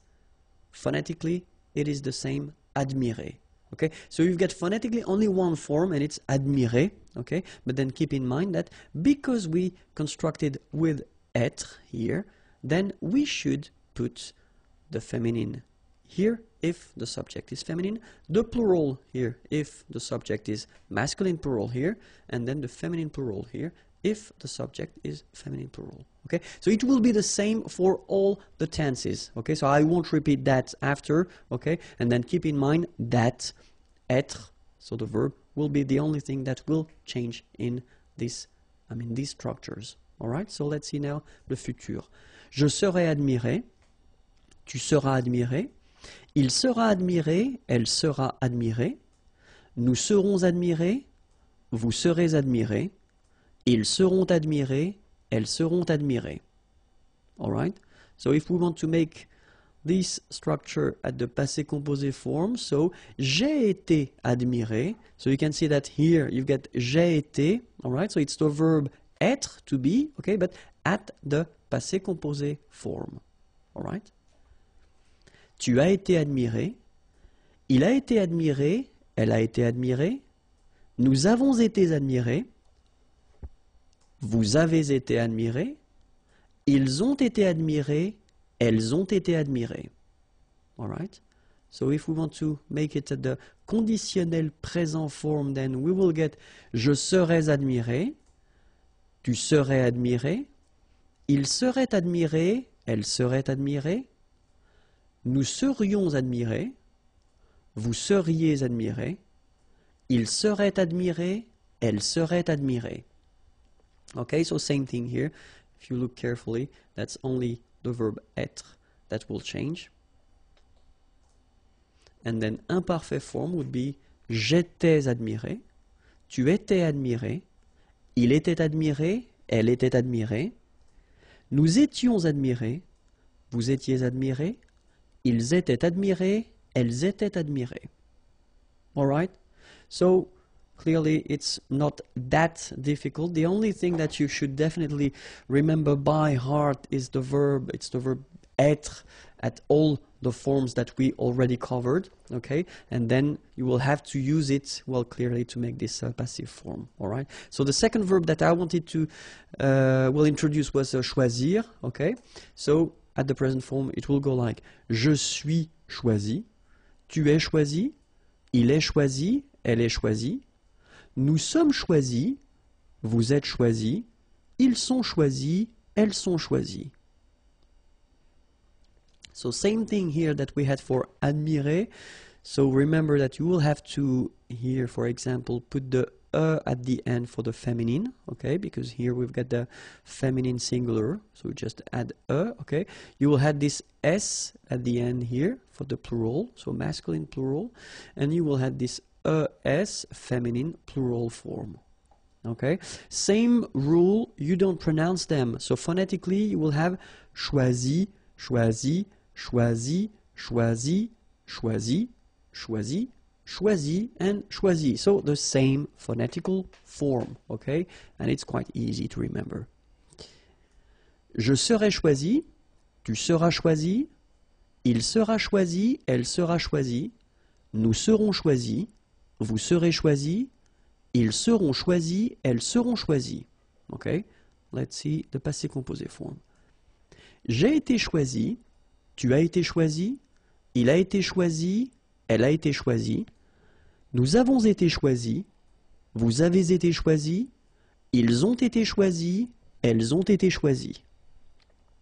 Then the conditionnel présent form, je serai choisi, tu serais choisi, il serait choisi, elle serait choisie, nous serions choisis, vous seriez choisis, il serait choisi, elle serait choisie. Okay? And last but not least, imparfait. J'étais choisi, tu étais choisi, il était choisi, elle était choisie, nous étions choisis, vous étiez choisis, ils étaient choisis, elles étaient choisies. La géographie. L'Europe. Okay, so I did put this F just to give you the information that it's feminine, okay, because it doesn't show here with the article. L'Europe, l'Asie, l'Afrique, l'Amérique du Nord, l'Amérique centrale, l'Amérique du Sud. Okay, so let's see them one more time. L'Europe. Remember this final E, it's not really present. It only gives you the possibility to pronounce this P, PP at the end, okay? Europe. L'Asie, same thing here. Final E is not pronounced. L'Afrique, same thing here. Final E, it's only the K at the end that you will hear. L'Afrique, okay? Amérique, same thing as Afrique. Amérique du Nord. Final D, not pronounced. L'Amérique du Nord. L'Amérique centrale. Same thing here. Centrale, remember, E-N, nasal, so it goes in your nose. En. Centrale. Alright? L'Amérique centrale. L'Amérique du Sud. Here you should pronounce the D. Sud. Sud. Okay? L'Amérique du Sud. Alright? So one more time. L'Europe, l'Asie, l'Afrique, l'Amérique du Nord, l'Amérique centrale, l'Amérique du Sud. L'Australie, l'Océanie, l'Antarctique, l'Eurasie, l'Océan Atlantique, l'Océan Pacifique. Okay, so let's see them one more time. L'Australie, final E not pronounced. L'Océanie, final E not pronounced. Remember, Q-U-E here, it's K. Okay, so tic. L'Antarctique, l'Antarctique. L'Eurasie, final E not pronounced. L'Eurasie. Okay, same thing here for the ic. Okay, l'Océan Atlantique. Atlantique. Atlantique. L'Océan Pacifique. L'Océan Indien. L'Océan Arctique. La mer du Nord. La mer de Chine. La mer des Antilles. La mer Méditerranée. Okay, so let's see them. L'Océan Indien. So remember here it's nasal and it can be quite tricky. So first you've got this un here and then you've got this yin, yin. Okay, Indien. L'Océan Indien. L'Océan Arctique. Remember, tic, ic. La mer du Nord. Final D not pronounced. La mer de Chine. Remember, don't insist on the E. Chine. Okay? And then this CH, sh, Chine. Alright? La mer des Antilles. So here it's quite interesting because, well, you've got this E and then double L, S. Okay? So final S and E, really you don't pronounce them. So you get this E sound. Antilles. Okay? La mer des Antilles. The liaison between the two. Des Antilles. La mer des Antilles. La mer Méditerranée. Okay, here final E not pronounced, but then you pronounce this E at the end. Méditerranée. Okay, la mer Méditerranée. La mer Rouge. La mer Caspienne. La mer Noire. La mer de Bering. Okay, so la mer Rouge. Remember, G and then E, J. Rouge. Okay? La mer Rouge. La mer Caspienne. Okay? E and then double consonant here, and it's the same, and N. So it does open the sound here. So it's E. Caspienne. Caspienne. Okay?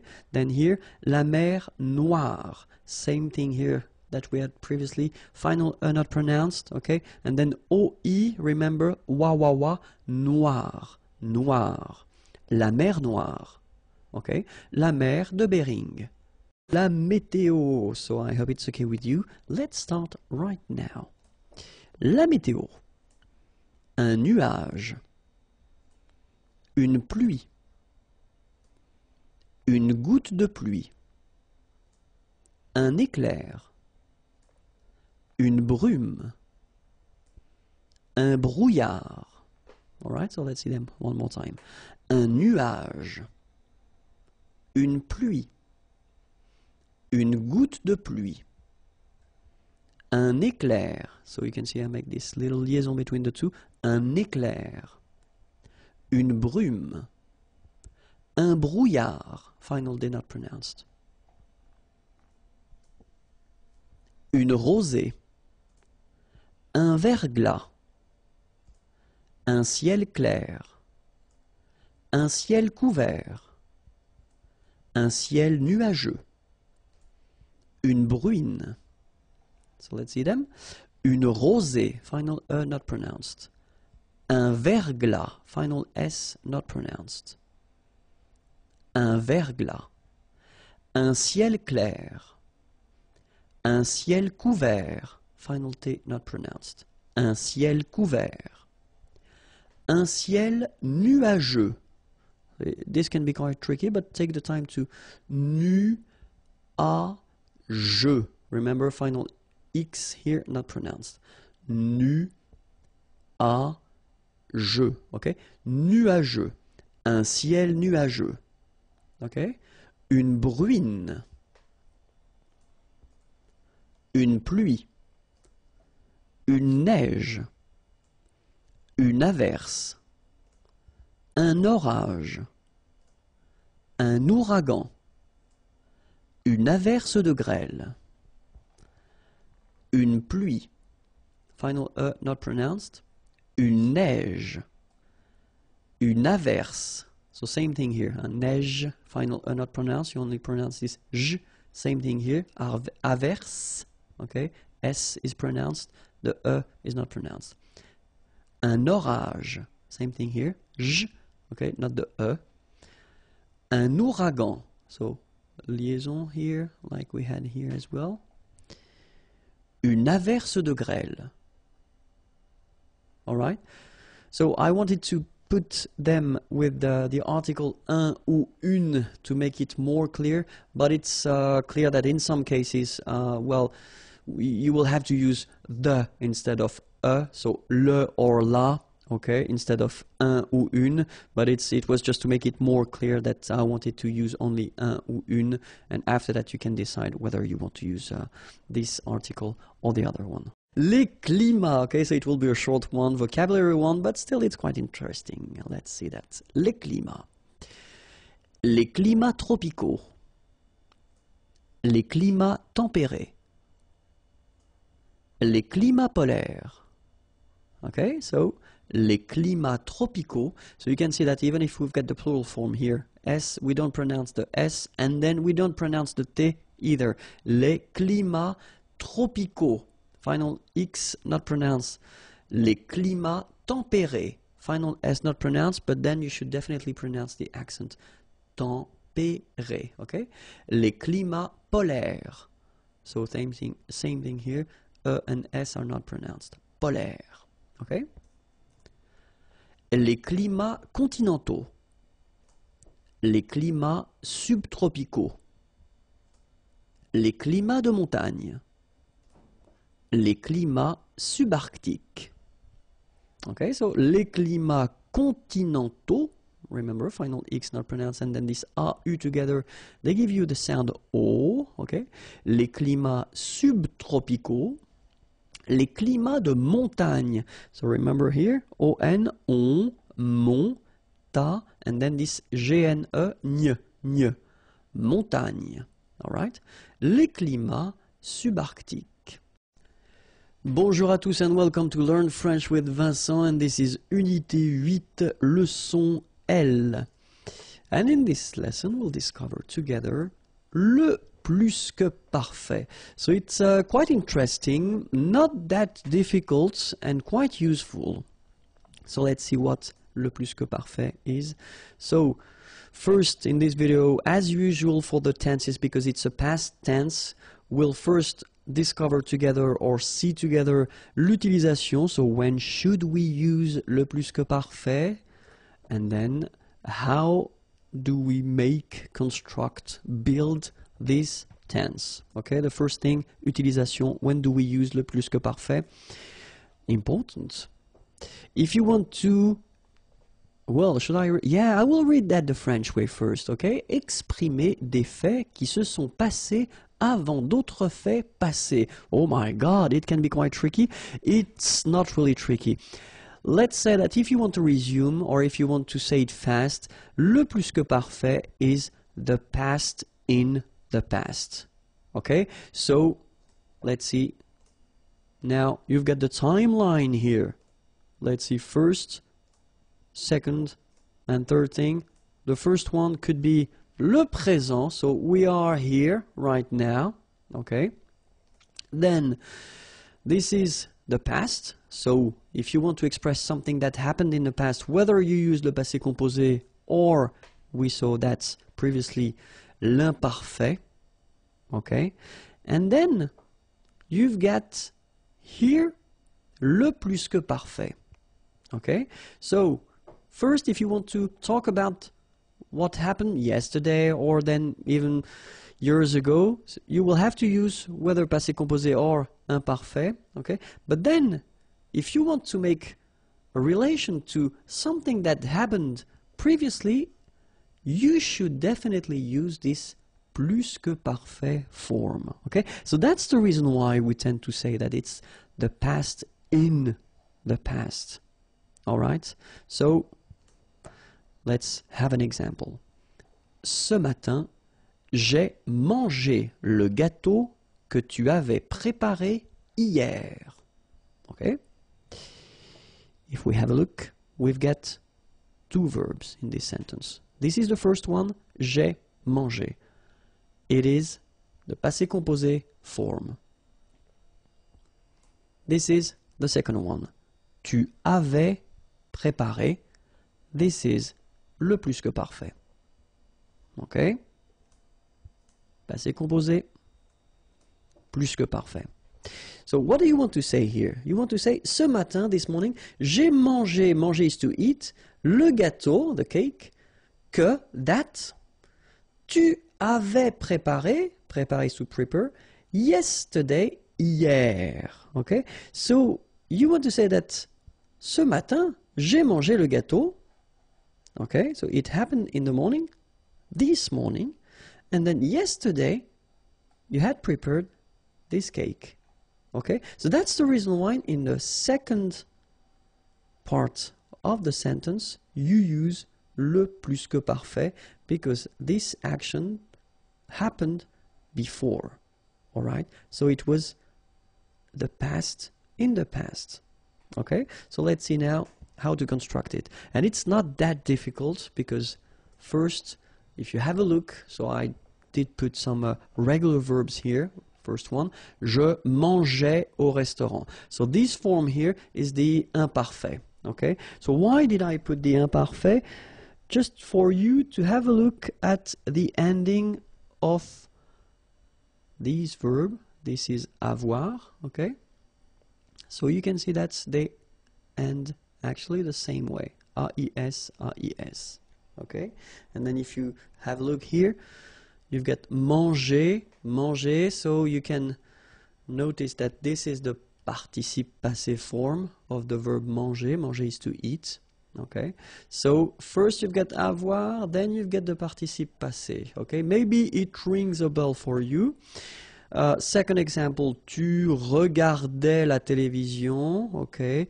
Tu avais regardé la télévision. So if you have a look, well, it looks the same. You've got first avoir, then you've got participe passé here, okay?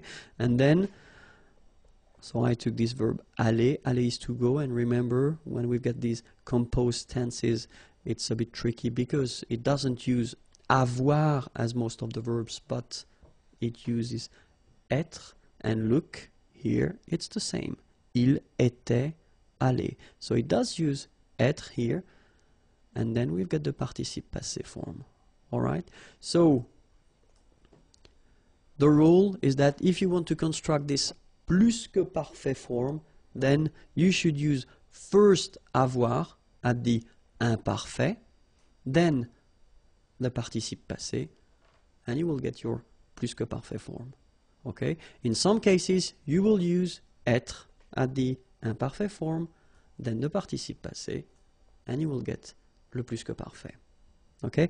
We've been covering already few composed tenses in French, and well, it does follow exactly the same rules. Okay? So that's the reason why it will be quite familiar for you, because the following verbs, aller, to go, arriver, to arrive, descendre, to go down, devenir, to become, entrer, to enter, to come in, monter, to go up, mourir, to die, naître, to born, partir, to leave, rester, to stay, retourner, to return, sortir, to go out, tomber, to fall, sorry, and then venir, to come. So all these verbs will use être, as they do for all the other composed tense that we saw, like passé composé, for instance. Okay? And then all the verbes réfléchis, so reflexive verbs like se regarder, s'appeler, se présenter. So all these verbs will also require être, okay, for the plus que parfait. Okay? So let's see one more time the imparfait form of avoir and être as well, but we'll start with avoir, just because that's the form, these are the forms that you will have to use when you want to construct this plus que parfait. So it goes like j'avais, tu avais, il avait, elle avait, nous avions, vous aviez, ils avaient, elles avaient. Okay, and then for être, j'étais, tu étais, il était, elle était, nous étions, vous étiez, ils étaient, elles étaient. Alright, so you can see here that we've got this AIS ending and AIT ending. You pronounce them the same way, okay? J'avais, tu avais, il avait. And then you saw probably that we've got also here A-V-A-I-E-N-T, but then you pronounce it avait. So the same way as we pronounce here, okay? J'avais, tu avais, il avait, nous avions, vous aviez, ils avaient. Okay? The only difference is that you will have to make the liaison between the two. Elles avaient, ils avaient. Okay? Same thing here. Était, était, était. And the last one, était. So you pronounce them the same way. J'étais, tu étais, il était, elle était. Nous étions, vous étiez, ils étaient, elles étaient. Alright? So, remember that for these participe passé forms, so the second part that you should have. Okay? When we're talking about verbs, so in French we've got three groups. Okay? The first one is the ER verbs, so verbs ending with ER. Only one exception, and it's aller, but then the good news is that aller will behave the same way, so it won't be tricky. So remember that when you've got a verb like parler, for instance, here, parler is to talk or to speak, it ends with ER. Okay, you will take this ER away and you will replace it with E accent aigu, parler. Same thing, regarder, to watch, you take this ER away and you put this E here. Aller, even if it doesn't belong to the first group, it will behave the same way, so that's a good news. Aller, ER, you take it away and then you put this E, okay? Second group of verbs, ER, unfortunately for you, not all the ER verbs, okay? But then these are from the second group, choisir, to choose. You take this ER away and then you change it, you put I instead, choisi. Finir, to finish, to end, ER away, same rule, and then you put fini. Unir, ER, you take it away, to unite, and then you get uni. Okay, after that, when we talk about the Third group, it's quite tricky, and my advice would be to try to learn them by heart like in many languages, but still we have some subgroups, okay? So you've got a list here. So the one that will end with U, for instance, connaître, to know, être will become U, connu, all right? Voir, to see, voir will become U, vu. Partir, well, in that case, they will have this I, even if it ends with IR, it's not from the second group, it's from the third group, okay? So, but then it becomes parti, okay? So quite easy. Rire will become ri, okay? Partir, to leave, and then rire, to laugh. Iter, like écrire, to write. IRE will become iter here. Dire, to say. IRE will become iter, okay? Remember, you put this T, you don't pronounce it. Écrit, dit. All right, and then the last subgroup here, or I think it's the last, I'm not sure about that anymore. Mettre, ETTRE will become ES. Mi, same advice here, don't pronounce the final S like we had here. T is not pronounced, S is not pronounced. Mi, mettre, to put, and then prendre, prendre is to take, okay, ENDRE, and it will become ES, pris. All right. An example for parler, so parler will go like that for the plus que parfait. J'avais parlé, tu avais parlé, il avait parlé, elle avait parlé, nous avions parlé, vous aviez parlé, ils avaient parlé, elles avaient parlé. Okay, so if you look carefully, I did put this E in orange just to show you that when you construct, I mean, a normal structure or simple structure like subject, verb, okay, nothing in between, then if you have avoir, you don't put anything at the end. So you don't need to add this E for the feminine or S for the plural. Just keep your participe passé like that. If you constructed with avoir. But, have a look here. Aller, you write it like that, aller. This is the masculine singular form, so basic form. Feminine singular form, you will have to add this E for the feminine. Masculine plural form, you will have to add this S for the plural. And then here, feminine plural form, you will have to add this S. So for the feminine and S for the plural. The good news is that phonetically they go the same way. Aller, aller, aller, aller. Alright? But if you want to write correctly, remember to put for the feminine, S for the plural, and obviously S for the feminine plural. Okay? So let's see aller now. J'étais allé. Tu étais allé. Il était allé. Elle était allée, nous étions allés, vous étiez allés, ils étaient allés, elles étaient allées. All right, so you can hear that here, for instance, I make here a liaison, ils étaient, and then here I make a liaison as well. Ils étaient allés, elles étaient allées. All right, and then remember, aller, aller, aller, aller, aller, aller, aller, and then aller. So the same phonetical form, okay? If you want to construct this plus que parfait, so I took this example with a verbe réfléchi, okay? Je m'étais présenté, tu t'étais présenté, il s'était présenté, elle s'était présentée, nous nous étions présentés, vous vous étiez présenté, il s'était présenté, elle s'était présentée. Alright, so remember all these reflexive verbs, so les verbes réfléchis will require all the time être, okay? Remember, avoir at the imperfect form, and then participe passé, and you will get a beautiful plus que parfait, and in some cases, être at the imperfect form plus participe passé will give you another beautiful plus que parfait. that was it for the Plus que Parfait. If you want more videos, then youtube.com/imagier, and then the website is here, imagier.net. Have a great day. Bye bye. Bonjour à tous and welcome to Learn French with Vincent, and this is Unité 8, leçon M.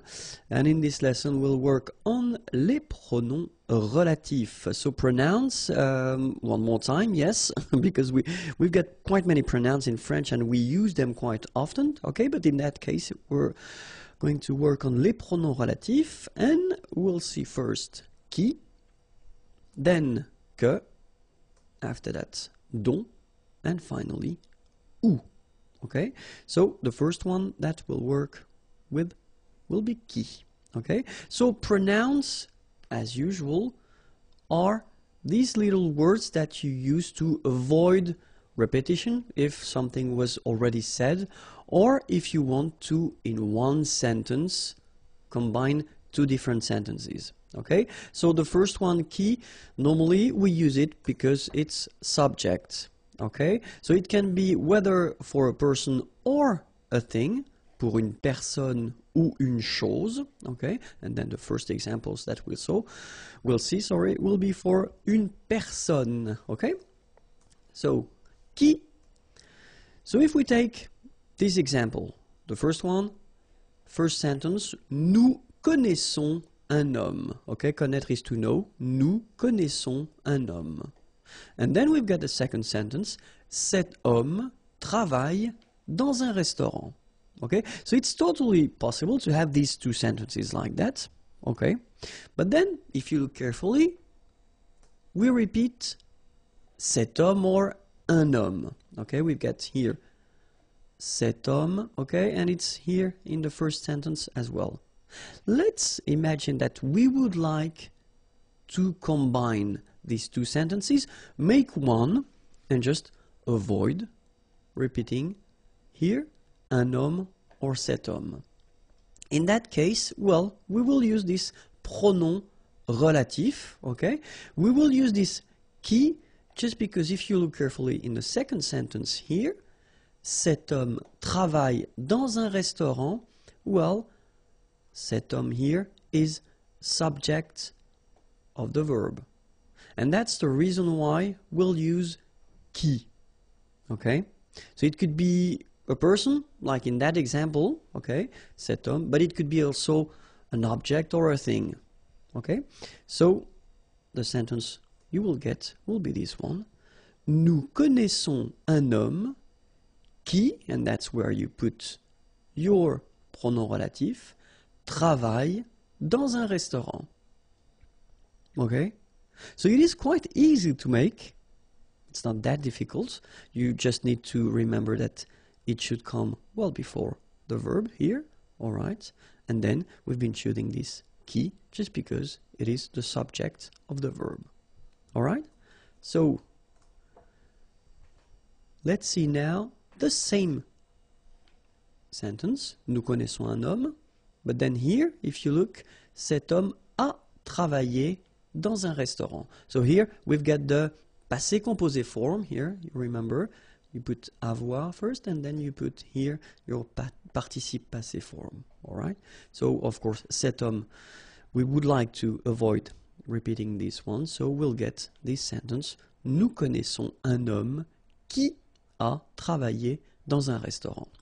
So basically it is quite simple because it doesn't change that much. You only need to use, again, one more time, this pronom relatif qui, okay, before the verb. So keep in mind that even if you've got two forms here, it's only one verb, okay? It's composed. You've got first avoir and then participe présent, participe passé, but still it's only one verb here, so that's the reason why qui should come before, okay?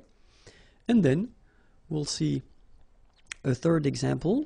Nous connaissons un homme. Cet homme va travailler dans un restaurant. Okay? So in that case, what do we have here? We've got a second sentence in which we've got this is going to work. Okay? So va, it's aller. Okay? So that's what we call futur proche. Okay? So this man, cet homme, is going to work, va travailler, all right? So, of course, same thing here. We don't want to repeat cet homme or un homme, okay? So, we will get this. Nous connaissons un homme qui va travailler dans un restaurant, all right? So, just before the verbs here, all right? So, it's quite simple, okay? Let's see now if we replace une chose, a thing, okay, with qui. So, je regarde une voiture, cette voiture est rouge. Okay? Regarder is to watch, une voiture, a car. Je regarde une voiture, cette voiture est rouge. So of course, in that case, we would like to avoid the repetition of une voiture. Okay? And then, je regarde une voiture qui est rouge. All right? So, je regarde une voiture qui est rouge. So exactly the same thing here. You just put this qui, and then you get the verb after that, est rouge. All right? Let's see the same sentence, but then let's put here the passé composé. J'ai regardé une voiture. Cette voiture était, imparfait, rouge. Okay? J'ai regardé une voiture. Cette voiture était rouge. So same thing here. We don't want to repeat voiture, then we will get the simple sentence.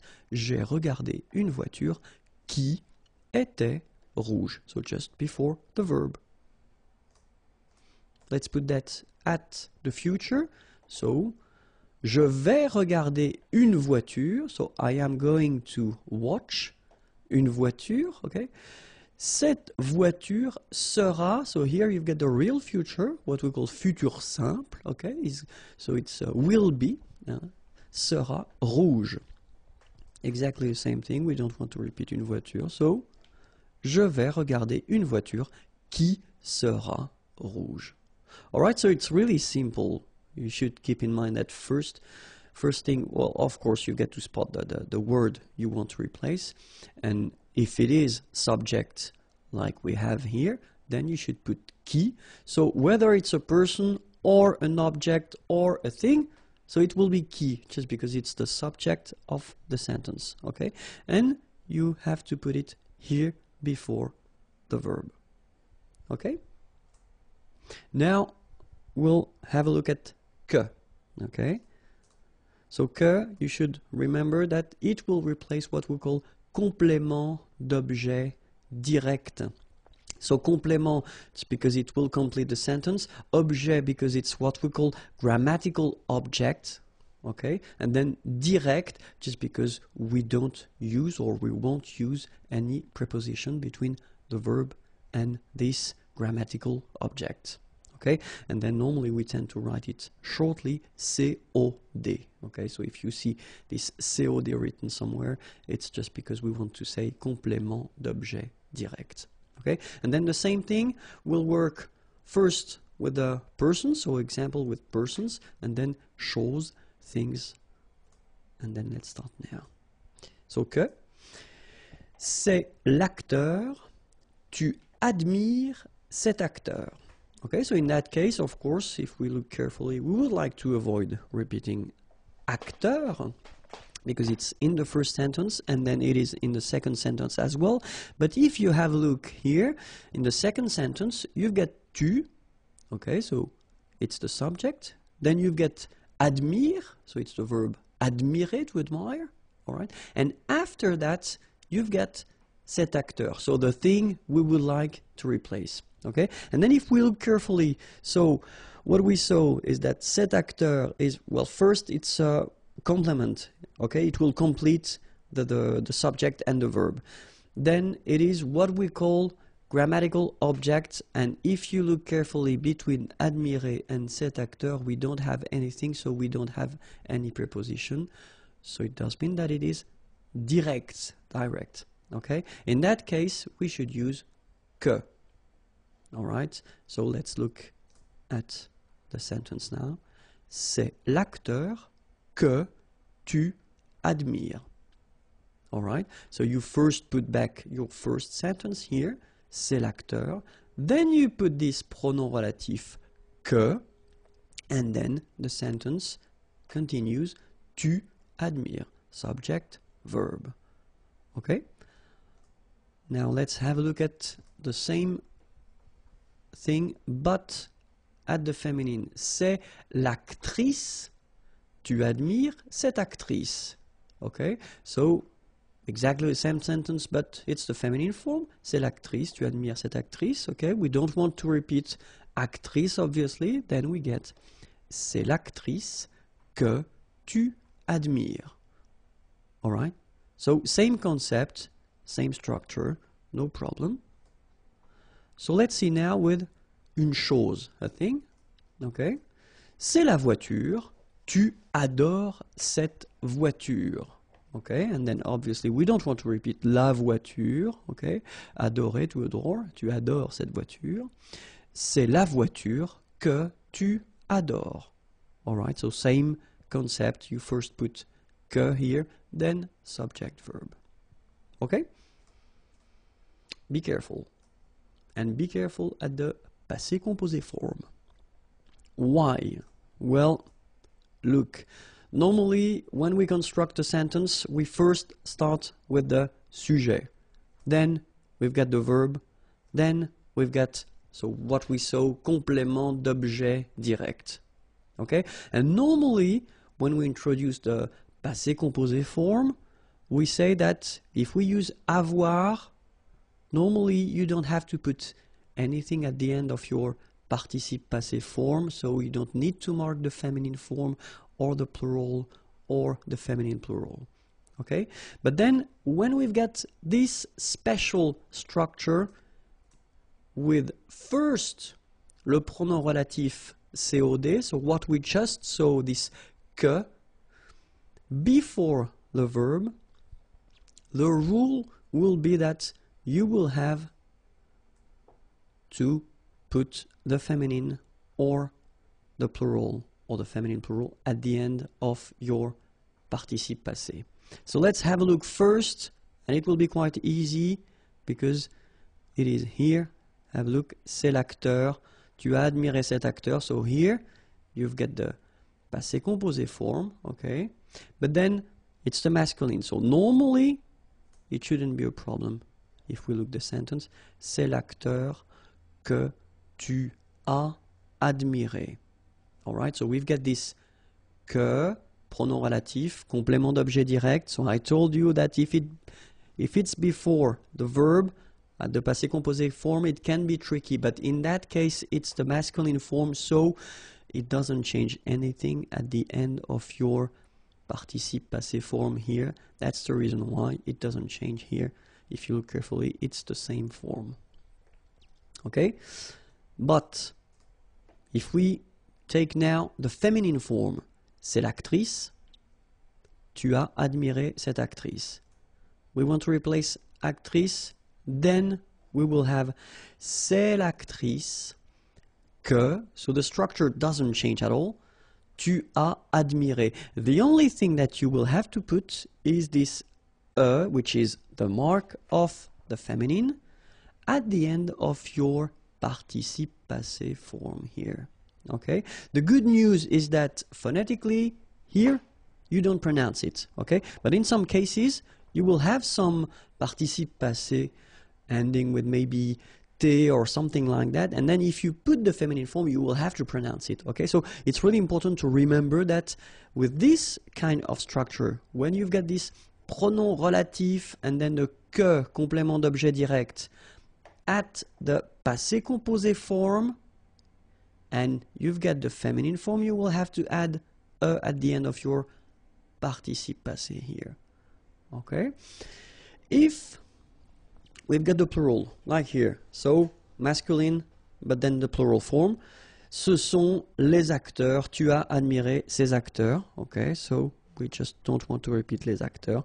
Ce sont les acteurs que tu as admiré. And then have a look here. We've got the mark of the plural, and it's S at the end. Okay, so same thing as usual in French, you don't pronounce it, okay, but it's really important to remember that you should put at the end of your participe passé here the S. Okay, if we have like here the feminine plural form, ce sont les actrices. Tu as admiré ces actrices. Okay, we don't want to repeat les actrices. Then, ce sont les actrices que tu as admirées. Okay, so remember here, admirer, well, first you've got this mark of the feminine. Then you've got this S at the end, mark of the plural. Okay, phonetically you don't pronounce it, but still remember you got to put it. Okay, a S. So as I said, you know, for this admirer, adorer, all these examples that we've been covering so far, you don't pronounce it. So that's the reason why I wanted to put few sentences in which, well, you'll see that you can see the difference. So the first one, c'est le camion que tu as conduit. Okay, le camion, it's the truck, okay, que tu as conduit. Conduire is to drive, okay, and you get here the passé composé form, okay. So in that case, of course, we've been using this pronom relatif, que, okay, and it's complément d'objet direct, all right. It is before the verb tu as conduit here, so normally it does mean that the rule, well, tells us to put something at the end of the participe passé if it's the feminine or if it's the plural or feminine plural. In that case, we've got le camion, so we don't put anything at the end of conduit. We just leave conduit like that, okay? But if we put, well, the same sentence, but at the plural, in that case, ce sont les camions que tu as conduits, okay? You will have this S, you don't pronounce it, but it will be here. Now, the feminine. So we take la voiture, the car, okay, la voiture, it's feminine. C'est la voiture que tu as conduite. And that's when you hear the difference between conduit, because remember, final T is not pronounced, conduit, here, and then the feminine, conduite. Okay, so here you can listen to this t, t, okay, conduite, right? C'est la voiture que tu as conduite. Okay, and then the same thing for the plural, so it will be feminine plural because it's les voitures. Ce sont les voitures que tu as conduites. All right, so that's the reason why it's quite important to remember this rule, even if in most of the cases you won't pronounce the difference between your participe passé, whether it's at the masculine, the feminine, or the plural form. But in some cases, like, well, these examples, you can hear the difference between at least here the masculine and the feminine form. Okay? And then the last thing, tricky thing with que is if you put something after and it's not with a vowel. So remember, as usual in French, when we've got this and something after, so a vowel, they don't really get along. So the rule is that you should take away, okay? So it will go like that. So c'est la boisson que il demande. So normally if we respect the rule, you know, we should put this que pronoun, okay? But then, as I showed, they don't really get along as usual, and so que or should disappear. So you get the final structure. C'est la boisson qu'il demande. Now let's have a look at dont, okay? And the important thing with dont is that you will use this dont instead of complément avec préposition de. All right, so the important thing here is that, so it should be un complément, so something that will complete the sentence, so coming after the verb, all right? And then it should be introduced with this préposition de here, all right? So let's have a look. And well, as we did previously, so we'll first start with the personne, and then after that, une chose, a thing. Voici l'homme, tout le monde parle de cet homme. Okay, so voici l'homme, here is the man. Okay, so even if it looks a bit strange to have a short sentence like that, okay, but still it was for the example, so I thought it might be useful. And then tout le monde, everybody, everyone, parle, to talk, de cet homme. Okay, so the important thing here is to spot first, well, of course, we've got the subject here, tout le monde. Then we've got the verb, parler. Okay. Then if you look carefully between our complement here, cet homme, because that's the thing we don't want to repeat, and the verb, so between them, we've got the preposition de. Okay. And it tells us that if we don't want to repeat l'homme, okay, we will have to use this dont pronom here. And the sentence will go like that. Voici l'homme, so the first one doesn't change. Dont, so you put here your pronom relatif, then tout le monde parle. So you just put back what we've got, subject and verb. Okay, it's not really difficult. Then if we put the same structure but then at the passé composé form, voici l'homme, tout le monde a parlé de cet homme, so same thing, we don't want to repeat l'homme, okay. Voici l'homme dont, so same position, tout le monde a parlé. Okay, so it doesn't change anything, you just put it, but then, well, the tense is different here because it's passé composé. Okay, so let's see now if we would put the same sentence but then at the futur proche, so near future. Normally I tend to put this structure just because it means that you've got two verbs here, okay, just to see. So l'homme is the thing we don't want to repeat, so voici l'homme dont tout le monde va parler. Okay, so it doesn't change anything, it should be here, and then the sentence continues. Let's see if we want to replace une chose, a thing, then je n'aime pas le livre, nous nous servons de ce livre. Okay, so aimer is to like, in that case you've got the negative form, je n'aime pas le livre, okay. Nous nous servons, okay. So in that case I wanted to use this se servir. Se servir is to use something, but it's se servir, so it's a reflexive verb, okay. De ce livre, and then you can see that we've got ce livre, okay. We've got the verb here, and between the two we've got the preposition de, so it does tell us that if we don't want to repeat le livre, we will have to use this pronom relatif dont. So the sentence will be je n'aime, sorry I forgot the pas, je n'aime pas le livre dont nous nous servons. Alright, so remember, you should put the pas. I forgot to write it, sorry. Je n'aime pas le livre dont nous nous servons. Okay, and then où, okay, the last one for this lesson. Où, well, you've got two options. Whether you will use this où to replace what we call complément de lieu. Lieu is a place, okay, or then you will use it to replace un complément de temps, okay, temps, time. Let's see first if we want to replace complément de lieu. Okay, so je vous présente la ville, je suis né dans cette ville. Okay, so je vous présente, présenter, to present, la ville is the town. Je suis né, I was born, dans cette ville. Okay, so in that case, well, have a look. You've got cette ville and la ville, so probably that's the thing we don't want to repeat. Okay, and then here we get dans, so it's in. Okay, so you know that it's a place.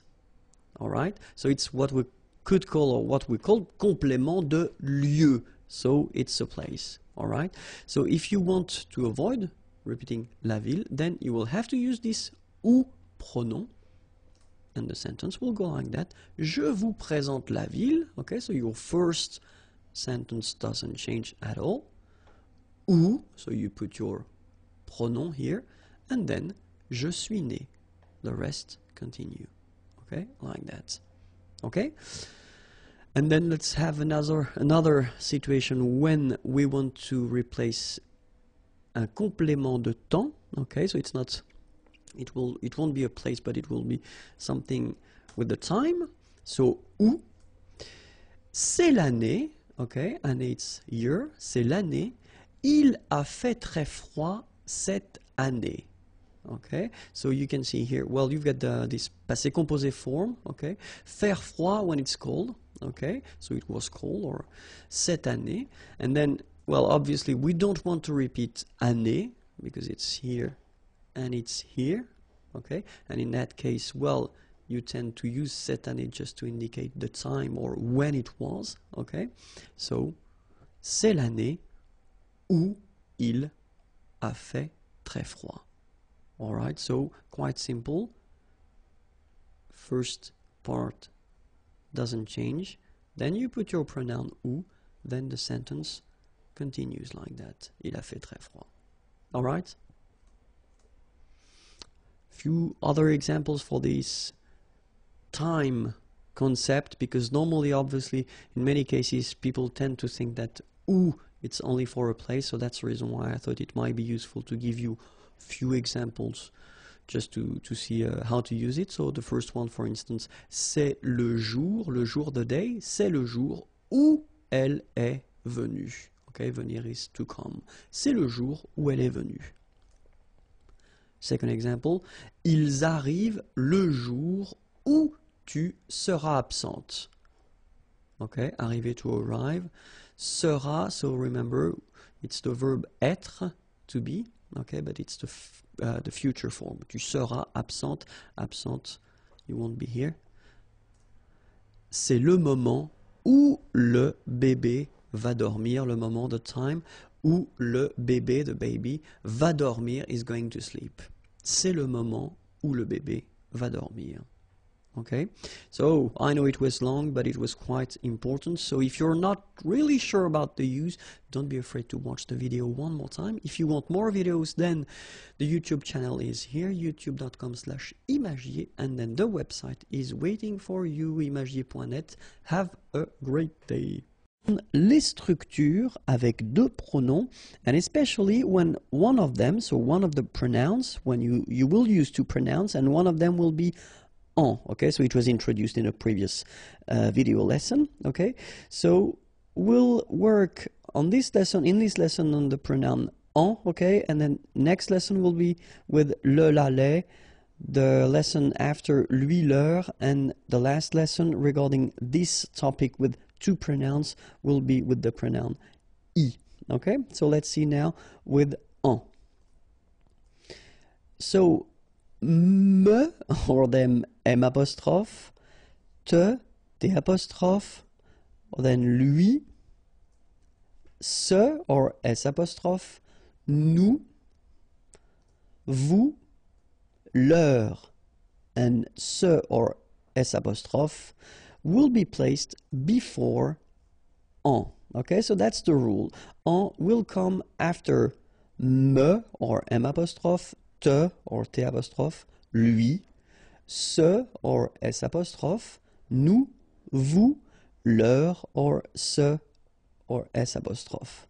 Okay, so that's the way it will go. So en is coming after. Okay, so we'll see a few examples, and then I thought it might be useful to put, well, the examples at the present form, so le présent, and then passé composé, because if you remember correctly, this passé composé is what we call a composed tense, and then the futur proche, so this near future structure that we've got, and normally you make it with the verb aller, and then your verb at the infinitive, and it's quite interesting because in that case, well, it gives you two verbs, okay, so the question is, how do you put your pronouns when you've got two verbs in your sentence? Okay, so let's see now the présent.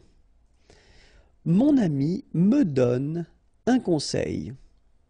Alright, so mon ami, my friend, me donne, donner is to give, un conseil, an advice, okay? So let's say that we would like to replace un conseil in that case, and then we saw in the previous lesson that un conseil could be replaced with en, okay? And so, mon ami, me, so it should be before, if you remember what we saw previously, so me should be in the first position, and then en should come right after, and then the verb, all right? But then if you remember, we've got this here, so me, and then en is starting with the vowel as well, so should go away. That's the reason why you will have this M apostrophe, so m'en donne un, all right? Second example, ta femme t'achète une montre. Ta femme, your wife, acheter is to buy, une montre, a watch. Okay, and then of course we would like to replace une montre. In that case, we will use this en pronoun. Okay, and you get ta femme.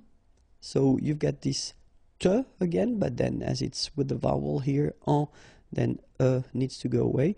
T'en achète une. All right. So as we saw for the rule, first we've got te. After that, en is coming, and then we've got the verb.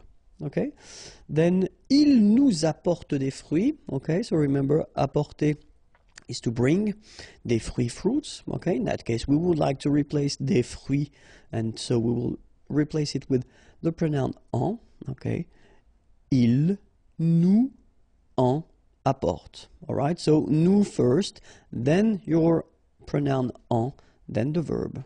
Okay, so let's see now with the passé composé. So same sentence. Mon ami m'a donné un conseil. All right. Mon ami m'en a donné un.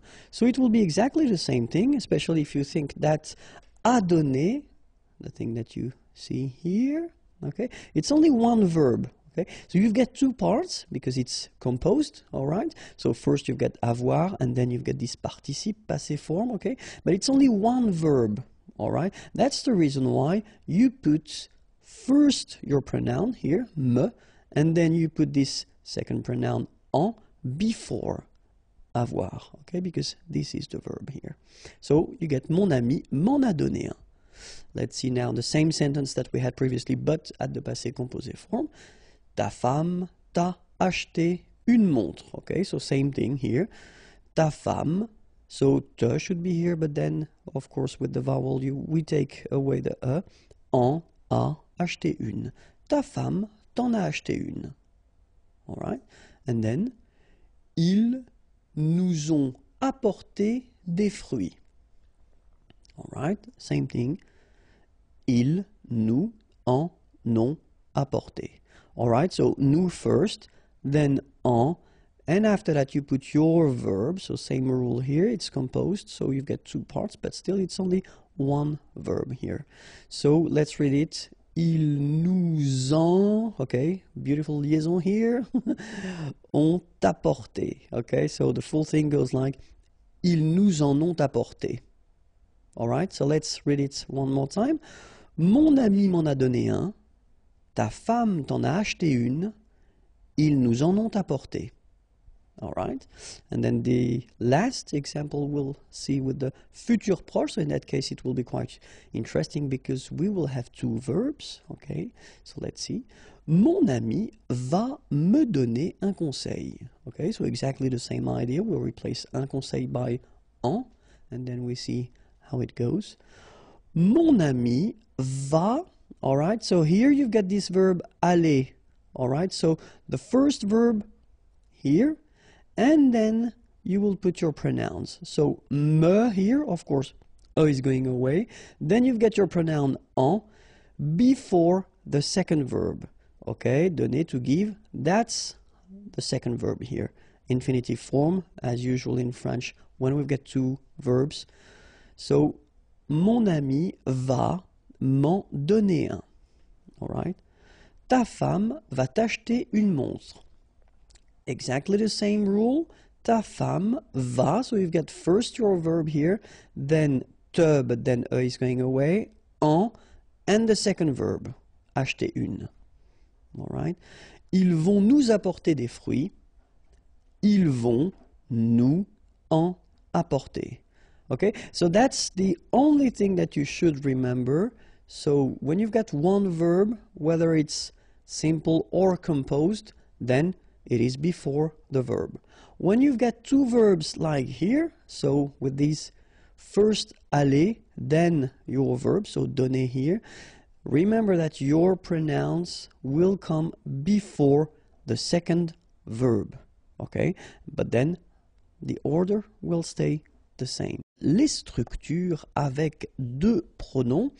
And if we're more precise, if you've got one of these two pronouns, if it is le, la, or les, okay? So we saw in the previous video the same concept. So when you've got two pronouns in the same sentence, but then one of them is en, okay? So if you want to check it, then it is the previous video, and then after that we'll see lui, leur, and we'll work with y, okay? But then in that video we'll work on le, la, ou les, okay? And then the rule is quite simple. If you've got first me, te, nous, vous, they will come first, and after that you will put le, la, and les, okay? That's the rule. If you've got le, la, and then les, it will come all the time after me, te, nous, and vous. Okay, let's see that more precisely. And so we'll work on présent, passé composé, because it's a composed tense, so it's quite interesting to see how you put this pronouns when you've got a composed tense. And then the futur proche, so this near future, so I am going to, like in English, so aller plus infinitif, okay? It's interesting because in that case you've got two verbs, so we'll see how you put your pronouns when you've got the structure, the sentence with two verbs, okay? So let's start now with the présent. So, mon père me conseille ce livre. Mon père, my father, conseillait to advise or to recommend, in that case, ce livre, this book. So we want to replace ce livre, we will put le, okay, and as we saw for the rule, so mon père, first me, then le, and after that, the verb, sorry. Mon père me le conseille. Okay, that's it. Quite simple, remember, me first, then le, and then the verb. Second example, tes amis, your friends, donner is to give, les clés, the keys. Okay, tes amis nous donnent les clés. So we want to replace les clés, so we should replace it with the plural form, so it's les, okay, here, les, and then remember, first nous, then les, and after that the verb. Tes amis nous les donnent. Okay? And the final example, je me réserve, okay, so réserver, to reserve, la place de parking, so the parking place, la place de parking. In that case, we don't want to use la place de parking, we want to replace it with a pronoun, so je me la réserve. Okay, remember, first me, then la, and after that your verb. Okay, so it's quite simple, it's not really difficult, remember, in that case, me, nous, me here in the first place, then le, la for the feminine, les for the plural, second place, then the verb. Let's see how it will go with the passé composé form. So passé composé, as you can see it in its name, it's a composed tense, okay, so you've got two parts. First you've got avoir, then you've got here participe passé. Okay, so mon père m'a conseillé ce livre. Same thing, we don't want to use ce livre again, so we put the pronoun. Okay, so in that case, if you look carefully, then mon père me first place, then you should have le here because it's the masculine form, but then you've got here a vowel after, so needs to go away, so you get L apostrophe. Mon père me l'a conseillé. All right? Then, tes amis nous ont donné les clés. So exactly the same sentence that we had previously at the present form, but in that case it's the passé composé form, okay? Tes amis nous les ont donné. Okay, so same rule, first nous, then les, before, and then after that you put the verb here. So you can see that I've been putting in red the ending here just to remind you or let you remember that we've got a rule in French. Normally when we make this passé composé form with avoir like that, and if you've got what we call complément d'objet direct before, you should put at the end of your participe passé form here feminine if the word is feminine, so a, s if the word is plural, okay? In that case, we've got les clés. Les clés is feminine plural, so that's the reason why we will add first feminine and then plural here. Okay, so the good news is that you don't pronounce it. So donner, okay, so whether it would be without this final es or with es, you will pronounce it the same way. Tes amis nous les ont donnés. Okay? And then the last one. Je me suis réservé la place de parking. Je, me first, then la, and after that, suis réservé. Okay? So it doesn't really change that much if you think. First me, or then nous, as we saw, then le, or then la and les, and after that you put your verb, even if in that case it's a composed verb, it doesn't change anything, you just put it before. Okay? So let's see now how it will work with futur proche, so structure with two verbs. So, same example, mon père va me conseiller ce livre. And now you can see something interesting.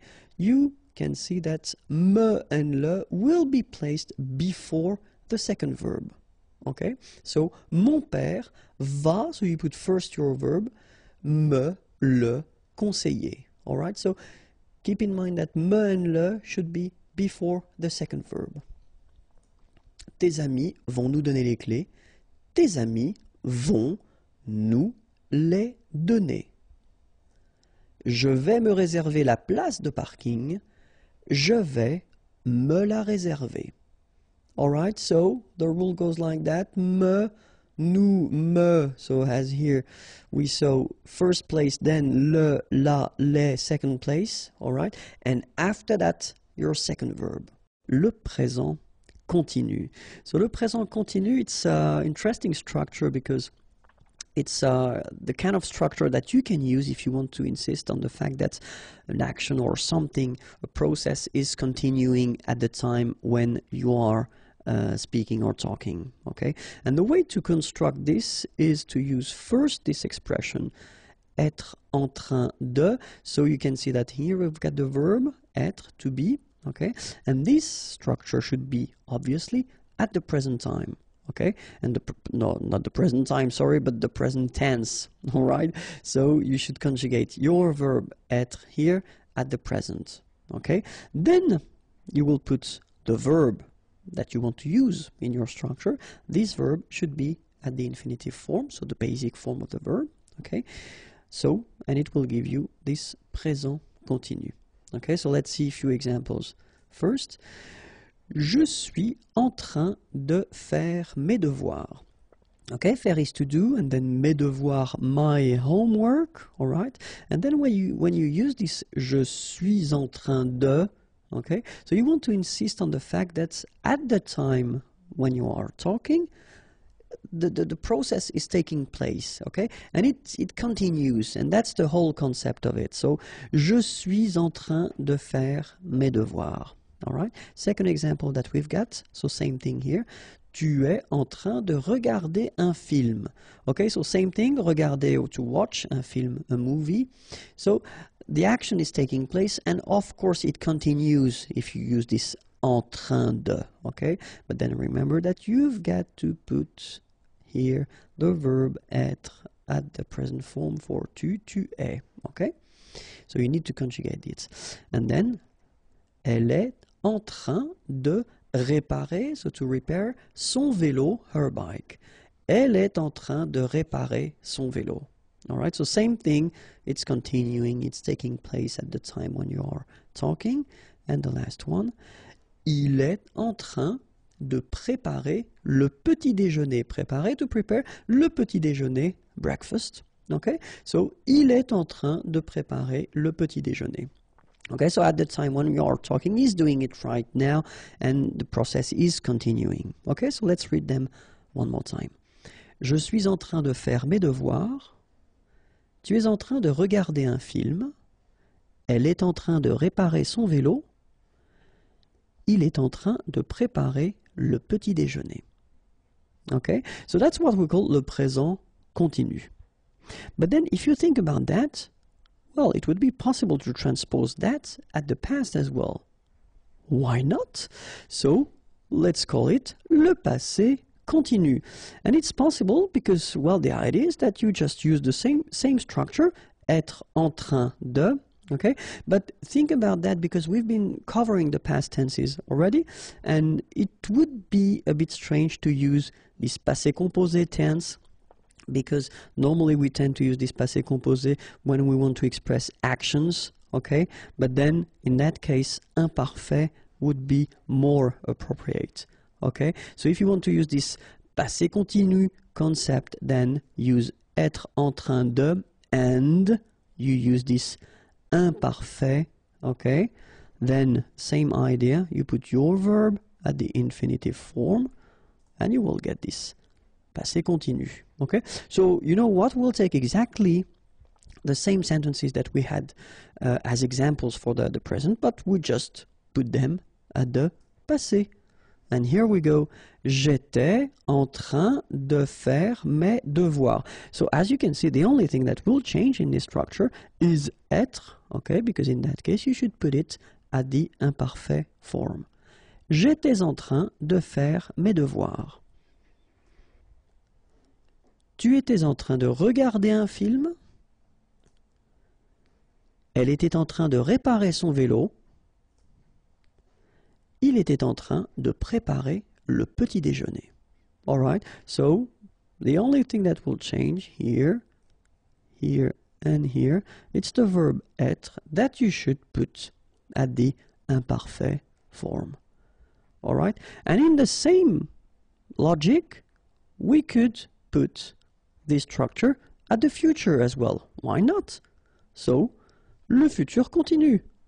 And in that case, exactly the same structure, so être en train de, but then obviously, so être should be at the future form, okay, so the real one, and then the infinitive form, just to get this futur continu.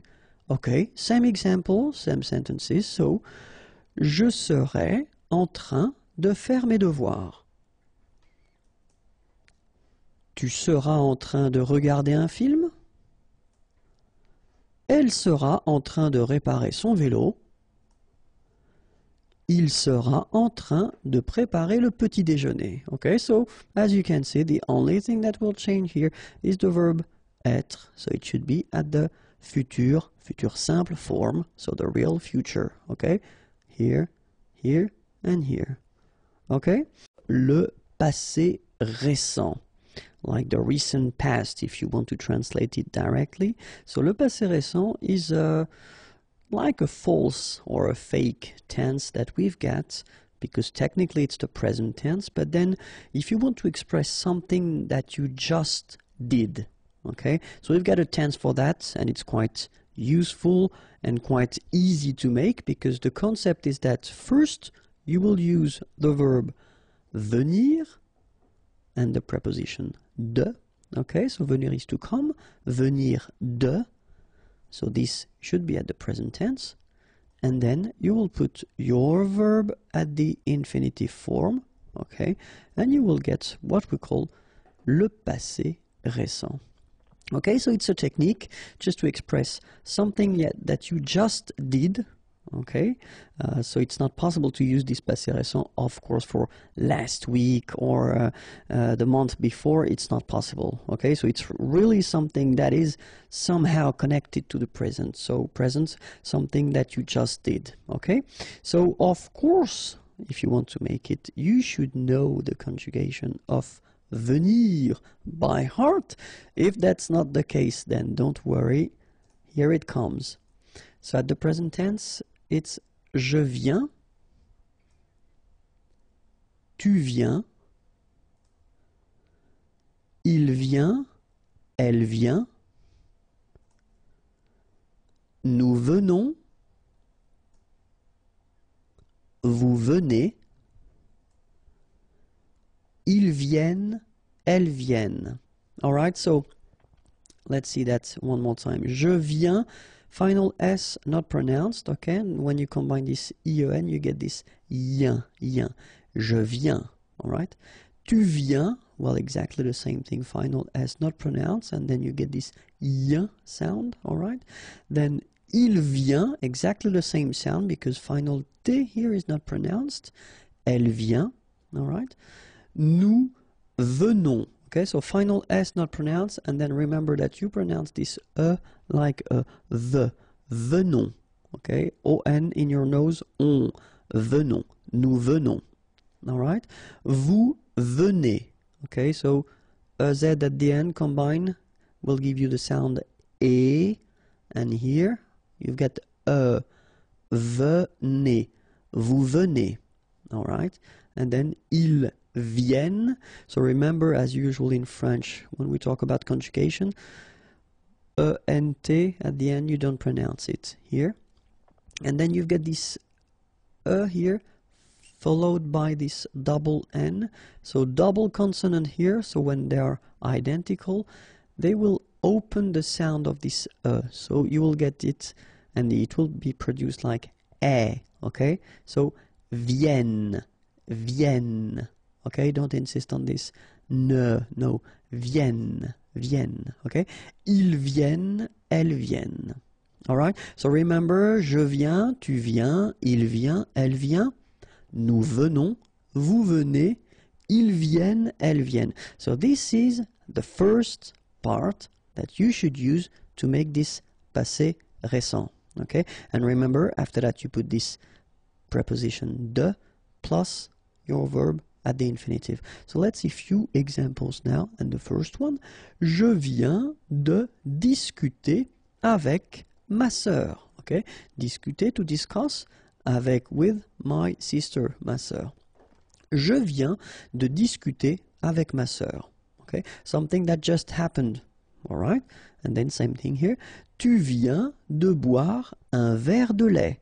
Boire, to drink, un verre glace de lait of milk, d'accord? Tu viens de boire un verre de lait. Same thing here, it just happened. Elle vient de gagner le match. Gagner is to win. Le match, obviously, the match. Elle vient de gagner le match. And the last one. Nous venons de déjeuner. Okay? Déjeuner here. When you have your lunch, okay? Nous venons de déjeuner. Alright? So, je viens de discuter avec ma sœur. Tu viens de boire un verre de lait. Elle vient de gagner le match. Nous venons de déjeuner.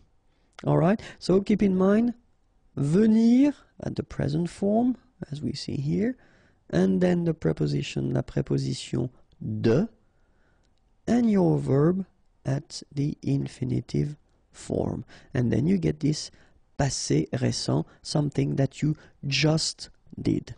Okay? Le futur proche. So if you want to translate this futur proche directly, it would be like the near future. So technically it is one way that we've got to express the future, but then we keep a structure that is conjugated at the present tense. Okay? And so to make it, we'll see it right now, first we need to use the verb aller. Aller is to go, okay? And well, this verb aller should be at the present tense. Then you will put your verb. Your verb should be at the infinitive, so the basic form of the verb. Then you will get this futur proche structure. Okay, so it is like in English, for instance, when you say I am going to something, that it is exactly the same structure. Okay, express something that you want to do or you are going to do. Okay, but still it will be at the present tense. Okay, so the only thing that really you should remember and know by heart is the verb aller at the present tense. If you don't remember it, well, don't worry, it is coming right now. Je vais, tu vas, il va, elle va, nous allons, vous allez, ils vont, elles vont. Okay, so this is the verb aller at the present tense. Okay, let's see it one more time. Je vais, final S not pronounced here, and remember when you combine this A and E together, you get the sound E, so really open. Je vais. Tu vas, final S not pronounced. Tu vas. Il va, elle va. Nous allons, remember final S not pronounced. O and together it's on, and then we'll make this little link between the two, what we call the liaison. Nous allons. Okay, then vous allez. Remember a Z at the end here will give you this A sound. Okay, aller, and then as previously this little link between the two, liaison. Vous allez. Right, then ils vont. Final T not pronounced, and then O and together, on vont. Okay, ils vont, elles vont. All right, so one more time. Je vais, tu vas, il va, elle va, nous allons, vous allez, ils vont, elles vont. Okay, so that's the only thing that really you should modify or conjugate, because after that you will put your verb at the infinitive form. So let's see a few examples now.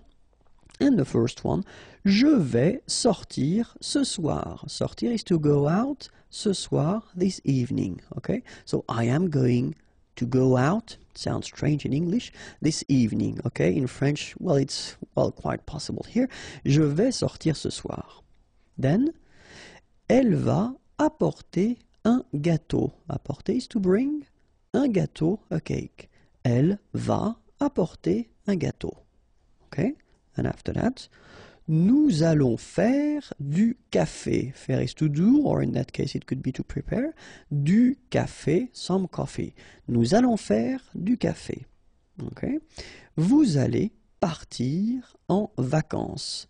Partir is to go, en vacances, on vacation. And here you can see that at the end we've got this point d'interrogation. So it means that it's a question. And if it's a question, we should raise the voice a little bit at the end. So let's repeat it. Vous allez partir en vacances? Okay, so I tend to insist a little bit, but still, that's the idea. You should raise your voice a little bit at the end just to inform the person that it's a question, okay? Vous allez partir en vacances? Vous allez partir en vacances? Okay, so you can hear it. First, je vais sortir ce soir. Then, elle va apporter un gâteau. Nous allons faire du café. Vous allez partir en vacances? Bonjour à tous and welcome to Learn French with Vincent, and this is Unité 9, leçon D. And in this lesson we'll discover together what we call in French le futur antérieur. So the futur antérieur is a tense, okay? So I thought it might be useful to introduce it right now because we've been covering quite many tenses so far, and this one is quite useful. So the way we will construct this video is first we'll see l'utilisation, so when do we use this futur antérieur, and then the second part will be la formation, so how do we construct, how do we build this tense, okay? So the first part will be l'utilisation, when do we use it, and so the main, or well, the only concept of this futur antérieur is that it will be used to express what we call le passé dans le futur, so the past in the future. So I know it might sound a bit strange, but still it does exist in other languages, for instance English. So you will see that if you compare it to English, it's almost the same thing and the same construction. Okay, so let's first see. So if we are here, okay, this is the timeline. So if we are here, normally if we want to express what is happening right now, we will use the present tense, so le présent here, okay?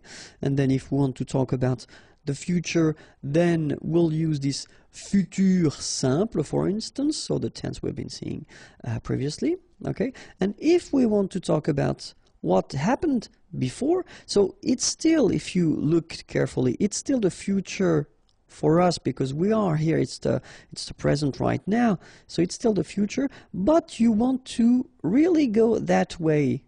First the future, then the past. So in a way, it's the past in the future. Alright, so if it's not clear so far, let's see one example. At the future form, so if we want to use this faire, faire is to do, je ferai mes devoirs. Mes devoirs, my homework. Okay, so this is the sentence at the future form. Je ferai mes devoirs. Okay, and if we've got the same sentence but at the futur antérieur, so it will be like j'aurai fait mes devoirs. Okay, so if you want to translate it directly, see, I will do my homework, and then here I will have done my homework. So if you feel the difference in English between the two sentences, well, it's exactly the same thing in French. Okay, so strangely, if you say je ferai mes devoirs here, it's the future. Okay, but then if you use the same structure at this futur antérieur, I will have done my homework, then you've got the feeling that of course it's the future, but in a way it's done already. Okay, so it's more certain with this sentence, and it's exactly the same use that we will have in French as it is used in English. Okay, so now second part, formation.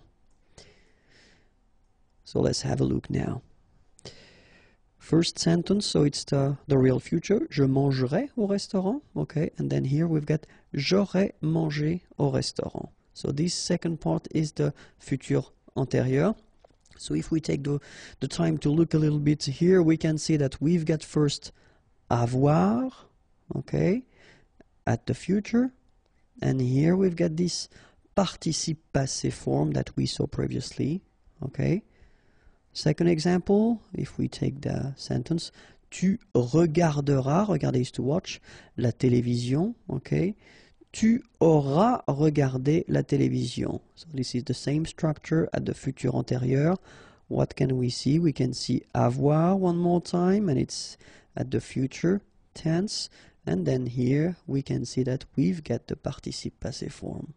Okay, so third example, il ira, ira, so it's coming from aller, okay, aller is to go, au travail, at work, and then here, il sera aller au travail. So we can see that here we've got être, and then we've got the participe passé form here. Okay, so what can we deduct? Here we've got avoir, participe passé, avoir, participe passé, être, participe passé. So the rule is like that in most of the cases. If you want to construct this futur antérieur form, first you will have for most of the verbs avoir, and it should be at the futur form, and then the participe passé form, and you will get your futur antérieur. In some cases, you will have to use être at the future form, so le futur, then your participe passé form, and you will get the futur antérieur form. Alright, so if you saw the previous videos that we've been doing for other composed tenses in French, like passé composé, plus que parfait, etc., well, it is exactly the same way to construct it. The only difference is here. Okay, so if you use avoir for one verb at the passé composé form, for instance, you will use avoir as well at the futur antérieur. The only thing that will change is that for this futur antérieur form, it will be here the futur. Okay, and if you use être for some verbs or one verb at the passé composé, it will be exactly the same thing, but keep in mind that here it should be at the futur form.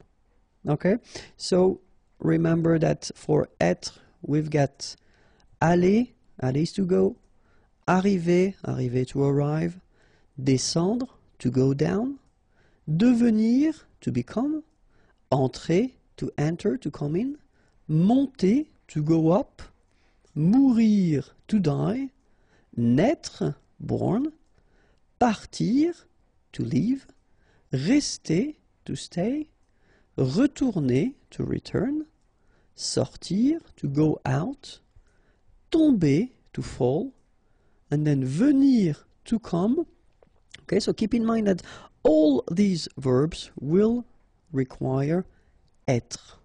Okay? And then when we talk about être, of course, as usual in French, for these composed tenses, all the reflexive verbs like se, something. Okay, so se regarder, for instance, or then s'appeler, or then se présenter. So they will all the time require être. Okay, and we will see in that video that, of course, the way to conjugate them will be a little bit different. Okay. But then, of course, let's see one more time, avoir and être at the future form, because that's the first part you will have to use if you want to construct this futur antérieur. And avoir at the future form goes like j'aurai, tu auras, il aura, elle aura, nous aurons, vous aurez, ils auront, elles auront. Okay, so one more time. J'aurai, remember, A and O together will produce this O sound. A and E, aurait. Alright, then tu auras, final S not pronounced, aura. Il aura, elle aura. Okay, nous aurons, final S not pronounced, O and N together, nasal, on, A-U-O. Auront, all right? And then if you want to make this beautiful link, the little liaison between the two, it would be perfect. Nous aurons, okay? Here, same thing here. Vous aurez, all right? O, and then EZ at the end will give you this E sound, aurez, all right? And then this little link, this little liaison between the two, vous aurez, okay? Then, ils auront, final T not pronounced, O-N together, on, auront, okay, and then the link between the two, ils auront, elles auront. Alright, so, j'aurai, tu auras, il aura, elle aura, nous aurons, vous aurez, ils auront, elles auront. Alright, then now for être. Je serai, tu seras, il sera, elle sera, nous serons, vous serez, ils seront, elles seront. All right, so let's see it one more time. Keep in mind that when we've got like that, you really pronounce it so serait, okay, I together, serait.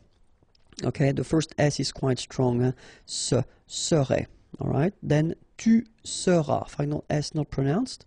Tu seras, il sera, elle sera, nous serons, so final S not pronounced, then O-N, on, seront, vous serez, Z together at the end, et serez, alright?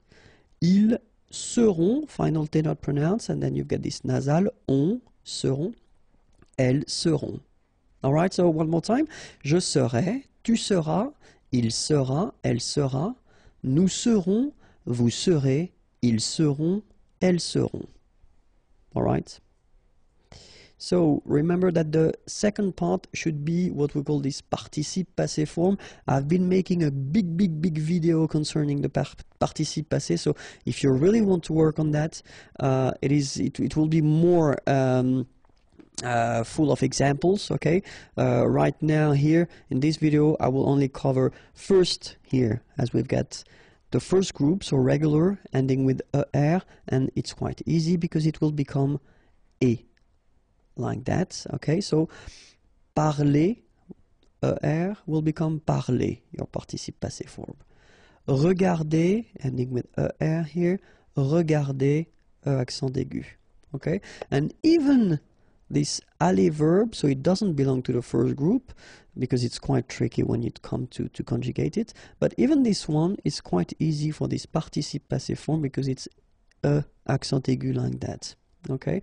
So all these verbs from the first group will become parler, regarder, aller, so like that for the participe passé form, okay? Verbs from the second group, so IR, remember, not all the ER verbs belong to the second group, so be careful.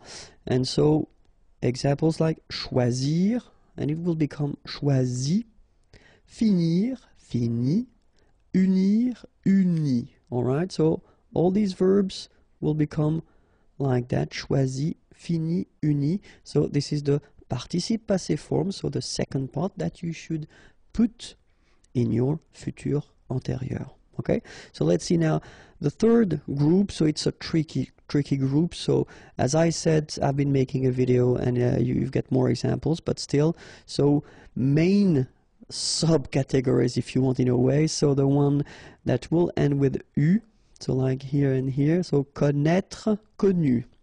Connaître is to know. Voir, to see, vu. Okay, then ending with I. Partir, to leave, parti.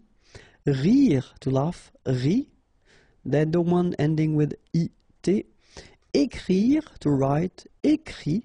Dire, to say, dit. Okay, and the one ending with es. Mettre, to put, mis. And then prendre, to take, pris. All right. An example now with parler. J'aurais parlé. Tu auras parlé. Il aura parlé. Elle aura parlé. Nous aurons parlé. Vous aurez parlé. Ils auront parlé. Elles auront parlé. All right. So as we saw, first you've got this avoir at the future form. Then you've got your participe passé here. Okay. Aura, then participe passé, etc. So I wanted to put this accent aigu like that just to show you that in a normal structure, so when you've got your subject and then your verb, okay, and if you conjugate it with avoir, so it will be exactly the same rule as we had for all the composed tenses in French. You don't need to put anything at the end of your participe passé form if the structure is simple, like subject and verb. All right, but if we conjugate it with être, like it is here the case with aller, aller is to go, remember, and it requires être. So what you can see it's that il sera allé here. You've got the masculine and singular form, so you will put this accent aigu like that without anything. But if you've got here the feminine form, elle sera allée, you will have to add this mark of the feminine at the end of your participe passé form. Okay? You don't pronounce it, but still you need to write it. Okay? So remember, a mark of the feminine singular. If you've got the plural, like it's the case here, ils seront allés et s, like that. So you'll put this s, you don't pronounce it, but still you need to put it. Okay? Elles seront allées. Here you've got the feminine form and it's the plural, so you've got this a mark of the feminine, then you've got this s mark of the plural. Same thing here, you don't pronounce it, but you need to write it. Okay, so let's read them. Il sera allé, elle sera allée, ils seront allés, elles seront allées. All right, so let's see now how it go for the full thing. So, je serai allé. Okay, so I did put this like that just to make it possible to put the feminine. All right. Tu seras allé. Il sera allé, elle sera allée. Nous serons allés, vous serez allés. Ils seront allés, elles seront allées. Okay, so one more time. Je serai allé, tu seras allé, il sera allé, elle sera allée. Nous serons allés, vous serez allés. Ils seront allés, elles seront allées. And now we saw at the beginning of this video that all the reflexive verbs require as well être, okay, but then remember that the conjugation, it is a bit more tricky because you've got to use these méthode, etc. So let's see how they go when you put them at the futur antérieur, okay? So, je me serais présenté, tu te seras présenté, il se sera présenté, elle se sera présentée, nous nous serons présentés, vous vous serez présentés, ils se seront présentés, elles se seront présentées. Okay? So you can see that as we conjugate these verbs with être, well, it will respect exactly the same rules. So we've got to put as the mark of the feminine when needed, S mark of the plural when needed. Here we've got nous, so it's the plural, vous as well. Okay, and then S like for here, elle, so feminine plural, so and S, for the feminine, S for the plural. Okay, so let's read them one more time. Je me serai présenté, tu te seras présenté, il se sera présenté, elle se sera présentée, nous nous serons présentés, vous vous serez présentés, ils se seront présentés, elles se seront présentées. So, keep in mind that if you want to construct this futur antérieur, it should be first avoir at the future form, then your participe passé, and you will get a beautiful futur antérieur.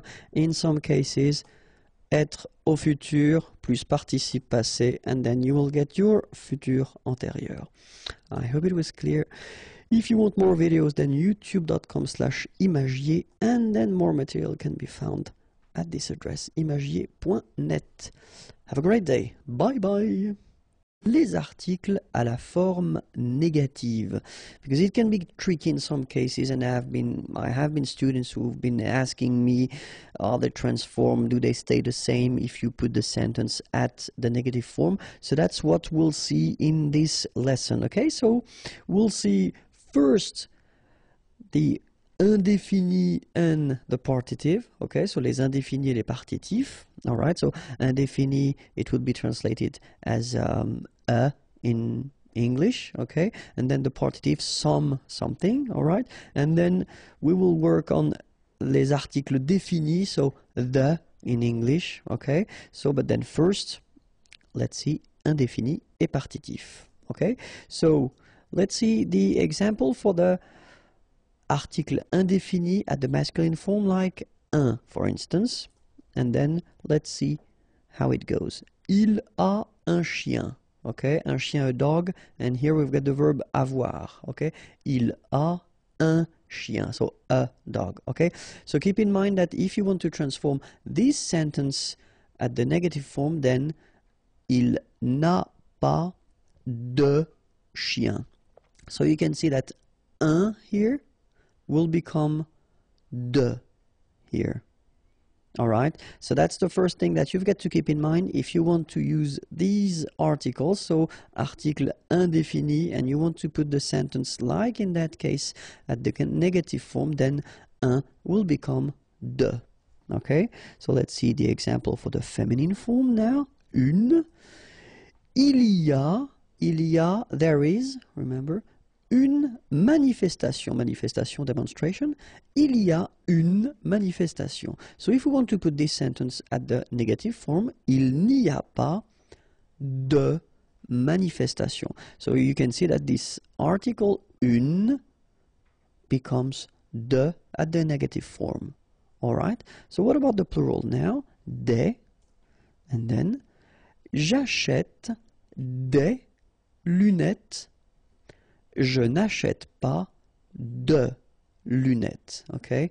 Des lunettes, glasses. Acheter, to buy. J'achète des lunettes. So you can see that it will be exactly the same rule, so des becomes de. Okay, so what we've got here, un is becoming de, then une is becoming de, and after that you've got des, and it's becoming de as well. Okay, and this is for what we call les articles indéfinis, so in English, okay? And then let's see now for the les partitifs, okay? So if you want to introduce this some something, concept. Let's see now. Je bois du café. Boire is to drink, and then when you've got this du café, well, really it's some coffee. You don't specify the quantity, so it's really what we call partitif, okay? Je bois du café. So this is the masculine form here, du. And if you look carefully, negative form, je ne bois pas de café. So you can see that du is becoming de at the negative form. All right? Second example, de la. Okay, so it's for the feminine form. Elle prend, prendre is to take, de la tarte. Tarte is pie. Some, okay, would be this de la tarte. Negative form, elle ne prend pas de tarte. So you can see that this de la will become de at the negative form. All right? So what can we say if we've got un, une, or then des? So what we saw previously, so this indéfini, article indéfini, or then if we've got du, de, or de la, as we saw previously, so what we call les partitifs, okay? If you want to put, well, them in a sentence, and the sentence is at the negative form, then you will not use them, but instead you will use de or the apostrophe if you've got a word with a vowel after or the sound of a vowel. Okay, that's really something quite important, and you should try to remember this rule because it is quite useful, especially because we tend to use quite often. I mean, negative forms. I mean, it's not really rare. Okay, so it is one main rule that you should keep in mind. But of course, in French, we've got exceptions, and the exception is this structure or this form that we've got, c'est, it is, or this is. Okay, so when we use this c'est, we'll see a few examples now. Here, c'est un champion. Okay, un champion, a champion. So c'est, this is, it is, un champion. Okay, and if you want to, well, put the same sentence at the negative form, well, look, ce n'est pas un champion. So you will keep your article as you had previously here, un. It doesn't change. Feminine form, c'est une amie. Okay. Negative form, ce n'est pas une amie. Feminine, it's exactly the same rule, so une will stay here. You don't modify it. And for the plural, ce sont des produits naturels. Okay. Produits, products, naturels, natural. Ce ne sont pas des produits naturels. Alright, so what can we say about that? Oh, sorry, we've got the partitive as well. So, du, so same thing, c'est du chocolat noir, okay? Chocolate, and then noir, it's black, so dark if you want. C'est du chocolat noir, okay? Négation, ce n'est pas du chocolat noir, okay? So here we've got the partitive and it's still the same here, du and du, okay? So partitif féminin, c'est de la vanille, ce n'est pas de la vanille. So, de la is here, and it's still here for the negative form, okay? Vanille, vanilla. Alright, so now we can have the rule. So when we've got un, une, and then des, so what we saw, les articles indéfinis, or then if we've got du, de le, or de la, okay, so in that case it's the partitive. Remember that if you use them with c'est at the negative form, they will stay exactly the same. Okay, so that's the main rule that you've got to keep in mind with these articles. So indéfini or then with the partitive. If you use them in normal structures, then they will change and they will become de or des apostrophe, as we saw previously. But if you use these articles or then the partitive with se, in that case, they don't change when you put them at the negative form. Okay? So now we'll see the definite, so les articles définis. Okay? And so we've got for the masculine le, okay, so it's the equivalent as at the in English, but then we've got the difference between the masculine, the feminine, and the plural. So le, have a look at this. Je prends le train, okay, prendre is to take, le train, the train, okay.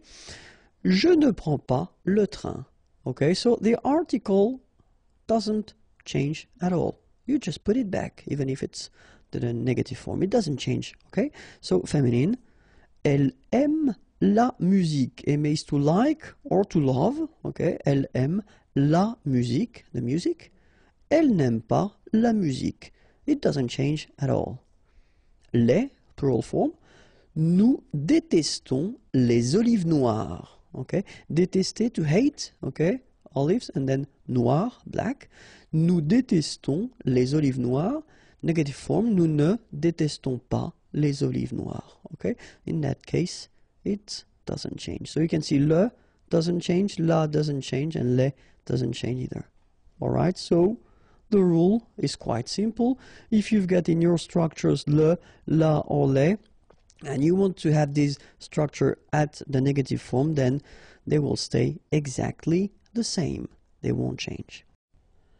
Bonjour à tous and welcome to Learn French with Vincent. This is Unité 9, leçon F. And in this lesson we'll discover together 108 adjectifs. Okay, so the list will be long, but still they are quite useful, so get ready. We're starting right now. Fâché.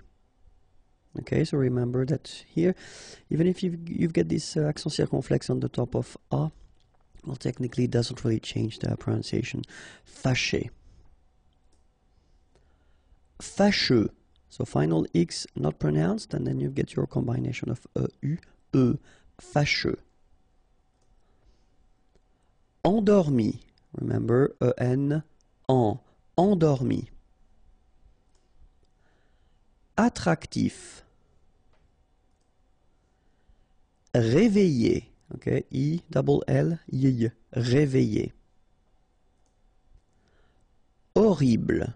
Okay, first letter is H, but then we don't pronounce H, so you don't pronounce it. And the first thing you hear is O, horrible. Meilleur. Okay, same thing here. I-double-L-Y, meilleur. Mieux. Final X not pronounced. Grand. Final D not pronounced. Ennuyé. Okay, so first en, then nuit, then yé. Ennuyé. Ennuyeux. Okay, final X not pronounced, and then the same concept. Ennuyeux. Ennuyeux. Courageux. Final X not pronounced, and then you get this U, E, and G plus E. After that it's je, so je, okay? Courageux. Courageux. Génial. Calme. So don't insist on the final E. Calme. Joyeux. Final X not pronounced, and then joyeux. Okay? Joyeux. Joyeux. Nuageux. Final X not pronounced, and then G-E-U, je. Nuageux. Correct. Dangereux. Okay, so final X not pronounced, and then don't really pronounce this here. Dangereux. Dangereux. Dangereux. décider, malhonnête. Okay, remember, H doesn't exist, so malhonnête. Don't insist on the final E. Malhonnête. And here you get E accent circonflexe, so you pronounce it like E. Malhonnête. Désorganisé. Affreux. Final X not pronounced. And then you get this fr, freux, affreux. Ennuyeux. Okay, final X not pronounced. And then ennuyeux. Ennuyeux. Facile. Excellent. Okay, you've got double L here, and then it will open the sound of your E here, and it will be E. Excellent. Excellent. Excité. Passionnant. Okay, here you pronounce the double S because you've got a vowel, so it's really a strong one. Passionnant. Final T not pronounced. And then here you get this en sound. Passionnant.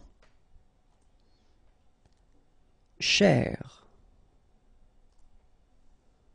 Blond. Final D not pronounced. Célèbre. Okay, first you get this E, then here you get the E, so célèbre. Final E not really pronounced. Rapide. Favori. Final. Bien. Okay, so remember, when you get this combination of I-E-N, you get the sound yen, yen, okay, and then B. Bien. En forme. Brumeux. Okay, final X not pronounced, so you get this E and then U. Brumeux. Brumeux. Free. Final T not pronounced. Free. Amical. Effrayé. Okay, remember, double F, so you open the E, so E, effrayé. And here you get this frayé, effrayé. Effrayant. Final T not pronounced. Effrayant. Amusant. Final T not pronounced. You've got only one S here between the vowels, so it's really this Z sound. Amusant. Amusant. Plus loin.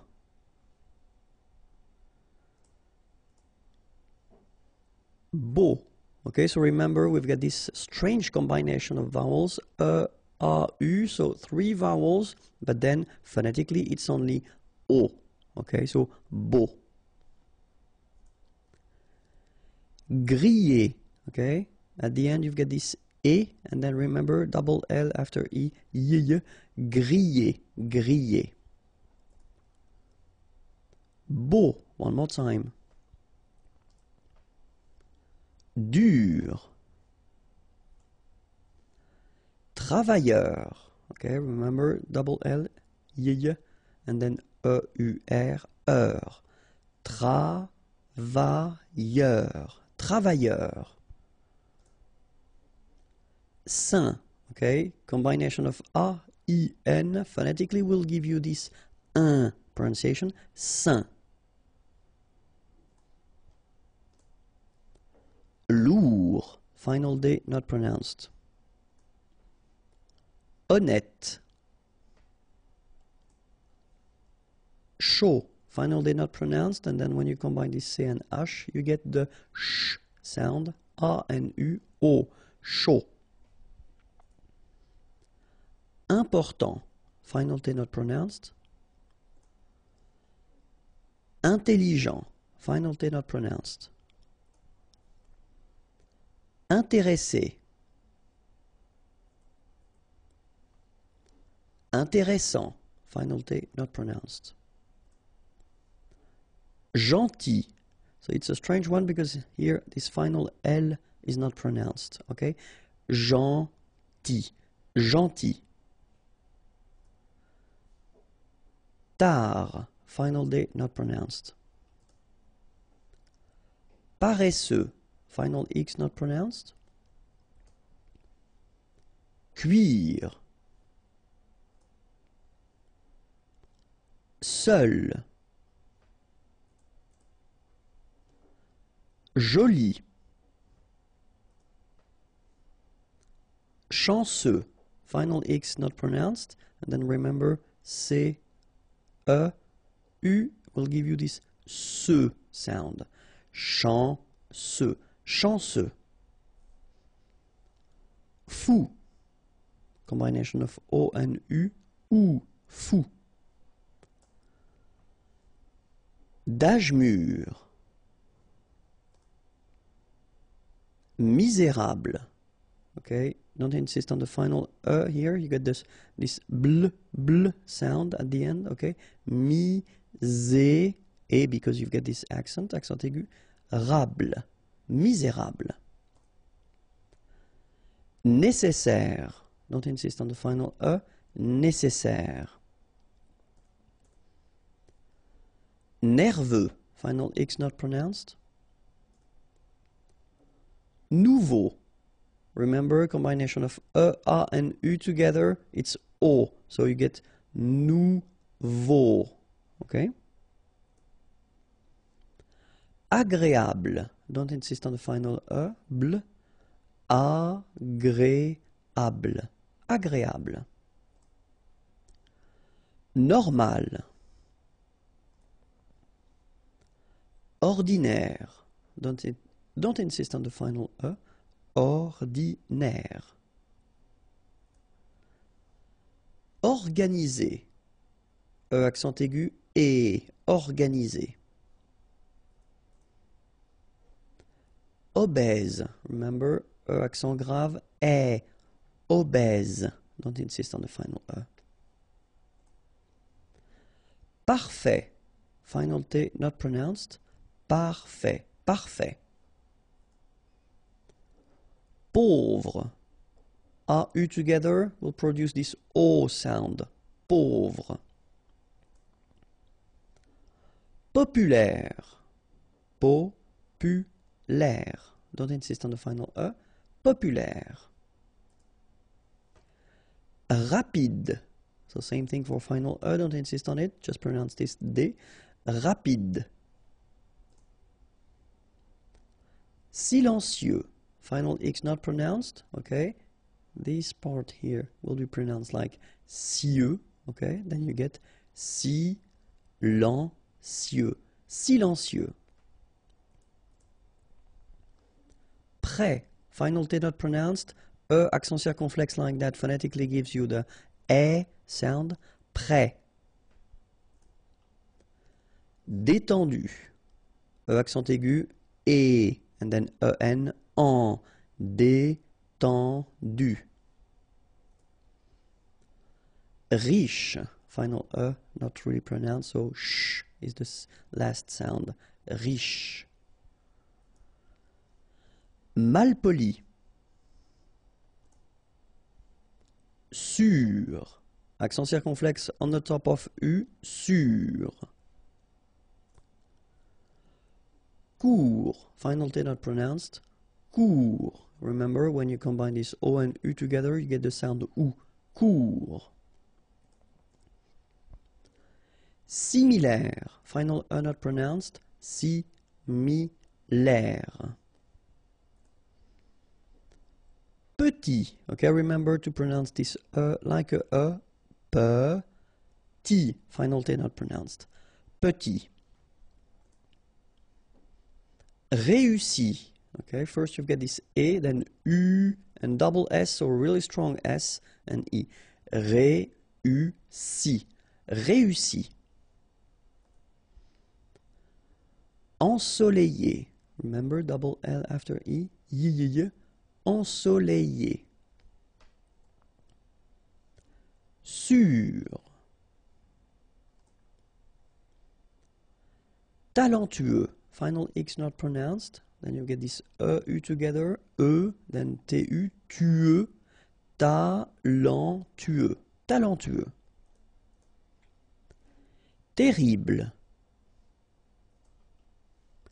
Terrifié. Fatigué. Okay, remember when you combine this G, U, and E, you will get the G, okay? But in that case, you get the accent, so it's gai, all right? Fatigué. Fatigué. Fatigant. Okay, remember when you get G and A, you don't need to put the U between, because when you combine these two letters, you get the sound G, G. So ga, okay? In that case, you've got A N, so it's gant. Final T not pronounced. Fatigant. Fatigant. Moche. Don't insist on the final E, then you get the last sound is sh. Moche. Antipathique. So remember this H doesn't exist phonetically, so antipathique. Okay, final E not pronounced. Antipathique. Malheureux. H doesn't exist, okay, so you get mal, heureux. Final X not pronounced. Malheureux. Malsain. A-I-N together, it's a nasal and it's un. Malsain. Méchant. Final T not pronounced. Then C-H, ch, chant, méchant. Inhabituel. Utile. Chaud. Final D not pronounced. Venteux. Final X not pronounced. Then E-N, en, venteux. Pire. Final E not pronounced, so R at the end. Pire. Faux. Okay, final X not pronounced, then you get this AU together. O, faux. Jeune. Final E not pronounced, but then EU together. Jeune. Jeune. And that's it for this first list of adjective. There was a mistake. I didn't want to stop because I was continuing. But there is one word in the list that is not, of course, an adjective, and it was leather. Cuir. Okay, so probably you did correct that on your own, but then I didn't want to stop because I was in a good mood. Okay, if you want more videos, youtube.com/imagier. And then the website is here, www.imagier.net. Have a great day. Bye-bye. And we'll see approximately 100 adjectives in the following lesson. So the idea is to give you as many adjectives as possible at this time of your learning process, because I think it's important now. Okay, so we'll start right now. Accidentel. Vivant. Final T not pronounced. Vivant. Ancien. Remember, A-N, ancien. Ancien. En colère. E accent grave like that. Here you pronounce it E. Colère. En colère. Large. Don't insist on the final E. Large. Pieds nus. So final S here and then final S here is not pronounced. And then when you get this combination here, it's ye. Pieds. Okay, so you don't hear the D. Pieds nus. Bas. Final S not pronounced. Génial. Décontracté. Okay, so you've got accent aigu here and here, so it's E. Décontracté. Okay, décontracté. En céramique. Okay, so remember this Q-U-E here will give you the sound K. Okay, céramique, because you don't insist on the final E. céramique. Alright? En céramique. Classique. Okay, so exactly the same thing. You don't insist on the final E, so you get K as the last sound. Classique. Côtier. Okay, so here you get this O, accent circonflexe. You tend to insist a little bit more on it, so it's a bit lower. Co, okay? Côtier. Okay? I-E-R here, ye. Côtier. Froid. Final D not pronounced. Froid. Commun. Okay, U-N-1. Commun. Confiant. Final D not pronounced. So I-A-N, yan, fiant, confiant. Cruel. Okay, remember, cruel.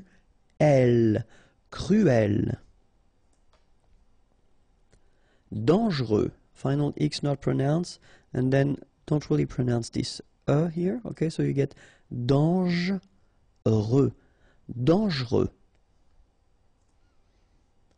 Mort. Final T not pronounced. O-R, or. Mort. Décorer. Okay, so E accent aigu, E accent aigu, E, décorer. Décorer. Profond. Final D not pronounced. O-N, on. Profond. Individuel. Spectaculaire. Okay, so don't insist on the final E. So l'air spectaculaire. Spectaculaire. Tôt. Okay, final D not pronounced, and then this O accent circonflexe is a bit stronger than normally. So tôt.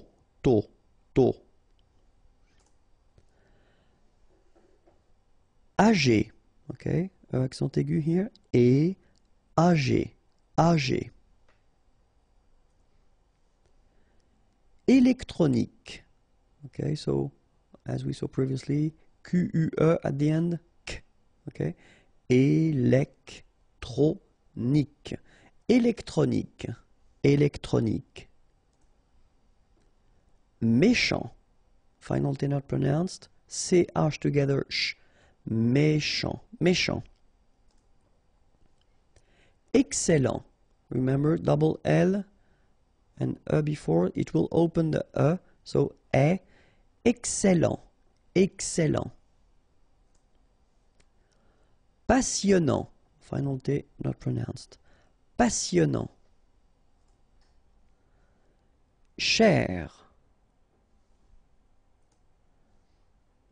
À la mode. Final E not pronounced. À la mode. Rapide. Final E not pronounced, so rapide. En forme. Final E not pronounced. En forme. Évaser. Remember, one S between two vowels. Z. Évaser. Courant. Final T not pronounced. A-N. En. Courant. Folk. Fragile. Okay, final E not pronounced, and then when you get this G and I, Gilles, fragile. Amical. Effrayant. Okay, so final T not pronounced, and then you get effrayant. Okay, effrayant. Gelé. Amusant. Final T not pronounced. Content. Final T not pronounced, so N, en as well. Content. Amical. Dur. Utile. Final E not pronounced, so utile. Horrible. Okay, remember we don't pronounce H here. Horrible. Immense. Final not pronounced. Immense. Important. So final T not pronounced. And then remember, you've got this EM, and after that it's a consonant, so it is here nasal. Important. Important. Indépendant. Final T not pronounced. Indépendant. Indépendant. Informel. Intelligent. Final T not pronounced, so G-E-N, Jean, okay? Intelligent. Double L, it opens the pronunciation of your E, so it's E. Intelligent. Intéressant. Double S, same thing here. S, strong, and it opens the pronunciation of your E. Intéressant. Final T not pronounced. Humain, remember, H is not pronounced, A-I-N, un, humain. En direct. Logique, remember, Q-U-E at the end, K, logique. Bas, final S not pronounced. À taille basse, okay, so basse, final not pronounced, but then you pronounce the double S, so S, basse. And then here you get the double L after your I, remember, I, taille, à taille basse. Chanceux, final X not pronounced, this C-E-U, ce, chanceux, chanceux. De luxe. Mathématique, remember, H doesn't exist, so mathématique. Remember, Q-U-E at the end, K. Mathématique. Médical. Mémorable. Don't insist on the final E. Mémorable. Négligé. Okay, accent aigu here and here. Et. Négligé. Négligé. D'âge mûr. Minimum. Nerveux. Final X not pronounced. E-U, E, V, nerveux. Bruyant. Final T not pronounced. So you get bruyant. Okay? Bruyant. Bruyant. Hors ligne. Final here not pronounced, so ligne, and then here S is not pronounced, the final one, so hors, and remember H doesn't exist, so hors ligne.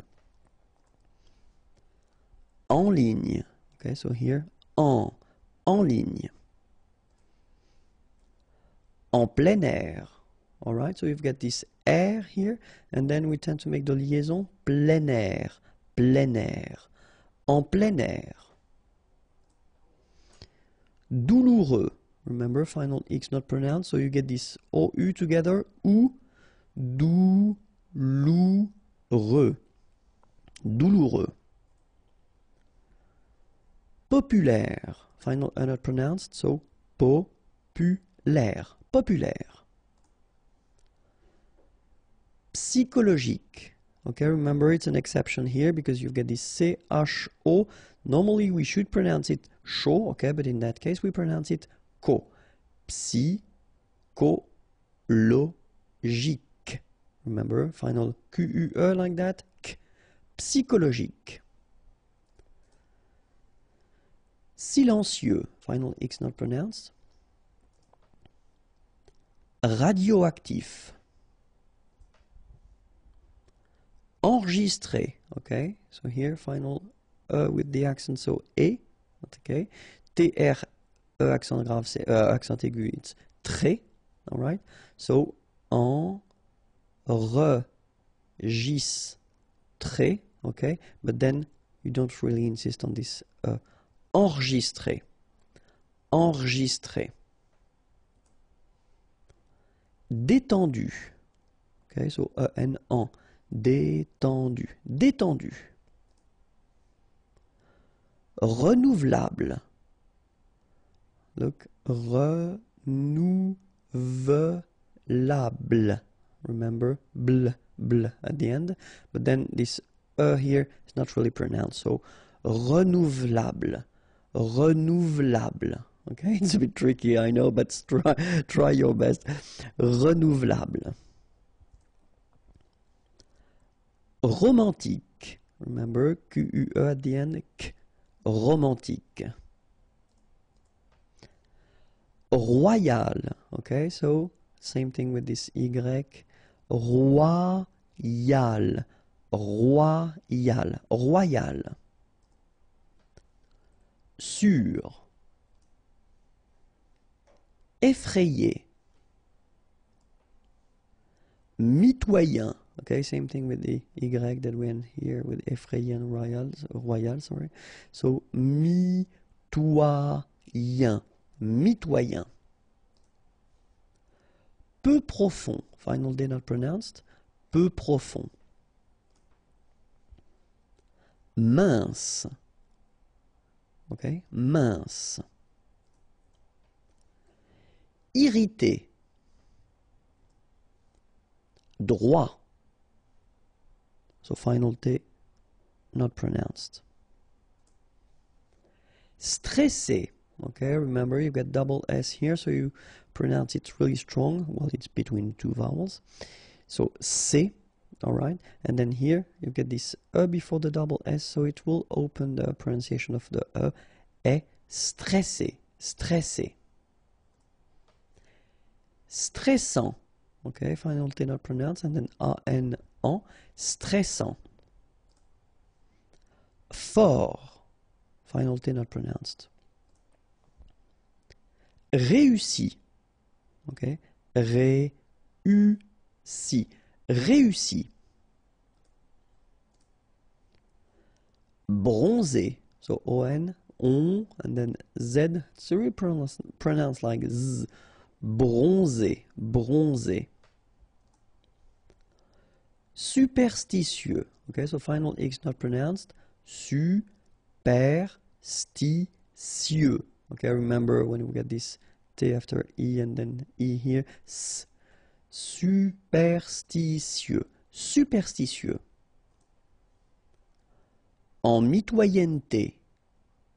Okay, so mitoyenneté. En mitoyenneté. Terrifiant. Final T not pronounced. Double R here, so it will open the pronunciation of your E, and then it will be E. Terrifiant. Résistant. Final T not pronounced. Résistant. Tropical. Sous-marin. Okay, so E-N here. Un, rein, marin. Alright, and remember, sous, okay, final S not pronounced, so S-O-U, sous, sous-marin. Utile, final not pronounced, utile. Verbal. Visuel, remember it's E here and L, uel, visuel.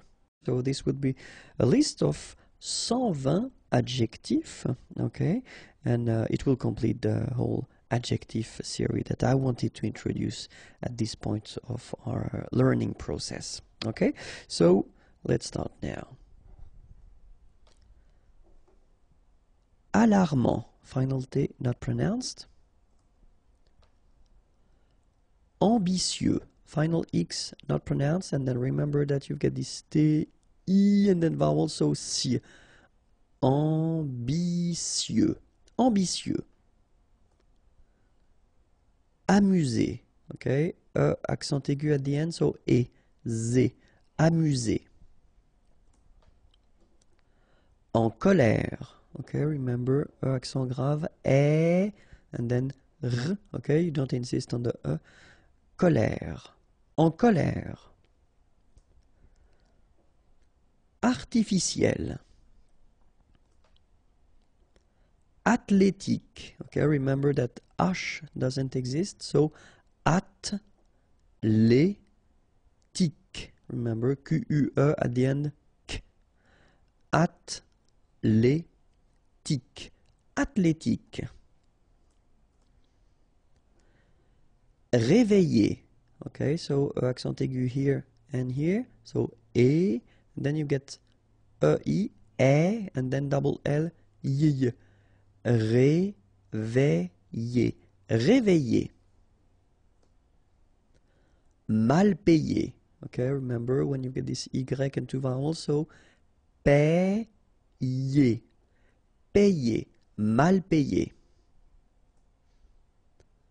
Irritable, don't insist on the final E. Aveugle, same thing, final E, not really present. So aveugle, gle, aveugle. Bouillant, final T not pronounced. A and together, remember, nasal, en, okay? And then here you get bou, alright? And after that you get this yan, okay? Bouillant, bouillant. Autoritaire, so final not here. Autoritaire, autoritaire. Courageux, final X not pronounced. G-E-U together, they will give you this je, okay? Courageux, courageux. Large d'épaule, final S not pronounced. Large, final E here not pronounced. D'épaule. Enterré, okay, remember, and together, nasal, en, and then you get this double R here, and it will open the sound of the okay? Enterré, enterré. Épais, final S not pronounced, A-E together, épais, épais. Calme, final E, not here. Stimulant, final T not pronounced, stimulant, stimulant. Circulaire, final E not pronounced, I together, it's E, okay, so R, circulaire, circulaire. Raser de près, final S not pronounced, okay, so here you get the E accent grave, E, près, okay, here E accent aigu, et raser, raser de près. Confiant, okay, final T not pronounced, so O-N, on, I-A-N, ian, confiant, confiant. Attentionné, okay, at the end you get this E accent aigu, so et, a, temps, so remember, E-N, en, temps, sionné, attentionné. Contemporain, okay, so I-N at the end, un. E-M here, because it's followed by a consonant here, you get this P, so it will be a nasal, so it will be en. And here another nasal, on. Contemporain, contemporain. Condamné, okay, so it's really strange because this M here, well, technically it's not pronounced. Condamné, okay, condamné. Effrayant, okay, remember, final T not pronounced. Effrayant, effrayant. Couper court, final T not pronounced, and here you get this accent aigu, couper court. Fâché, remember, C and H together, sh, and then et, ché, fâché. Cruel, okay, U here, cruel. Actuel, actuel. Mignon, okay, here in that case, G-N-O-N, gnon, mignon. Sourd, final day not pronounced, O-U together, ou sourd. Ferme, okay, final not pronounced, ferme. Décoratif, okay, accent aigu, et décoratif, décoratif. Déprimé.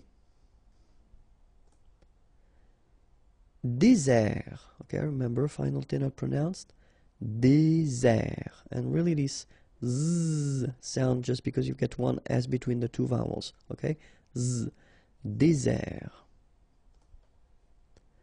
Décider, okay, remember, accent aigu here and here, so et, décider, décider. Électronique, okay, so k at the end, remember, Q-U-E at the end, k. Électronique, électronique. Émouvant, final T not pronounced, A-N together, en, émouvant, émouvant. En voie d'extinction, en voie, final E not pronounced, d'extinction. Okay, remember, T-I-O-N, sion. Extinction. Extinction. En voie d'extinction. Énorme. Final E not pronounced. Énorme. Énorme. Entier. So remember, I-E-R, yé, okay, and then the T, tier, and the nasal before, en, entier. Éternel, okay, so accent aigu, éternel, éternel. Épuisé, okay, remember you've got two accent aigu, épuisé, épuisé. Disparu. Fidèle, final E, not pronounced, so accent grave here, L, fidèle, fidèle. Fantastique, okay, Q-U-E at the end, K, okay, tic. Fantastique, fantastique. Fascinant, final T not pronounced, so you get this A-N, en, non, fascinant.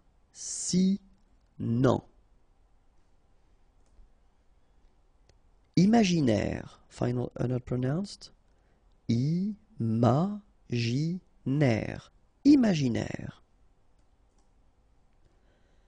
Étranger, you gotta remember R at the end, et, so after that, well, before that, sorry, G, so étranger, étranger. Glacial. Frustré. À temps complet. A, okay, so even if you've got an accent, it doesn't change the pronunciation of your A, okay, so it's A. And then temps, okay, so in that case, it's only the nasal here that you will hear, temps, okay, because the P is not pronounced and the S is not pronounced. Temps, and then complet, okay, here a T at the end will open it, the sound of the E, so E, okay, plait, complet, complet, and then OM is nasal here, just because you get your P after that, so it's on, complet, à temps complet, à temps complet. Furieux, okay, final X not pronounced, furieux, furieux. Génétique. Remember, k, génétique. Coupable. Final not pronounced. Coupable. Coupable. Saint. Alright, so final T not pronounced, and then when you combine this A-I-N here, you get the un sound. Saint. Saint. Honnête. So remember, H doesn't exist. Honnête. Horrifié. Same thing here. You don't pronounce the H. Horrifié. Exalté. Okay, so here, final with the accent. So, exalté. Humain. Remember, H doesn't exist. So, U, then A-I-N together. Un. Humain. Humain. Hypnotique. Remember, at the end, Q-E, K, tic. So, H is not pronounced. Hypnotique. Hypnotique. Illégal. Illogique. Remember, k, ik. Illogique. Ingénieux. Final X not pronounced, so I-E-U, I-E, nieux. Ingénieux. Ingénieux. Impatient. Okay, remember, final T not pronounced. And then you get this T, I and a vowel, so sien. Sien. Impatient. Impatient. Impoli. Okay, remember, I-M and then a consonant after, so nasal. Impoli. Impossible. Don't insist on the final E. Impossible. Incroyable. Okay, same thing here for the final E. Don't pronounce it. So, incroyable. Incroyable. Incroyable. Indépendant.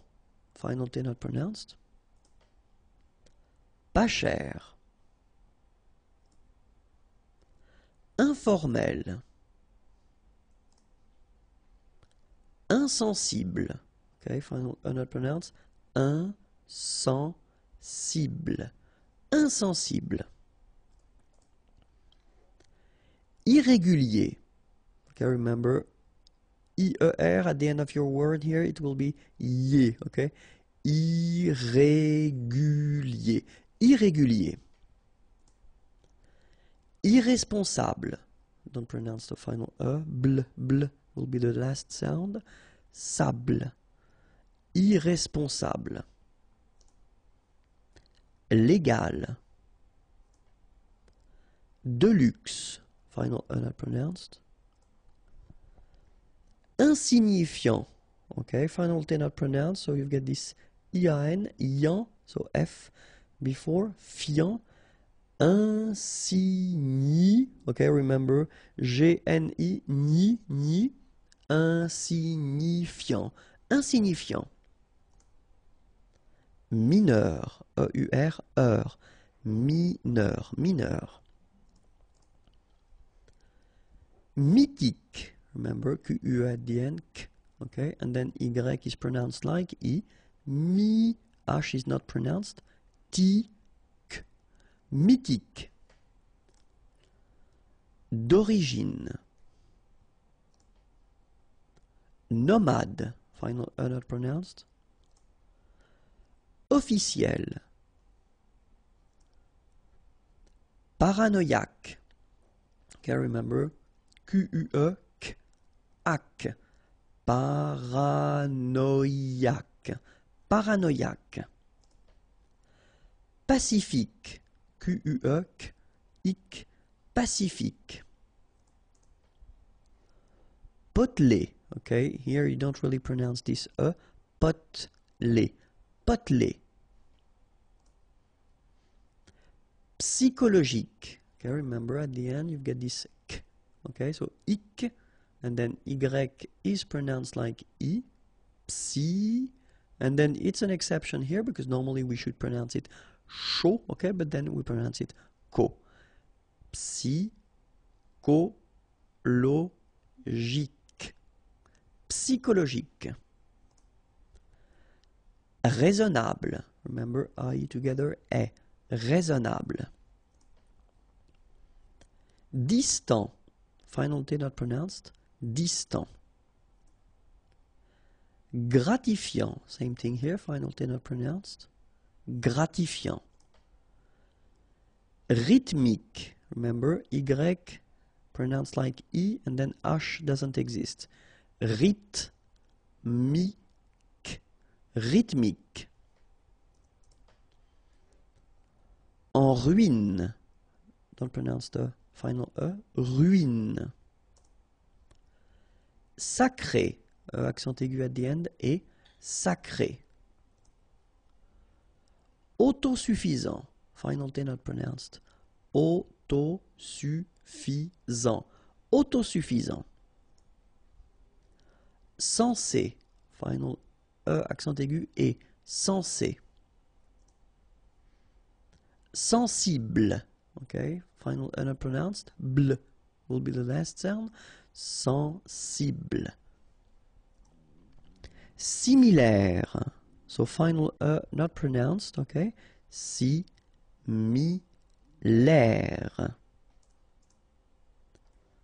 Mince. Final E not pronounced. I and together. Un.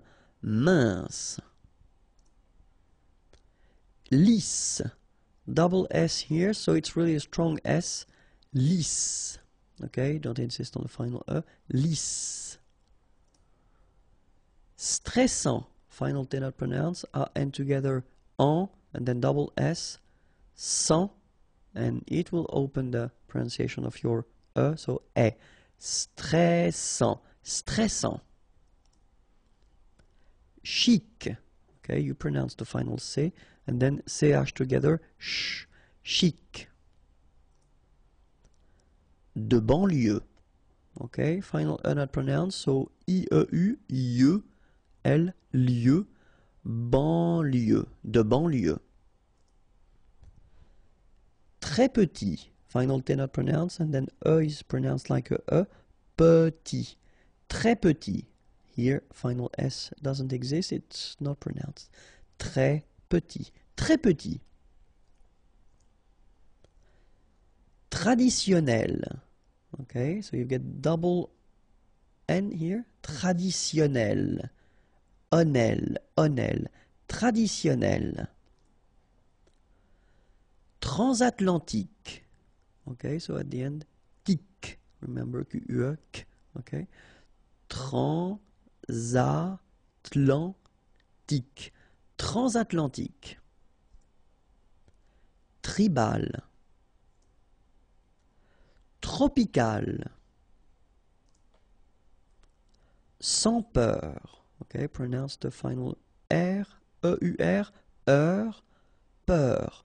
Sans peur. Don't pronounce the final S here. Sans peur. Inconfortable. Okay, don't pronounce final E. Table. Inconfortable. Inconfortable. Au chômage. Remember, CH together. Ch, chaud, chômage. Au chômage. Malchanceux. Final X not pronounced. C-E-U, ce, malchanceux. Malchanceux. Peu utile. Final E not pronounced. Peu utile. Désagréable. Final E not pronounced. Bl at the end. Désagréable. Désagréable. Peu réaliste. Don't insist on the final E. Peu réaliste. Intact. Intact. Peu sûr. Affecté. Ondulé. riche. Okay, remember, C-H-E, sh. So, sh normally, but then you don't insist on the final E, so sh. Riche. Solide. Same thing here, don't insist on the final E. Solide. Bien payé. Okay, remember, final E accent aigu, et, okay. Payé. Payé. Alright? Payé. And then I-E-N, yen. Bien payé. Bien payé. Les prépositions avec les articles. So it will be the first step into this big thing that we will do concerning the preposition, les prépositions, because it's quite important in French. And then I thought it might be important to, well, work on them at this point of our learning process. Okay, so first here in this video we'll work on a and then de, and especially when you combine these two prepositions with articles. So we'll see first the indefinite, so les articles indéfinis, un, une, des, okay, and after that we'll see les articles définis, le, la, les, okay, and especially we'll concentrate on the way these prepositions will react in a way when they are combined with these articles, okay. So the first one that we will discover together will be a, okay, and so we'll see avec les articles définis. So remember, les articles définis, it would be translated in English as a something, okay, but then in French we've got the difference between the masculine form, so it's un, the feminine form it's une, and the plural form it's des, okay. So let's see now. I've been making few examples. So I did take this parler verb, to talk, because it's quite interesting. You can use it with the preposition a, to talk to, okay, and it's also possible to use it with the preposition de, to talk about something, okay. So that's the reason why I wanted to use this verb, just to show you that, well, basically it's possible to use two prepositions if you want to express something different, and then just to see how it will change if you put an article after that. So the first sentence, je parle à un homme, okay, un homme, a man. Je parle à un homme, okay, I talk to a man. So in that case, what you can see is that you keep your preposition à here right after the verb, and then you put your article and basically nothing happens, okay. Je parle à un homme. So let's see an example with the feminine. Je parle à une femme, okay, une femme, a woman. Je parle à une femme. Same thing here, nothing happens, so it's actually quite easy. And then have a look here. Je parle à des amis. All right. Je parle à des amis. Same thing here. You've got your preposition and then you've got the article. So un masculin, une, des.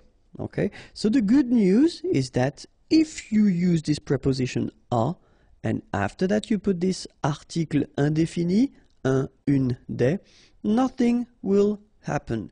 No modification, no changes. You just keep them like that. Okay? Let's see now if you want to put this article défini. Okay? Remember, article défini, if you want to translate that in English, it would be the something. Okay? But then, as usual in French, we've got the difference between the masculine form, le, the feminine form, la, and the plural form, les. Okay? So remember, masculine, le, feminine, la, and then the plural, les. Okay, so let's have a look now. If we keep, well, the same verb, as I said, you know, je parle, parler, to talk, and in that case, you can have a look and you can see that it's been changing a little bit. Okay, so a plus le will become o, like that. You write it au, you pronounce it o. Okay, je parle au directeur. Directeur, translation, director. Okay, je parle au directeur. Let's see the feminine form. Je parle à la directrice. Okay, directrice, director, but the feminine form. Okay, je parle à la directrice. So here you can see that, well, nothing happens, so you still have your preposition à, and then you've got your article here. Okay, so nothing changes when you get the feminine form. And let's see the plural form now. So you've got the directors, so it's the plural form. Je parle au directeur. Okay, so you can see that here you combine a plus les, and you will get this AUX, okay, and then phonetically you produce it or you pronounce it O. Okay, so here O, masculine form, plural form O as well. And for your information, it could be, so I did put this directeur here, okay, it could be directrice, so it could be the feminine plural. It wouldn't change anything because it will be still this O, okay, so it will be for the masculine or the feminine plural, it will be AUXO. All right, so je parle au directeur, so here for the masculine. Je parle à la directrice, here for the feminine. Je parle au directeur for the plural. All right, so if we want to make it clear, then we can say that a plus le will become o. Okay, then a plus la, well, will stay the same, à la, it doesn't change at all, and then a plus les will become o, AUX, but then remember that phonetically it's o. Okay, so that's the main thing that you should remember if we talk about this preposition a combined with the article, les articles définis here. Okay, and now let's have a look at de. So exactly the same thing, we'll see how de will react. So first avec les articles indéfinis, okay, so un, une, and then des. All right, so I took this parler again, okay, so, but that keep in mind that if we've got this parler and then we use the preposition de, then it's to talk about something. All right, so here, je parle d'un homme. All right, so normally we should have here de un homme, but well, as you know, we've been seeing that quite often now. It's not a new thing. Remember that here will disappear, and then you will put this little apostrophe, d'un homme. Okay, je parle d'un homme. All right, but then the thing is that no major modification will be done because you just keep your de, well, the needs to disappear, but then still you've got your article. Okay, je parle d'une personne. Okay, une personne, a person. Je parle d'une personne. So exactly the same thing here. Nothing major happens, only this you know, disappear, but then that's the only thing that you should remember to do if you want to combine the two. All right. The tricky thing is here when you want to combine de and des. All right. Just because we think that it would sound strange to have this de, des, roman. Okay. So the thing that will disappear will be the article. Okay. So that's the reason why we get this je parle de roman. All right. So in that case, des will be taken away. All right. So remember, de plus un will become d'un. De plus une will become d'une. De plus des will become de. Okay, so we will have to take this des away. All right, so let's see now how it will work if we combine it with les articles définis. So le, la, and les. Okay, as we saw previously. Let's see now the examples. The first one, je parle du voisin. Voisin, here it's the masculine form of the neighbor. Le voisin, okay, the neighbor. And what you can see here is, well, the results of the combination of de plus le, okay? It will become du, okay, for the masculine form.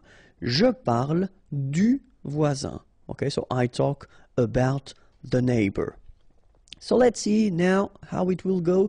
So I kept this neighbor, but then here it's the feminine form, so it's la voisine, all right? And what you can see here, je parle de la voisine, well, it will stay the same. So you keep your preposition, de, and then you put your article, la, and you put your name, or your word, sorry, voisine, okay? Je parle de la voisine. Nothing happens here, and it's a good thing. And then for the plural, as we had for a, remember, well, for the masculine singular and the plural, changes will happen. So, je parle des voisins. Here we've got the plural form of voisins, so neighbors, all right? Je parle des voisins. So remember, masculine, du, feminine, de la, and then the plural form. Plural, whether it's masculine or feminine, it will be the same, okay? So des, okay? So, let's write it like that. De plus le will become du. De plus la will stay the same. Nothing happens, de la, and then de plus les will become des. La préposition a. Okay, so in the previous lesson, I've been introducing the modification of this preposition a when it's combined with articles. Okay, so I would definitely advise you to watch it if you didn't. And then in that lesson, we'll discover, well, the different uses of la préposition a. And you'll see that it's a long video. Why? Just because a could mean or could be translated in English with at, in, to, and then I explain you the reason why we've got this second to here, because it will be the from something to something. Okay, so that's the main reason why we've got the two to-dos. And then it could be translated with on, and then other meanings and other uses of this preposition a. Okay, so we'll start with at, if that's okay with you. And so, few examples. The first one, so if you want to translate it with this at, would be il reste à la maison. Rester is to stay, okay? And in that case, we would construct it with a, okay? Il reste, he stays, à la maison, at home, okay? Il reste à la maison. Second example, we could use this conduire, okay? Conduire is to drive, and then when you want to introduce the speed, okay, in that case it's 40 km/h, then you would use this à, okay? So at 40 km/h. Je conduis à 40 km/h. Je conduis à 40 km/h, okay? And then the last example we could have for this at, it's for the price, like here, à 10 euros.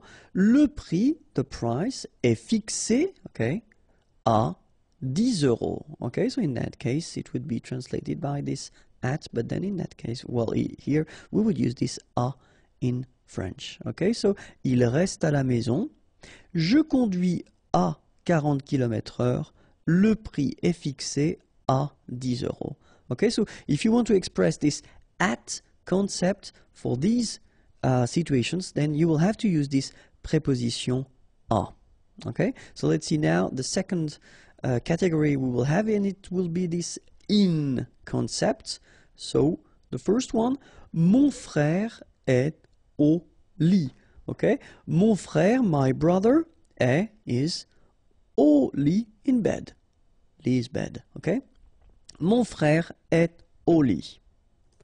Second example, il est à la campagne. Campagne, country, countryside, okay? Il est à la campagne. Alright, so in that case, it will be used, we will use this preposition à, okay? And then the last one, so if you want to introduce a town, okay, you want to use this habiter, habiter is to live, okay? J'habite à Paris. Alright, you can see we don't put any articles, just the name of the town. J'habite, I live in Paris. J'habite à Paris. Alright, so mon frère est au lit, il est à la campagne, j'habite à Paris. Okay, so if you want to, well, translate this in concept that would be in English, then it should be a with, as we saw the combination with the articles, if needed, and the modification, au lit, à la campagne, à Paris. Alright, let's see another use of a, and it would be to. Few examples. Je rentre à la maison. Okay, so in that case, rentrer, it's to go back. Alright, so je rentre à la maison. And when we want to introduce this concept, then we should use this à la maison. Je rentre à la maison. Second thing, nous allons, aller is to go, okay, à Marseille. Nous allons à Marseille. Okay, so we go to, alright, so in that case you should use this preposition à. Alright? Then, il donne un conseil, okay, donner is to give, un conseil, an advice, okay, so he gives an advice, à sa fille, his daughter. So in that case, to his daughter, you should use also this preposition à. Okay, so je rentre à la maison, nous allons à Marseille, il donne un conseil à sa fille. Alright? And so now, whoops, we'll see the second use of this to, okay, but when it's combined with the preposition de, like here. So de would be from, and then you put something, and a will be the to. Alright, so je travaille, travailler is to work, de, so from, 8 heures à 17 heures. Okay, so it's really the from to. Okay, so in this example it's quite traditional, quite classic, because we introduce the hours or the time. Okay, so from to. Let's see another example now. Il sera, remember, sera, it's to be, but the future form. Il sera en France du 15 juin.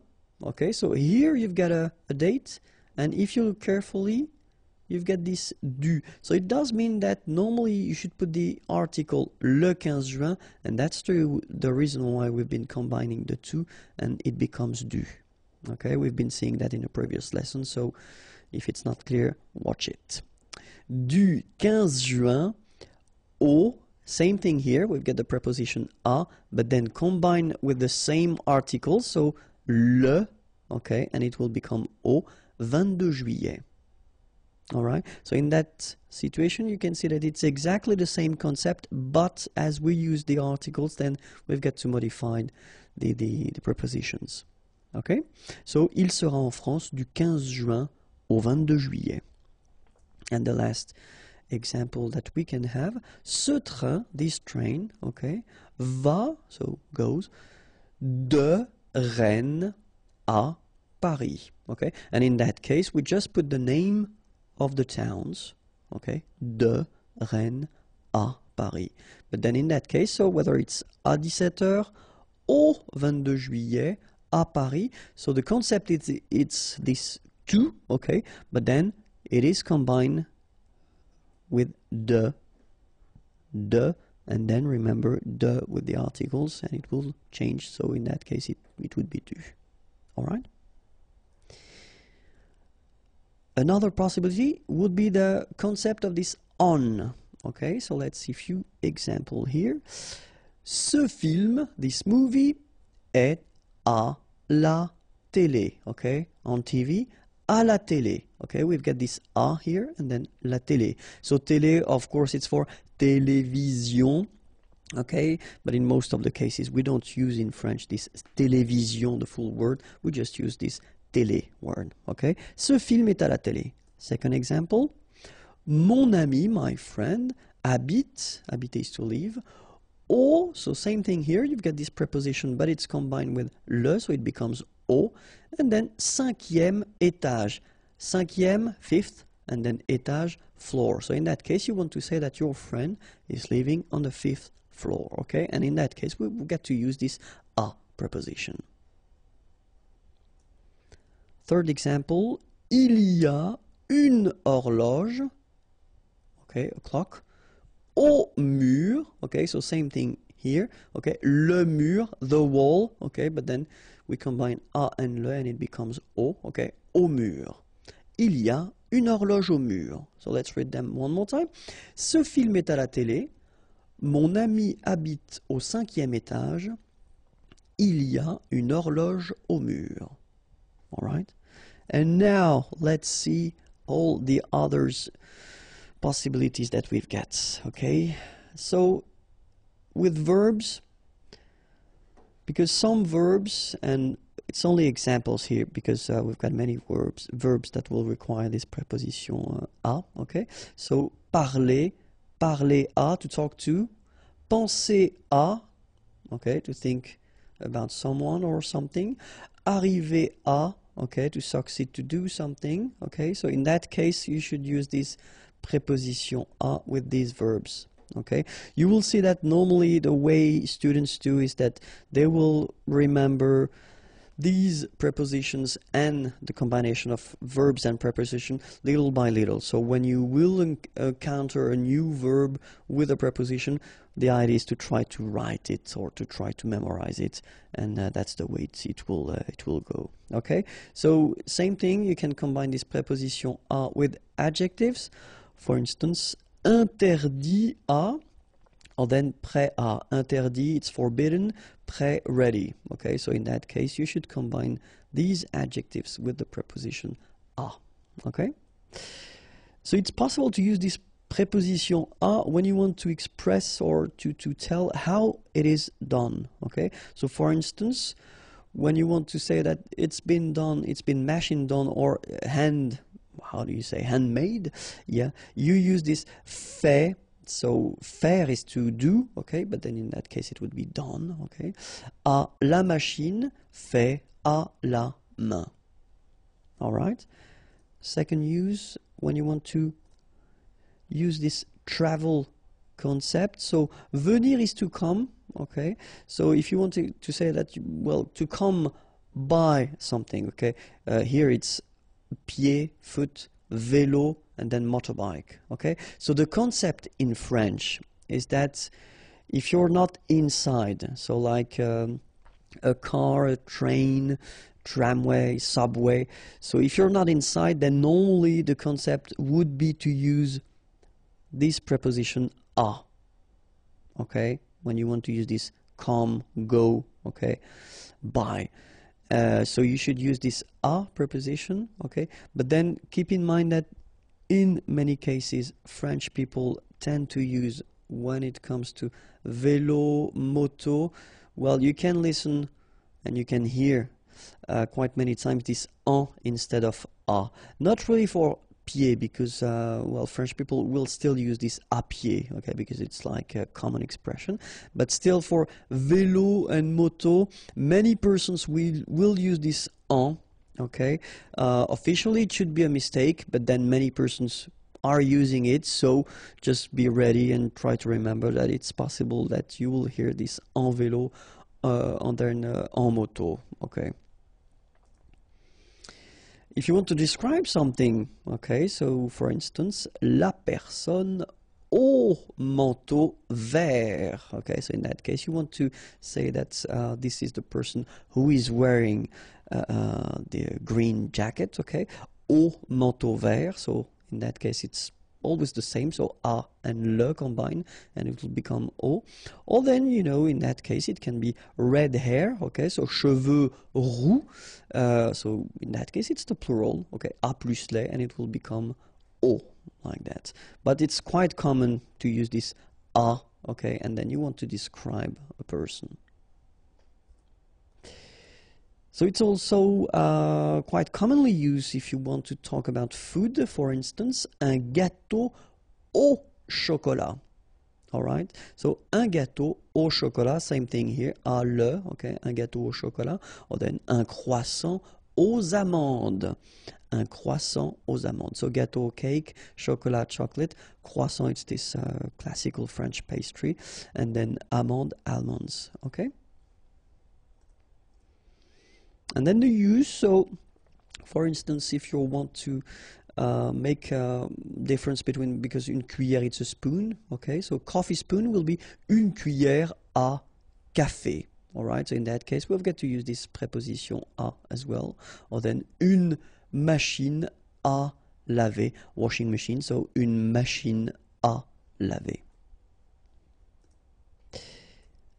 Another option would be the owner, so if you want to say la maison, so the house est à mon frère, okay, so belongs to my brother, so in that case we use this être to be, okay, and then à here, mon frère, my brother, okay, or then you could say ce chien, this dog, is mine, so est is à moi, so it's possible, like we've been seeing here, to put a noun after, or then you could put a pronoun, like here, à moi, or then you could put the name of the person.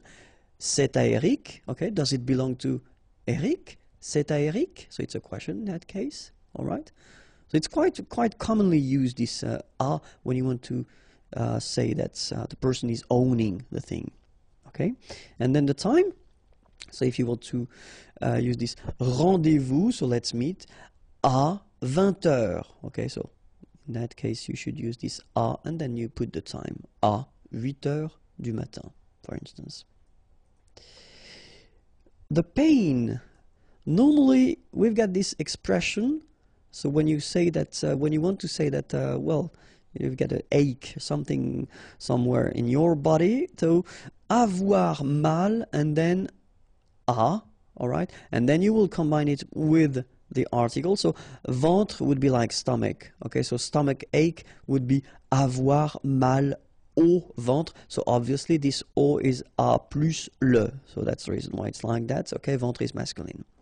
So if it's tête, la tête, head, headache, à la tête, okay, so same structure, avoir mal à la tête, and then in that case pied, foot, au pied, okay, avoir mal au pied. Okay, so in that case you get the plural form. And the last thing that we'll use this preposition à for, it's when you want to say goodbye. So if you notice that probably we say à demain, so see you tomorrow, à demain, à bientôt, bientôt soon, see you soon, à tout à l'heure, so it's in a few minutes or in a while, à tout à l'heure, okay? À demain, à bientôt, à tout à l'heure. So in that case, you should definitely use this preposition à if you want to say these things. La préposition de, okay? So in the previous lesson, it was la préposition à, and the lesson before, it was the combination of these two prepositions when you've got articles after. So if you didn't watch them, please do, it will be more easy for you. So let's start now. La préposition de, so we'll see the different uses that we can have of this preposition de, and especially the meaning in English. Okay, so the first use that we could have or we could spot for this preposition de is the partitive. So in French, partitif. Okay, so a few examples here. Il boit du café. Okay, boire is to drink. Du café, café, coffee. And then here, well, we've got the partitive form, so it's some coffee. Okay, and then remember that we've got the preposition de, but then when it's combined with this le, it becomes du. Okay, that's the partitive form. Il boit du café.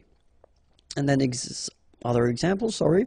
Second example, elle prend de la salade. Okay, prendre is to take, de la salade, some salad. Okay, so elle prend de la salade. Okay, first use of this preposition de, it's this partitive concept. All right. Second use, will be the translation of from in English. Okay, so a few examples. Je viens de Paris. Venir is to come. I come from Paris. Okay, so in that case, really this de would be translated with from. Okay, un appel. So appel is a call. De ma mère, from my mother. Okay, so it's exactly this from concept in English. Okay, so let's see now another possibility. When you want to introduce this belonging concept, okay, then usually you should use this preposition de, like here, l'ordinateur de Samuel. Okay, so with this structure, you want to say that l'ordinateur, the computer, belongs to Samuel. All right, so in that case, you should use this de. So it's quite simple because you just put the word, well, the noun, and after that you put this de and the name of the person. Okay, it could be also like here, la voiture, the car of the neighbor. In that case, yeah, du voisin. Voisin is the neighbor. Okay, and then, well, in that case, if you look carefully, you've got the preposition de combined with the article le, the neighbor, okay, and it becomes du. All right. Other possibility, l'ami, the friend, de mon père, okay, my father, of my father. So it's really this belonging, something or someone is belonging in a way to something or someone as well. Okay, so l'ordinateur de Samuel, la voiture du voisin, l'ami de mon père. Okay, so let's see now another possibility of the use of la préposition de when you want to introduce this containing concept. Like here, for instance, une boîte, a box, de chocolat. Okay, so inside the box you've got chocolates, okay, and then une boîte de chocolat. Okay, so the use of de in that case it's quite clear. It's just because les chocolats sont contenus dans la boîte. Une bouteille d'eau. Okay, bottle of water. Okay, and so in that case you should use this de. Okay, but then obviously because you've got first here a vowel. Okay, they don't really get along. So as usual in French, disappear, and you get this apostrophe. Une bouteille d'eau. Okay, une bouteille, bottle, eau, water. A bottle of water. Une boîte de chocolat, une bouteille d'eau. Okay, so in that case, definitely you should use this preposition de. Okay. So if you want to introduce the fact that it's made of something, then, for instance, here, un rideau. So rideau is curtain, and then de lin. Lin is linen. Un rideau de lin. Okay. Second example, une chaise, a chair, de bois. Bois is wood, of wood. Okay, so in that case, un rideau de lin, une chaise de bois. So when you want to introduce the fact that these things are made of something, then you will have to use this preposition de. Okay? And then the use. For instance, here, une station de métro. Une station de métro. Other possibility, une place de parking. Yeah, sorry about that, but well, French people tend to use this parking as well. So I know it's coming from English, but still you should pronounce it the French way. Parking. Une place de parking. Okay, and the last one, un studio d'enregistrement. Okay, enregistrement is recording. Un studio d'enregistrement. So as you can see in that case, as usual in French, as we saw previously, we've got this de, but then as enregistrement is starting with a vowel, then needs to go away. Okay, so une station de métro, une place de parking, un studio d'enregistrement. Okay, so that's this use concept, so what you use these things for. Okay, so une place de parking, un studio d'enregistrement. Normally we tend to use as well this preposition de when we combine or when we use these superlatives things. So for instance here, le plus beau film de tous les temps, of all time. Okay, so le plus beau, okay, most beautiful, beau is beautiful, film, movie, de tous les temps, of all times. Le plus beau film de tous les temps. Okay, and then la plus grande, big, avenue du monde. And in that case, you can see that you combine this de and then the article le monde, the world, okay? De le becomes du, okay? So du monde, of the world. La plus grande avenue du monde. Okay, so for all these superlatives constructions, then remember you will have to use this preposition de, okay? De tous les temps, du monde. And so keep in mind that it's also possible to combine, and some adjectives will require this preposition de, as we had previously. Some adjectives will require the preposition a, okay? And it will be exactly the same with de. So for instance, étonné, astonished, then we put de, okay? Content, happy, de. Désolé, sorry, de.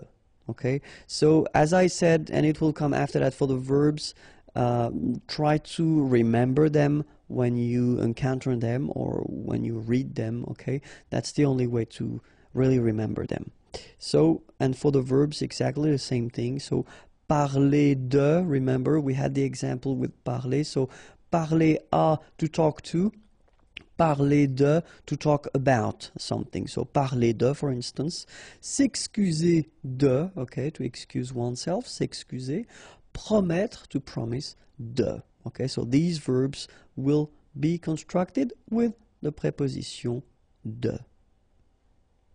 La preposition en. Okay, so remember, previous lesson we saw la preposition de, the lesson before it was la preposition a, and in the next lesson we'll discover, well, quite many other prepositions.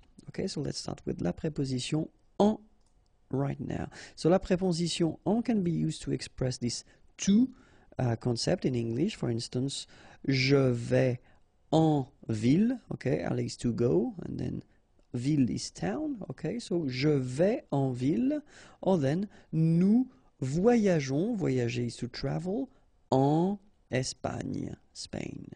Okay, so in that case, when you want to, well, express this to concept in English, in many cases we'll use this en preposition, okay? Other use could be this in, for instance, j'habite en Finlande. Habiter is to live, okay? I live in Finland. J'habite en Finlande. Je fais l'exercice en 5 minutes, okay? So I do, okay, faire is to do, l'exercice, the exercise, in 5 minutes. Okay, so in that case, and it's quite important, when you use this in, so en here, it will mean the time you need to make the exercise. Okay, so you don't want to express that you will do that in 5 minutes, so after 5 minutes, but really if you use this preposition en, in that case, it is to express the time that you need to make this exercise. All right, so in, like that, en Finlande, and then en 5 minutes.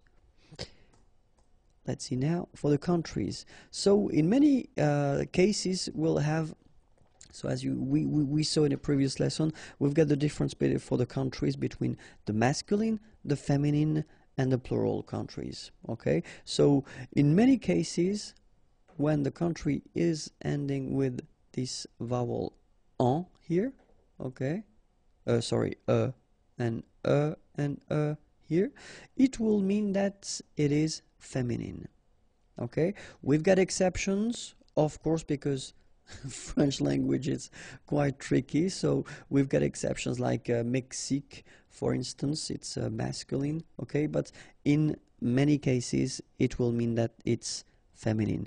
If it's feminine, then you will have to use this preposition en if you want to express this in concept. Okay, en France, en Espagne, en Allemagne, en Italie. Okay, and now we'll read it with the liaison if needed. En France, en Espagne, en Allemagne, en Italie. Okay, so if you want to express this in with countries and only feminine countries, then you should use this en preposition. Okay, and then when we're talking about the seasons, well, we've got 4 seasons, and as usual in French, we need to have one exception, okay? But then for the 3 others, it will be en, okay? En été, so in summer, été is summer. Then en automne, okay, autumn. And then en hiver, okay, make the little liaison here. En hiver, hiver is winter. Au printemps, okay, so keep in mind that for printemps, you will have to use au and not en, okay? And then printemps is spring, okay? En été, en automne, en hiver, au printemps, all right? Another use of this preposition en is to express the mean of transport, and then if you want to say I'm coming with my car, by car, okay, in French we will use this preposition en, okay? Je viens, venir is to come, je viens, I come, okay, by car, en voiture. Tu voyages en train.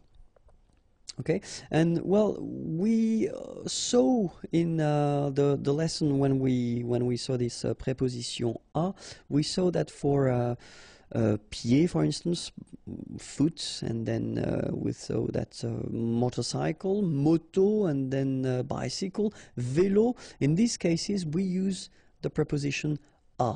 Okay, but then keep in mind that, well, let's say that the main difference is if you want to use this en preposition, normally we tend to use it if we express or if we introduce after that mean of transport that will mean that you will be inside it. Okay, so you are inside the car, you are inside the train. If it would be a metro, it would be exactly the same. If it would be a tram, it would be exactly the same. You would use this en just because you are inside. Okay, so that's the reason why we make, well, the difference between en and then a. Okay, so you will use this a if you're talking bicycle or motorbike, or then by foot, of course. Okay, but then for this voiture, train, you will use this en. Okay, I hope it was clear. Other use is the languages. Okay, so for instance, il parle en espagnol. Parler is to talk, okay, or to speak. He speaks in Spanish, en espagnol. Or then, ce livre, this book, est en anglais. This book is in English, okay, en anglais.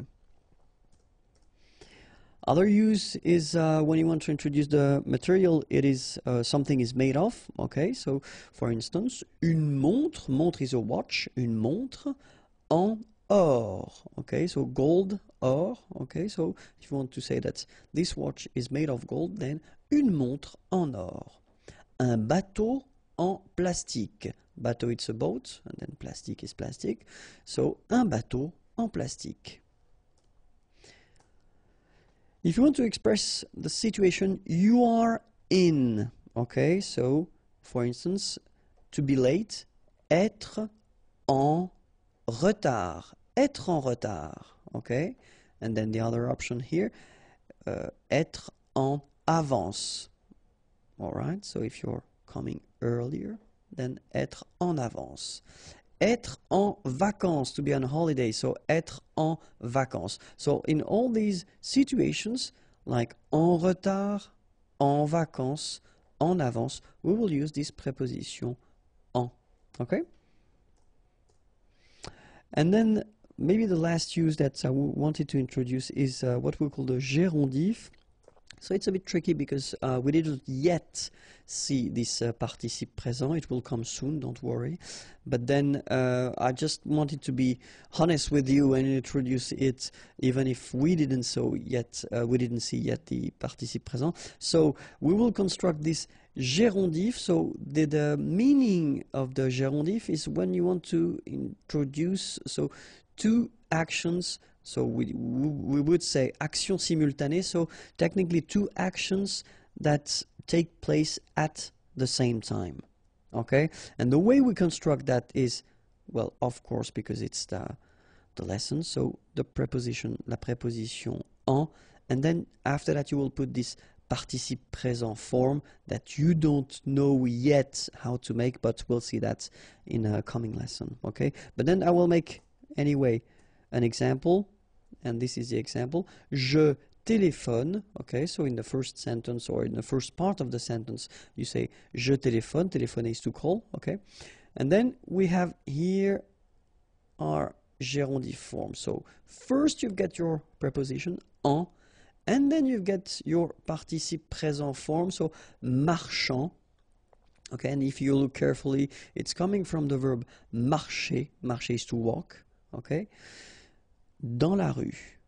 All right, so je téléphone en marchant dans la rue. So in that structure, you want to introduce the fact that you are making a phone call, you are calling someone, and at the same time you are walking in the street. Okay? Je téléphone en marchant dans la rue. All right? So that's the technique we've got to express two actions that take place at the same time. It's this gérondif. Okay? And then we construct this gérondif with the preposition en. Okay? Les prépositions, so just to remind you, we've been seeing first in the previous lesson la préposition en, then before la préposition de, and even before la préposition a, and in this video, we'll see not the rest, of course, of all the prepositions, but the main prepositions that we will have in French language. Okay, so let's start now.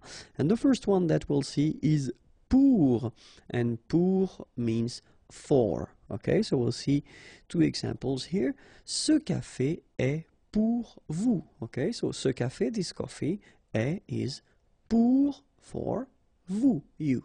Ce café est pour vous. Second example, je voudrais louer cette voiture pour 2 jours. Okay, so remember here we've got this conditional form. So I would like to, louer means to rent, cette voiture, this car, pour 2 jours, for 2 days. Okay? Je voudrais louer cette voiture pour 2 jours. Okay? Second preposition or next one, sans, and it means without. Okay? So, 2 examples. Elle voyage sans ses valises. Voyager is to travel, so she travels, sans, without, ses valises, her luggages. Il vient sans son chien. Venir, here is to come, so he comes, sans, without, son chien, his dog. Okay?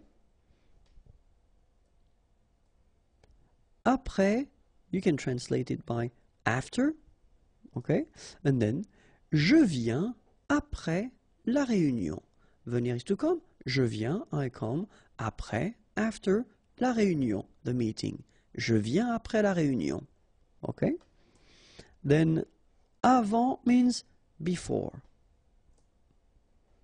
Il arrive avant toi.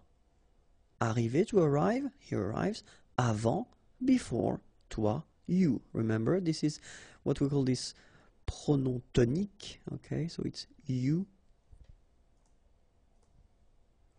Depuis means since or for. Okay, examples. Nous vivons ici depuis 2011. Okay? Nous vivons, vivre is to live. Nous vivons, we live. Ici, here. Depuis, since. And then you put 2011, you just put the year.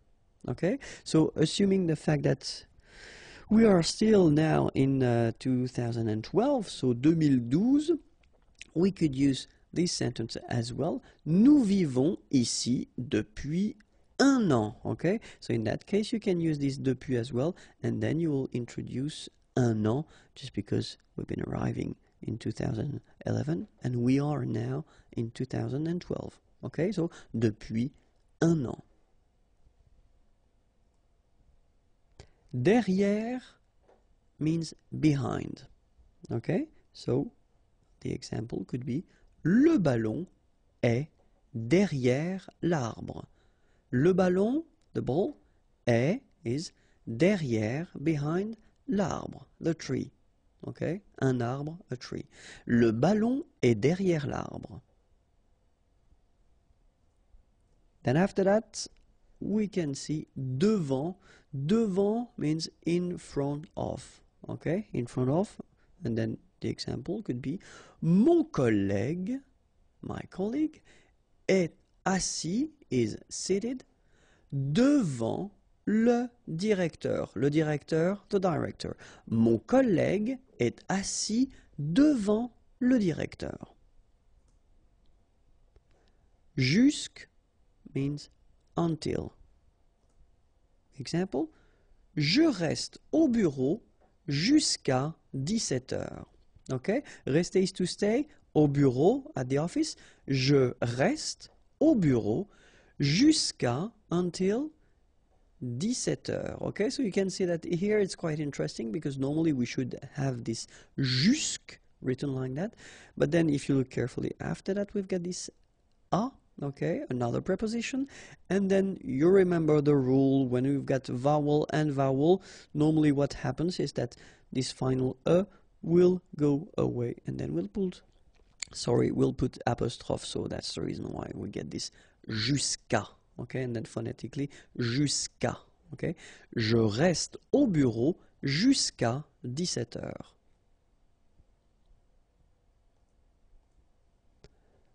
Sous means under. Simple example. Le livre est sous la table. Le livre, the book, est, is, sous, under, la table, the table. Le livre est sous la table. Sur means on. Okay, and then we've got two examples here. L'ordinateur est sur la table. So l'ordinateur, the computer, est, is, sur, on, la table, the table. The computer is on the table, sur here, but then remember, or keep in mind that it's also possible to use this sur if we're talking about the wall, for instance. So we could say l'affiche, so affiche is poster, l'affiche est sur le mur. Alright, so it could be for la table or any other things like that, and then as well for le mur, okay, sur le mur. Avec, so the classic one, means with. Elle parle avec son frère. Parler is to talk. Son frère, her brother. Elle parle, she talks, avec, with her brother, son frère. Elle parle avec son frère. Chez, so this one is quite interesting because if you really want to translate it, so you're talking about a place, okay, but then you're talking about someone's place, so it's the place connected to a person. So let's see a few examples now. Je suis chez moi. So if you want to say that you are at your place, then you should use this chez, okay, and then here in that case you will put this moi, so pronom tonique. Je suis chez moi. Okay, so this is the first use that you could have. Okay, if you want to introduce this chez and then use the name of someone, it's possible, like here. Nous sommes invités chez Laurent. Okay, so we are invited at Laurent's place, if you want to translate it directly. Okay, so that's the way we will use if we've got a name and we want to introduce the fact that it's at the place of this person, then it's chez. Okay, and so it will work the same way if we want to talk about, for instance, here the doctor, or then we can say le boulanger, le boucher. Normally we tend to use this chez if we're talking about whether little shops or offices, and traditionally or before the person used to live whether above or then behind or in this place. Okay, so that's the reason why we tend to use this chez. Okay, because it is connected to the person more than to the shop itself. So il va chez le médecin. Il va chez le médecin. Contre means against. One example. Nous sommes contre cette décision. Okay, this decision, and it's nous sommes, we are against this decision. Nous sommes contre cette décision. Dans, so you can, it means in, inside or into. Okay, so let's see now. Alexandre est dans la voiture. Okay, Alexandre is dans, inside, in la voiture, the car. Okay? Nous entrons dans le magasin. Entrer, to enter, to go inside. Okay? Dans le magasin, the shop. Okay? Par will mean by or per. For example, une lettre envoyée par la poste. Okay? Une lettre, a letter, envoyée, sent, par la poste, by mail. Okay? So in that case, you get to use this par. Okay? It could be par courrier électronique, by email if you want. Okay? Je mange 5 fruits et légumes par jour. Okay? So in that case, it would be this per day. Okay? Par jour. Je mange, I eat, 5 fruits, fruits, et légumes, légumes is vegetables, par jour, okay, per day. Je mange 5 fruits et légumes par jour. Pendant means during. Il dort pendant le film. Okay? Dormir is to sleep. Pendant, during, le film, the movie. Il dort pendant le film. Vers, so you don't pronounce the final S, means towards or about.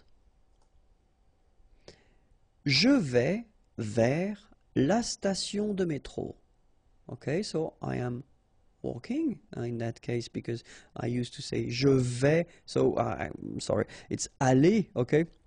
Je vais vers la station de métro, so I go. So you can walk or maybe you could drive, in fact. But then, je vais, I go towards, donc la station de métro. Okay? Or then it would be possible to use it as well if you get this sentence. Nous avons rendez-vous vers 15 heures. Okay? Nous avons rendez-vous. So avoir rendez-vous, it's when you have a meeting. Okay? So avoir, to have. And then rendez-vous, remember that in French it's not romantic at all. You know, you can have a rendezvous at your dentist, for instance. So it's like we have a meeting vers, around, about, okay, 15 heures, okay. So you just want to say that it's not, you know, 15 heures précises, okay, but it's about or around. Voici could be translated with this is, okay? So, and we tend to use it quite often if we introduce persons. So, voici mon ami Frédéric. And then normally, you know, it goes with voilà, okay? And then voilà will mean there is, okay? So, I did make this little example, so I took back this. Voici mon ami Frédéric et voilà mon ami Arnaud. Okay, so voilà normally will come after voici. Bonjour à tous, hi everyone and welcome to Learn French with Vincent, and this is Unité 9, leçon N. And in this lesson we'll see together les temps composés. So we won't discover them because I thought it might be useful to take the time to review what we saw so far, especially when we're talking about les temps composés, so all these tenses that are composed tenses, okay? So, and so far we've been seeing first le passé composé, then we saw le plus que parfait, after that came le futur antérieur, and finally we saw le conditionnel passé. And so the common thing that we have between all these tenses is that they are composed. Okay, so they will be constructed the same way, but then of course few things will change. Obviously the first part that we've got to use, avoir and être, will change, but then the rest, construction with the participe passé, will be the same. Okay, so we'll first start with the passé composé. Okay, so and if you remember, the rule was that first we will use avoir. So if you're not really sure, if you don't remember if the verb requires être or not, then put avoir. Avoir should be at the present form. Then you will put your participe passé form and you will get this passé composé. Okay, remember that in some cases, but we're talking about exceptions or reflexive verbs, you know, these se, blah blah blah, so you will have to use être and at the present tense as well, plus le participe passé, and you will get this passé composé. Okay, so of course it looks simple like that, but then in some cases, and especially after learning so many things, maybe you don't really remember the conjugation of avoir and être at the present tense. So we'll take the time to review that one more time. So remember, avoir at the present tense goes like j'ai, tu as, il a, elle a, nous avons, vous avez, ils ont, elles ont. Okay, so j'ai, tu as, final S not pronounced, il a, elle a, nous avons, final S not pronounced, and then we make this little link between the two, nous avons, vous avez, a Z at the end will produce this E sound, avez, little link between the two, vous avez, ils ont, okay, final T not pronounced, and then we make the liaison, ils ont, elles ont. Alright, so this is for avoir at the present tense. And now être at the present tense, je suis, tu es, il est, elle est, nous sommes, vous êtes, ils sont, elles sont. Okay, so je suis, final S not pronounced, tu es, okay, so it's quite strange because you get this ES, but then phonetically it's est, alright, quite open, tu es. Il est, exactly the same sound as we had previously, okay, so just remember that you write it like that, but then phonetically it goes like est, elle est. Nous sommes, final S not pronounced. Vous êtes, little liaison to be between the two, and then final S not pronounced. Ils sont, final T not pronounced. Elles sont. Alright? So that's the main thing you should remember. Of course, the participe passé, but then we won't cover that in this lesson because I've been making a big video on that, so try to search it in the channel search engine and you will find it. Okay, so let's see now le plus que parfait. So remember, it was exactly the same rule. So first avoir, if you're not sure, just put avoir, but avoir should be at the imparfait form. Then the participe passé, so you will get your plus que parfait, okay? And for the same exceptions, we'll have être at the imparfait form, and then the participe passé, and it will give you the plus que parfait. Okay, so for the same reasons, we will see together avoir at the imparfait and être at the imparfait, just to make sure that it's clear for you. And avoir at the imparfait will give j'avais, tu avais, il avait, elle avait, nous avions, vous aviez, ils avaient, elles avaient. Okay, so j'avais, final S not pronounced, tu avais, final S not pronounced, il avait, final T not pronounced, elle avait. So exactly the same phonetical thing here, it's avait. Nous avions, final S not pronounced, and then little liaison, nous avions. Vous aviez, EZ at the end, et, aviez, and then liaison, vous aviez. Ils avaient, so look here, E-N-T, you write them, you don't pronounce them. So you get phonetically, avait, exactly the same thing that we had here, here, and here. Okay, so it's exactly the same thing that you will pronounce. but then here you make the liaison. Ils avaient, elles avaient. Okay, let's see how être goes. J'étais, tu étais, il était, elle était, nous étions, vous étiez, ils étaient, elles étaient. Alright, so exactly the same rule.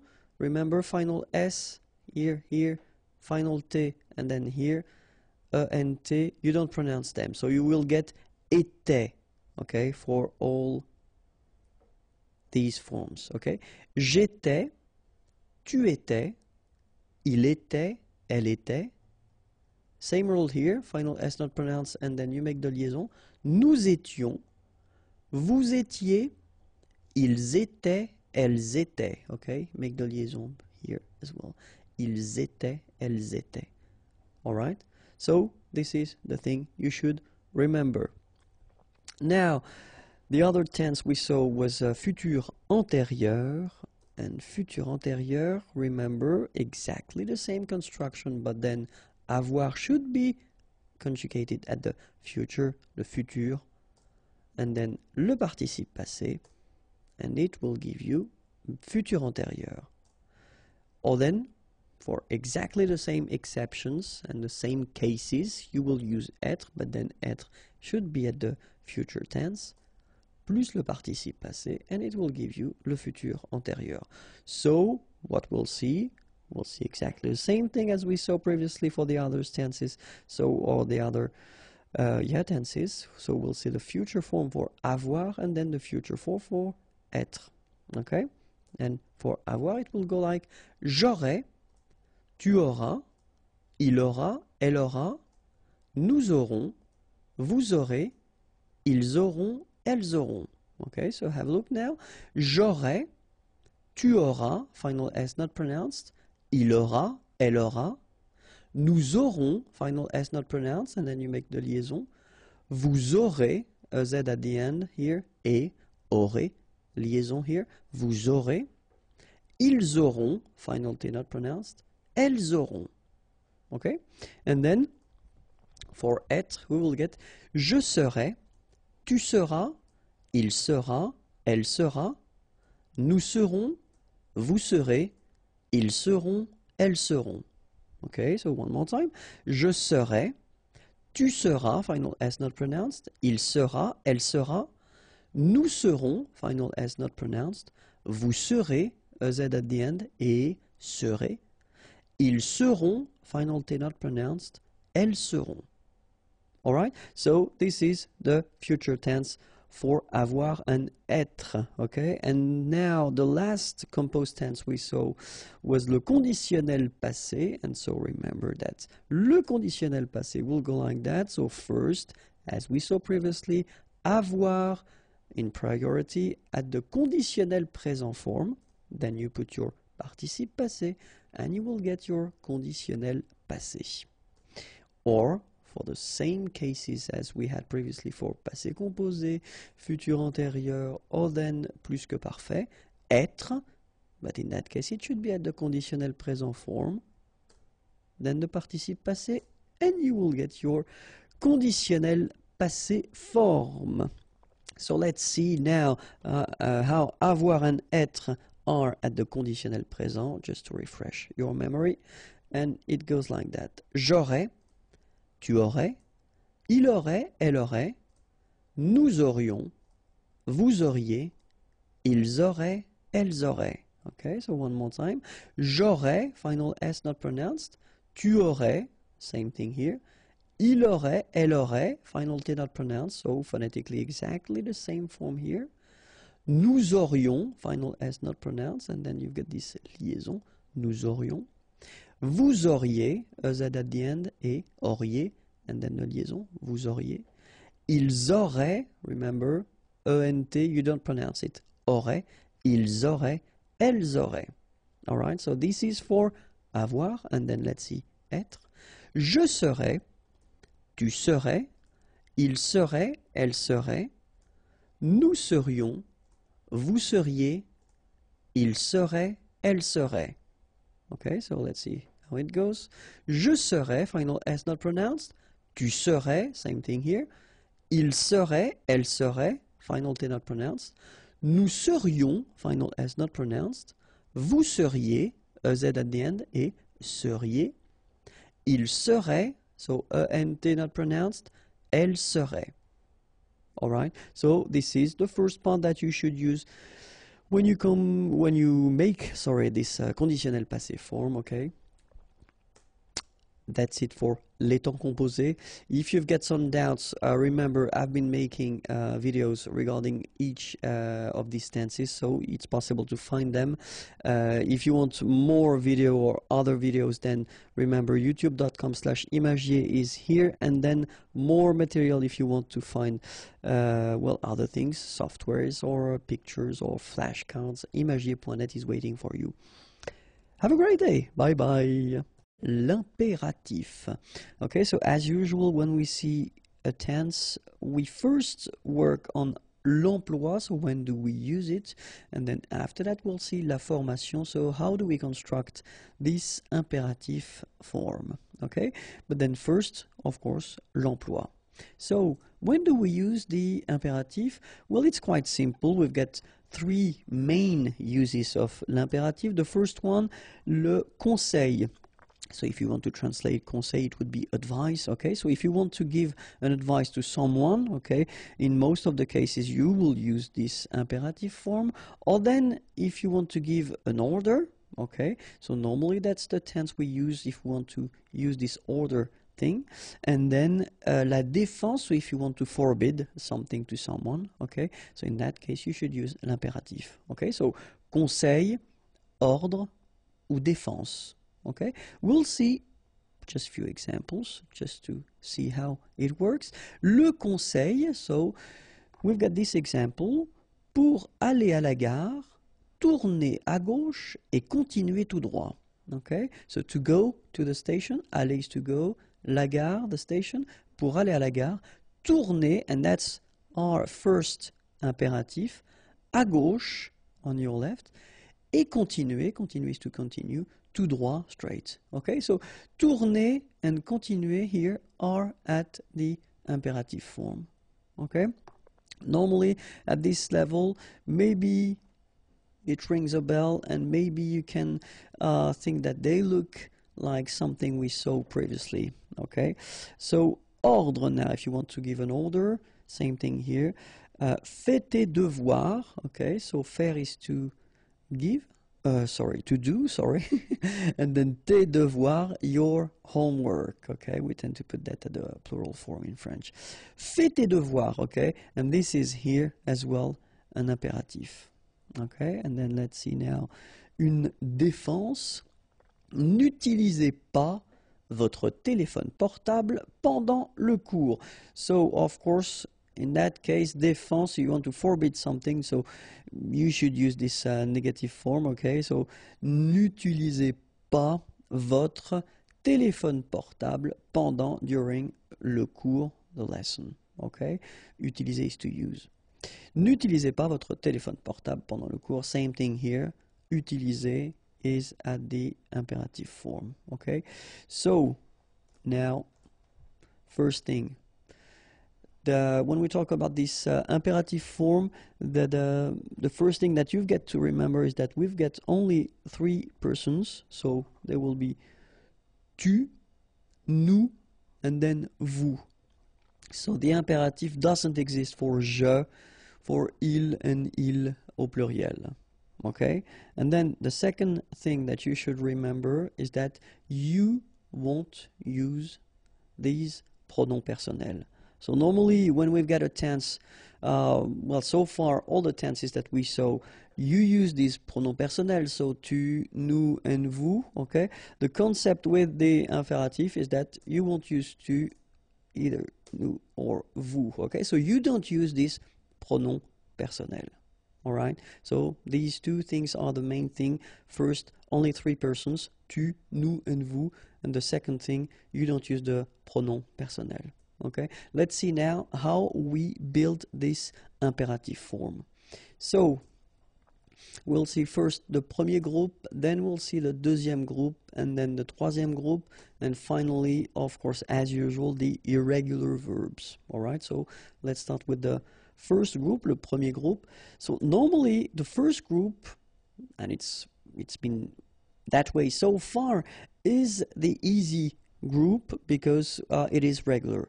In that case, for the imperative, well, it will be the tricky group, okay? Because, for instance, at the present form, we've got tu parles, okay? So that's the present form of the verb parler, parler to talk, from the first group, okay? If we want to make this imperative form, well, it will look like that, parle. So you can see that your final S needs to go away, and you will get this parle form. This is your imperative form, so l'impératif, and then don't forget to put le point d'exclamation here, because whether it's an order or an advice, you should put it. Okay, that's the way it goes. And then remember, we don't put the pronom personnel, so just this form. Okay, so that's the first form of parler at the imperative. Then nous parlons, so this is the present form, okay? Well, it's quite easy. You don't touch it, you don't change anything, you just put it back here. Don't put the pronom personnel, of course, just put this point d'exclamation at the end, and you've got your imperative form, so parlons, okay? And then vous parlez, well, same thing here, you just keep it like it is at the present form, and you just put your point d'exclamation at the end. So what you need to remember is that the only thing that will change, so between the present form here and this imperative form, is this final S that normally we don't pronounce, but still we write it, okay? So it needs to go away at the imperative for the tu form, okay? Let's see now verbs from the second group. So I took this finir, finir to end, to finish, okay? So tu finis at the present form, and have a look, it's exactly the same form, fini, okay? Point d'exclamation, and you take away the pronom personnel, all right? Then nous finissons, exactly the same form, finissons, don't forget the point d'exclamation at the end, and you take away this nous. Vous finissez, and you will get finissez, okay? So what you've got to remember, second group of verbs, actually they will be exactly the same as at the present form, okay? So no change. Of course you need to take away the pronom personnel, but the forms will stay the same, okay? So let's see now the troisième groupe. So normally in most of the cases, troisième groupe is the contain all the tricky verbs, okay? But then if you take the example of prendre, prendre is to take, tu prends at the present form, okay? Well, look, it is exactly the same thing. Keep in mind that, of course, you should put this point d'interrogation at the end, point d'exclamation at the end, and then you take away this pronom personnel, but still, it's the same form, all right? Then, nous prenons at the present form, we'll get this prenons. And the last one, vous prenez, you will get prenez. Okay? So, third group of verbs, actually it's quite easy because you don't touch anything, you don't change anything, you just take away this pronom personnel and you will have your imperative form. Okay? Of course, as usual in French, we've got some irregular verbs. Okay? So, the first one will be aller. Okay, so aller will be like that. So the only thing that will change with aller is, well, what we saw in the first group. The final S will go away. So you get va, allons, aller. Okay, the other forms are exactly the same. Savoir will become sache, sachons, sachez. Ouvrir, ouvre, so the S goes away, ouvrons, ouvrez. Okay, aller is to go, savoir to know, ouvrir to open. Okay, then of course être and avoir, so être will become soit, remember final S is not pronounced, soit, then soyons, soyez, alright, soit, soyons, soyez. And avoir will become est, remember the final E is not pronounced, so you only have this A-I sound, est, okay, est, ayons, ayez, okay, est, ayons, ayez, okay, so one more time, soit, soyons, soyez, then est, ayons, ayez, alright? And now, remember that all these tricky verbs will be modified if you put a pronoun after. Okay, and we're talking about only two categories of pronouns. So we saw the pronouns previously, so you should know now what pronouns I'm talking about. So I'm talking about this pronoun I here, so the Y pronoun, and I'm talking about the pronoun en, okay? So because in most of the, well, not most of the cases, but quite often in French, when we use the imperative, we tend to avoid repeating things, so we will put pronouns if needed and if possible, okay? So in that case, for instance, remember, pense, so it's from the first group, so normally when you put this imperative, you shouldn't put the S, okay? But then if you put this Y, so this pronoun after, then you will have to put back this S just to produce it orally, because you will pronounce it pense-y, pense-y, okay? Pense-y, all right? So you get to make this liaison. Same thing here, vas-y, vas-y, all right? And then achètes-en, achètes-en, all right? So that's one important thing if you want to construct this imperative form with pronouns. Then now we'll see how to construct this imperative when we've got the negative form. After that we'll see how it works if you've got only one pronoun and pronom complément, and then one or two in that case, and then finally we'll see with the verb pronominaux. But then now first la négation. So I took this parler verb, and if you have a look at it, so imperative is parle, okay? If you want to write the same sentence but at the negative form, well, it's quite easy because it will be ne parle pas. Okay, so you just put your ne before the verb and then the pas after the verb, and of course you don't change the rest. Finir, finissons, ne finissons pas. Okay, so same concept, ne first, then your verb, and after that pas. And then mettre, mettez will become ne mettez pas. Okay, so it's not that difficult. Now let's see with the pronouns, okay? And then first part will be with one pronoun, and after that we'll see how to construct that with two pronouns, and it is a bit difficult if I'm totally honest with you. But now with one pronoun, let's see, regarde-moi, okay?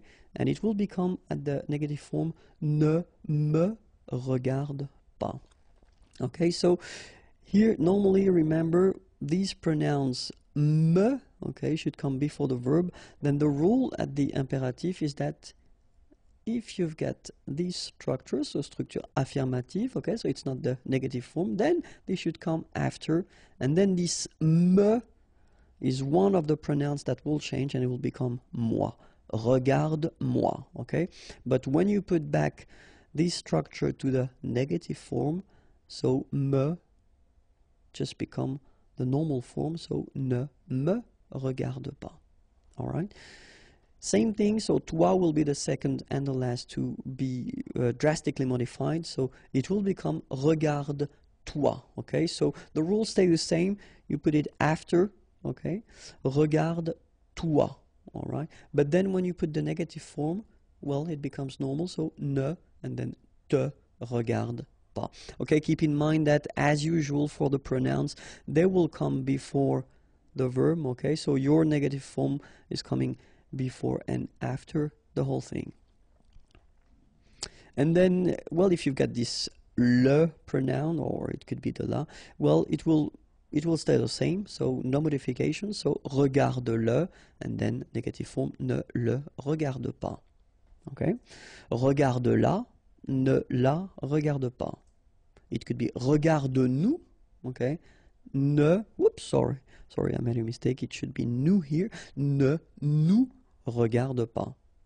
Okay, and the last one, regarde-les will become ne les regarde pas. Okay, so keep in mind that it's only this me and te pronouns that will change. They will become this moi and toi, so they will become these forms, and you should put each time anyway after the verb, and don't forget this little thing between the two, because as you can see, we've got to put it. Okay, now if you want to put two pronouns in your structure with the imperative, well, it's something that's well, it's not really rare to use that, okay? But then, well, we've got some, of course, as usual, quite strict rules, and that's the thing. The first part that you will have will be me or m apostrophe, te or t apostrophe, lui, then nous, and leur.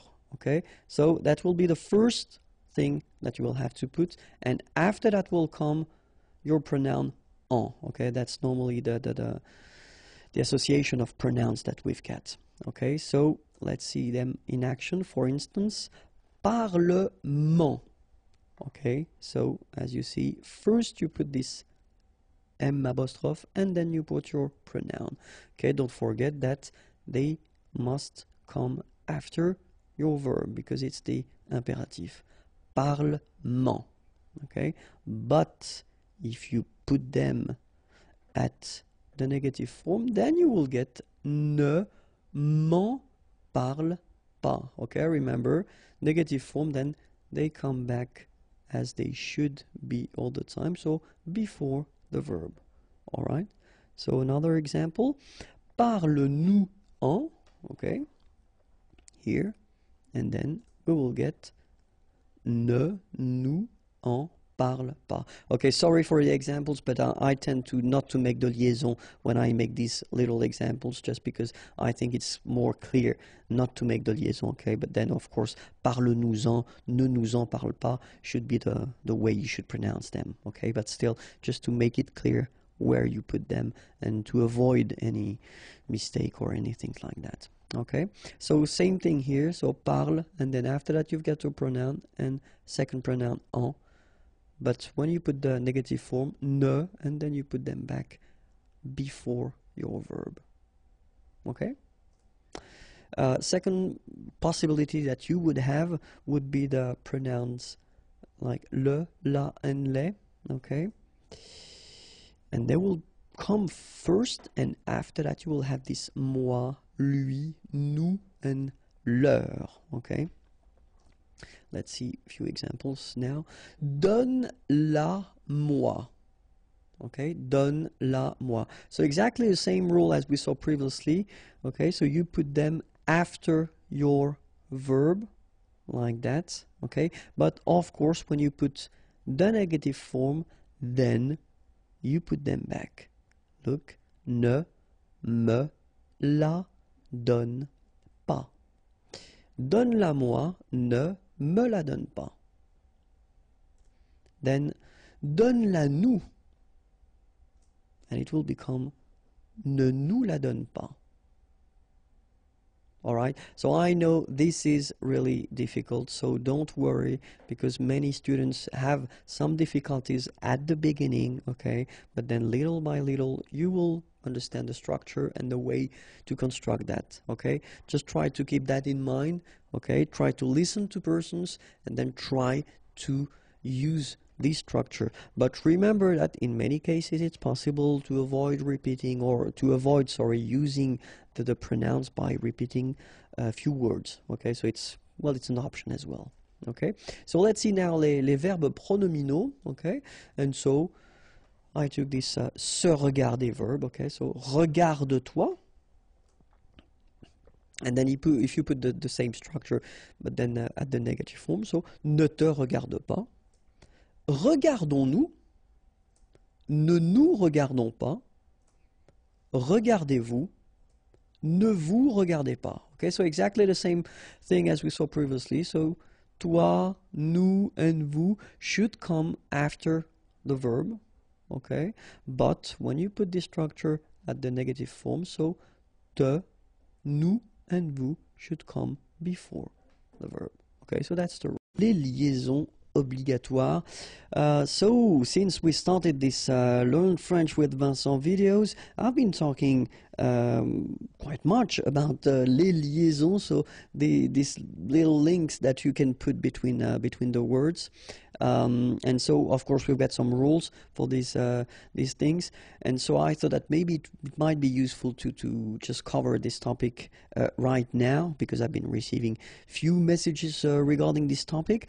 So this video will only focus on les liaisons obligatoires, so the one you should make, okay, and after that we'll see well, the one that you shouldn't make, and then the one that are optional, so it's possible to make them or not. Okay, but in this video we'll focus only on the one that you should make. So let's start now. So the first situation when you should make it, it's when you use these articles définis, so le, la, les, remember, the in English, and then when you get the plural form, so it's les, it's like that, and then it ends with this S. If you've got a word after and then it's starting with a vowel like this one, amis, friends, then you should make the liaison, les amis. All right, les amis. Then second possibility here, les articles indéfinis, so in English a, but then in French we've got the difference between the masculine un, une, des, okay, and then I took the plural form just to make it clearer. So des here ending with s, and then you've got a word after, étudiant, students, so it's not with a vowel, so you should make the connection, the liaison between the two, des étudiants. All right. Other possibility, when you get these, well, the adjective possessive, so when you say my, your, etc. So in French it would go like that. So in that case, my children, so it should be at the plural because this children is at the plural. Okay, so it goes like that, and then ending with s. Enfant, children is starting with a vowel, so you should make the liaison mes enfants, mes enfants. All right, and of course les adjectifs démonstratifs, sorry, this or these, okay, and in that case I took the plural form, so these here, and then ordinateur, computers, so you should make the liaison between S and O, ces ordinateurs, ces ordinateurs. Okay, so les amis, des étudiants, mes enfants, ces ordinateurs. So in these cases you should make the liaison without any doubt. Okay, and so we also have this interrogative situation. So when you ask a question, remember we use this quel, okay, it's what, but then of course as usually in French we've got the difference between the masculine, the feminine, and the plural, feminine, plural. In that case I did use this option, it's feminine and it's plural, so that's the reason why I write this quel like that, and it ends with s. Option is starting with a vowel, you should make the liaison between the two. Quelles options? Quelles options?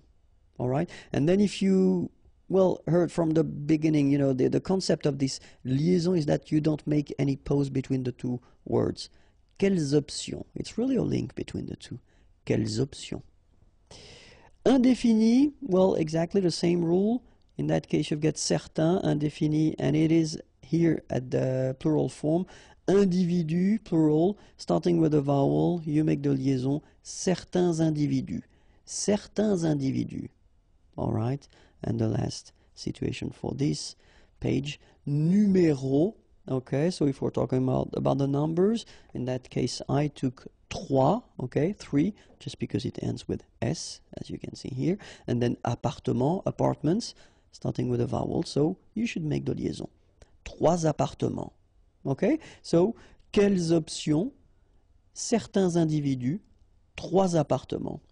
So in all these cases, you should make the liaison. All right?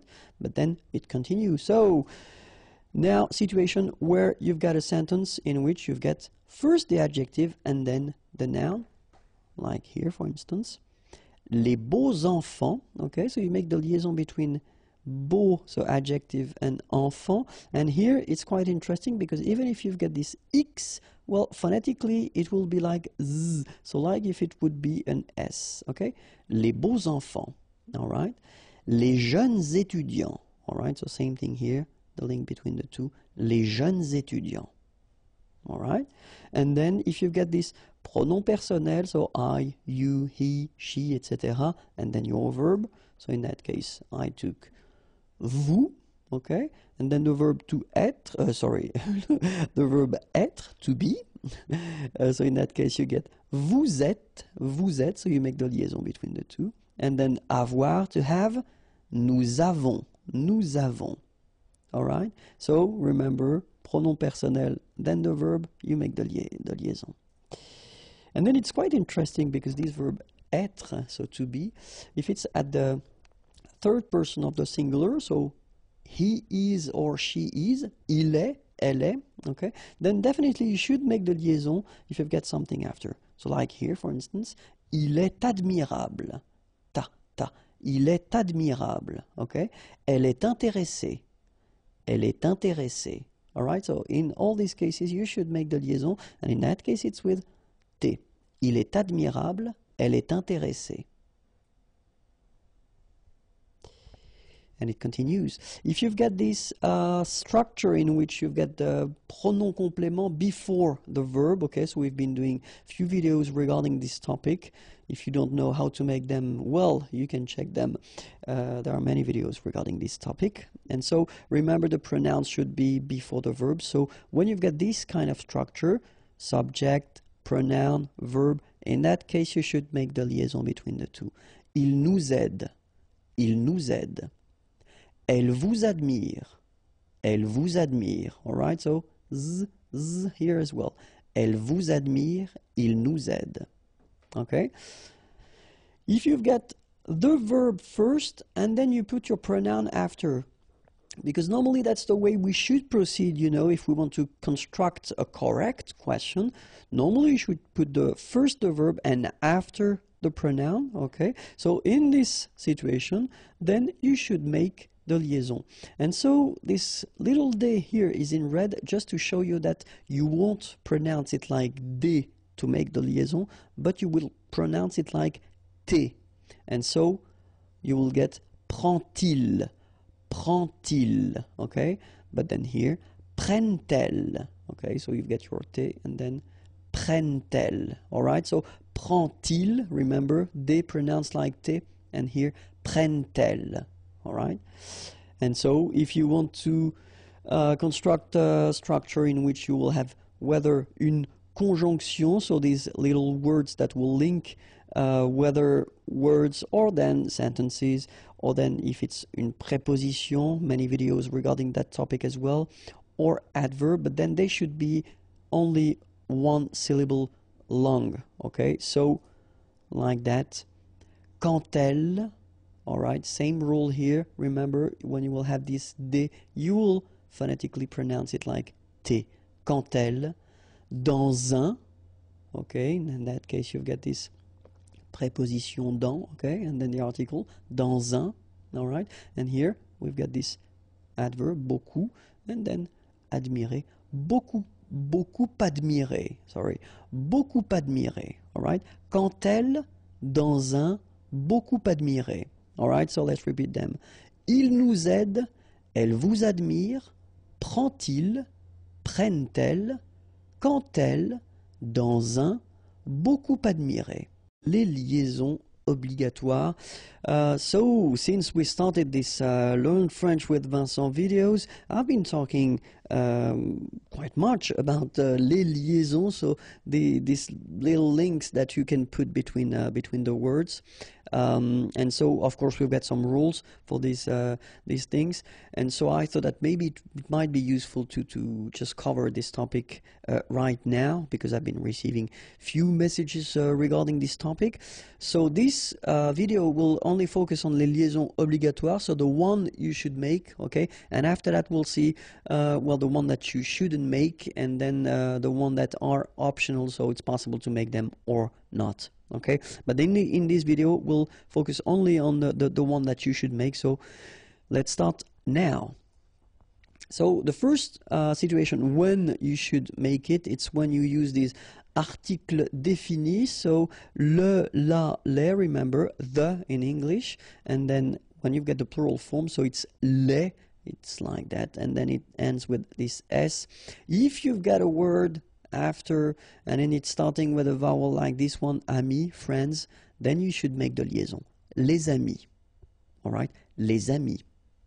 Then second possibility here, les articles indéfinis, so in English a, but then in French we've got the difference between the masculine un, une, des, okay, and then I took the plural form just to make it clearer. So des here ending with s, and then you've got a word after, étudiant, students, so it starts with a vowel, so you should make the connection, the liaison between the two, des étudiants.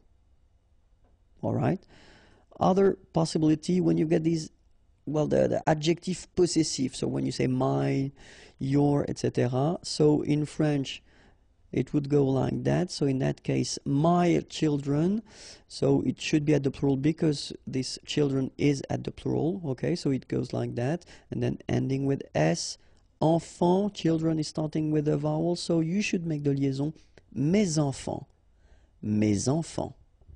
All right, and of course les adjectifs démonstratifs, sorry, this or these, okay, and in that case I took the plural form, so these here, and then ordinateur, computers, so you should make the liaison between S and O, ces ordinateurs, ces ordinateurs. Okay, so les amis, des étudiants, mes enfants, ces ordinateurs. So in these cases you should make the liaison without any doubt, okay? And so we also have this interrogative situation. So when you ask a question, remember we use this quel, okay? It's what, but then of course, as usually in French, we've got the difference between the masculine, the feminine, and the plural, feminine, plural. In that case, I did use this option, it's feminine and it's plural, so that's the reason why I write this quel like that. And it ends with S. Option is starting with a vowel, you should make the liaison between the two. Quelles options? Quelles options? All right, and then if you well heard from the beginning, you know, the concept of this liaison is that you don't make any pause between the two words. Quelles options? It's really a link between the two. Quelles options? Indéfini, well, exactly the same rule. In that case, you've got certains, indéfini, and it is here at the plural form. Individu, plural, starting with a vowel, you make the liaison, certains individus. Certains individus. All right, and the last situation for this page, numéro. Okay, so if we're talking about the numbers, in that case I took trois, okay, 3, just because it ends with S, as you can see here, and then appartement, apartments, starting with a vowel, so you should make the liaison. Trois appartements. Okay, so quelles options? Certains individus, trois appartements. So in all these cases, you should make the liaison.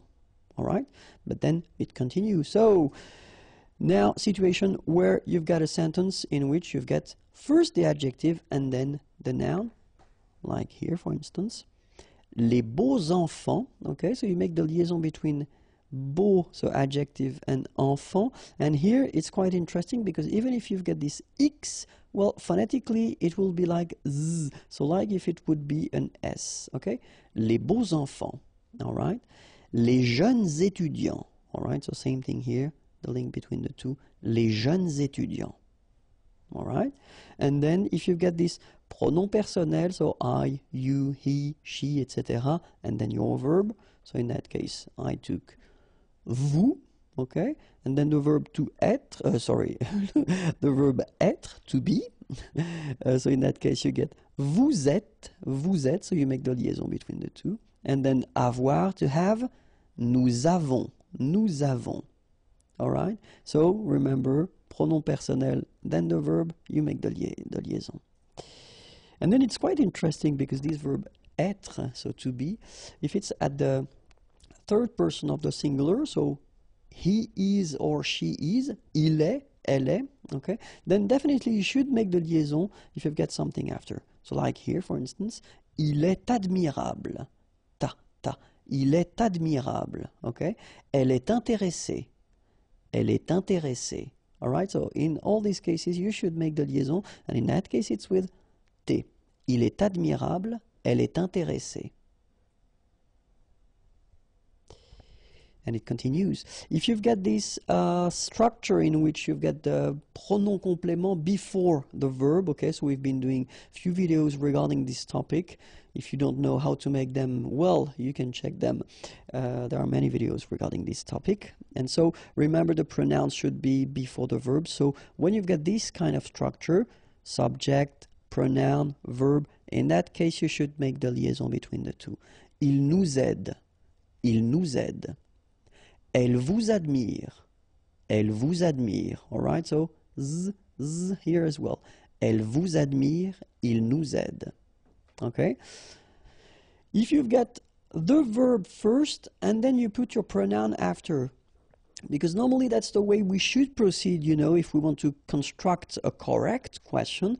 Normally you should put first the verb and after the pronoun, okay? So in this situation, then you should make the liaison. And so this little d here is in red just to show you that you won't pronounce it like d to make the liaison, but you will pronounce it like t. And so you will get prend-il, okay? But then here, prennent-elles, okay? So you've got your t and then prennent-elles, all right? So prend-il, remember, they pronounce like t, and here prennent-elles, all right? And so if you want to construct a structure in which you will have whether une conjonction, so these little words that will link whether words or then sentences, or then if it's une préposition, many videos regarding that topic as well, or adverb, but then they should be only one syllable long, okay? So like that, quand elle, all right, same rule here. Remember, when you will have this d, you will phonetically pronounce it like t. Quand elle, dans un, okay, in that case you've got this préposition dans, okay, and then the article, dans un, all right, and here we've got this adverb, beaucoup, and then admirer, beaucoup admirer, all right, quand elle, dans un, beaucoup admirer, all right, so let's repeat them. Il nous aide, elle vous admire, prend-il, prennent-elles, quand elle, dans un, beaucoup admiré. Bonjour à tous and welcome to Learn French with Vincent, and this is Unité 9, leçon Q. And in this lesson we'll see together les liaisons interdites. So remember, les liaisons, it's actually this little link that we can put between the words when we read or when we speak. Okay, so in the previous lesson we saw les liaisons, so the one that you have to do, okay, so the rules that you get to follow if you really want to make this liaison properly. And then in this video, well, we'll try to see the one that you shouldn't do, okay, because in some cases it's not possible to make this liaison. Okay, so let's see now. And the first one is actually maybe the most important one, because normally students tend to make this mistake quite often at the beginning, which is totally normal, because if you think about that, we've got this et conjonction, so it means and in English, okay? And so normally students tend to think that when you've got, you know, lui et elle like that, well, why not put this little liaison between the two? because it would be quite logical. After all, we tend to make it and to put it, a little bit everywhere. But in that case, sorry about that. The rule is really strict. So after this conjonction et, like we've got here, you don't make any liaison. So no links after et. Okay? So if you want to read it correctly here, it will go like lui et elle. Alright, so don't think about putting something between the two. Don't think about producing something like lui et elle. No, no, no. Nothing here. Lui et elle. Okay? And it will be exactly the same thing in this example here. Toi et eux. Alright, so no liaison, even if it's a bit tempting because it would be possible, but then no. No, no, no. So when you get this et, remember no liaison after. Okay? Then after that, we've got this structure or this possibility in which you've got a question like here and here, okay? And you start your question with an adverb, okay? And that's, of course, what we call adverb interrogatif because it's a question. So, comment, how, as-tu, okay? So, do you have? Okay, or have you? But in that case, remember that if you start with an adverb like here, so avec un adverbe, don't make the liaison. So you don't say comment as-tu? No, no, no, nothing here. Comment as-tu? All right, exactly the same thing here. Quand, when, and then ont-ils. Here you've got this little thing. Quand ont-ils? Quand ont-ils? All right, so you don't make a liaison here between the two. Okay, it was the second rule. And then remember that if you've got a noun and if this noun is at the singular form, then you shouldn't make the liaison. Like here, for instance, un chien, a dog, adorable. Okay, here it would be tempting to do it, but then no liaison. So un chien adorable. Okay, same thing here. Une maison étrange. Okay, house, and then étrange, strange. Une maison étrange, un chien adorable. Okay, remember, you shouldn't make any liaison here after this word and after this word. And then, if you've got this participe passé form, so it does mean that whether it is at the like here or here, it is at the passé composé form, alright? So, ils sont sortis, okay? So if we take the time to have a look at it, here you've got first être, and here you've got the participe passé form, and the whole thing gives you this passé composé, okay? Exactly the same thing here. So we've got the verb être, to be, and after that, here we've got this participe passé form and this form together give you the passé composé form. Okay, so in that case, if you think about what we said, so après le participe passé, so if we spot it, this is the participe passé, sorti, and this is here the participe passé, and well, both end with s, so it would be possible to make a link, you know, between s and a here and s and au here, but then the rule is quite strict. You don't make a liaison after your participe passé. Okay, so ils sont sortis à 15 heures. Alright, so no liaison here, no link between the two. Ils sont sortis à 15 heures. Exactly the same thing here. Elles sont allées au cinéma. Alright, elles sont allées au cinéma. So, no liaison after your participe passé here. Okay? And then, well, a quite important thing as well, après un verbe conjugué avec tu.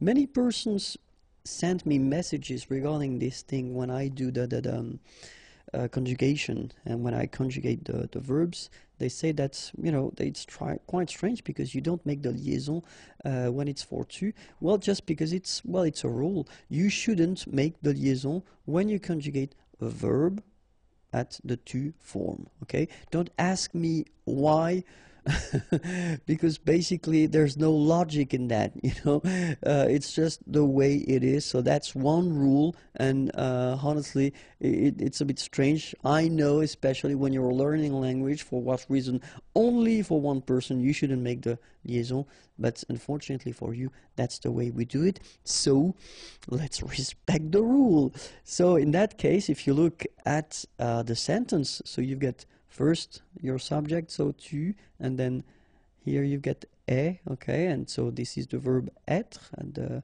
second form, second person of the singular, so tu es admirable, all right, and in that case, well, don't make the liaison, okay, tu es admirable, and it will be exactly the same thing here, tu parles avec nous, so no liaison here between parle and avec, okay?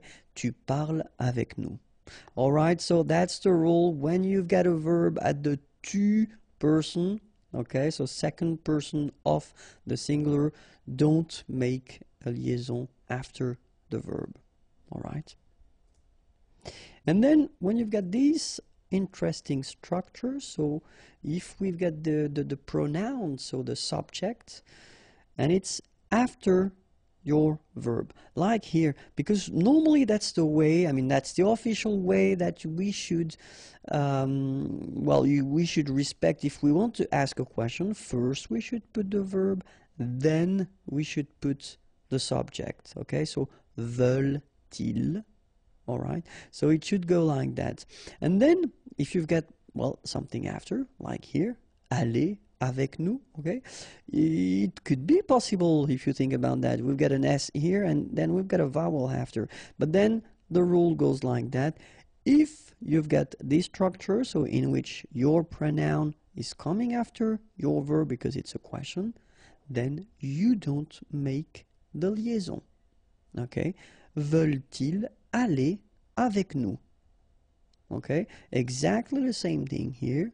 Parle-t-il en anglais, okay, so no liaison after your pronoun, okay, just because the structure is like that. First you've been having your verb, then your pronoun, then you don't make a liaison.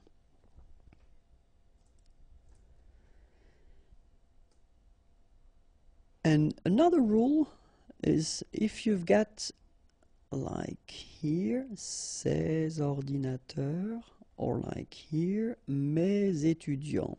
Okay, so in these two sentences, ces ordinateurs, it's the subject, okay, mes étudiants subject, and then you've got the verb coming after, all right? And so the concept or the idea is that if you've got a subject like that, but then it's what we call un groupe nominal, okay? So in that case, it's not a first name, or then it's not a pronoun, je, tu, il, etc. But it's, you know, a word or a group of words. And in that case, you don't make a liaison after this groupe nominal. So in that case, ces ordinateurs, you don't make the liaison between this word and the verb that will come after. Okay? Ces ordinateurs ont, and the sentence continues. Okay? Same thing here. Mes étudiants apprennent. And the sentence continues. So the concept is quite strict. Remember, you've got your subject, so it must be something like that. Okay? So you've got group of words, okay, and after that you won't make the liaison with the verb, okay. And then this is quite interesting because it's what we call un H aspiré, okay. So for instance, in this case, well, I did put that in a big letter because it's a place in Paris, okay.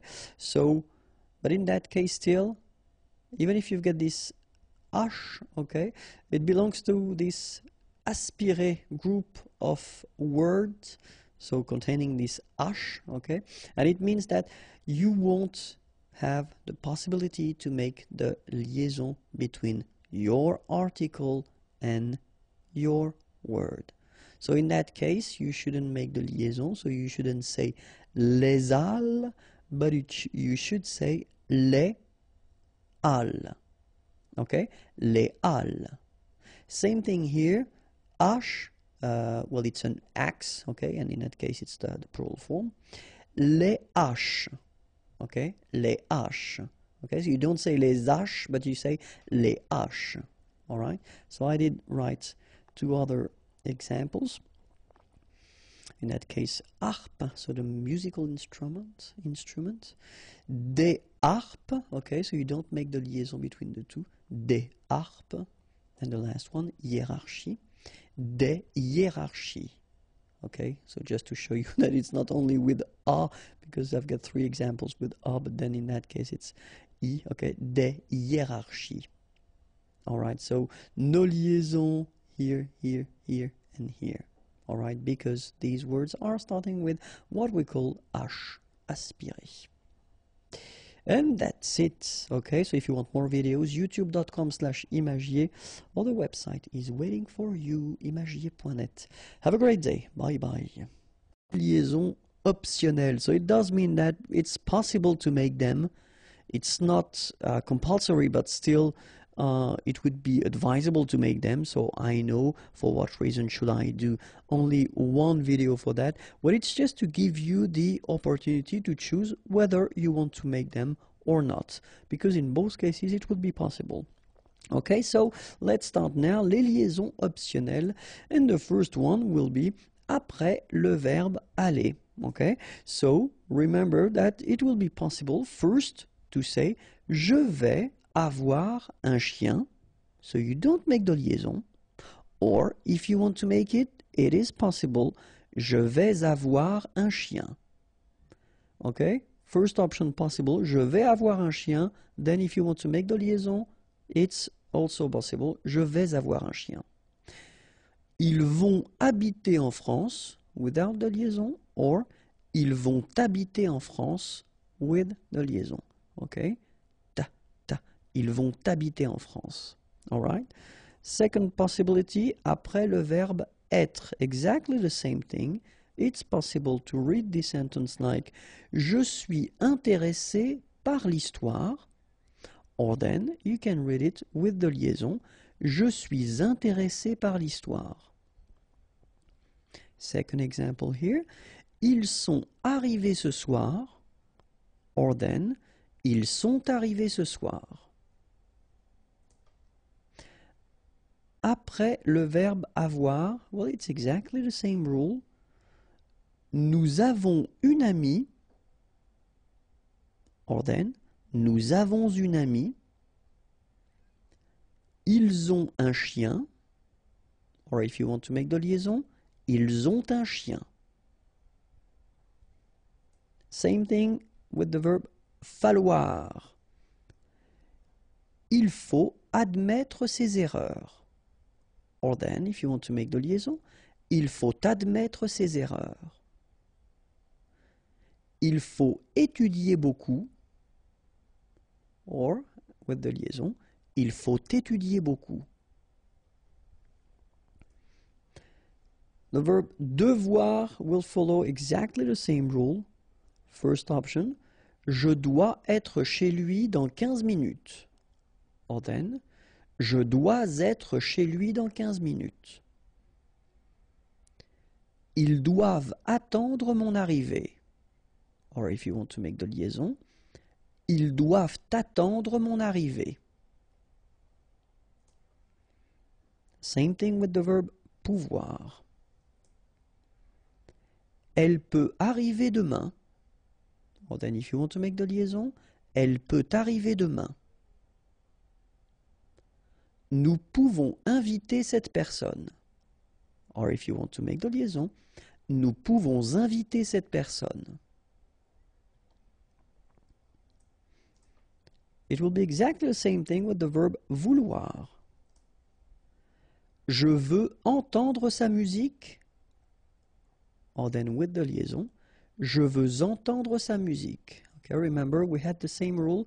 Even if we've got this X at the end, well, with the liaison it will sound like Z. Okay? Je veux entendre, je veux entendre. Je veux entendre sa musique. Okay? Then, elles veulent attendre avec moi. or if you want to put de liaison, elles veulent attendre avec moi. And then, other option, entre un nom pluriel et l'adjectif. Okay, so here we've got a group of words. If you look carefully, first you've got a noun, then you've got an adjective. Well, both are at the plural form, okay? And so the rule is like entre un nom pluriel et l'adjectif. So we're talking about here and here, okay? But it's optional, it's not compulsory. You don't need to do it if you don't want to do it, but it's possible. Okay, so first option, des personnes étrangères, or if you want to make the liaison, des personnes étrangères. Des amis irlandais, or if you want to make the liaison, des amis irlandais. And then I made two more here. Des étudiants intelligents, or if you want to make the liaison, des étudiants intelligents. Des lampes artificielles, and if you want to make the liaison, des lampes artificielles.